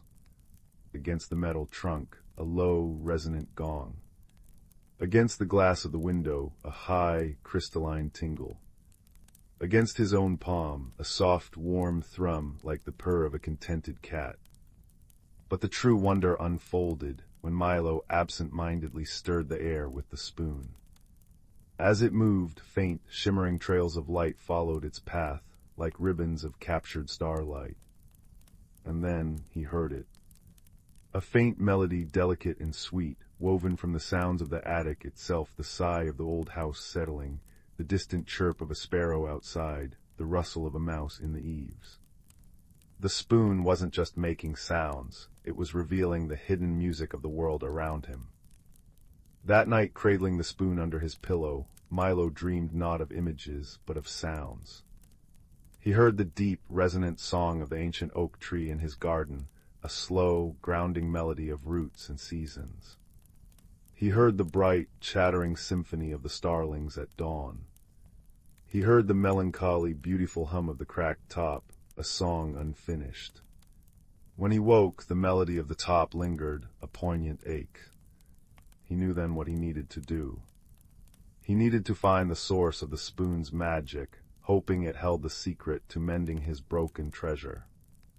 The next morning, clutching the spoon tightly, Milo ventured beyond his garden gate, drawn by the faint, haunting melody of the cracked top that still echoed in his mind. He followed its thread into the Whispering Woods, a place usually filled with the cheerful sounds of birds and rustling leaves. But today, the woods felt strangely muted. The vibrant songs were dampened, replaced by a low, discordant thrumming that vibrated unpleasantly in Milo's bones. The hidden music the spoon revealed was tangled and sour. Deep in the woods, near the moss-covered stones of the old sentinel oak, Milo encountered his first helper. A small russet squirrel with unusually bright, intelligent eyes chattered angrily at him from a low branch. "Shoo, away, too much noise, terrible grating noise." The squirrel, whom Milo learned was named Pip, covered his large ears dramatically. "It's not me," Milo explained softly, holding up the spoon. "It's something else, a bad sound." Pip peered at the spoon, his nose twitching. "That shiny stick, HMPH, noise is coming from there." He pointed a tiny paw towards the heart of the woods where the ancient oak stood. "Grumbleroot's upset. Very upset. Makes everything wrong." Pip, despite his grumpiness, proved invaluable. He knew every root and hollow in the woods, chattering a mile a minute about which paths were safe, avoid the soggy sinkhole, mushrooms there sing off-key, and which berries were best, sun-kissed ones sing sweetest. His constant commentary was peppered with complaints about the noise, but his knowledge guided Milo swiftly through the tangled undergrowth. He explained that Grumbleroot was the ancient spirit of the woods, usually a deep, calming presence whose song nurtured all living things. As they neared the sentinel oak, the discordant thrumming grew louder, vibrating through the ground. The air felt thick and heavy. Beneath the oak's vast, gnarled roots, Milo found the source of the trouble. Not a monster, but a massive, moss-covered boulder that had recently tumbled down the hillside. It was lodged firmly against the oak's thickest root, pressing down with immense weight. And emanating from the point of pressure was the awful, grating sound, the song of the root being crushed and suffocated. The Grumbleroot's pain resonated outwards, silencing the forest's joy. Milo felt a wave of helplessness. He was just a boy. How could he move a boulder bigger than his house? He tapped the spoon against the rock. Clang. A harsh, jarring note that made Pip squeak and cover his ears again. He stirred the air near the root. The shimmering light trails revealed the melody, a deep, agonized groan, tangled with fear. "See," Pip whimpered. "Terrible makes my whiskers ache, how fix, big rock too big." Milo sat down on the mossy ground, the spoon warm in his lap. He closed his eyes, trying to ignore the oppressive noise and focus on the spoon's gentle hum. He thought about his grandfather, who always said, "Listen deeper than the noise, Milo. Find the true note." He remembered the song of his cracked top, a song of spinning joy, abruptly silenced. This was similar but grander. The Grumbleroot wasn't just hurt, it was being silenced. He opened his eyes. "Pip," he said softly, "the Grumbleroot isn't making noise to be mean. It's crying out because it's trapped. It can't breathe its song properly." Pip stopped his frantic ear rubbing. "Crying, like baby bird fallen from nest." "Exactly," Milo nodded. "We need to help it breathe again. We need to move the rock, but not by pushing." He looked at the spoon, then at the boulder, then at the vast network of roots spreading out from the oak like fingers gripping the earth. An idea, fragile as a spiderweb, began to form. "Pip, you know the woods. You know where the roots go, right? The strongest ones." Pip puffed out his chest. "Know everything. Roots go deep, go far. Strong roots under Badger's Hill, under Brook Meadow, under Old Fern's cottage." "Old Fern?" Milo asked. He'd heard tales of the reclusive old woman who lived deep in the woods, a keeper of forgotten lore. Old Fern, wise, sings to her garden, maybe knows rock songs. Pip suggested, his earlier grumpiness replaced by hopeful curiosity.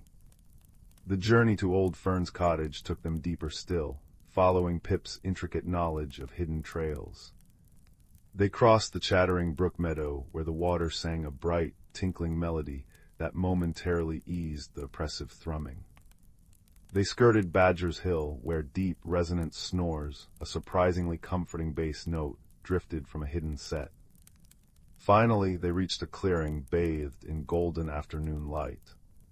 A small, crooked cottage, its stone walls draped in emerald moss and vibrant climbing roses, nestled amongst towering ferns. The air here hummed with a different energy, a complex, peaceful melody of bees buzzing, leaves rustling, and the gentle chime of wind-blown crystals hanging from the eaves. As they approached, the cottage door creaked open. Old Fern stood there, not bent and wizened as Milo expected, but straight and sturdy as an oak sapling, her hair a wild cloud of silver, her eyes as bright and curious as Pip's. She wore a dress patched with countless colors, each seeming to shimmer with its own quiet tune. She smiled, a warm sound like sunlight on stone. Well now, her voice was rich and melodic. The forest has been whispering of visitors carrying a curious song, and a very upset grumble-root, "Come in, little listeners." Inside, the cottage was a haven of cozy chaos. Dried herbs hung from the rafters, smelling of earth and sunshine. Crystals glinted on shelves. A small fire crackled merrily in the hearth, its song a comforting counterpoint to the distant discord. Milo told Old Fern everything: the spoon, the cracked top's song, the crushed root, the grumble-root's pain. He showed her the spoon, its wooden surface glowing softly in the firelight. Old Fern took the spoon gently, her fingers tracing its curve. She stirred the air slowly. Shimmering light trails wove intricate patterns, and the cottage filled with a harmony of its own hidden sounds. The fire's crackle, the kettle's gentle simmer, the settling of the stones. "Ah," she breathed, "the maestro's spoon, crafted long ago by a woodcarver who understood the music within the grain. It reveals the heart-song of things." She listened intently as Milo described the grumble-root's agonized groan. "Force won't shift that stone, young Milo. It's wedged deep. You need resonance. You need to sing with the root, not against the rock." She explained. The grumble-root's true song was one of deep connection, anchoring the forest. The crushing rock was an interruption, a discordant note. To free it, they needed to amplify the root's own strength, its connection to the earth and its kin. "Like tuning an instrument," she said.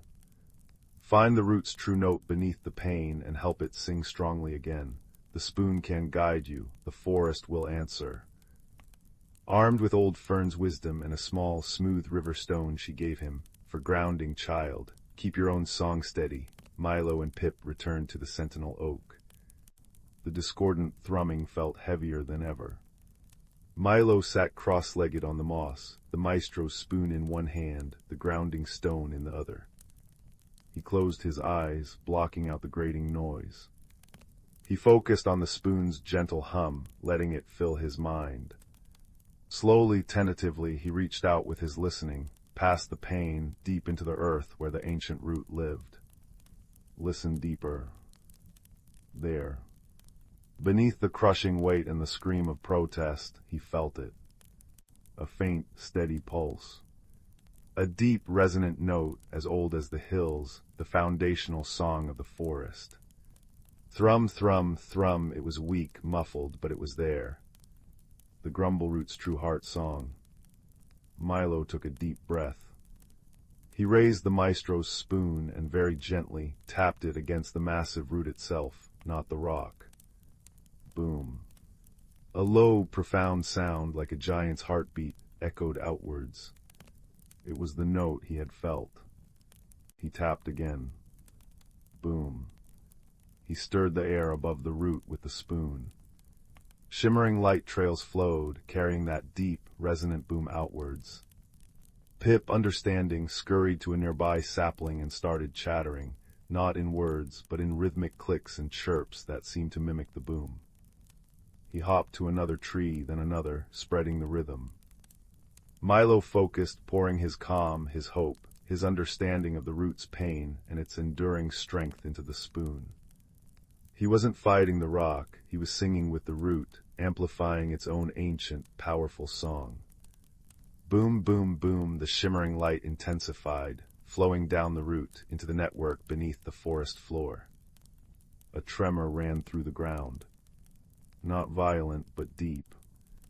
The trees around them seemed to sigh. From the direction of Badger's Hill, a deeper, answering boom resonated. From Brook Meadow, a ripple of sound like flowing water harmonized. From Old Fern's cottage, miles away, a clear, chiming note floated on the breeze. The forest was singing back. The discordant thrumming faltered. The grating sound lessened, replaced by the swelling harmony of the forest joining the Grumbleroot's true song. Boom, ripple, chime, click, the massive boulder groaned. Then, with a sound like a deep, relieved sigh, it shifted. Not violently but smoothly, rolling just enough off the crushed root, settling into a new position beside it. Silence. Not empty silence, but a profound, peaceful quiet. Then a new sound began. A deep, rich, resonant hum, warm and vital, pulsed from the freed root. It spread outwards like a gentle wave. The trees sighed again, but this time with relief. Birdsong erupted clear, joyful, and complex, weaving around the Grumbleroot's grounding hum. The Whispering Woods awoke, its hidden music restored, richer and more beautiful than before. The oppressive weight lifted from Milo's own chest. He felt light, filled with the forest's restored song. Pip danced on a branch, chattering pure, happy nonsense. The maestro's spoon in Milo's hand glowed with a soft, steady light, humming contentedly. The journey back through the woods was a symphony. Every rustle, every chirp, every gurgle of the brook was part of a magnificent, interconnected harmony. When Milo finally reached his own garden, the old oak tree greeted him with a deep, welcoming hum that vibrated up through his feet. He sat beneath its branches, the spoon resting in his lap. He took out the pieces of his cracked wooden top. He wasn't sure if the spoon could mend it, or if it even needed mending anymore. He stirred the air gently above the pieces. The shimmering light trails swirled, and he heard it again, the top's bright, spinning song. But now, woven into it, he heard the deep hum of the oak, the chitter of Pip, the chime of Old Fern's crystals, and the profound, grounding resonance of the Grumbleroot. The song wasn't broken, it had changed. It had become part of a larger, more beautiful melody. Milo smiled, a warm feeling spreading through him. He carefully placed the top pieces in a small hollow at the base of the oak tree, a safe place. It didn't need to spin to sing anymore. Its song belonged to the forest now and to him. That night, as Milo lay in bed, the maestro's spoon resting on his bedside table, the world was alive with music. The wind whistled a gentle lullaby against the window pane. The house creaked its own familiar, comforting tune. Even the distant hoot of an owl was a deep, resonant note in the nighttime symphony. He closed his eyes, listening to the hidden music all around him, the melody of an ordinary world holding extraordinary secrets. He had learned that true magic wasn't about force, but about listening deeply, understanding the song beneath the surface, and finding harmony. And with that gentle knowledge singing softly in his heart, Milo drifted into a peaceful sleep, wrapped in the comforting blanket of the world's secret lullaby. Once upon a time, in a verdant forest where the trees stretched their branches towards the heavens, there lived a community of creatures whose lives were intricately woven into the fabric of nature itself. In this enchanted realm, the whispers of the wind carried ancient melodies, and the babbling brooks sang softly of the secrets they had witnessed over the centuries. At the heart of this mystical forest dwelled a wise old oak tree, its gnarled bark etched with the memories of 1,000 summers. Perched among its branches was a family of owls, guardians of the woodland lore. The eldest owl, whose eyes shone like 2 moons, had seen the forest through countless cycles of rebirth and renewal. One crisp autumn evening, as the leaves danced in a gentle breeze, the young owlets gathered around their elder, eager to learn the ways of the forest. The wise old owl cleared his throat and began to speak, his voice rich and melodious. "My dear ones, this forest is a sacred place, where every living being plays a vital role in maintaining the delicate balance of nature. From the smallest insect to the mightiest oak, each creature has a purpose, a thread woven into the tapestry of life. The owlets listened intently, their feathers ruffling in the cool night air. "Look around you, my children," the elder continued. "See how the squirrels meticulously gather their winter stores, ensuring the survival of their kind. Observe the bees as they flit from flower to flower, pollinating the plants that sustain us all. Even the mushrooms that sprout from the fallen logs play their part, recycling the nutrients of the earth." As the wise owl spoke, the forest seemed to come alive with a symphony of sounds, the rustling of leaves, the chittering of insects, and the distant call of a nightingale. The owlets marveled at the intricate tapestry of life that surrounded them. "But our forest is not merely a place of survival," the elder added, his eyes twinkling with ancient wisdom. "It is a realm where magic breathes life into every season, where the cycles of nature are celebrated with reverence and wonder."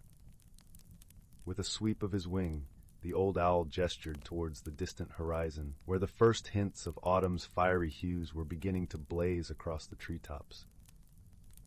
As the leaves turn crimson and gold, the forest prepares for its annual slumber, embracing the chill of winter with grace and acceptance. It is during this time that the fairies gather, spinning their gossamer threads to weave blankets of warmth for the slumbering creatures. The owlets gasped in delight, for they had heard tales of the elusive fairies, but had never glimpsed their enchanting presence. "And when the first snowflakes drift down from the heavens," the elder continued, "the spirits of the forest awaken, their icy breath painting intricate patterns upon the frozen ponds and streams. These spirits are the guardians of winter, ensuring that the forest rests peacefully until the first buds of spring emerge." As the night deepened, the old owl's voice grew softer, lulling the owlets into a state of tranquil wonder. He spoke of the magical renewal of springtime, when the earth awakened from its slumber, and the forest was alive with the songs of nesting birds and the gentle unfurling of new leaves. He described the vibrant energy of summer, when the forest basked in the warmth of the sun, and the air was thick with the fragrance of wildflowers. Throughout his tales, the wise old owl wove a tapestry of interconnectedness, reminding his young charges that every creature, every plant, and every element of the forest played a vital role in maintaining the delicate balance of nature. "Remember, my dear ones," he whispered as the first rays of dawn peeked through the canopy. "The wisdom of the forest has been passed down through generations, a sacred trust that we must honor and protect. For it is only through our reverence for the natural world that we can ensure its beauty and magic will endure for centuries to come." As the sun rose over the ancient forest, the owlets blinked sleepily, their hearts filled with a newfound appreciation for the wonders that surrounded them. They knew that the lessons of the wise old oak would guide them through their lives, reminding them of the sacred harmony that bound all creatures together in nature's eternal dance. Once upon a time, nestled deep within the heart of a vast and ancient forest, there lay a village unlike any other. This village, known as Lumen, was a place where the air was always sweet, with the scent of blooming wildflowers, and the gentle rustle of leaves whispered secrets of old to anyone who cared to listen. Each cottage was quaintly adorned with climbing ivy and surrounded by vibrant gardens, creating a tapestry of colors that danced in the golden light of the setting sun. In this enchanting village lived a young girl named Anwen.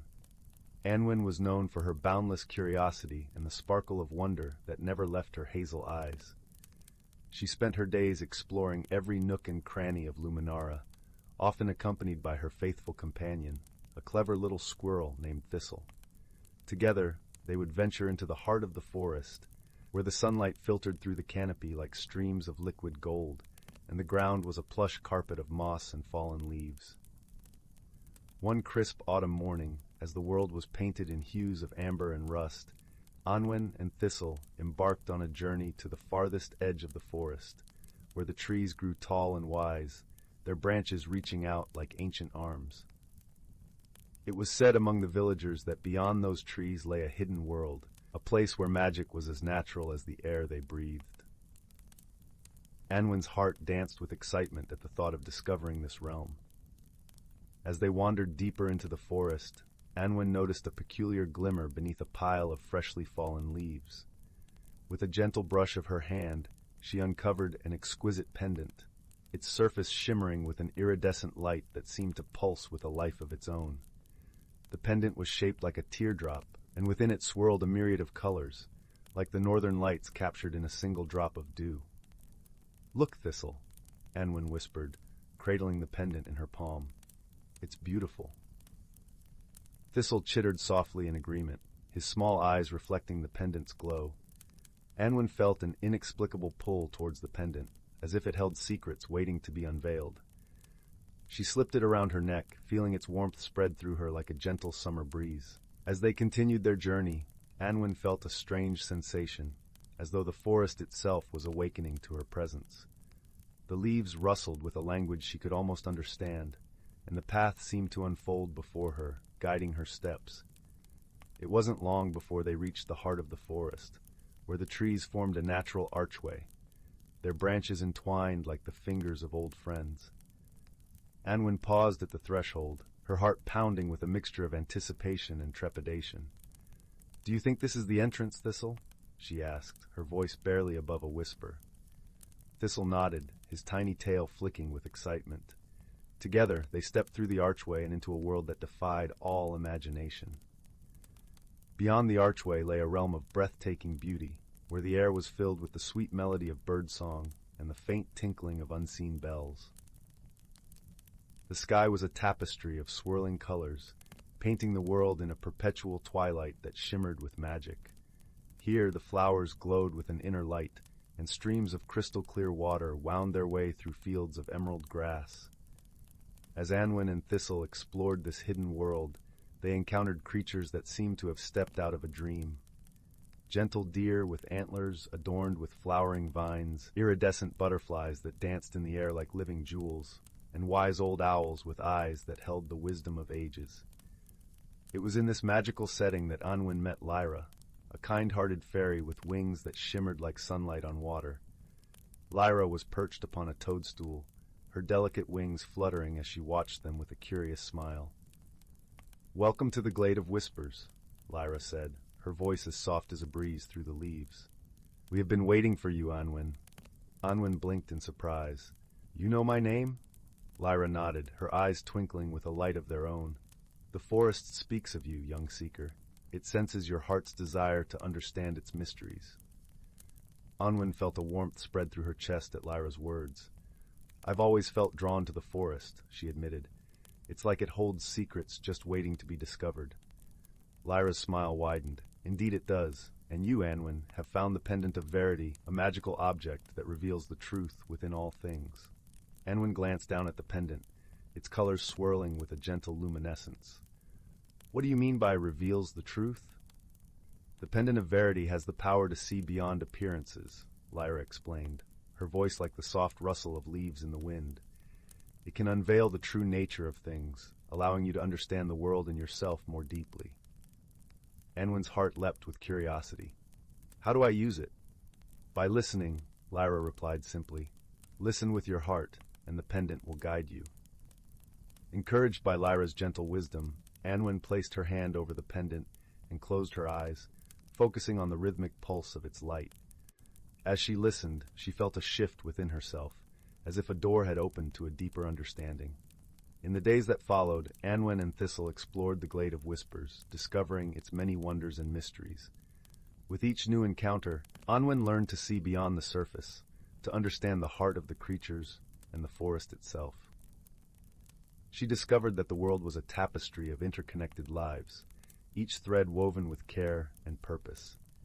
Through her journey, Anwen formed a bond with Lyra, and together they shared stories and laughter beneath the starlit sky.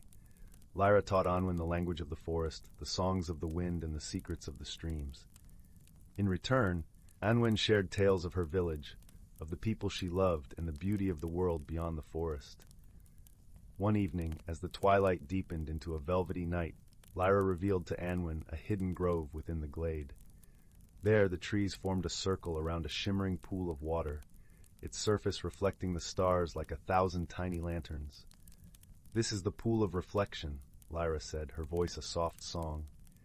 "It holds the memories of the forest, the stories of those who have come before. With the Pendant of Verity, you can glimpse these memories and learn from them. Anwen knelt beside the pool, her heart filled with a mixture of awe and reverence. She leaned over the water, and as she gazed into its depths, the pendant began to glow with a gentle light. Images danced across the surface, scenes of joy and sorrow, of friendship and courage. Through the memories, Anwen saw the stories of those who had walked the forest paths before her. She witnessed their triumphs and challenges, their moments of kindness and bravery. Each story touched her heart, weaving a tapestry of understanding and compassion. As the final image faded, Anwen felt a profound sense of connection to the world around her. She realized that her journey was not just about discovering the magic of the forest, but about understanding the magic within herself. With this newfound wisdom, Anwen returned to Luminara, her heart forever changed by the wonders of the hidden world. She shared her experiences with the villagers, inspiring them to look beyond the surface and see the beauty and truth in all things. As the seasons turned, Anwen continued to visit the Glade of Whispers, her bond with the forest and its inhabitants growing ever stronger. The pendant remained a cherished reminder of her journey, a symbol of the wisdom she had gained and the magic that lived within her heart. And so, under the watchful gaze of the ancient trees and the twinkling stars, Anwen's story became a part of the forest's tapestry, a tale of friendship, discovery, and the transformative power of seeing the world with eyes of wonder and a heart of truth.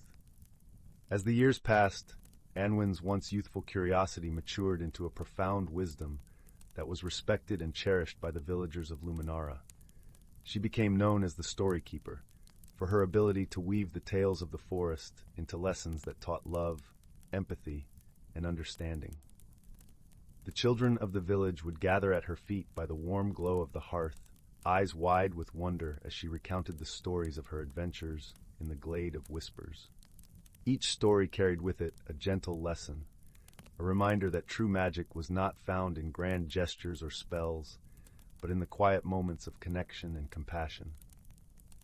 One winter's eve, with snowflakes cascading gently from the sky, Anwen felt a familiar tug at her heart, a call from the forest that she could not ignore. With Thistle by her side, now older and wiser, she made her way through the snow-draped trees to the familiar archway of the Glade of Whispers. Lyra awaited her there, her wings shimmering with a soft, silvery glow that mirrored the moonlight. "Welcome back, dear friend," she greeted, her voice a melody of warmth and joy. Anwen smiled, her heart swelling with the familiarity of their friendship. "It's good to be home," she replied, her voice a whisper in the stillness of the winter night. As they walked together through the glade, Lyra shared news of the forest, of new life and the changes that time had wrought. Anwen listened with a heart full of gratitude, her love for this hidden world as strong as ever. "Anwen," Lyra said softly, pausing beneath a towering oak, "the forest has a gift for you, a token of gratitude for all that you have given to us." Curious, Anwen followed Lyra to the pool of reflection, where the water lay still and silent beneath a blanket of snow. As she approached, the pendant around her neck began to glow, casting a gentle light upon the surface of the pool. With a soft murmur, the water parted, revealing a small, intricately carved box that shimmered with the iridescence of the pendant. Anwen reached out, her fingers brushing against the smooth wood, and she felt a warmth spread through her, a sense of peace and fulfillment. "This is the box of echoes," Lyra explained, her voice filled with reverence. "It holds the echoes of your heart, the memories and wisdom you have gathered on your journey. It is a reminder that your story is woven into the very fabric of the forest." Tears of gratitude filled Anwen's eyes as she accepted the box, feeling the weight of its significance. She knew that her journey had come full circle, that the magic of the forest was now a part of her, as she was a part of it. With the box in hand, Anwen returned to Luminara, her heart filled with a sense of purpose and belonging. She continued to share her stories, her wisdom growing with each passing season, her love for the village and the forest as enduring as the stars in the night sky.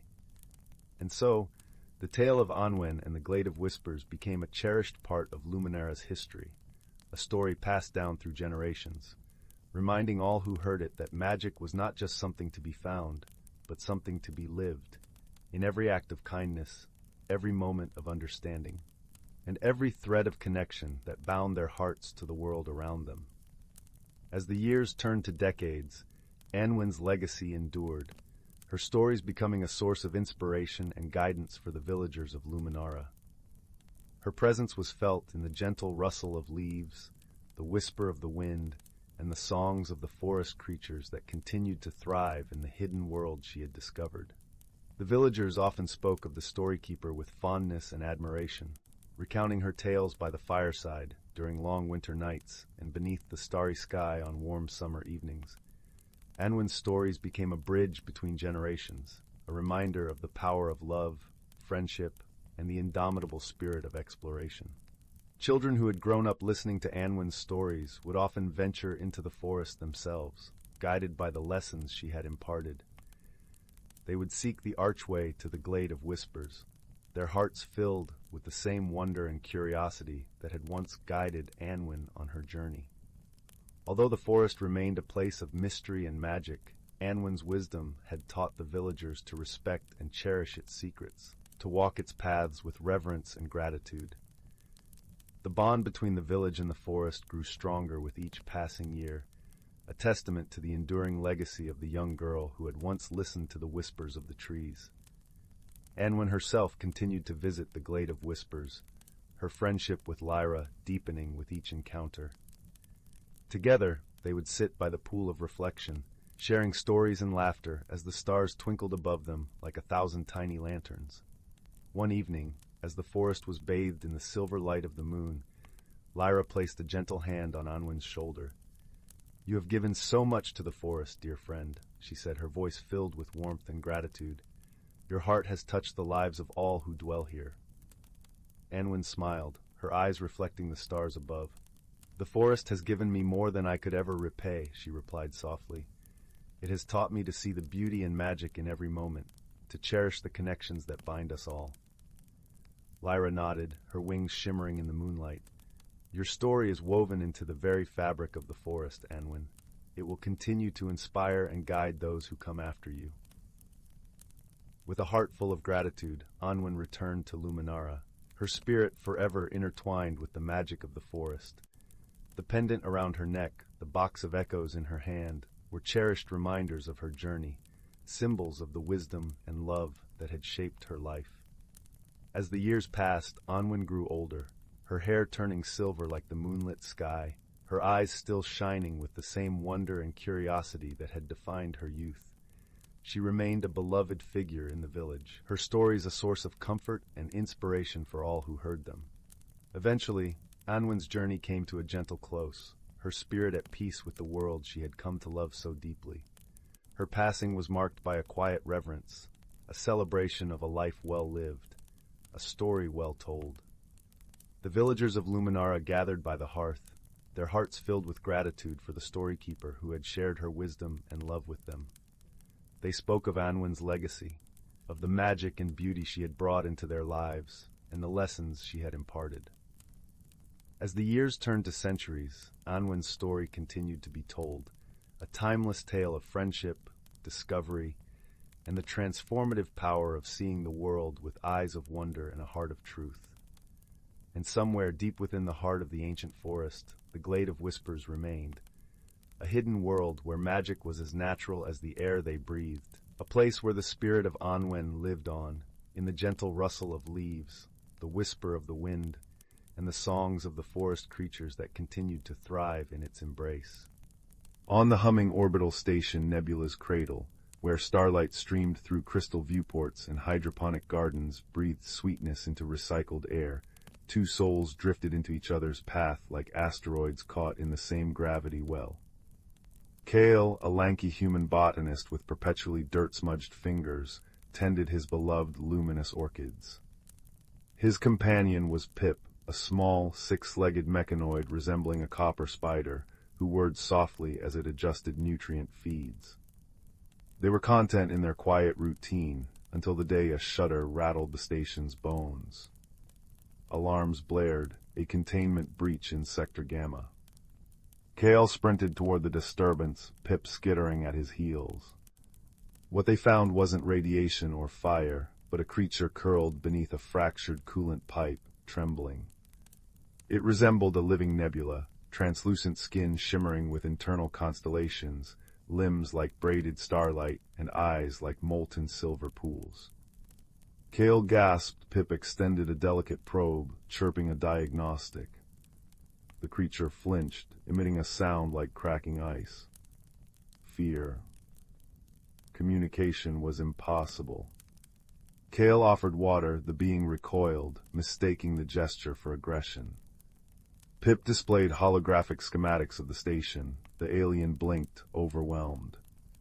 Its name, they learned days later through painstaking gestures, was Lyra, from the water world Thalassar, where thoughts flowed like currents and touch conveyed meaning. Here, stranded after her scout pod collided with debris, Lyra felt adrift in a desert of harsh lights and jarring sounds. She perceived Kale's attempts to help as clumsy intrusions, Pip's whirs as threatening buzzes. Loneliness was a cold, suffocating tide. The misunderstanding deepened when the station's core life support faltered. Lights dimmed, the air grew thin and stale. Kale, deciphering schematics with Pip, realized only thalassarian biogel, a substance Lyra secreted when calm, could reseal the fractured oxygen recyclers. But Lyra, sensing the panic around her, had retreated into a defensive shell, her skin hardening into opaque crystal. Kale approached with tools. Lyra saw weapons. Pip extended a welder. Lyra hissed, mistaking it for a predator's mandible. She thinks we're attacking her. Kale realized, heart sinking. Their survival depended on trust, yet an ocean of fear lay between them. Then Pip did something extraordinary. The little mechanoid didn't approach Lyra. Instead, it scuttled to Kale's abandoned orchid tray, its delicate limbs carefully plucking a wilting bloom. With agonizing slowness, Pip placed the flower before Lyra, then retreated. It began to hum, not its usual mechanical whir, but a gentle, melodic vibration that echoed the station's distant harmonic stabilizers. The sound was familiar. Lyra uncurled slightly. Thalassarians communicated through resonant frequencies in water. This dry, artificial hum carried a ghost of home. Hesitantly, Lyra reached out. Her crystalline fingertip touched the orchid's petal. Kale held his breath. Lyra's skin softened, glowing faintly. She touched the flower again, then looked at Pip. A soft, chiming note escaped her, a question. Pip responded with 2 ascending tones. A conversation began, fragile as spun glass. Pip became the bridge, translating Lyra's resonant pulses into binary flashes Kale understood, converting his words into vibrational patterns Lyra felt. They learned her gel wasn't harvested, but shared in moments of deep connection. Survival wasn't about taking, it was about giving. Working together, they became a symphony. Kale rigged a hydration mist to mimic Thalassar's humidity, soothing Lyra. Pip calibrated sonic emitters to amplify her calming frequencies. As the station groaned around them, Lyra closed her eyes, focusing not on fear, but on the fragile trust blooming between them. Her skin shimmered and luminous gel, warm as sunlight, pooled in her palm. Kale, guided by Pip's precise instructions, applied it to the recyclers. With each seal repaired, the air grew sweeter, the light steadier. When the final breach closed, Lyra slumped, exhausted. Kale caught her, not with tools but with open hands. Her skin pulsed softly against his, a language beyond words saying, "I am safe with you." Weeks later, Lyra's repaired pod prepared to depart. Nebula's cradle gleamed, its gardens thriving under Kale's care, Pip polishing viewports with quiet pride. At the airlock, no words were needed. Lyra pressed her forehead to Kale's, a thalassarian gesture of eternal bond. To Pip, she offered a single, perfect luminous orchid grown from their shared garden, its roots entwined with a strand of her starlight hair. Pip stored it carefully within its chassis, a warm light glowing where its heart might be. As Lyra's pod vanished into the star-flecked velvet, Cale felt not emptiness, but fullness. He understood now, friendship wasn't about speaking the same language or sharing the same sky. It was the quiet hum in the darkness that says, "You are not alone." It was the flower offered instead of a weapon, the gel given freely, the light held safe within a metal chest. Pip chirped softly, projecting a hologram of Lyra's orchid beside Thalassar's swirling oceans. Together, human and mechanoid watched the stars, their silence a comfortable, lasting warmth, like embers in a hearth after a long journey. Some bonds, they knew, stretched farther than light years, anchored not in sameness, but in the brave, gentle choice to understand. And in the vast, whispering cosmos, that made all the difference. The village of Willowbrook nestled in a valley where sunbeams danced on dew-kissed cobblestones, and the air always smelled faintly of baking bread and wild thyme. Young Ben lived there with his grandfather, a quiet boy with eyes the color of storm clouds, and a heart that noticed things others overlooked. While other children chased butterflies or played kick-stone, Ben often sat by the old stone well in the square, tracing the cracks in the worn wood of its cover, wondering about the secrets whispered beneath the surface.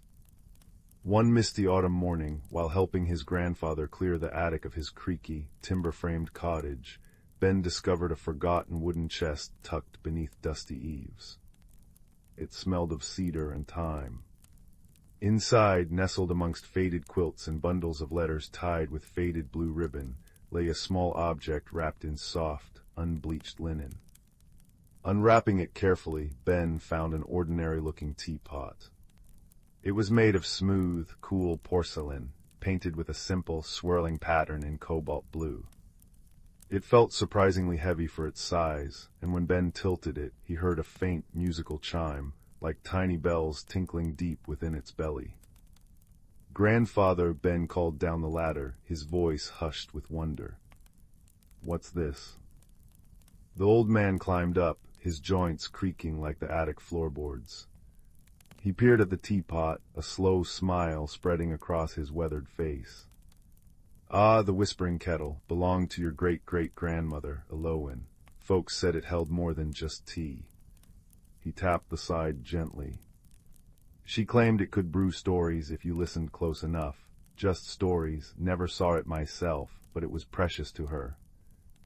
That night after grandfather had gone to bed, Ben sat by his own small window, the Whispering Kettle on the sill beside him. The moon painted silver streaks on the floorboards. On impulse, Ben poured cool water from his jug into the kettle and whispered, "Tell me a story." Nothing happened. Disappointed, Ben sighed. But as he turned to leave, a faint wisp of steam curled from the spout. It didn't smell like tea leaves, it smelled like old paper and distant rain. And then, soft as a sigh, a voice seemed to echo not in his ears, but within his very bones. It spoke of a hidden glade, far beyond the whispering woods that bordered Willowbrook, where a pool of purest moonlight water shimmered, its surface reflecting forgotten constellations. The voice spoke of the pool's magic fading, dimmed by a creeping, cold shadow of forgetting. The story ended with a feeling of profound sadness, like a lost melody. Ben felt a strange pull in his chest, a yearning as deep as the kettle's chime. He knew with a certainty that surprised him that he had to find that glade. The Whispering Kettle hadn't just told a story, it had offered a quest. He packed a small bag, a wedge of cheese, a crusty loaf, his warmest woolen scarf, and carefully the Whispering Kettle wrapped in the linen cloth. At dawn, Ben slipped out, the village still dreaming.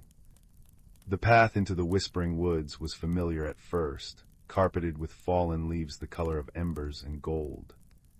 But soon the trees grew taller and closer, their gnarled branches weaving a canopy that filtered the sunlight into shifting green patterns. The air grew cooler, filled with the scent of damp earth and pine resin. Ben felt small and alone. He stopped by a mossy boulder, unsure which path to take. Lost are we, young sprout, a gruff voice rumbled from beneath the boulder. A large, silver-furred badger with wise, dark eyes pushed his way out. He wore a tiny pair of spectacles perched precariously on his snout. Name's Thorn. Paths in these woods twist like a squirrel's tail if you don't know their rhythm. Ben explained his quest, showing Thorn the whispering kettle. The badger sniffed it thoughtfully.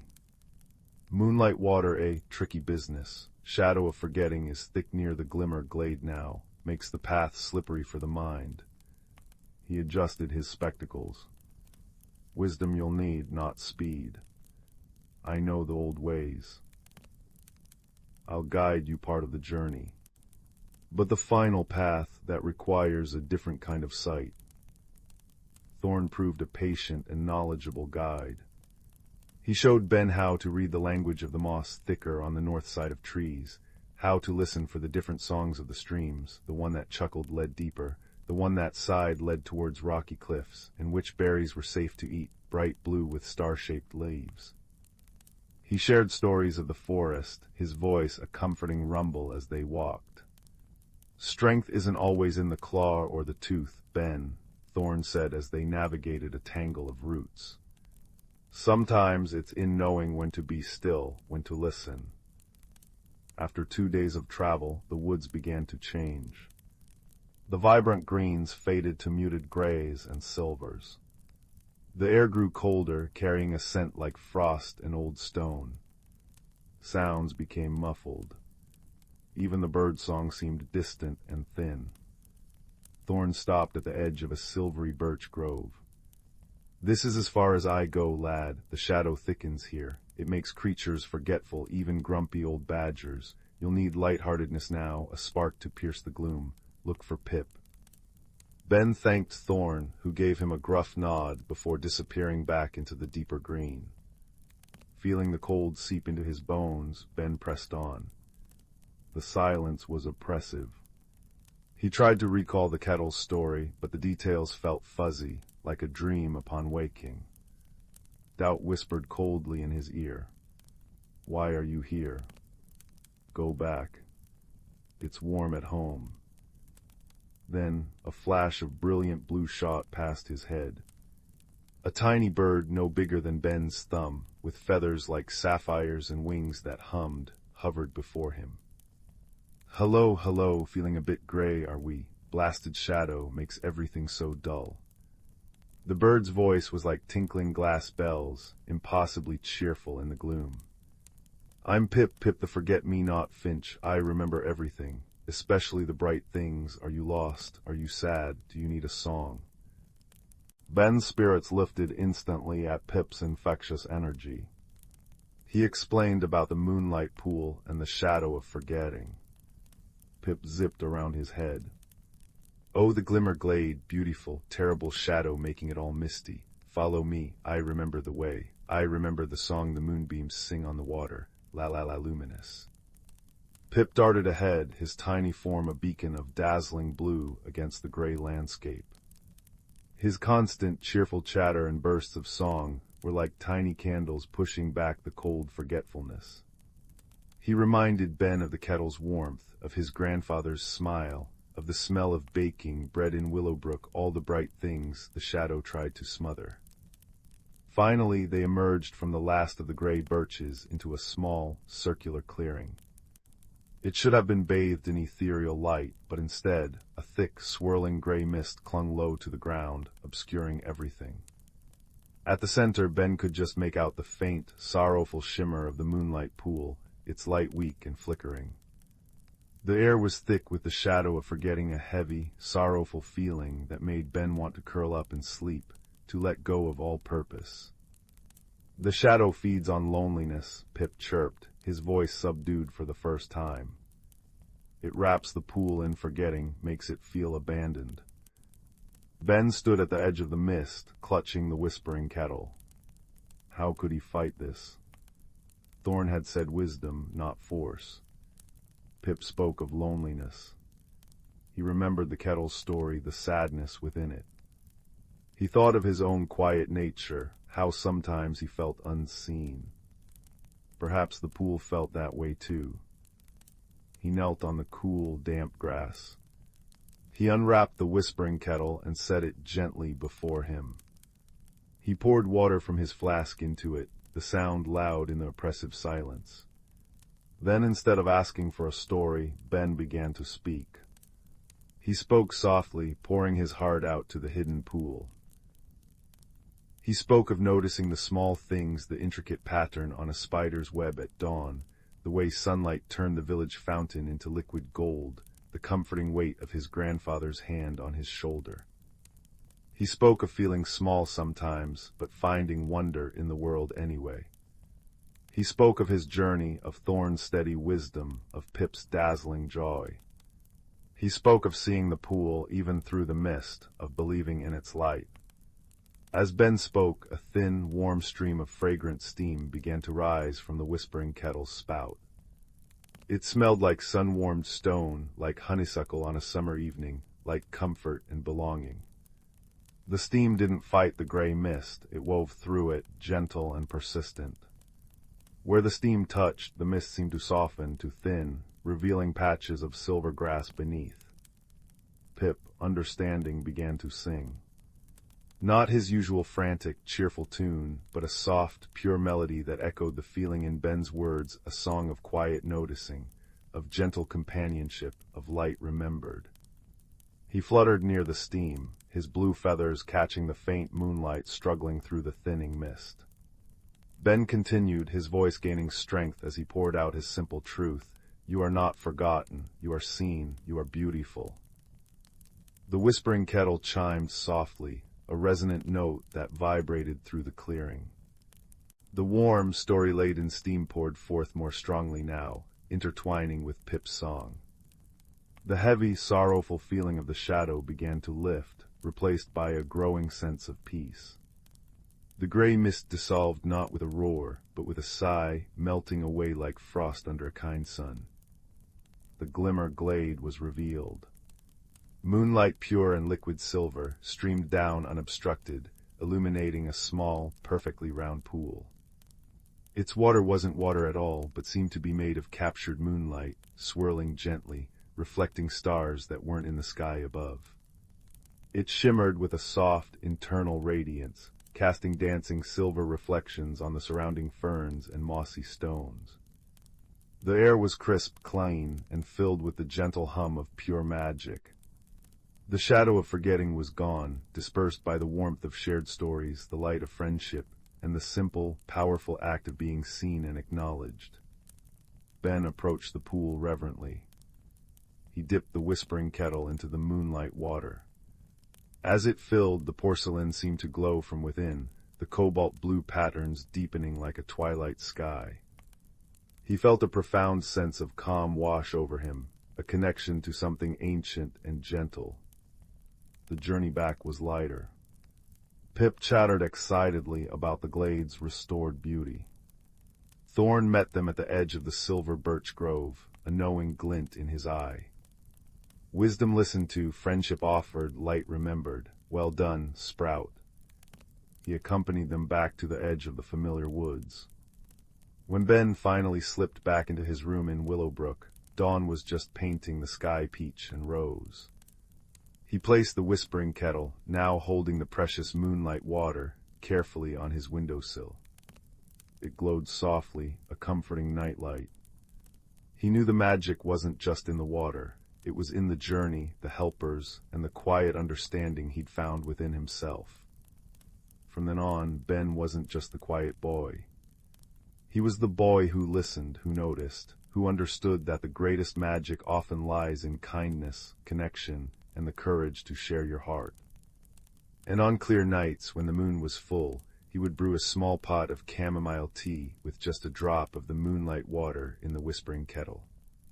As the fragrant steam rose, carrying whispers of ancient glades and steadfast friends, he would share stories not just of grand adventures, but of the quiet wonders of Willowbrook, the steadfast wisdom of the woods, and the dazzling joy found in even the smallest blue feather, reminding everyone who listened that they too were seen, remembered, and full of their own quiet, extraordinary light.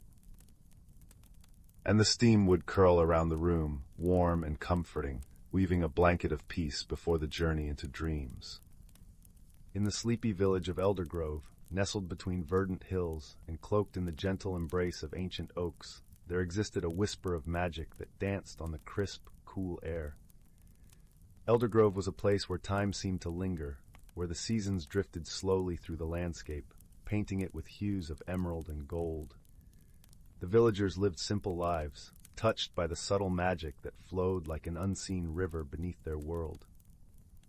In this quaint village, a young girl named Leora found solace in the natural world that surrounded her. With eyes as curious as the morning sun peeking over the horizon, Leora spent her days wandering the meadows, her heart in tune with the rhythms of the earth. Her auburn hair cascaded down her back, catching glimmers of sunlight that danced like fireflies at dusk.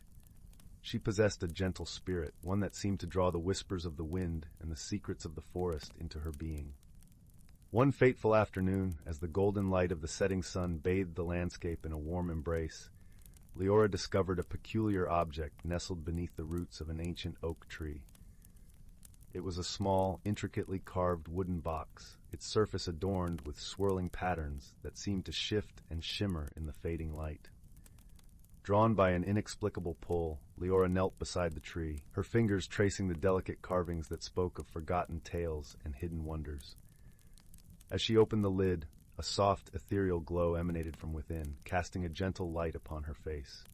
Inside, nestled upon a bed of moss, lay a tiny silver key. It was unlike anything Leora had ever seen, its surface glinting with a luminescence that seemed to pulse with a life of its own. With a sense of awe and wonder, she gently lifted the key, feeling a warmth spread through her fingertips and into her heart. From that moment on, Leora felt a change within her, as if the key had unlocked a door to a hidden world just beyond the reach of ordinary sight. The air seemed thicker with mystery, the colors of the forest more vibrant, the songs of the birds more melodious. It was as if the very essence of nature had revealed itself to her, inviting her to explore the depths of its magic. Emboldened by this newfound connection, Leora ventured deeper into the heart of the forest, her footsteps light upon the leaf-strewn path. As she walked, she noticed the world around her transforming, the trees whispering secrets in a language she could almost understand, the brook singing a melody that resonated with the rhythm of her heart. Her journey led her to a secluded glen, where the sunlight filtered through the canopy above, casting dappled patterns upon the forest floor. There she encountered a creature unlike any she had ever seen, a small, luminescent fox with fur that shimmered like moonlight on water. Its eyes, deep pools of understanding, gazed into hers, and Leora knew that this creature was a guardian of the forest, a keeper of its ancient magic. The fox approached with a cautious grace, its movements as fluid as the breeze that stirred the leaves. Leora knelt, extending her hand in a gesture of friendship and trust.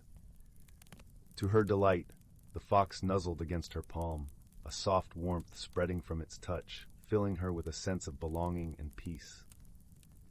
As they sat together in the glen, the fox shared its story through images and feelings that flowed into Leora's mind. She learned of the hidden world within the natural environment, a realm where magic thrived in harmony with the earth, where creatures of wonder and wisdom lived unseen by those who hurried through life without noticing the miracles around them. The fox revealed that the silver key Leora had found was a gift, a token of trust from the spirits of the forest. It granted her the ability to see beyond the veil of the mundane, to experience the world in its truest form. But with this gift came a responsibility, a duty to protect the magic of the forest and ensure its secrets remained safe. Days turned into weeks as Leora and the fox explored the hidden wonders of the forest together. They discovered groves of whispering trees that shared stories of the past, pools of crystal-clear water that reflected the dreams of those who gazed into their depths, and fields of wildflowers that bloomed with colors unseen by ordinary eyes. Each new discovery deepened their bond and strengthened their resolve to protect the magic that thrived within their world. As the seasons changed, so too did Leora. She grew wiser, her heart attuned to the delicate balance of nature, her spirit intertwined with the ancient magic that flowed through the forest. She learned to understand the language of the wind, to listen to the wisdom of the stars, and to dance with the rhythms of the earth. One moonlit night, as they rested beneath the protective canopy of the trees, Leora confided in the fox her dreams of understanding more about the origins of the forest's magic. The fox, in response, led her to an ancient, hidden library, where the walls were made of entwined branches and the shelves were lined with books and scrolls filled with knowledge of the land's history and magic. In the library, Leora immersed herself in the rich tapestry of stories and lore. She read about the ancient guardians of the forest, legendary creatures who had once roamed the earth, and the delicate balance that sustained the magic around them. She discovered tales of courageous souls who had defended the forest in times of peril, and she felt a kinship with these protectors of old. But with knowledge came challenges. One crisp autumn morning, as leaves of amber and gold carpeted the forest floor, Leora sensed a disturbance, a shadow that crept upon the edges of her awareness, a chill that whispered of danger. The forest spoke in hushed tones, warning of an impending threat that could unravel the delicate threads of magic that bound their world together. Determined to protect the hidden realm she had come to love, Leora set out with the fox by her side, their path illuminated by the soft glow of the silver key. They ventured to the heart of the forest, where an ancient stone circle stood as a sentinel against the encroaching darkness. The air crackled with energy, the stones humming with a power that resonated deep within Leora's soul. As they approached, a figure emerged from the shadows, a tall, cloaked stranger whose presence seemed to draw the light from the very air.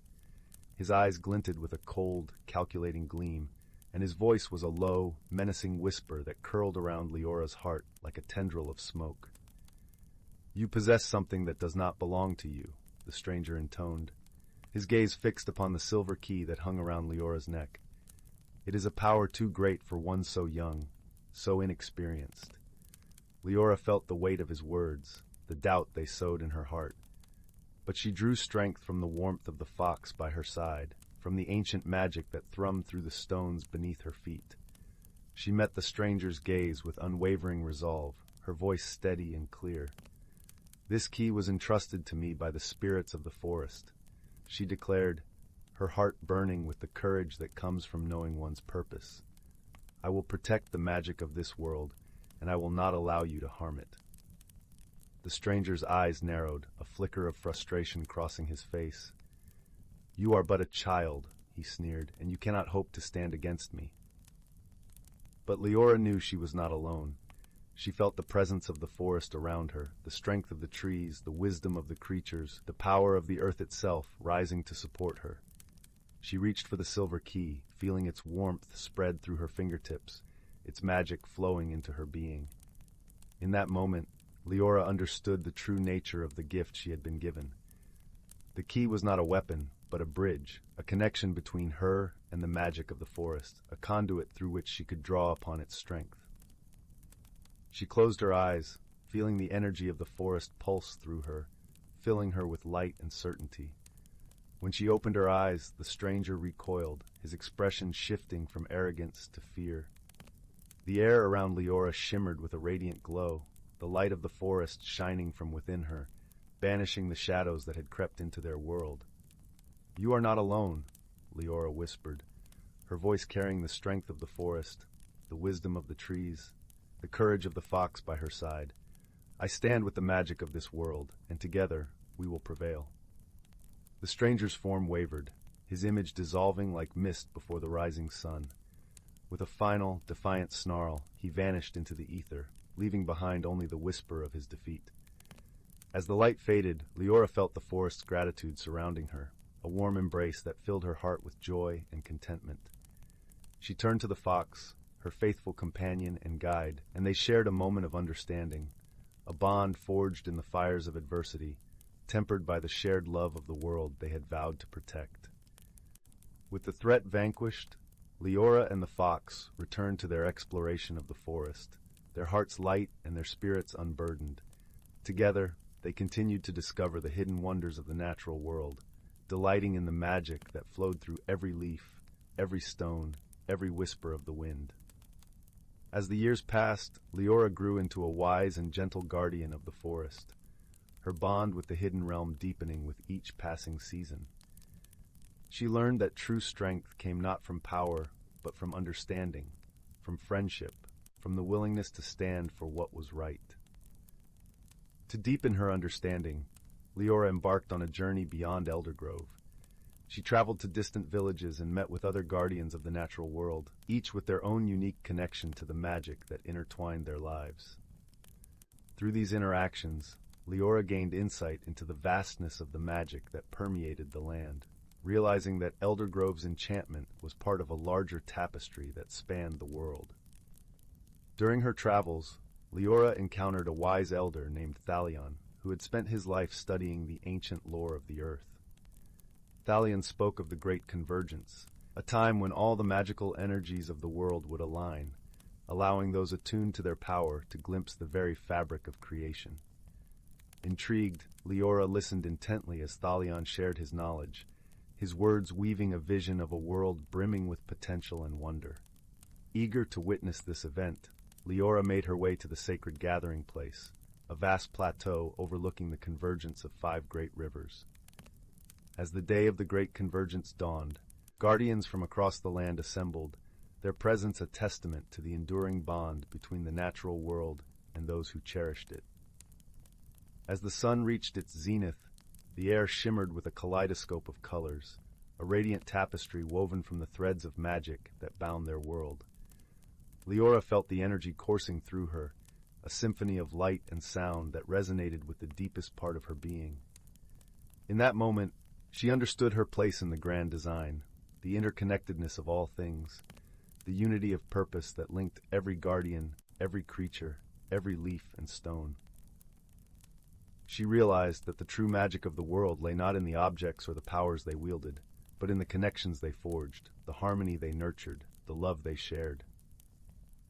And so the magic of the forest endured, its secrets safe in the hands of those who cherished them, its wonders preserved for generations yet to come.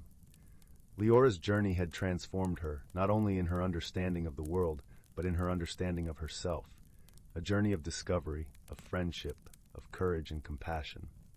In the end, Leora knew that the true magic of the forest lay not in the mysterious objects or the hidden powers, but in the connections forged between those who dared to see beyond the ordinary, to embrace the extraordinary, and to protect the beauty and wonder that surrounded them.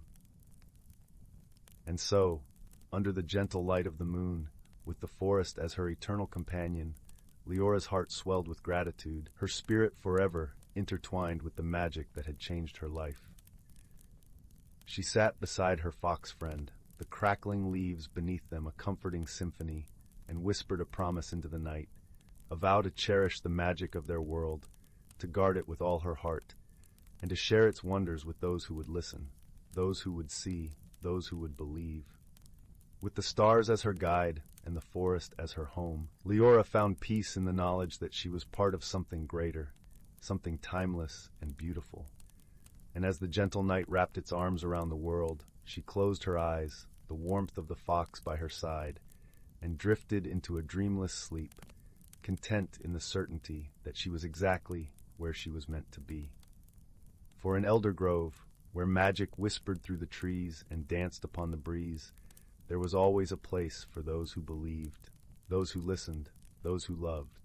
And in that enchanted world, Leora had found her home. On a particularly golden autumn afternoon, while the sun dipped low in the sky, casting long shadows across the forest floor, Leora felt a stirring within her heart, a call to return to the ancient oak where her journey had begun. With the fox at her side, she retraced her steps through the woods, the path familiar yet ever-changing in the dance of light and shadow. As they approached the oak, Leora noticed a gathering of creatures, deer, birds, and even a curious squirrel assembled around the tree, as if drawn by the same mysterious force. The air was thick with anticipation, a gentle hum of energy that vibrated through the ground beneath her feet. Leora knelt before the oak, the silver key in her hand, and placed it gently upon the mossy earth. The creatures watched in silence, their eyes reflecting the glow of the setting sun. As the key touched the ground, a ripple of light spread outward, weaving through the roots and branches, illuminating the tree from within. In that moment, Leora understood the true purpose of the key. It was not merely a token of power, but a symbol of unity, a reminder of the bond between all living things. The magic of the forest thrived on this connection, nourished by the love and respect of those who called it home. With a soft sigh, the oak released a single leaf, its surface etched with delicate patterns that shimmered like gold. The leaf drifted down to Leora, settling in her open palm, a gift from the heart of the forest. Touched by the gesture, Leora felt tears of joy welling in her eyes, a profound gratitude swelling in her chest. She understood now that her journey had come full circle, that her role as a guardian was not to wield power, but to nurture and protect the fragile web of life that bound them all together. As the sun dipped below the horizon, painting the sky in hues of pink and lavender, Leora stood with the fox by her side. The creatures of the forest gathered around them in a silent vow of solidarity. Together they watched as the stars emerged, each one a beacon of hope, a reminder of the magic that flowed through their world. And in the quiet of the night, with the forest as her witness, Leora whispered a promise to the stars, a vow to cherish and protect the magic of Eldergrove, to honor the connections that gave it life, and to share its wonders with those who would listen, those who would see, those who would believe. For in Eldergrove, where magic whispered through the trees and danced upon the breeze, there would always be a place for those who believed, those who listened, those who loved. And in that enchanted world, Leora had found her home, her purpose, and her peace. In the little village of Willowbrook, nestled among rolling hills and whispering streams, there was a quaint, old bookstore known as Whimsy and Wonder. Its shelves stretched from floor to ceiling, filled with books of every kind imaginable. The air inside was always warm, filled with the comforting scent of aged paper and polished wood. It was here that a young girl named Clara found herself spending most of her afternoons, losing herself in the pages of adventure and mystery. One particularly drizzly afternoon, as raindrops stitched a delicate pattern on the windows, Clara stumbled upon a dusty, leather-bound book tucked away in a shadowed corner. Its cover was embossed with faded gold letters that read, "The Book of Whispers." Intrigued, Clara carefully opened it, and to her surprise, the pages were blank. Disappointed but curious, she decided to take the book home, thinking it might make a perfect sketch pad for her drawings. As night fell and the village was enveloped in a cozy hush, Clara sat by her bedroom window, the gentle patter of rain a soothing lullaby. She opened the book again, and as she did, she noticed a soft glow emanating from the pages. Words began to appear in elegant script, forming a story as if written by an invisible hand. It was a tale about a hidden world where everyday objects held magical secrets, waiting to be discovered by those with kind hearts and open minds. The book spoke of a magical quill, crafted from the feather of a mystical bird, said to bring stories to life. It lay hidden in the heart of the Whispering Woods, a place known for its enchanting beauty and gentle spirits. Clara's heart leapt with excitement and an adventurous spirit. She decided she must find this quill and learn its secrets. The next morning, with the sun peeking through the clouds and painting the village in soft hues of gold, Clara set out on her journey to the Whispering Woods. Along the way, she met a peculiar old man named Mr. Tibbles, who wore spectacles so large they seemed to magnify his twinkling eyes. Mr. Tibbles was the village storyteller, known for his vast knowledge of the woods and its wonders. "Ah, the Whispering Woods," he mused, adjusting his spectacles. "A place of great beauty and mystery. But remember, dear Clara, it is not strength or speed that will guide you to the quill, but wisdom and kindness." With Mr. Tibbles' words in her heart, Clara ventured into the woods. The air was crisp, filled with the earthy scent of moss and pine. Sunlight danced through the leaves, casting playful shadows on the forest floor. As she walked deeper, she felt a gentle sense of calm, as if the woods themselves were whispering secrets of ancient times. It wasn't long before Clara encountered a small, timid squirrel named Oliver, who was frantically searching for his lost acorns. With a kind smile, Clara offered to help, and together they found the acorns nestled beneath a pile of autumn leaves.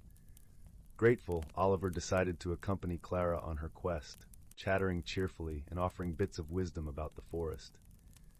Further along, they came across a wise old turtle named Gertrude. Her shell was etched with patterns that told stories of the forest's past. To find the quill, Gertrude said in a slow, gentle voice, you must first listen to the whispers of the forest. They will guide you. Clara closed her eyes, allowing the forest sounds to envelop her. The rustle of leaves, the chirping of birds, and the soft murmurs of the wind seemed to form a melody, leading her deeper into the woods. After what felt like hours, Clara and her newfound friends reached a clearing bathed in golden light. In the center stood an ancient oak tree, its branches stretching towards the sky. Nestled within the roots was the quill, glowing softly with a magical light. As Clara reached out to take the quill, a gentle voice filled the air. The quill chooses those who write with their hearts, it said. Clara understood that the quill's true magic lay not in the stories it could write, but in the intentions of the storyteller. With the quill in hand, Clara returned to the village, her heart filled with gratitude and wonder. She realized that the true journey had been one of self-discovery, learning the value of kindness, friendship, and wisdom. Back at Whimsy and Wonder, Clara began writing stories with the magical quill, sharing tales of her adventures and the lessons she had learned. The bookstore became a haven of warmth and imagination, drawing people from near and far who came to listen to Clara's enchanting stories. And so, in the gentle glow of the bookstore's lanterns, with the rain softly tapping on the windows, Clara's stories lived on, whispering secrets of magic and wonder to all who would listen. And in the heart of Willowbrook, where ordinary objects held extraordinary secrets, the spirit of adventure and kindness thrived, gently guiding all who ventured into the realms of imagination. In the soft twilight of a universe filled with countless stars, there existed a peculiar planet known as Lumina, a place aglow with a warm, perpetual twilight. The sky was a tapestry of swirling purples and golds, and the air carried a gentle, sweet aroma akin to blooming lilacs. Lumina was known for its luminous flora and gentle creatures, but it was also a world where paths often crossed in unexpected ways.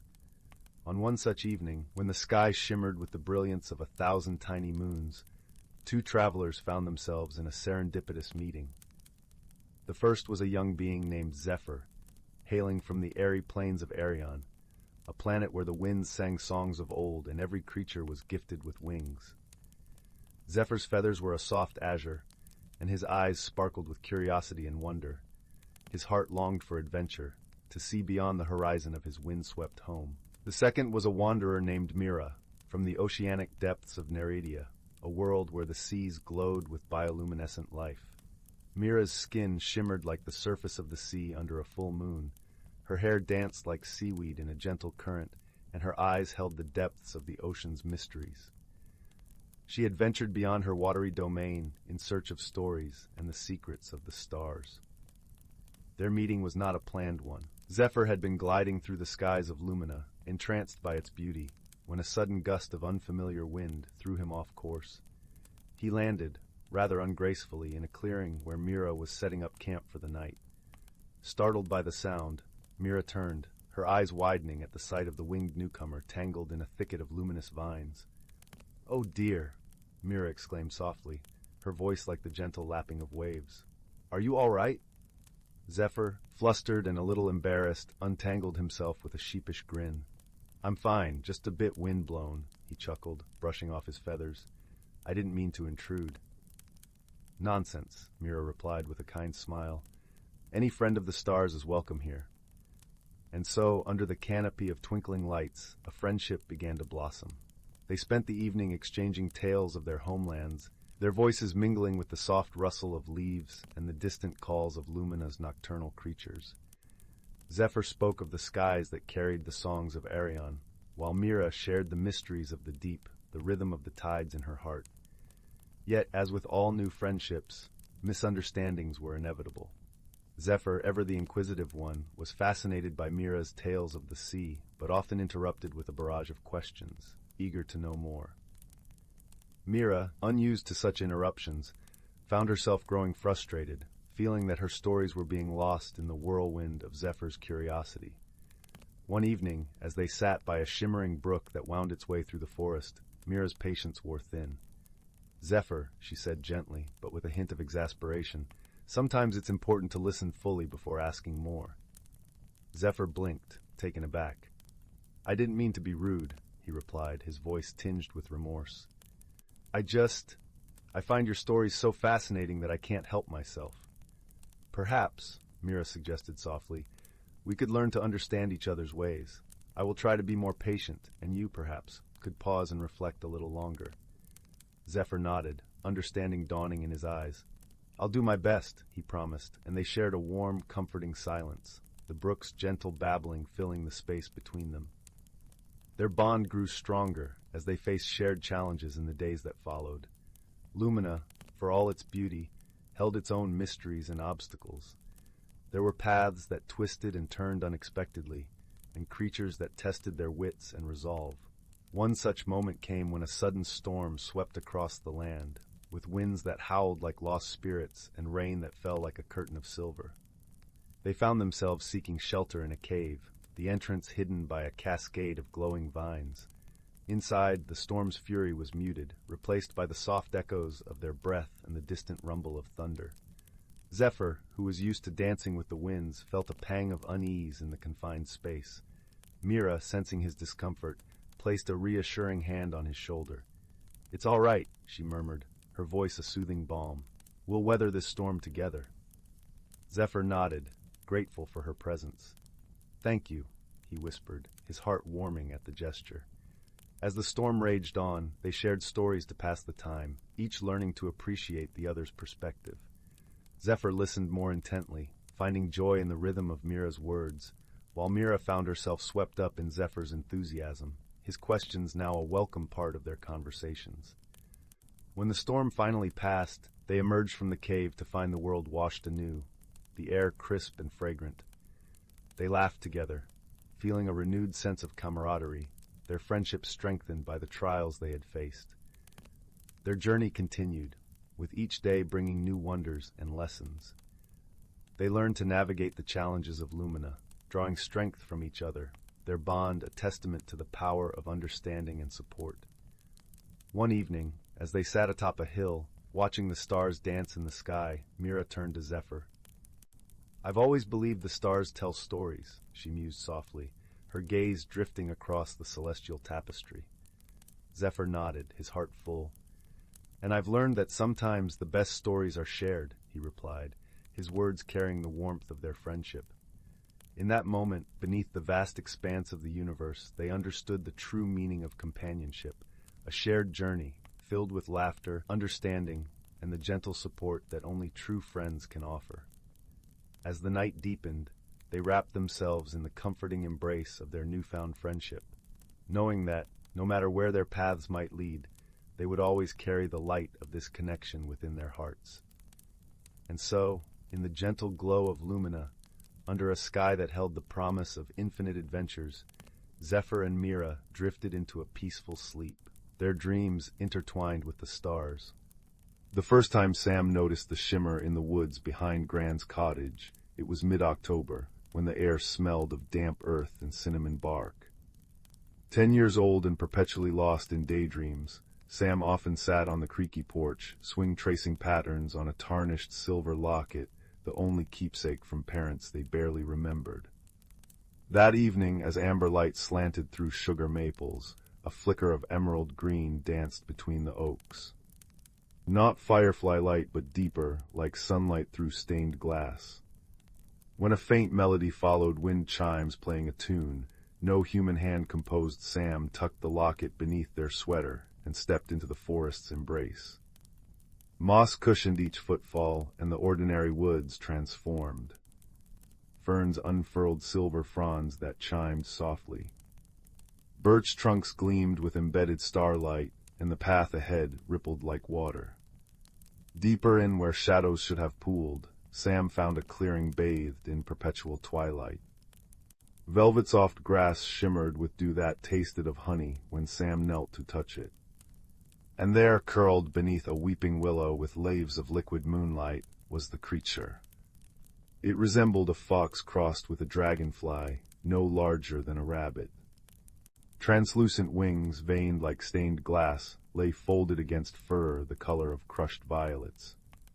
One foreleg was bent unnaturally, and its breathing came in shallow hitches.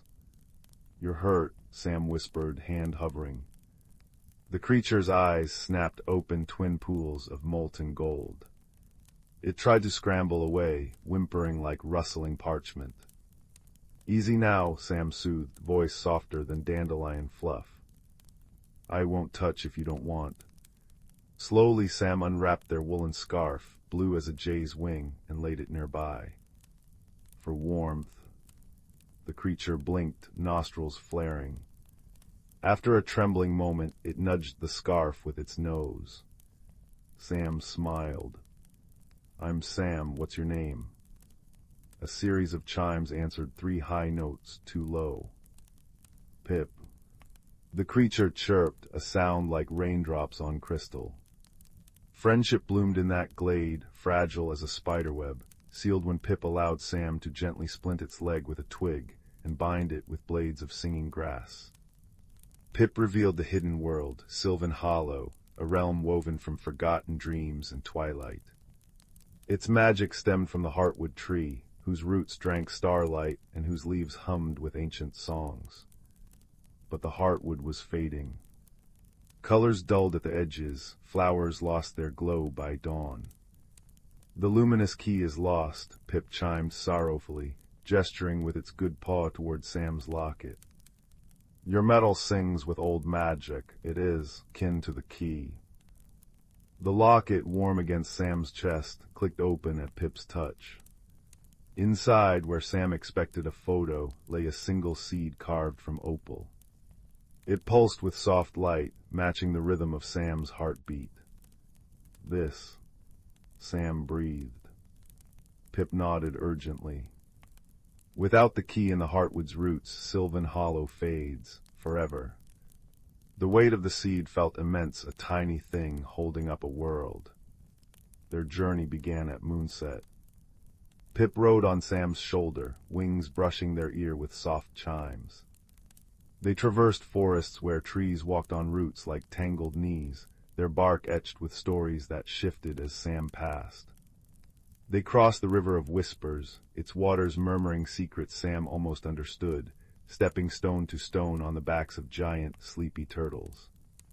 Sam, who once hesitated to speak in class, now bartered passage with the Moss King, a towering figure of lichen and patience offering stories of the human world in exchange for safe passage through his caverns. Pip translated, their chimes weaving Sam's tales into something richer, stranger. Challenges tested them. In the valley of echoing fears, shapeless shadows whispered Sam's deepest anxieties. "You'll fail them all, too small to matter." Sam's knees trembled, but Pip pressed close, a warm vibration against their neck. "Echoes lie," Pip chimed fiercely. Sam clutched the locket, feeling the seed's steady pulse. "My name is Sam," they declared, voice ringing clear. "And I'm helping my friend." The shadows recoiled, melting into mist. They faced the treacherous Glimmer Gorge next, spanned only by a bridge of solidified moonlight. It flickered perilously. Halfway across, a section dissolved beneath Sam's foot. Pip darted down, wings a frantic blur, catching Sam's sleeve with surprising strength. Dangling over an abyss of swirling nebulas, Sam locked eyes with the terrified creature. "Let go, save yourself," Sam rasped. Pip's golden eyes blazed. "Hold," they chimed, a command woven with pure trust. Summoning strength they never knew, Sam swung their other arm, grasping a solid beam of moonlight. Together they scrambled to safety. The bridge solidified fully behind them. "You caught me," Sam panted, heart hammering. Pip nuzzled their cheek. "We caught each other." Days blended into an endless, magical twilight. Sam learned to listen to the language of rustling leaves, to taste direction on the wind. They shared meals of starlight berries bursting with cool sweetness, drank from springs that bubbled with laughter.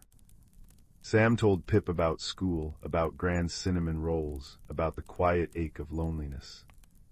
Pip chimed stories of sky dances among firefly swarms, of tending bioluminescent orchards, of the Hollow's collective worry. A bond formed, deeper than words, a shared heartbeat between human and sylvan. Finally, they stood before the Heartwood. It was magnificent, a colossal oak woven from living light, but its glow was sickly, dimming like a guttering candle. Great roots, thick as cottage walls, pulsed weakly where they met the earth. At the base lay a depression shaped exactly like Sam's opal seed. "The key's home," Pip chimed, voice thick with hope and dread. As Sam approached, the air thickened, resisting. Thorned vines, dark and thorny, erupted from the ground, the last defense of the dying magic. One lashed out, snagging Sam's ankle. Pain shot up their leg. Pip darted forward, wings buzzing angrily, nipping at the vine. "Hurry, Sam." Sam gritted their teeth, pulling free. Another vine whipped towards Pip. Without thinking, Sam threw themselves in front of their tiny friend. The thorn grazed their arm, drawing blood like liquid starlight. Ignoring the sting, Sam lunged the final steps, the pulsing seed clutched tight. Kneeling at the Heartwood's base, Sam pressed the opal seed into the waiting hollow. It fit perfectly. For a breathless moment, nothing happened. Then a tremor ran through the earth. Light erupted from the seed, pure and blinding, flowing up the Heartwood's trunk like liquid sunshine. Leaves blazed emerald green, then sapphire, then gold. The thrumming song Sam had first heard in the woods swelled into a glorious symphony wind, water, leaf, and star singing as one. The dark vines crumbled to ash. Color flooded back into Sylvan Hollow, richer and more vibrant than before. Flowers unfurled in explosive rainbows, trees straightened with groans of relief, and the very air shimmered with renewed vitality. Pip soared, looping joyful spirals around the radiant Heartwood, their chimes blending with the world's song. They landed gently before Sam, eyes glowing brighter than ever. "You saved us, Sam." Sam, cradling their stinging arm, looked around at the reborn paradise. "We saved us, Pip, together." The wound on Sam's arm, touched by the Heartwood's new light, sealed instantly, leaving only a faint, star-shaped scar, a mark of courage given and received. The journey back felt different. Sylvan Hollow welcomed them. Walking trees bowed creakily. Fireflies formed glowing archways. The river of whispers sang a clear, grateful melody. At the edge of the ordinary woods, Sam and Pip paused. The shimmering boundary pulsed steadily now. "It will always be here," Pip chimed, understanding the unspoken question. "For you, the key chose its bearer." They nuzzled Sam's hand. "Friend." Gran noticed the change immediately. "You seem taller, Sprout," she remarked, her eyes crinkling as Sam helped knead bread dough with newfound vigor. The quiet child who lingered in corners now spoke of constellations with quiet confidence, their eyes holding a depth that hadn't been there before. Sam wore the locket openly now, the opal seed warm beneath their shirt, a secret anchor to another world. Loneliness was a forgotten ghost. Every evening as the sun dipped low, Sam would sit on the porch swing. Sometimes they'd simply listen to the wind sighing through the maples. Other times a familiar shimmer would dance between the trees, accompanied by the faint, joyous chimes of a tiny friend emerging for a twilight stroll. Sam would step onto the mossy path, greeted by Pip's leap onto their shoulder, the violet fur soft against their neck. They'd walk together in the ordinary woods that now held an extraordinary secret, sharing stories in the language of rustles, chimes, and comfortable silence. Sam learned that courage wasn't the absence of fear, but the choice to act despite it. They learned that true friendship could bridge impossible worlds, built on trust as delicate and strong as a dragonfly's wing. And they learned that even the smallest heart, like a single seed or a quiet child, could hold magic potent enough to heal a world. Back in their small room, the scent of Gran's cinnamon rolls drifting up, Sam would trace the star-shaped scar on their arm, a quiet smile playing on their lips. Outside, the woods stood sentinel, holding the gentle luminescence of Sylvan Hollow close, a hidden world humming just beyond the veil, waiting for the next shared adventure beneath the watchful, loving stars. The locket rested warm against their heart, a silent promise of twilight wonders and the enduring melody of an impossible friendship. In a village hugged by hills that turned violet at dusk, there lived a girl named Leela, with a map drawn in starlight ink on her palms. Not the kind you could see, mind you, the kind that tingled when the wind carried secrets from the east.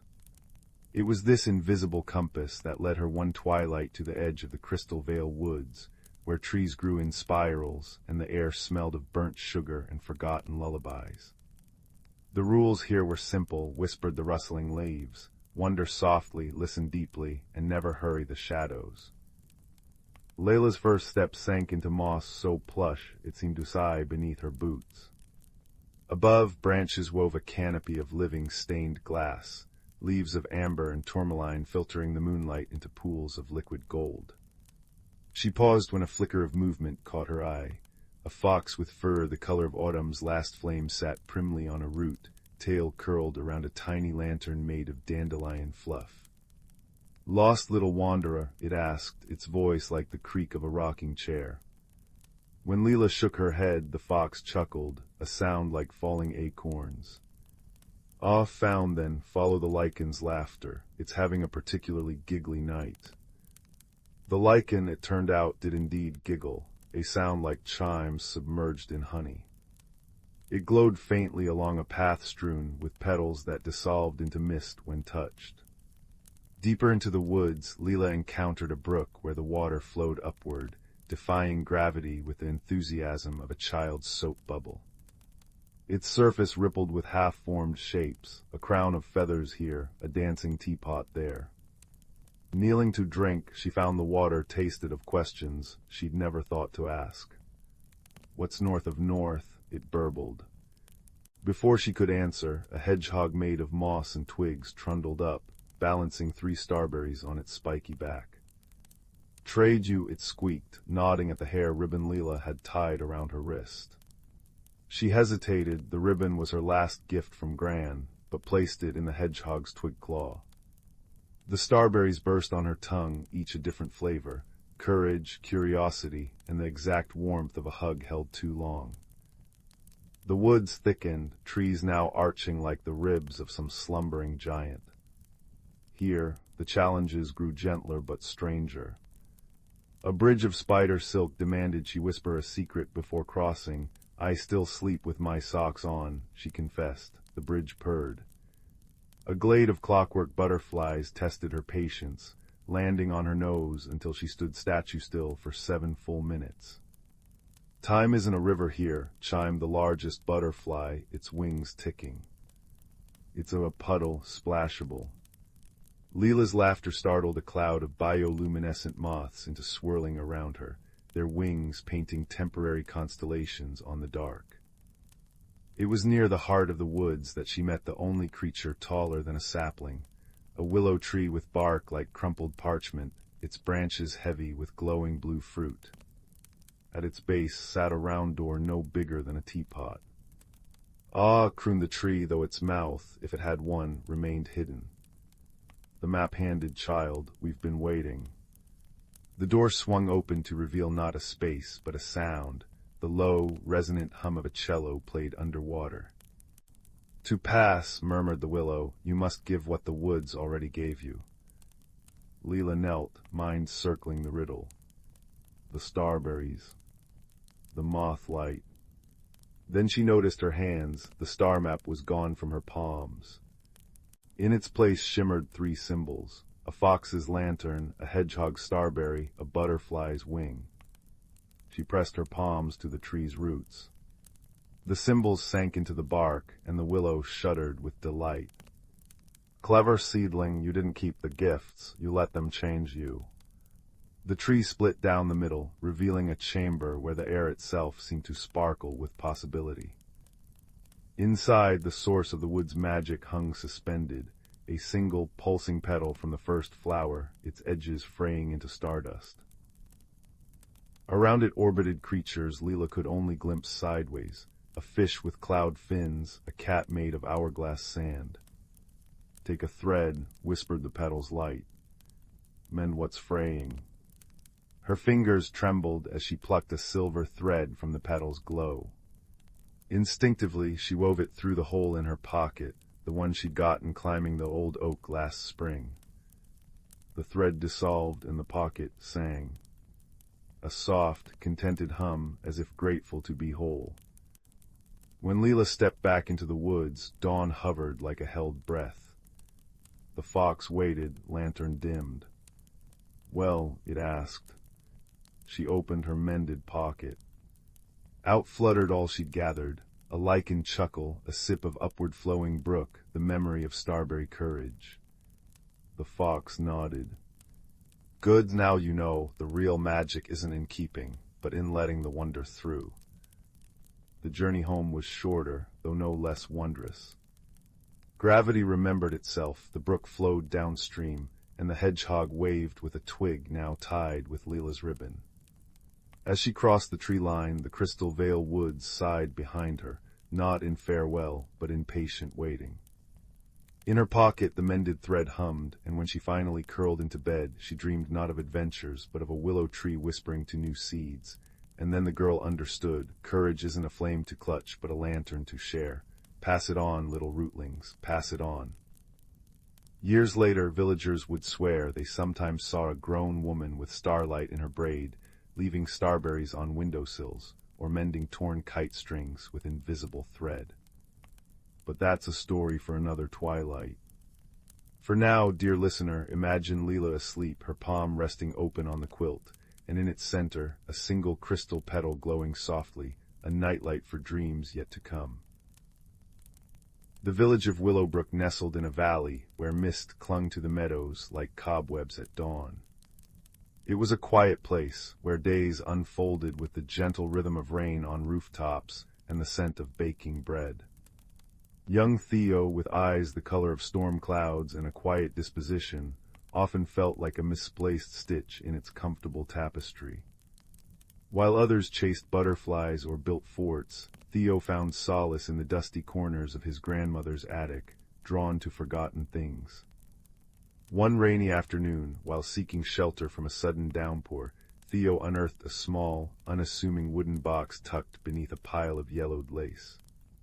Inside, cushioned by velvet as soft as a moth's wing, lay a teacup. It wasn't grand porcelain or gleaming silver. It was simple earthenware, the color of warm honey, with a single hairline crack running from its rim. But as Theo's fingers brushed its surface, a shiver ran through him, not cold, but a hum, like the low note of a distant bell. He felt a warmth spread up his arm, carrying with it the faint scent of cinnamon and sunshine. Curiosity, a quiet but insistent friend, tugged at him. Theo filled the cup with rainwater dripping from the eaves. As the first drop touched the crack, something extraordinary happened. The water didn't leak. Instead, the crack shimmered faintly, like trapped starlight, and the water inside changed. It wasn't just water anymore. Looking into the cup, Theo saw not his reflection, but a miniature scene. A sun-drenched meadow he'd never seen, filled with flowers that pulsed with soft, internal light. A wave of profound peace washed over him, settling into his bones like warm honey. This was the cup of whispers, his grandmother later murmured, her voice hushed with reverence. It showed not just places, but the hidden heart of things, their truest, calmest essence. Theo felt a shift within himself, a connection to the cup's quiet magic. But the village began to change subtly.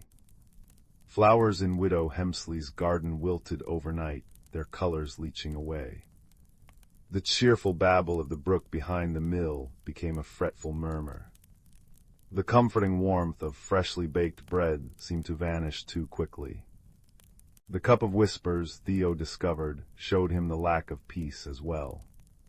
When he peered into it near the wilting flowers, he saw only gray mist and heard a faint, discordant sigh. The heart of Willowbrook was fading, The journey began not with footsteps on a road, but with a growing conviction in Theo's own heart. He needed to understand why the village's quiet magic was unraveling. His first helper arrived unexpectedly. Bartholomew, a portly badger with spectacles perched precariously on his snout, emerged from the roots of the ancient oak by the brook one twilight. Bartholomew was the keeper of deep roots, possessing an encyclopedic, if somewhat slow and methodical, knowledge of the valley's hidden history and natural rhythms. He spoke in measured tones, punctuated by thoughtful snuffles. "Disturbance," Bartholomew rumbled, adjusting his spectacles as he peered at the wilting flowers. "The balance is askew, the ley lines beneath us, they hum a troubled tune." He explained that the valley's magic, woven from the land's natural peace, and the villagers' quiet contentment, was like a tapestry. A thread had snapped. The second helper was Pip, a skittish finch with feathers the color of spun gold and a voice like tinkling bells. Pip was the messenger of sunbeams, flitting everywhere, seeing everything in bright, fleeting glimpses. The old stone. Pip chirruped one morning, landing on Theo's windowsill. By the north field, it looks sad. Dark moss grows where sunlight used to kiss it. Pip's perspective was fragmented, but vital. She noticed the small things others missed. Theo, Bartholomew, and Pip became an unlikely trio. Bartholomew provided the slow, deep understanding, the history of the standing stones that anchored the ley lines, the way the brook's song reflected the village spirit. Pip brought bright flashes of insight, a patch of unnaturally dark earth near the mill, the way the wind soughed mournfully around the old well. Theo, guided by the cup of whispers, learned to interpret its visions. Near the standing stone Pip mentioned, the cup showed only jagged shards of darkness where once there had been a warm, amber glow. The heart of the stone was wounded. The challenge wasn't a dragon or a dark wizard. It was a fracture, a deep, unseen crack in the ancient foundation stone of the northern boundary, likely caused by a recent, unnoticed tremor. This fracture was draining the valley's inherent peace, its quiet magic seeping away like water from a broken vessel. Force was useless. Trying to mend the stone physically would be like trying to glue back a shattered dream. Wisdom was needed. Theo gathered his friends under the gnarled branches of the oak. Bartholomew snuffled thoughtfully. "The magic is the land's breath, the village's calm heart. The fracture is a wound in that calm." Pip flitted nervously. "Can we sing to it, make it happy again?" Theo looked into the cup of whispers. He saw the valley not as it was, but as it could be, vibrant, peaceful, whole. He saw the fracture not as a jagged scar, but as a line waiting to be filled with light. "Not force," Theo murmured, understanding dawning. "Connection, we need to remind the valley of its own peace, its own wholeness. We need to weave the calm back together." It wasn't about fixing the stone. It was about healing the feeling the stone represented.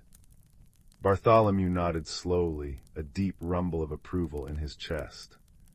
Pip chirped excitedly. Their plan was gentle, woven from the very essence of Willowbrook. On the night of the full moon, when the hidden currents of the world flowed strongest, they gathered at the fractured stone. Theo placed the cup of whispers carefully on the ground before it.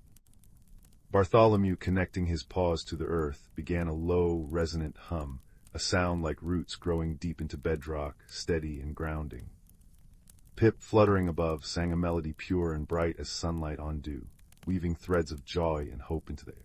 Theo closed his eyes, holding the image of the valley's heart from the cup, the peaceful meadows, the singing brook, the warm kitchens. He poured his own quiet wish for wholeness into the cup. As he focused, the hairline crack on the cup of whispers began to glow, not with the trapped starlight of before, but with a soft, golden radiance. This light spilled out not as a beam, but as a gentle mist, flowing towards the fracture in the standing stone. It wasn't an explosion, but a sigh of relief. The golden mist seeped into the dark crack in the ancient stone. Where it touched, the jagged darkness softened, filled with a warm, honey-colored light that pulsed gently, like a heartbeat. Bartholomew's hum deepened, resonating with the stone. Pip's song soared, clear and sweet.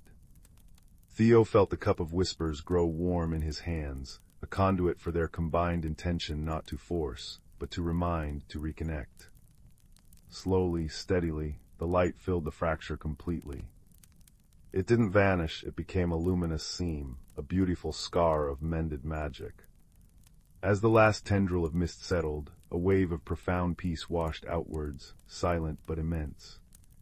It flowed through the grass, rustled the leaves, and settled over Willowbrook like a warm blanket. Theo opened his eyes. The standing stone stood whole, the luminous seam fading to a soft, warm glow that matched the earthenware cup. In the cup of whispers, the water now showed the meadow bathed in moonlight, flowers glowing softly, utterly serene. The heart of the valley was whole again. The next morning, Widow Hemsley's flowers bloomed with impossible brilliance. The brook sang its cheerful song. The scent of baking bread seemed richer, warmer, lingering longer. Willowbrook hadn't changed drastically, it was simply more itself. More peaceful, more content, more deeply woven with quiet magic. Theo understood now. His journey hadn't taken him far in miles, but deep within himself and his connection to the world. He learned that the greatest magic wasn't in grand displays, but in quiet attention, in gentle connection, and in the courage to mend what was broken with understanding rather than force. He learned that even a crack like the one in the cup or the stone could hold light and become a thing of beauty, a testament to healing.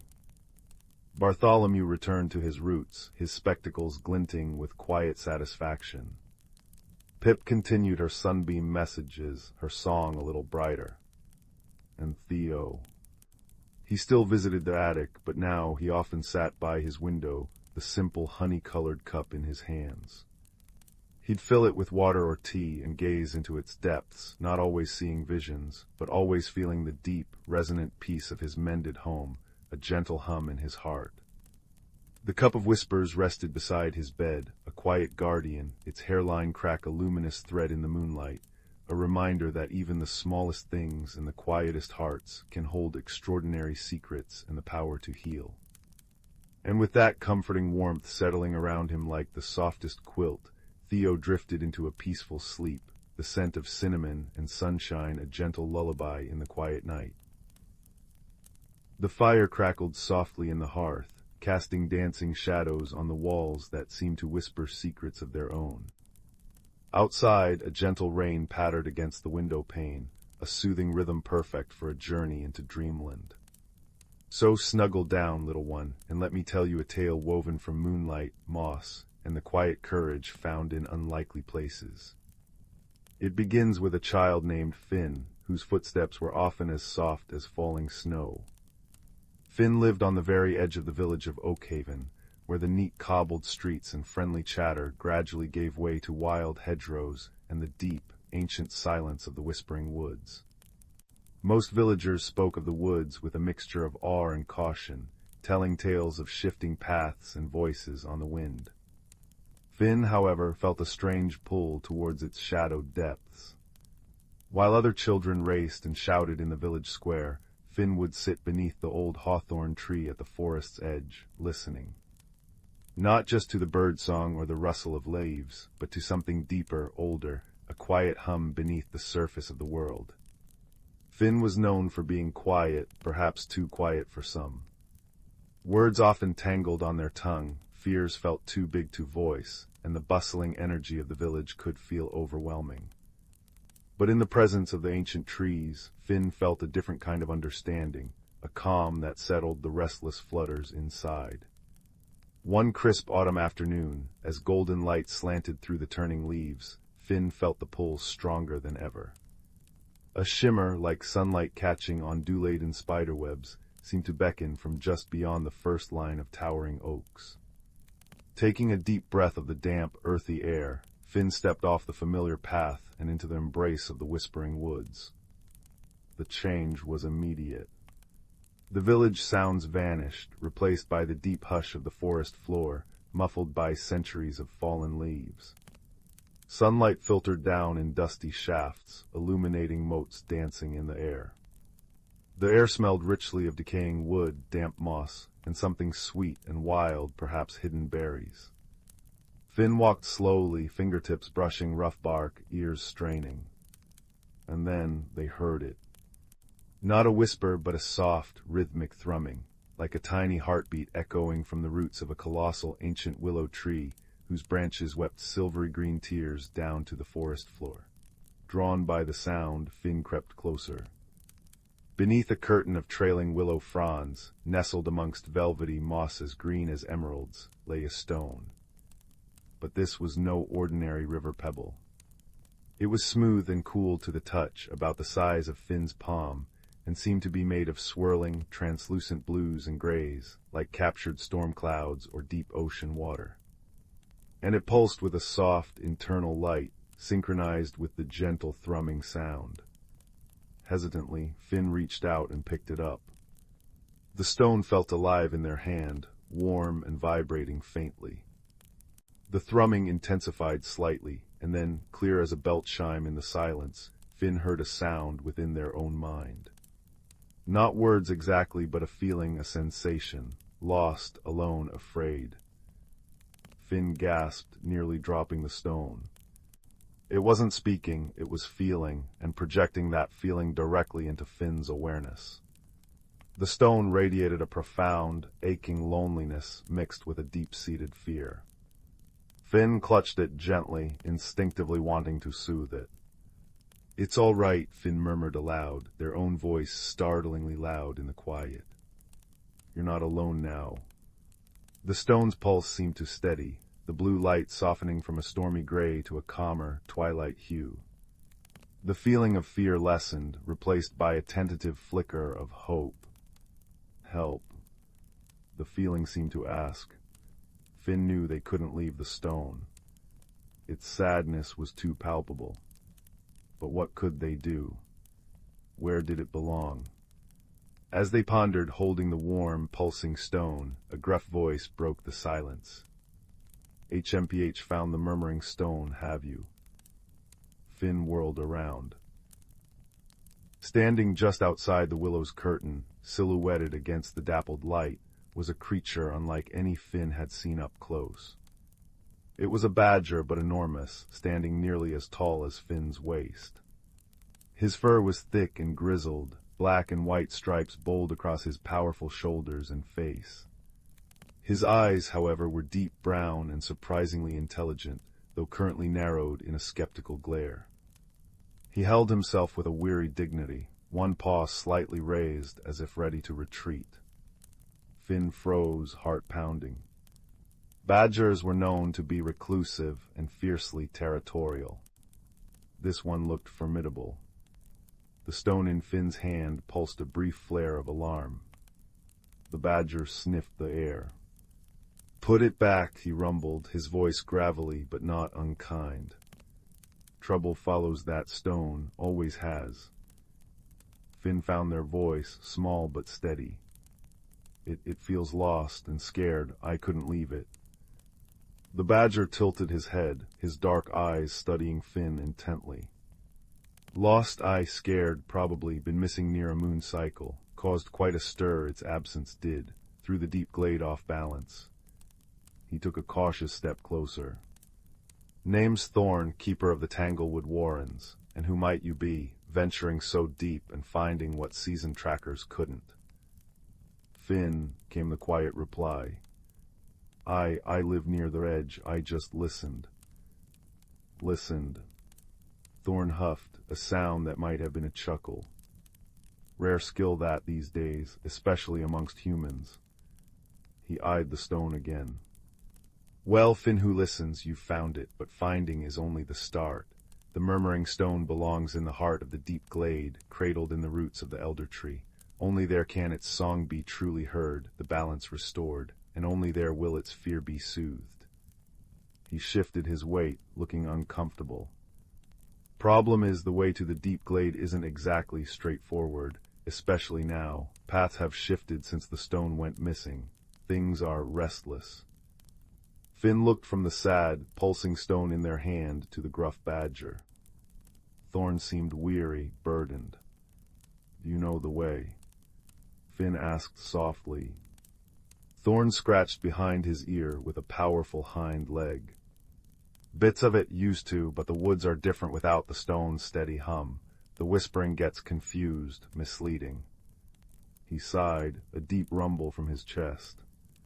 "Truth be told, young listener, I could use an extra pair of ears. Sharp ones. Mine aren't what they used to be. In the woods, they whisper tricks sometimes."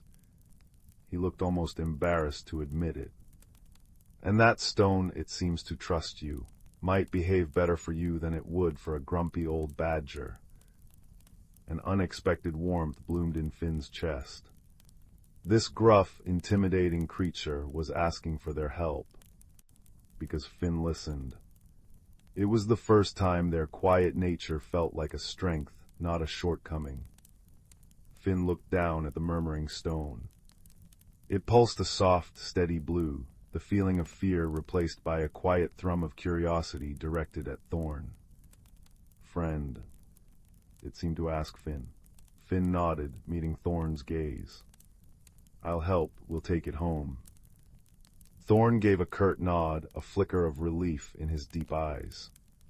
"Right then, stay close, step where I step, and listen, Finn. Listen with more than your ears. The woods will try to guide us, but they speak in riddles and rustles. The stone might help too if it senses the true path." He turned, his powerful body moving with surprising quietness. "This way, towards the Singing Creek, or where it should be." Their journey began under the shifting canopy. Thorn moved with the sure-footed grace of the forest-born, pausing often to sniff the air, taste the wind, and press a paw to the mossy ground, feeling for vibrations Finn couldn't perceive. Finn followed the murmuring stone, held securely but not tightly, a warm, comforting weight. They tried to do as Thorn asked, listening. Not just to the obvious sounds, the chirp of crickets, the distant call of a wood pigeon, the sigh of the wind in the treetops, but to the subtler layers. The way the leaves rustled differently over a hidden burrow.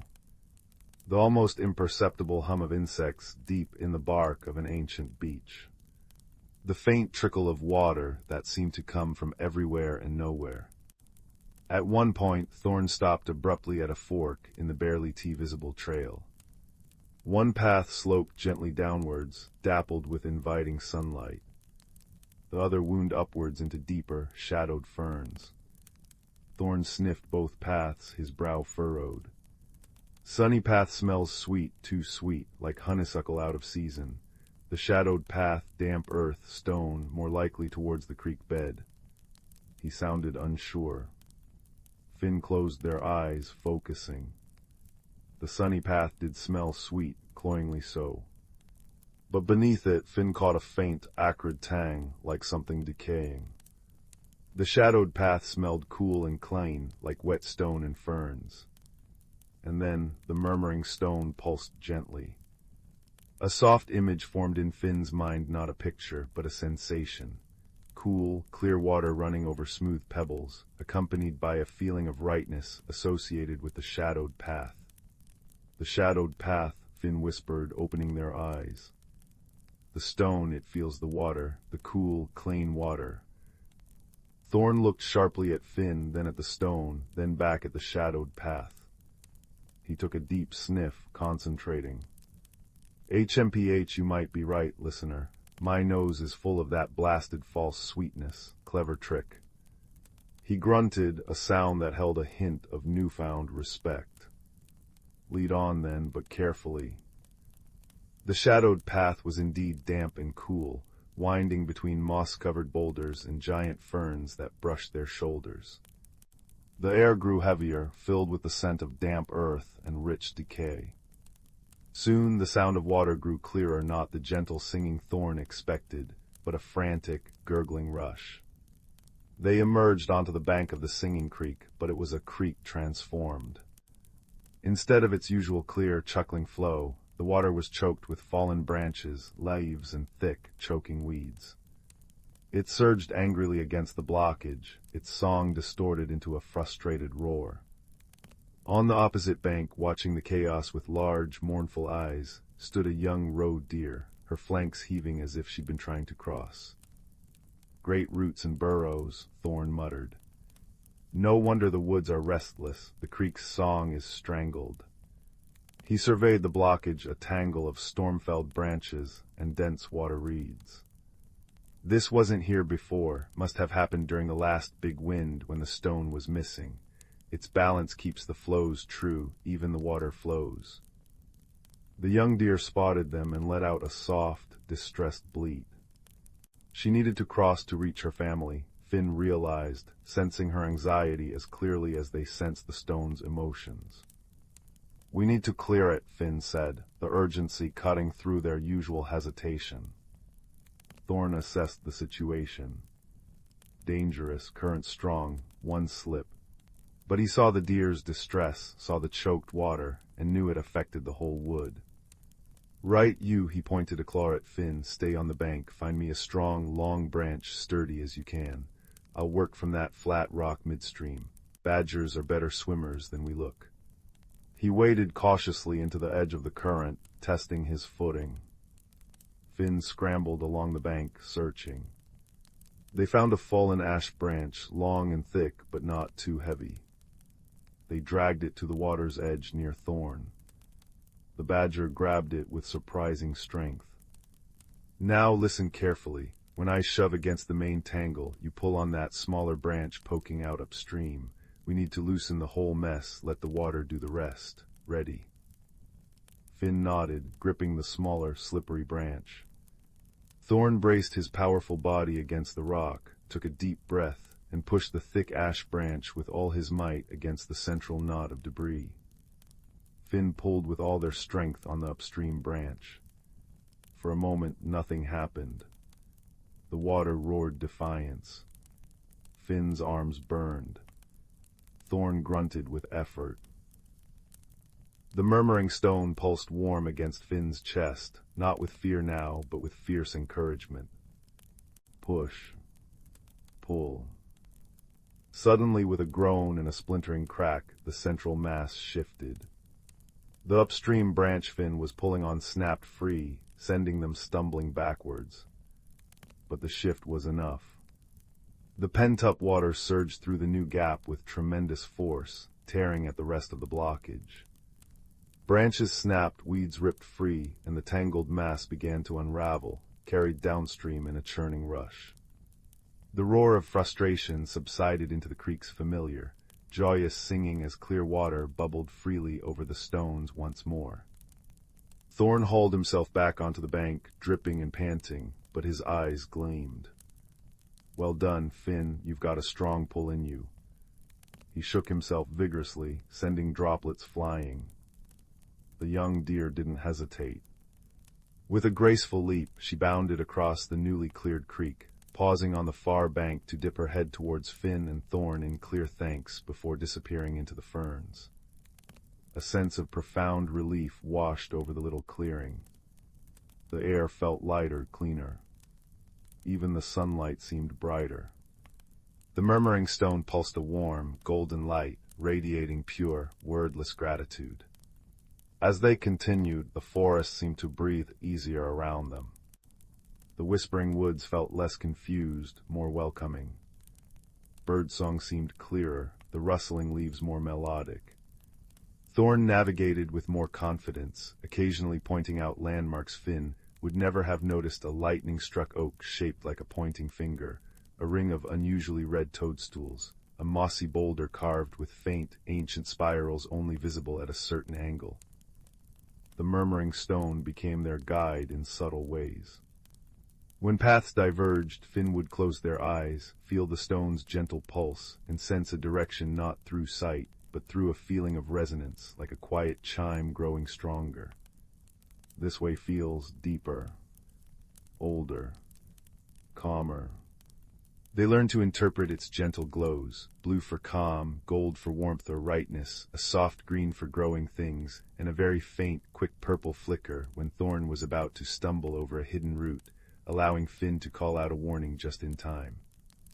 Thorn, in turn, shared his deep knowledge of the woods which berries were safe, how to find the sweetest underground springs, the stories whispered by different types of bark.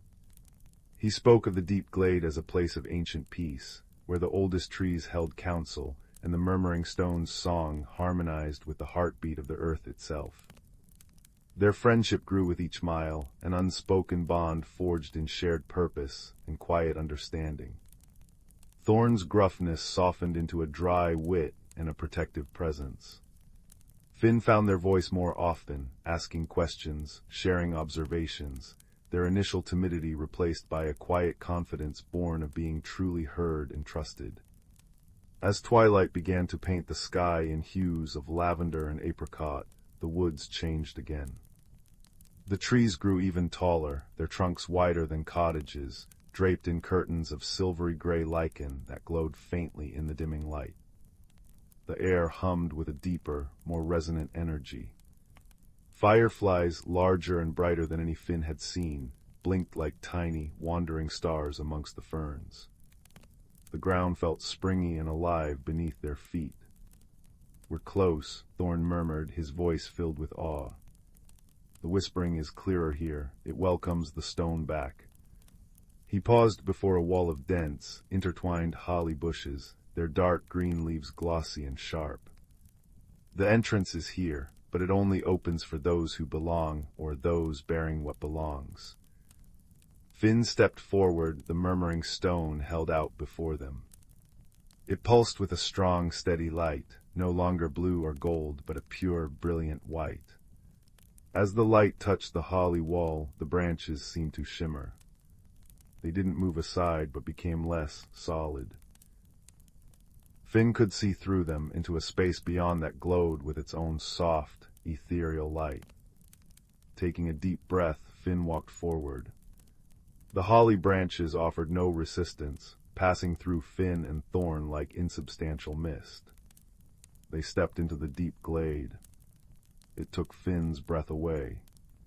They stood in a vast, circular clearing carpeted with moss so thick and soft it looked like green velvet. Towering trees formed a living wall around the glade, ancient oaks with bark like dragon scales, silver beeches that seemed to hold moonlight within their pale trunks, and massive yews radiating profound stillness. Their canopy was open to the darkening sky, where the first stars were beginning to prick through the deep blue. In the very center of the glade stood the elder tree. It wasn't the tallest, but it was by far the oldest, its trunk vast and gnarled, roots spreading out like the limbs of a slumbering giant, cradling a hollow at its base that glowed with a soft, inviting light. The air vibrated with a deep, harmonious hum, the combined song of the ancient trees. But beneath it, Finn could feel a discordant note, a thread of sadness and incompleteness. It was the missing song of the stone. All around the edges of the clearing, watching them with quiet, luminous eyes, were the creatures of the deep glade. Finn saw foxes with coats like spun moonlight, owls with eyes like liquid amber, stoats as white as snow, and rabbits whose fur shimmered with a faint iridescence. There were others too, shapes glimpsed in the dappled shadows, near the giant roots, perhaps the shy tree spirits Thorn had mentioned in passing. They watched, silent and expectant. Thorn dipped his head in a deep, respectful bow. Finn felt suddenly small, but the warm pulse of the stone in their hand gave them courage. They walked slowly, reverently, across the mossy floor towards the elder tree. The discordant note in the glade's song grew stronger, a palpable yearning. As Finn approached the root hollow, the murmuring stone began to vibrate, its white light flaring brilliantly. It wasn't afraid, it was yearning. Finn knelt before the hollow. The space within the roots was lined with luminous moss and smooth, water-worn stones. It felt like a cradle waiting. Gently, Finn placed the murmuring stone into the heart of the hollow. The moment the stone touched the luminous moss, a profound change swept through the deep glade. The stone's pure white light flared, then softened, merging seamlessly with the glow of the elder tree's roots. The discordant note vanished, replaced by a deep, resonant chord that vibrated up through the soles of Finn's feet and into their very bones. The harmonious hum of the glade swelled, richer, fuller, more profoundly peaceful than before. It was like the forest itself was sighing in deep relief. The trees seemed to stand taller, their leaves rustling a joyful chorus. The fireflies danced in intricate, celebratory patterns. The watching creatures bowed their heads, a soft murmur of welcome rippling through them. The murmuring stone pulsed once, a wave of pure, radiant contentment washing over Finn. Home. Safe. Thank you. The feeling was overwhelming, a wave of pure, unadulterated peace and belonging. Its loneliness and fear were gone, replaced by the deep, abiding connection to the ancient heart of the woods.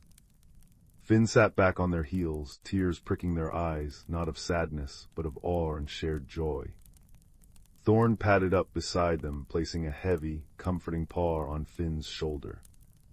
"You did it, young listener," he rumbled, his voice thick with emotion. "You brought the heart song home." They sat in silence for a long while, bathed in the combined glow of the elder tree and the stone, listening to the restored harmony of the deep glade. Finn felt a profound sense of peace settle over them, deeper than any they had ever known. The fluttering fears that often plagued them felt quiet, soothed by the ancient song. Eventually, Thorn nudged Finn gently. "The woods know the way back now. The paths will be clear. But you'll always be welcome here, Finn. The deep glade remembers kindness." He looked at Finn, his dark eyes warm. And remember, listening, truly listening, is a magic all its own. Stronger than noise, deeper than fear. The journey back through the Whispering Woods felt like moving through a familiar dream. The paths were clear and wide, bathed in bright moonlight that filtered through the leaves. The forest felt benevolent, protective. The rustling leaves seemed to murmur words of thanks and safe passage. Thorn walked beside Finn, his presence a solid comfort.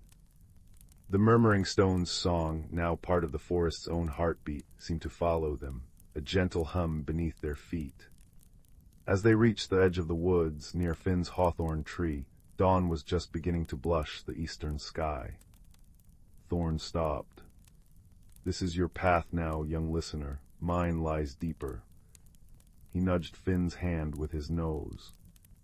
"Don't be a stranger to the wood's edge, and don't forget to listen. The world speaks in many ways." Finn knelt and, on an impulse born of deep gratitude, wrapped their arms gently around Thorn's thick neck. The badger stiffened for a second, then relaxed, giving a soft, rumbling purr deep in his chest. "Take care, Thorn, thank you." "Thank you, Finn," Thorn replied gruffly, but his eyes shone.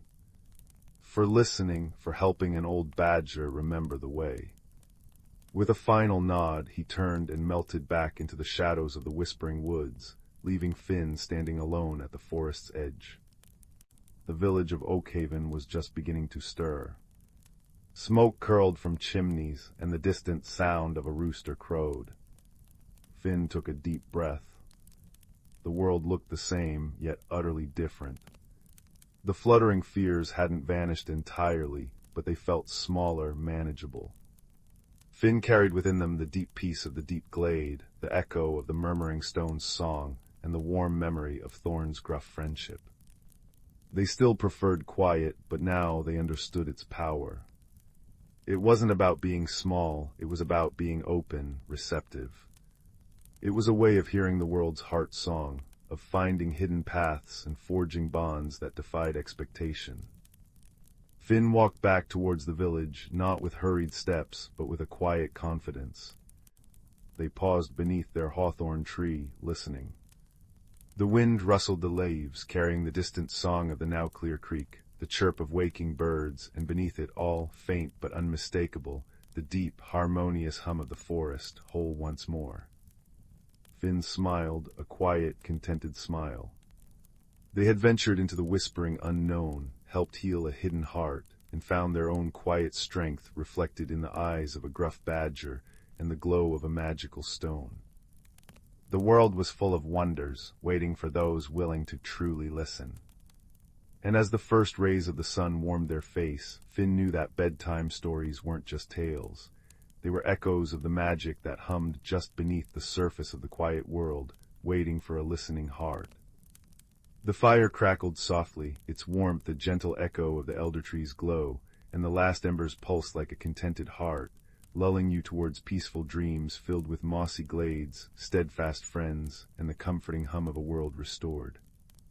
Sleep well, little listener. Sleep well.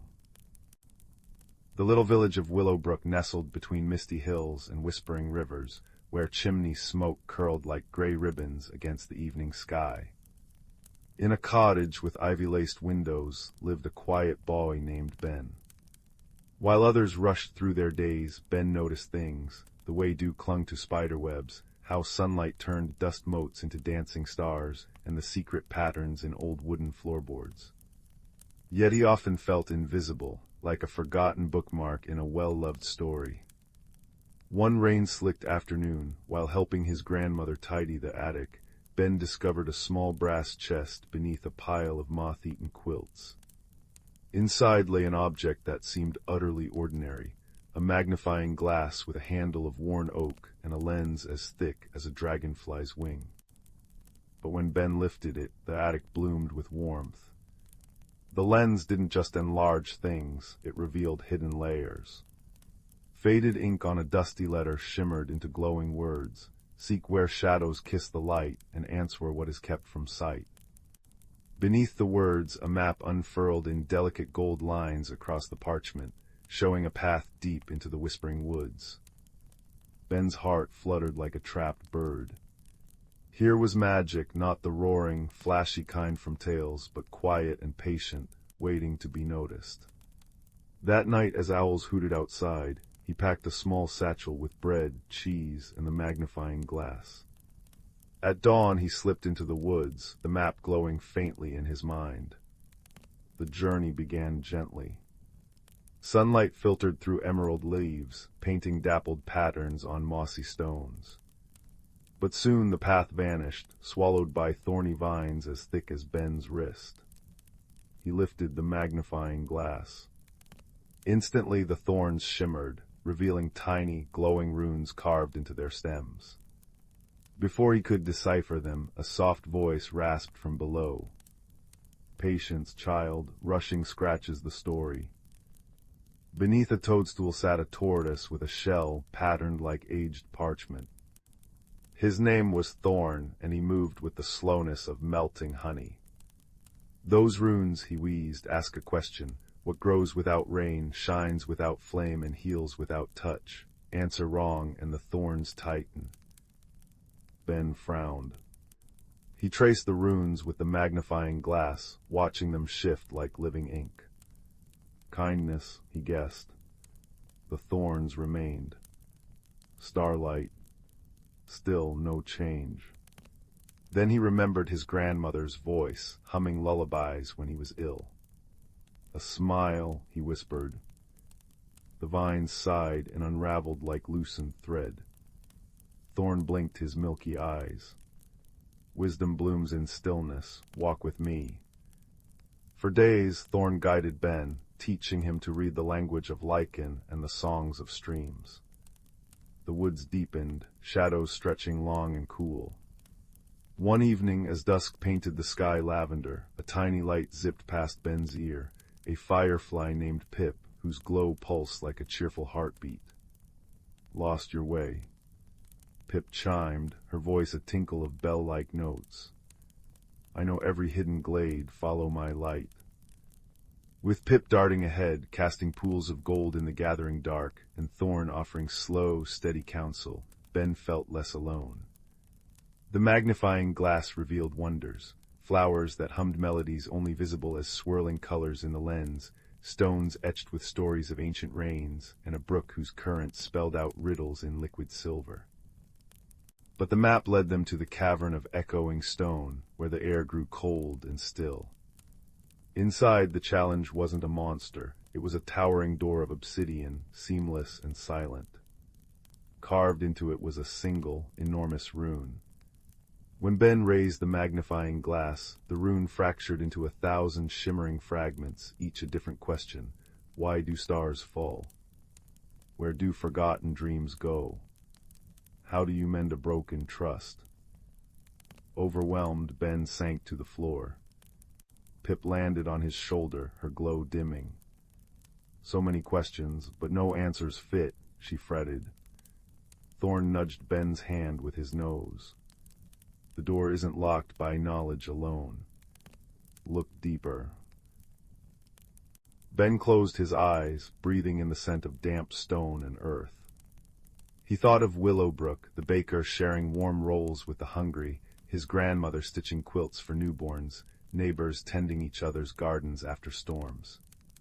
He lifted the magnifying glass not to the rune, but to his own heart. The lens warmed, projecting a soft, golden light onto the door. It wasn't an answer that flowed out, but a feeling, a tapestry of gratitude, hope, and the quiet courage of small daily kindnesses. The obsidian dissolved like mist, revealing not treasure, but a garden. Moonflowers glowed within her light, their petals etched with constellations. At its center stood a figure made of woven shadows and starlight, the guardian who had slept for centuries, waiting. You woke me not with force, it murmured, its voice like wind through reeds, but by showing that wonder lives in gentle hearts. My task is done. The guardian faded, leaving behind a simple clay pot filled with seeds that shimmered like captured twilight. Plant these where shadows kiss the light, whispered the fading voice. The journey back was a blur of joy. Pip lit their path with exuberant loops, Thorn shared tales of stars, and Ben carried the pot like a promise. In Willowbrook he planted the seeds in the village square, where the old oak's shadow met the setting sun. Overnight a garden sprang forth, flowers that sang soft lullabies at dusk, herbs that healed with a touch, and vines bearing fruit sweeter than honey. Ben wasn't invisible anymore. Villagers sought his quiet wisdom, his knack for seeing what others missed. But the greatest change was inside him, a deep, humming certainty that magic wasn't in distant mountains or flashing spells, but in noticing, in kindness, and in the extraordinary secrets hidden in ordinary things. Now, as fireflies dance outside your window and the moon climbs high, remember Ben's magnifying glass. Hold it in your heart tonight. Look closely at the world around you, the fold of your blanket, the shape of shadows on the wall, the rhythm of your breath. Wonder is waiting, patient and bright, in the quiet spaces between dreams. Sleep softly, little one. Tomorrow's ordinary moments hold their own gentle magic. The Whispering Woods and the Lantern of Luminara. In the small village of Amberley, nestled at the edge of the Whispering Woods, tales of enchantment and mystery were as old as the trees themselves. The woods were a place of wonder, where the air was thick with secrets and magic lingered in the rustling leaves. Yet it was also a place avoided by many, for deep within its heart lay a hidden world, known only to those with the courage to seek it. The village was a cozy cluster of thatched roof cottages, surrounded by fields of lavender that swayed gently in the breeze, filling the air with a soothing fragrance. The villagers were kind and simple folk, their days marked by the rhythm of the seasons and the quiet pleasures of rural life. In one such cottage lived a young girl named Leora. She had hair the color of autumn leaves and eyes that sparkled with curiosity. Leora was known for her gentle nature and the way she seemed to understand the whispers of the wind and the songs of the birds. She often spent her afternoons wandering the edges of the Whispering Woods, listening to the stories the forest had to tell. One cool autumn evening, as the setting sun painted the sky in hues of orange and pink, Leora sat at her window, gazing out at the woods. Her heart longed for adventure, and she felt a pull towards the trees. as though they were calling her name. "Leora," her mother called from the kitchen, "come help me with supper." Leora reluctantly tore her gaze from the window and joined her mother. As they prepared the meal, her mother spoke of the coming winter and the preparations they must make. But Leora's mind drifted back to the woods, to the stories of hidden worlds and magical beings that her grandmother used to tell. That night, as the village lay quiet under a blanket of stars, Leora lay awake in her bed, listening to the gentle rustle of the leaves outside. Unable to resist the call of adventure any longer, she quietly slipped out of bed, wrapped a warm cloak around her shoulders, and tiptoed out of the cottage. The moon cast a silvery glow over the landscape as Leora made her way towards the Whispering Woods. The air was crisp and carried the scent of pine and earth. As she entered the woods, the trees seemed to lean in, welcoming her into their embrace. The deeper she ventured, the more the forest came alive. The leaves whispered secrets, and the branches formed intricate patterns against the sky. Leora felt a sense of wonder and awe, as though she were stepping into a dream. After walking for what felt like hours, Leora came upon a clearing bathed in moonlight. In the center stood an ancient oak tree, its twisted branches reaching towards the heavens. Beneath the tree lay a small, flickering light, like a star fallen to earth. Curious, Leora approached the light and discovered it was a lantern, crafted from delicate glass and metal, its surface etched with intricate patterns. The lantern glowed with a soft, warm light that seemed to pulse with life. As she reached out to touch it, a voice, gentle and melodic, echoed through the clearing. "The Lantern of Luminara," it said, "a beacon for those who seek the hidden world." Leora looked around, but saw no one. "Who are you?" she asked, her voice barely a whisper. The voice replied, "I am the spirit of the forest, and I have watched over these woods for centuries. The lantern is a gift for those with pure hearts and the courage to seek the truth." Leora felt a thrill of excitement mixed with apprehension. She had heard of the Lantern of Luminara in her grandmother's tales, a magical object that could reveal the hidden world within the Whispering Woods. "Will you accept the lantern and embark on a journey of discovery?" the voice asked. Leora nodded, her heart pounding with anticipation. "Yes, I will." As she lifted the lantern, its light grew brighter, illuminating the clearing with a warm, golden glow. The air shimmered, and the world around her seemed to shift and change. The trees swayed gently, their leaves whispering secrets in a language she couldn't quite understand.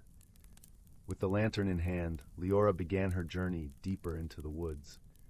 The path before her was bathed in light, and she felt a sense of peace and purpose guiding her steps. As she walked, Leora encountered creatures she had only heard of in stories. A family of fireflies danced around her, their tiny lights twinkling like stars. A wise old owl perched on a branch, its eyes gleaming with wisdom. And a gentle deer with antlers like branches nodded in greeting as she passed. Each encounter filled her with a sense of wonder and belonging, as though she were part of a world she had always known in her heart. The forest seemed endless, a labyrinth of trees and shadows, but Leora felt no fear. The lantern's light guided her, and she trusted in its magic to lead her to the hidden world. As she journeyed deeper, the air grew cooler and the shadows longer. The forest was silent now, save for the gentle rustle of leaves. Leora felt a sense of anticipation, as though she were on the brink of discovering something extraordinary. Finally, she reached a glade where the moonlight danced upon a shimmering pool. The water was as clear as glass, reflecting the stars above. At the center of the pool stood a small island, and on it, a stone altar, ancient and weathered by time. Leora approached the water's edge, her reflection rippling in the surface. The lantern's light cast a golden glow over the pool, revealing a path of stepping stones that led to the island. With each step, Leora felt the weight of the forest's magic surrounding her, a tangible presence that filled her with awe. When she reached the altar, she placed the lantern upon it, the light casting intricate patterns over the stone. In that moment, the air shimmered, and a figure appeared before her, ethereal and radiant. It was the spirit of the forest, its form shifting like the wind through the trees. "Welcome, seeker of truth," the spirit said, its voice a melody of the earth. "You have come far, guided by the light of Luminara. What do you seek?" Leora took a deep breath, her heart filled with the courage of her journey. I seek to understand the world hidden within these woods, to learn its secrets and share its wonders. The spirit smiled, its light flickering like the lantern. You have shown courage and kindness, and the forest has embraced you as one of its own. The hidden world is within you, a place of wisdom and magic that can only be found by those who seek with an open heart.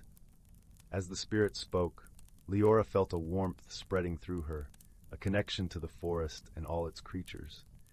She understood now that the hidden world was not a place to be found, but a state of being, a way of seeing the world with wonder and love.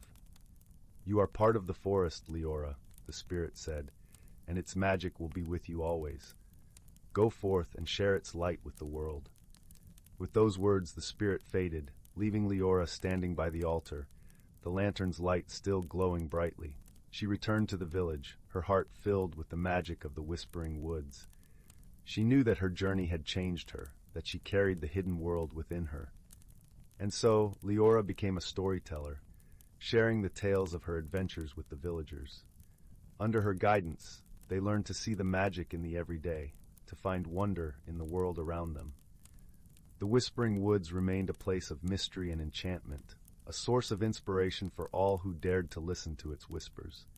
And Leora, with the Lantern of Luminar as her guide, continued to explore its secrets, her heart forever open to the magic of the hidden world. The soft hum of the emergency pod's engines faded into the twilight as Kip, a lanky human botanist with perpetually dirt-smudged glasses, stumbled onto the mossy surface of an uncharted planet. The air smelled of lavender and ozone, and the sky rippled with curtains of emerald light that made his wrist computer flicker uselessly. He'd been collecting atmospheric samples near their Andromeda belt when his shuttle malfunctioned, and now his only company was the chirping of unseen creatures and the uneasy knowledge that his oxygen reserves would last precisely 72 hours. 3 valleys away, a small amphibious being named Tull pressed all 6 of her suction-cupped hands against the cracked windshield of her own crashed vessel. Her people communicated through bioluminescent patterns that danced across their skin, but the swirling colors beneath her opalescent scales had dimmed to a worried gray. The Gretharians had warned her about solo missions to primitive worlds, yet how could she resist studying the rumpled green planet that local traders called the world where time naps? Now her translation pendant was shattered, her hydration tanks were leaking, and the strange pink sun made her gills itch. Their meeting happened at dawn near a crystalline stream, where Kip was testing edible fungi and Tull was seeking biocompatible water. When the human tripped over a half-buried rock and sent his specimen jar clattering into the shallows, Tull's frilled head emerged from behind a waterfall, her neck spines flaring cobalt blue with alarm. Kip froze, one hand hovering near his rusted multi-tool. Back on Earth, first contact protocols had been a mandatory seminar, but nothing had prepared him for the reality of a 4-foot-tall alien resembling a cross between a seahorse and a living watercolor painting. Hello," Kip ventured, palms raised.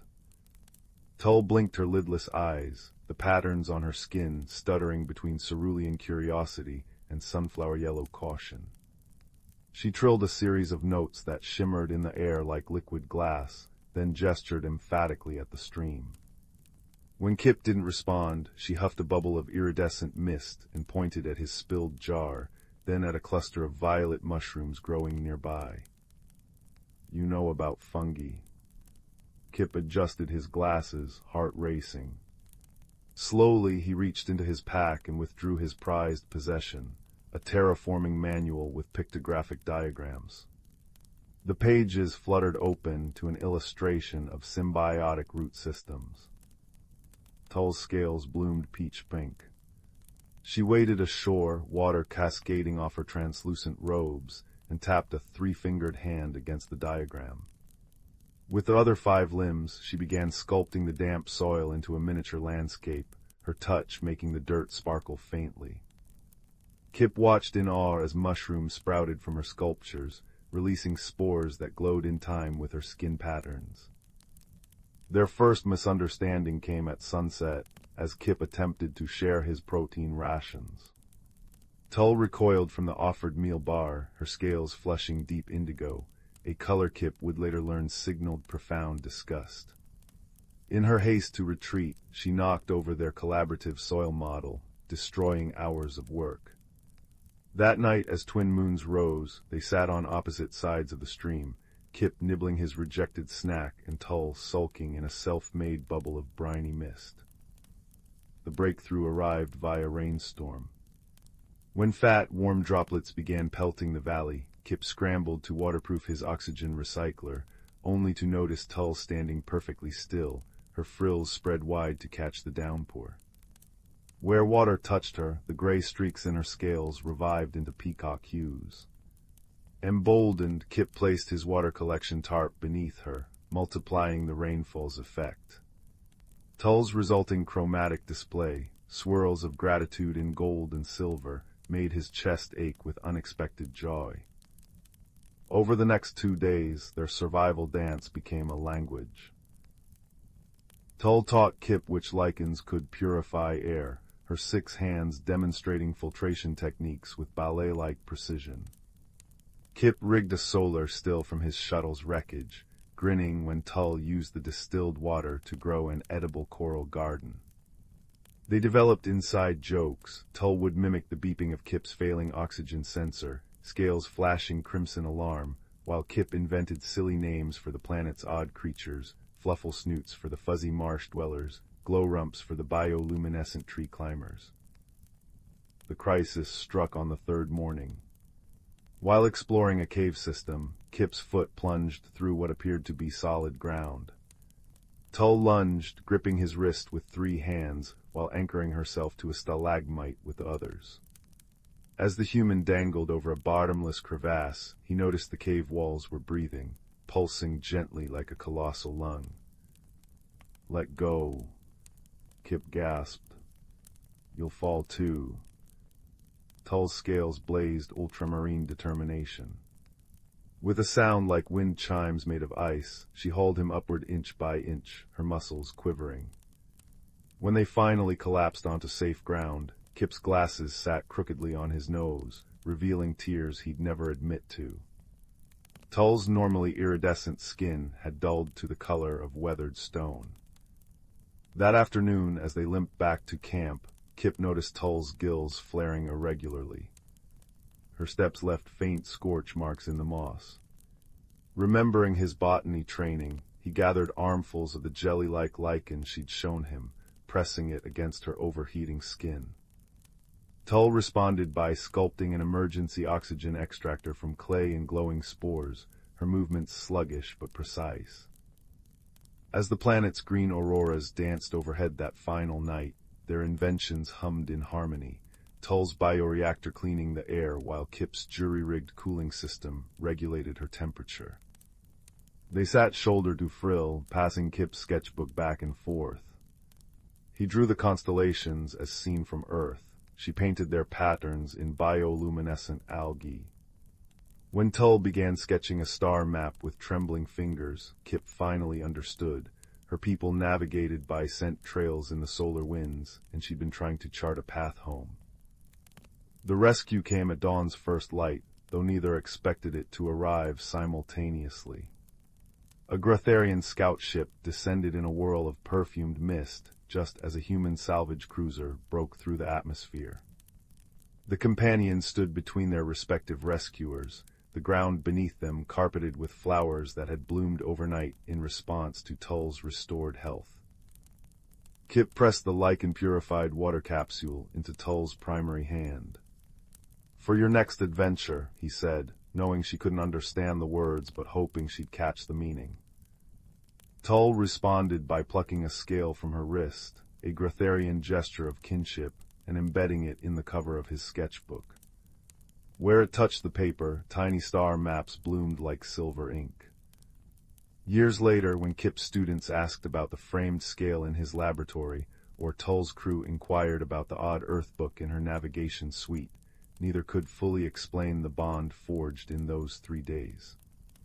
But every harvest moon, when Earth's atmosphere rippled with auroras and the Gratharian scent trails aligned, they'd meet on that repaired planet, now officially named Silentung's Bridge, to replenish the lichen gardens and add another page to their shared sketchbook beneath the naps of time. In the vast tapestry of the universe, where stars twinkled like scattered diamonds against the velvet backdrop of space, there existed a small, unassuming galaxy known as Arcadia. Within this galaxy, nestled on the azure planet of Luminara, life flourished in harmonious abundance. Luminara was a world of glowing crystal forests and shimmering lakes, where the gentle hum of nature's melody played an eternal symphony. In a quaint village near the luminous lake, there lived a young Lumina named Lichen. Lichen's kind heart and curious spirit were as radiant as the light she emitted. Her people, the Luminars, were beings of light, ethereal and graceful, their emotions visible in the brilliant hues of their glow. For Lichen, each day was a new opportunity to explore the wonders of her world, and her light danced with a joyful golden hue. One quiet evening, as the twin moons of Luminara rose high, casting a silvery glow over the landscape, Lichen decided to wander further than she ever had before, drawn by a mysterious pull from the heavens. As she ventured deeper into the uncharted crystal forest, she felt an unfamiliar tingle in the air, a sensation akin to the gentle whisper of a distant star. Meanwhile, on the neighboring planet of Zendale, a place of rugged mountains and vast, shadowed caves, lived a creature named Tarvin. Tarvin belonged to the Zarn, a species known for their sturdy, earthen forms and the deep, resonant tones of their voices. Unlike the Luminars, the Zarn communicated through vibrations and sounds, their emotions expressed through rhythmic pulses that echoed through the caverns of their world. Tarvin had always felt an inexplicable yearning for something beyond the echoing caves of Zendale, a desire to understand the light that occasionally pierced their world from above. One fateful night, as the stars aligned in a celestial dance, Tarvin followed a rare beam of light that seemed to call to him, guiding him toward the unknown. As fate would have it, Lichen and Tarvin's paths converged in a small clearing bathed in moonlight. Initially, they regarded one another with a mixture of curiosity and caution, for they were as different as night and day. Lichen's luminous glow contrasted starkly with Tarvin's earthy form, yet there was a shared spark of wonder in their eyes. Their first attempts at communication were fraught with misunderstandings. Lichen's light flickered in patterns of warmth and welcome, while Tarvin responded with deep, resonant hums that reverberated through the ground. Neither understood the other's language, but they persisted, drawn by an inexplicable bond. Slowly, through gestures and shared experiences, they began to bridge the chasm of misunderstanding. Lichen showed Tarvin the beauty of light, how it danced and played among the crystals, casting rainbows and illuminating the world in vibrant colors. Tarvin, in turn, taught Lichen the music of the earth, the symphony of sounds that resonated through the rocks and caves, creating harmonies that spoke of ancient wisdom. As they spent more time together, their differences became a source of strength rather than division.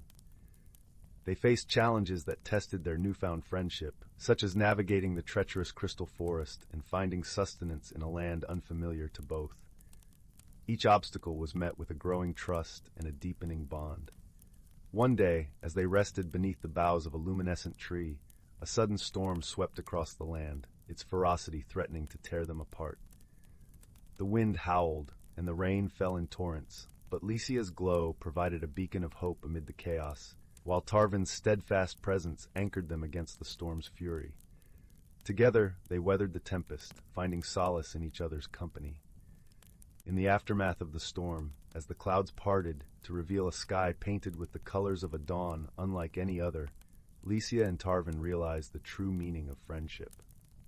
It was not simply about understanding words or appearances, but about a connection of hearts and spirits, a bond forged through shared experiences and mutual support.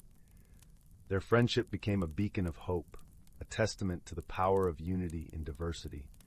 As they returned to their respective worlds, they carried with them the lessons learned from one another.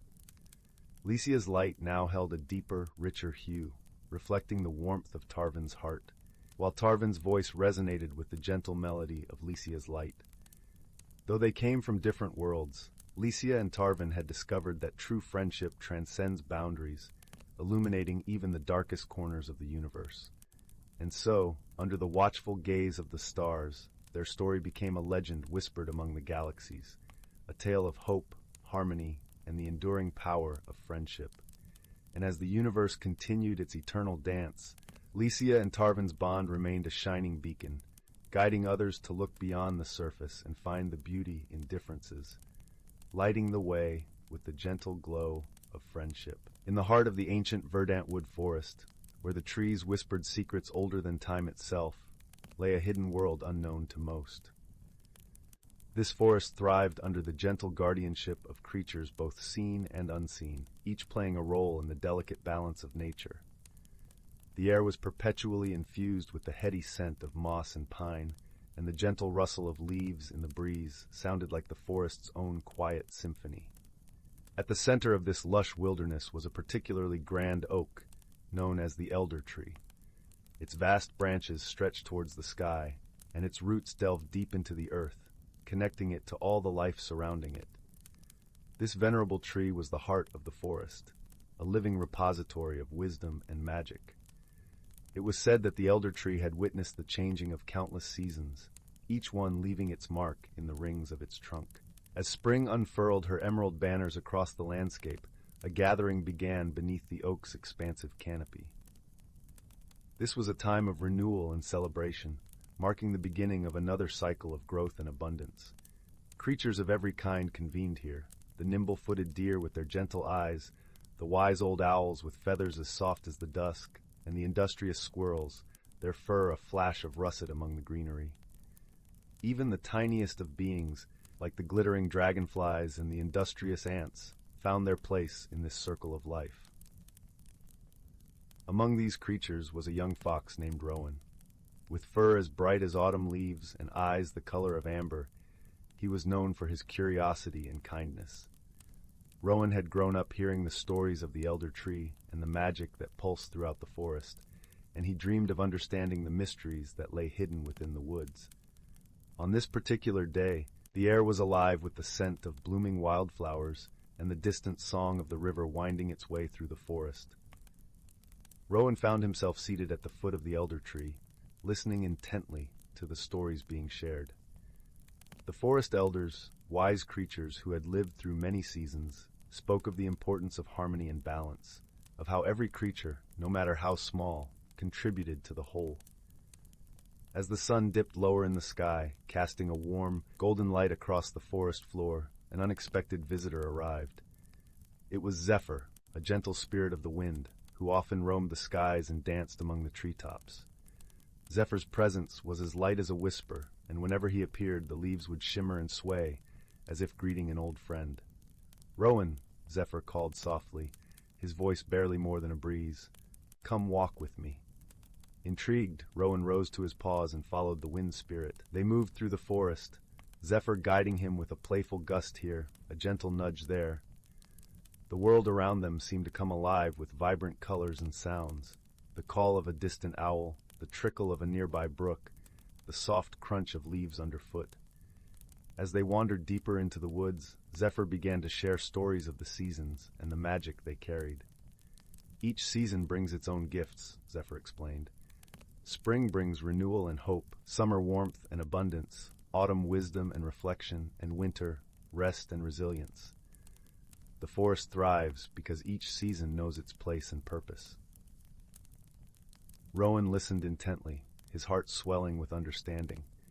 He realized that just as the seasons worked together, so too did the creatures of the forest, each with their own role to play in maintaining the harmony of their home. Their journey led them to a clearing where the ground was carpeted with soft, fragrant moss and the sky above was a canvas of twinkling stars. Here Zephyr paused, allowing Rowan to take in the beauty of the world around him. "Remember this, young Rowan," Zephyr continued, his voice gentle and wise. "True strength lies not in power or force, but in understanding and cooperation. The forest flourishes because its inhabitants work together, respecting the balance of nature." Rowan nodded, feeling the truth of Zephyr's words resonate deep within him. He understood now that his own small acts of kindness and curiosity could contribute to the greater good of the forest.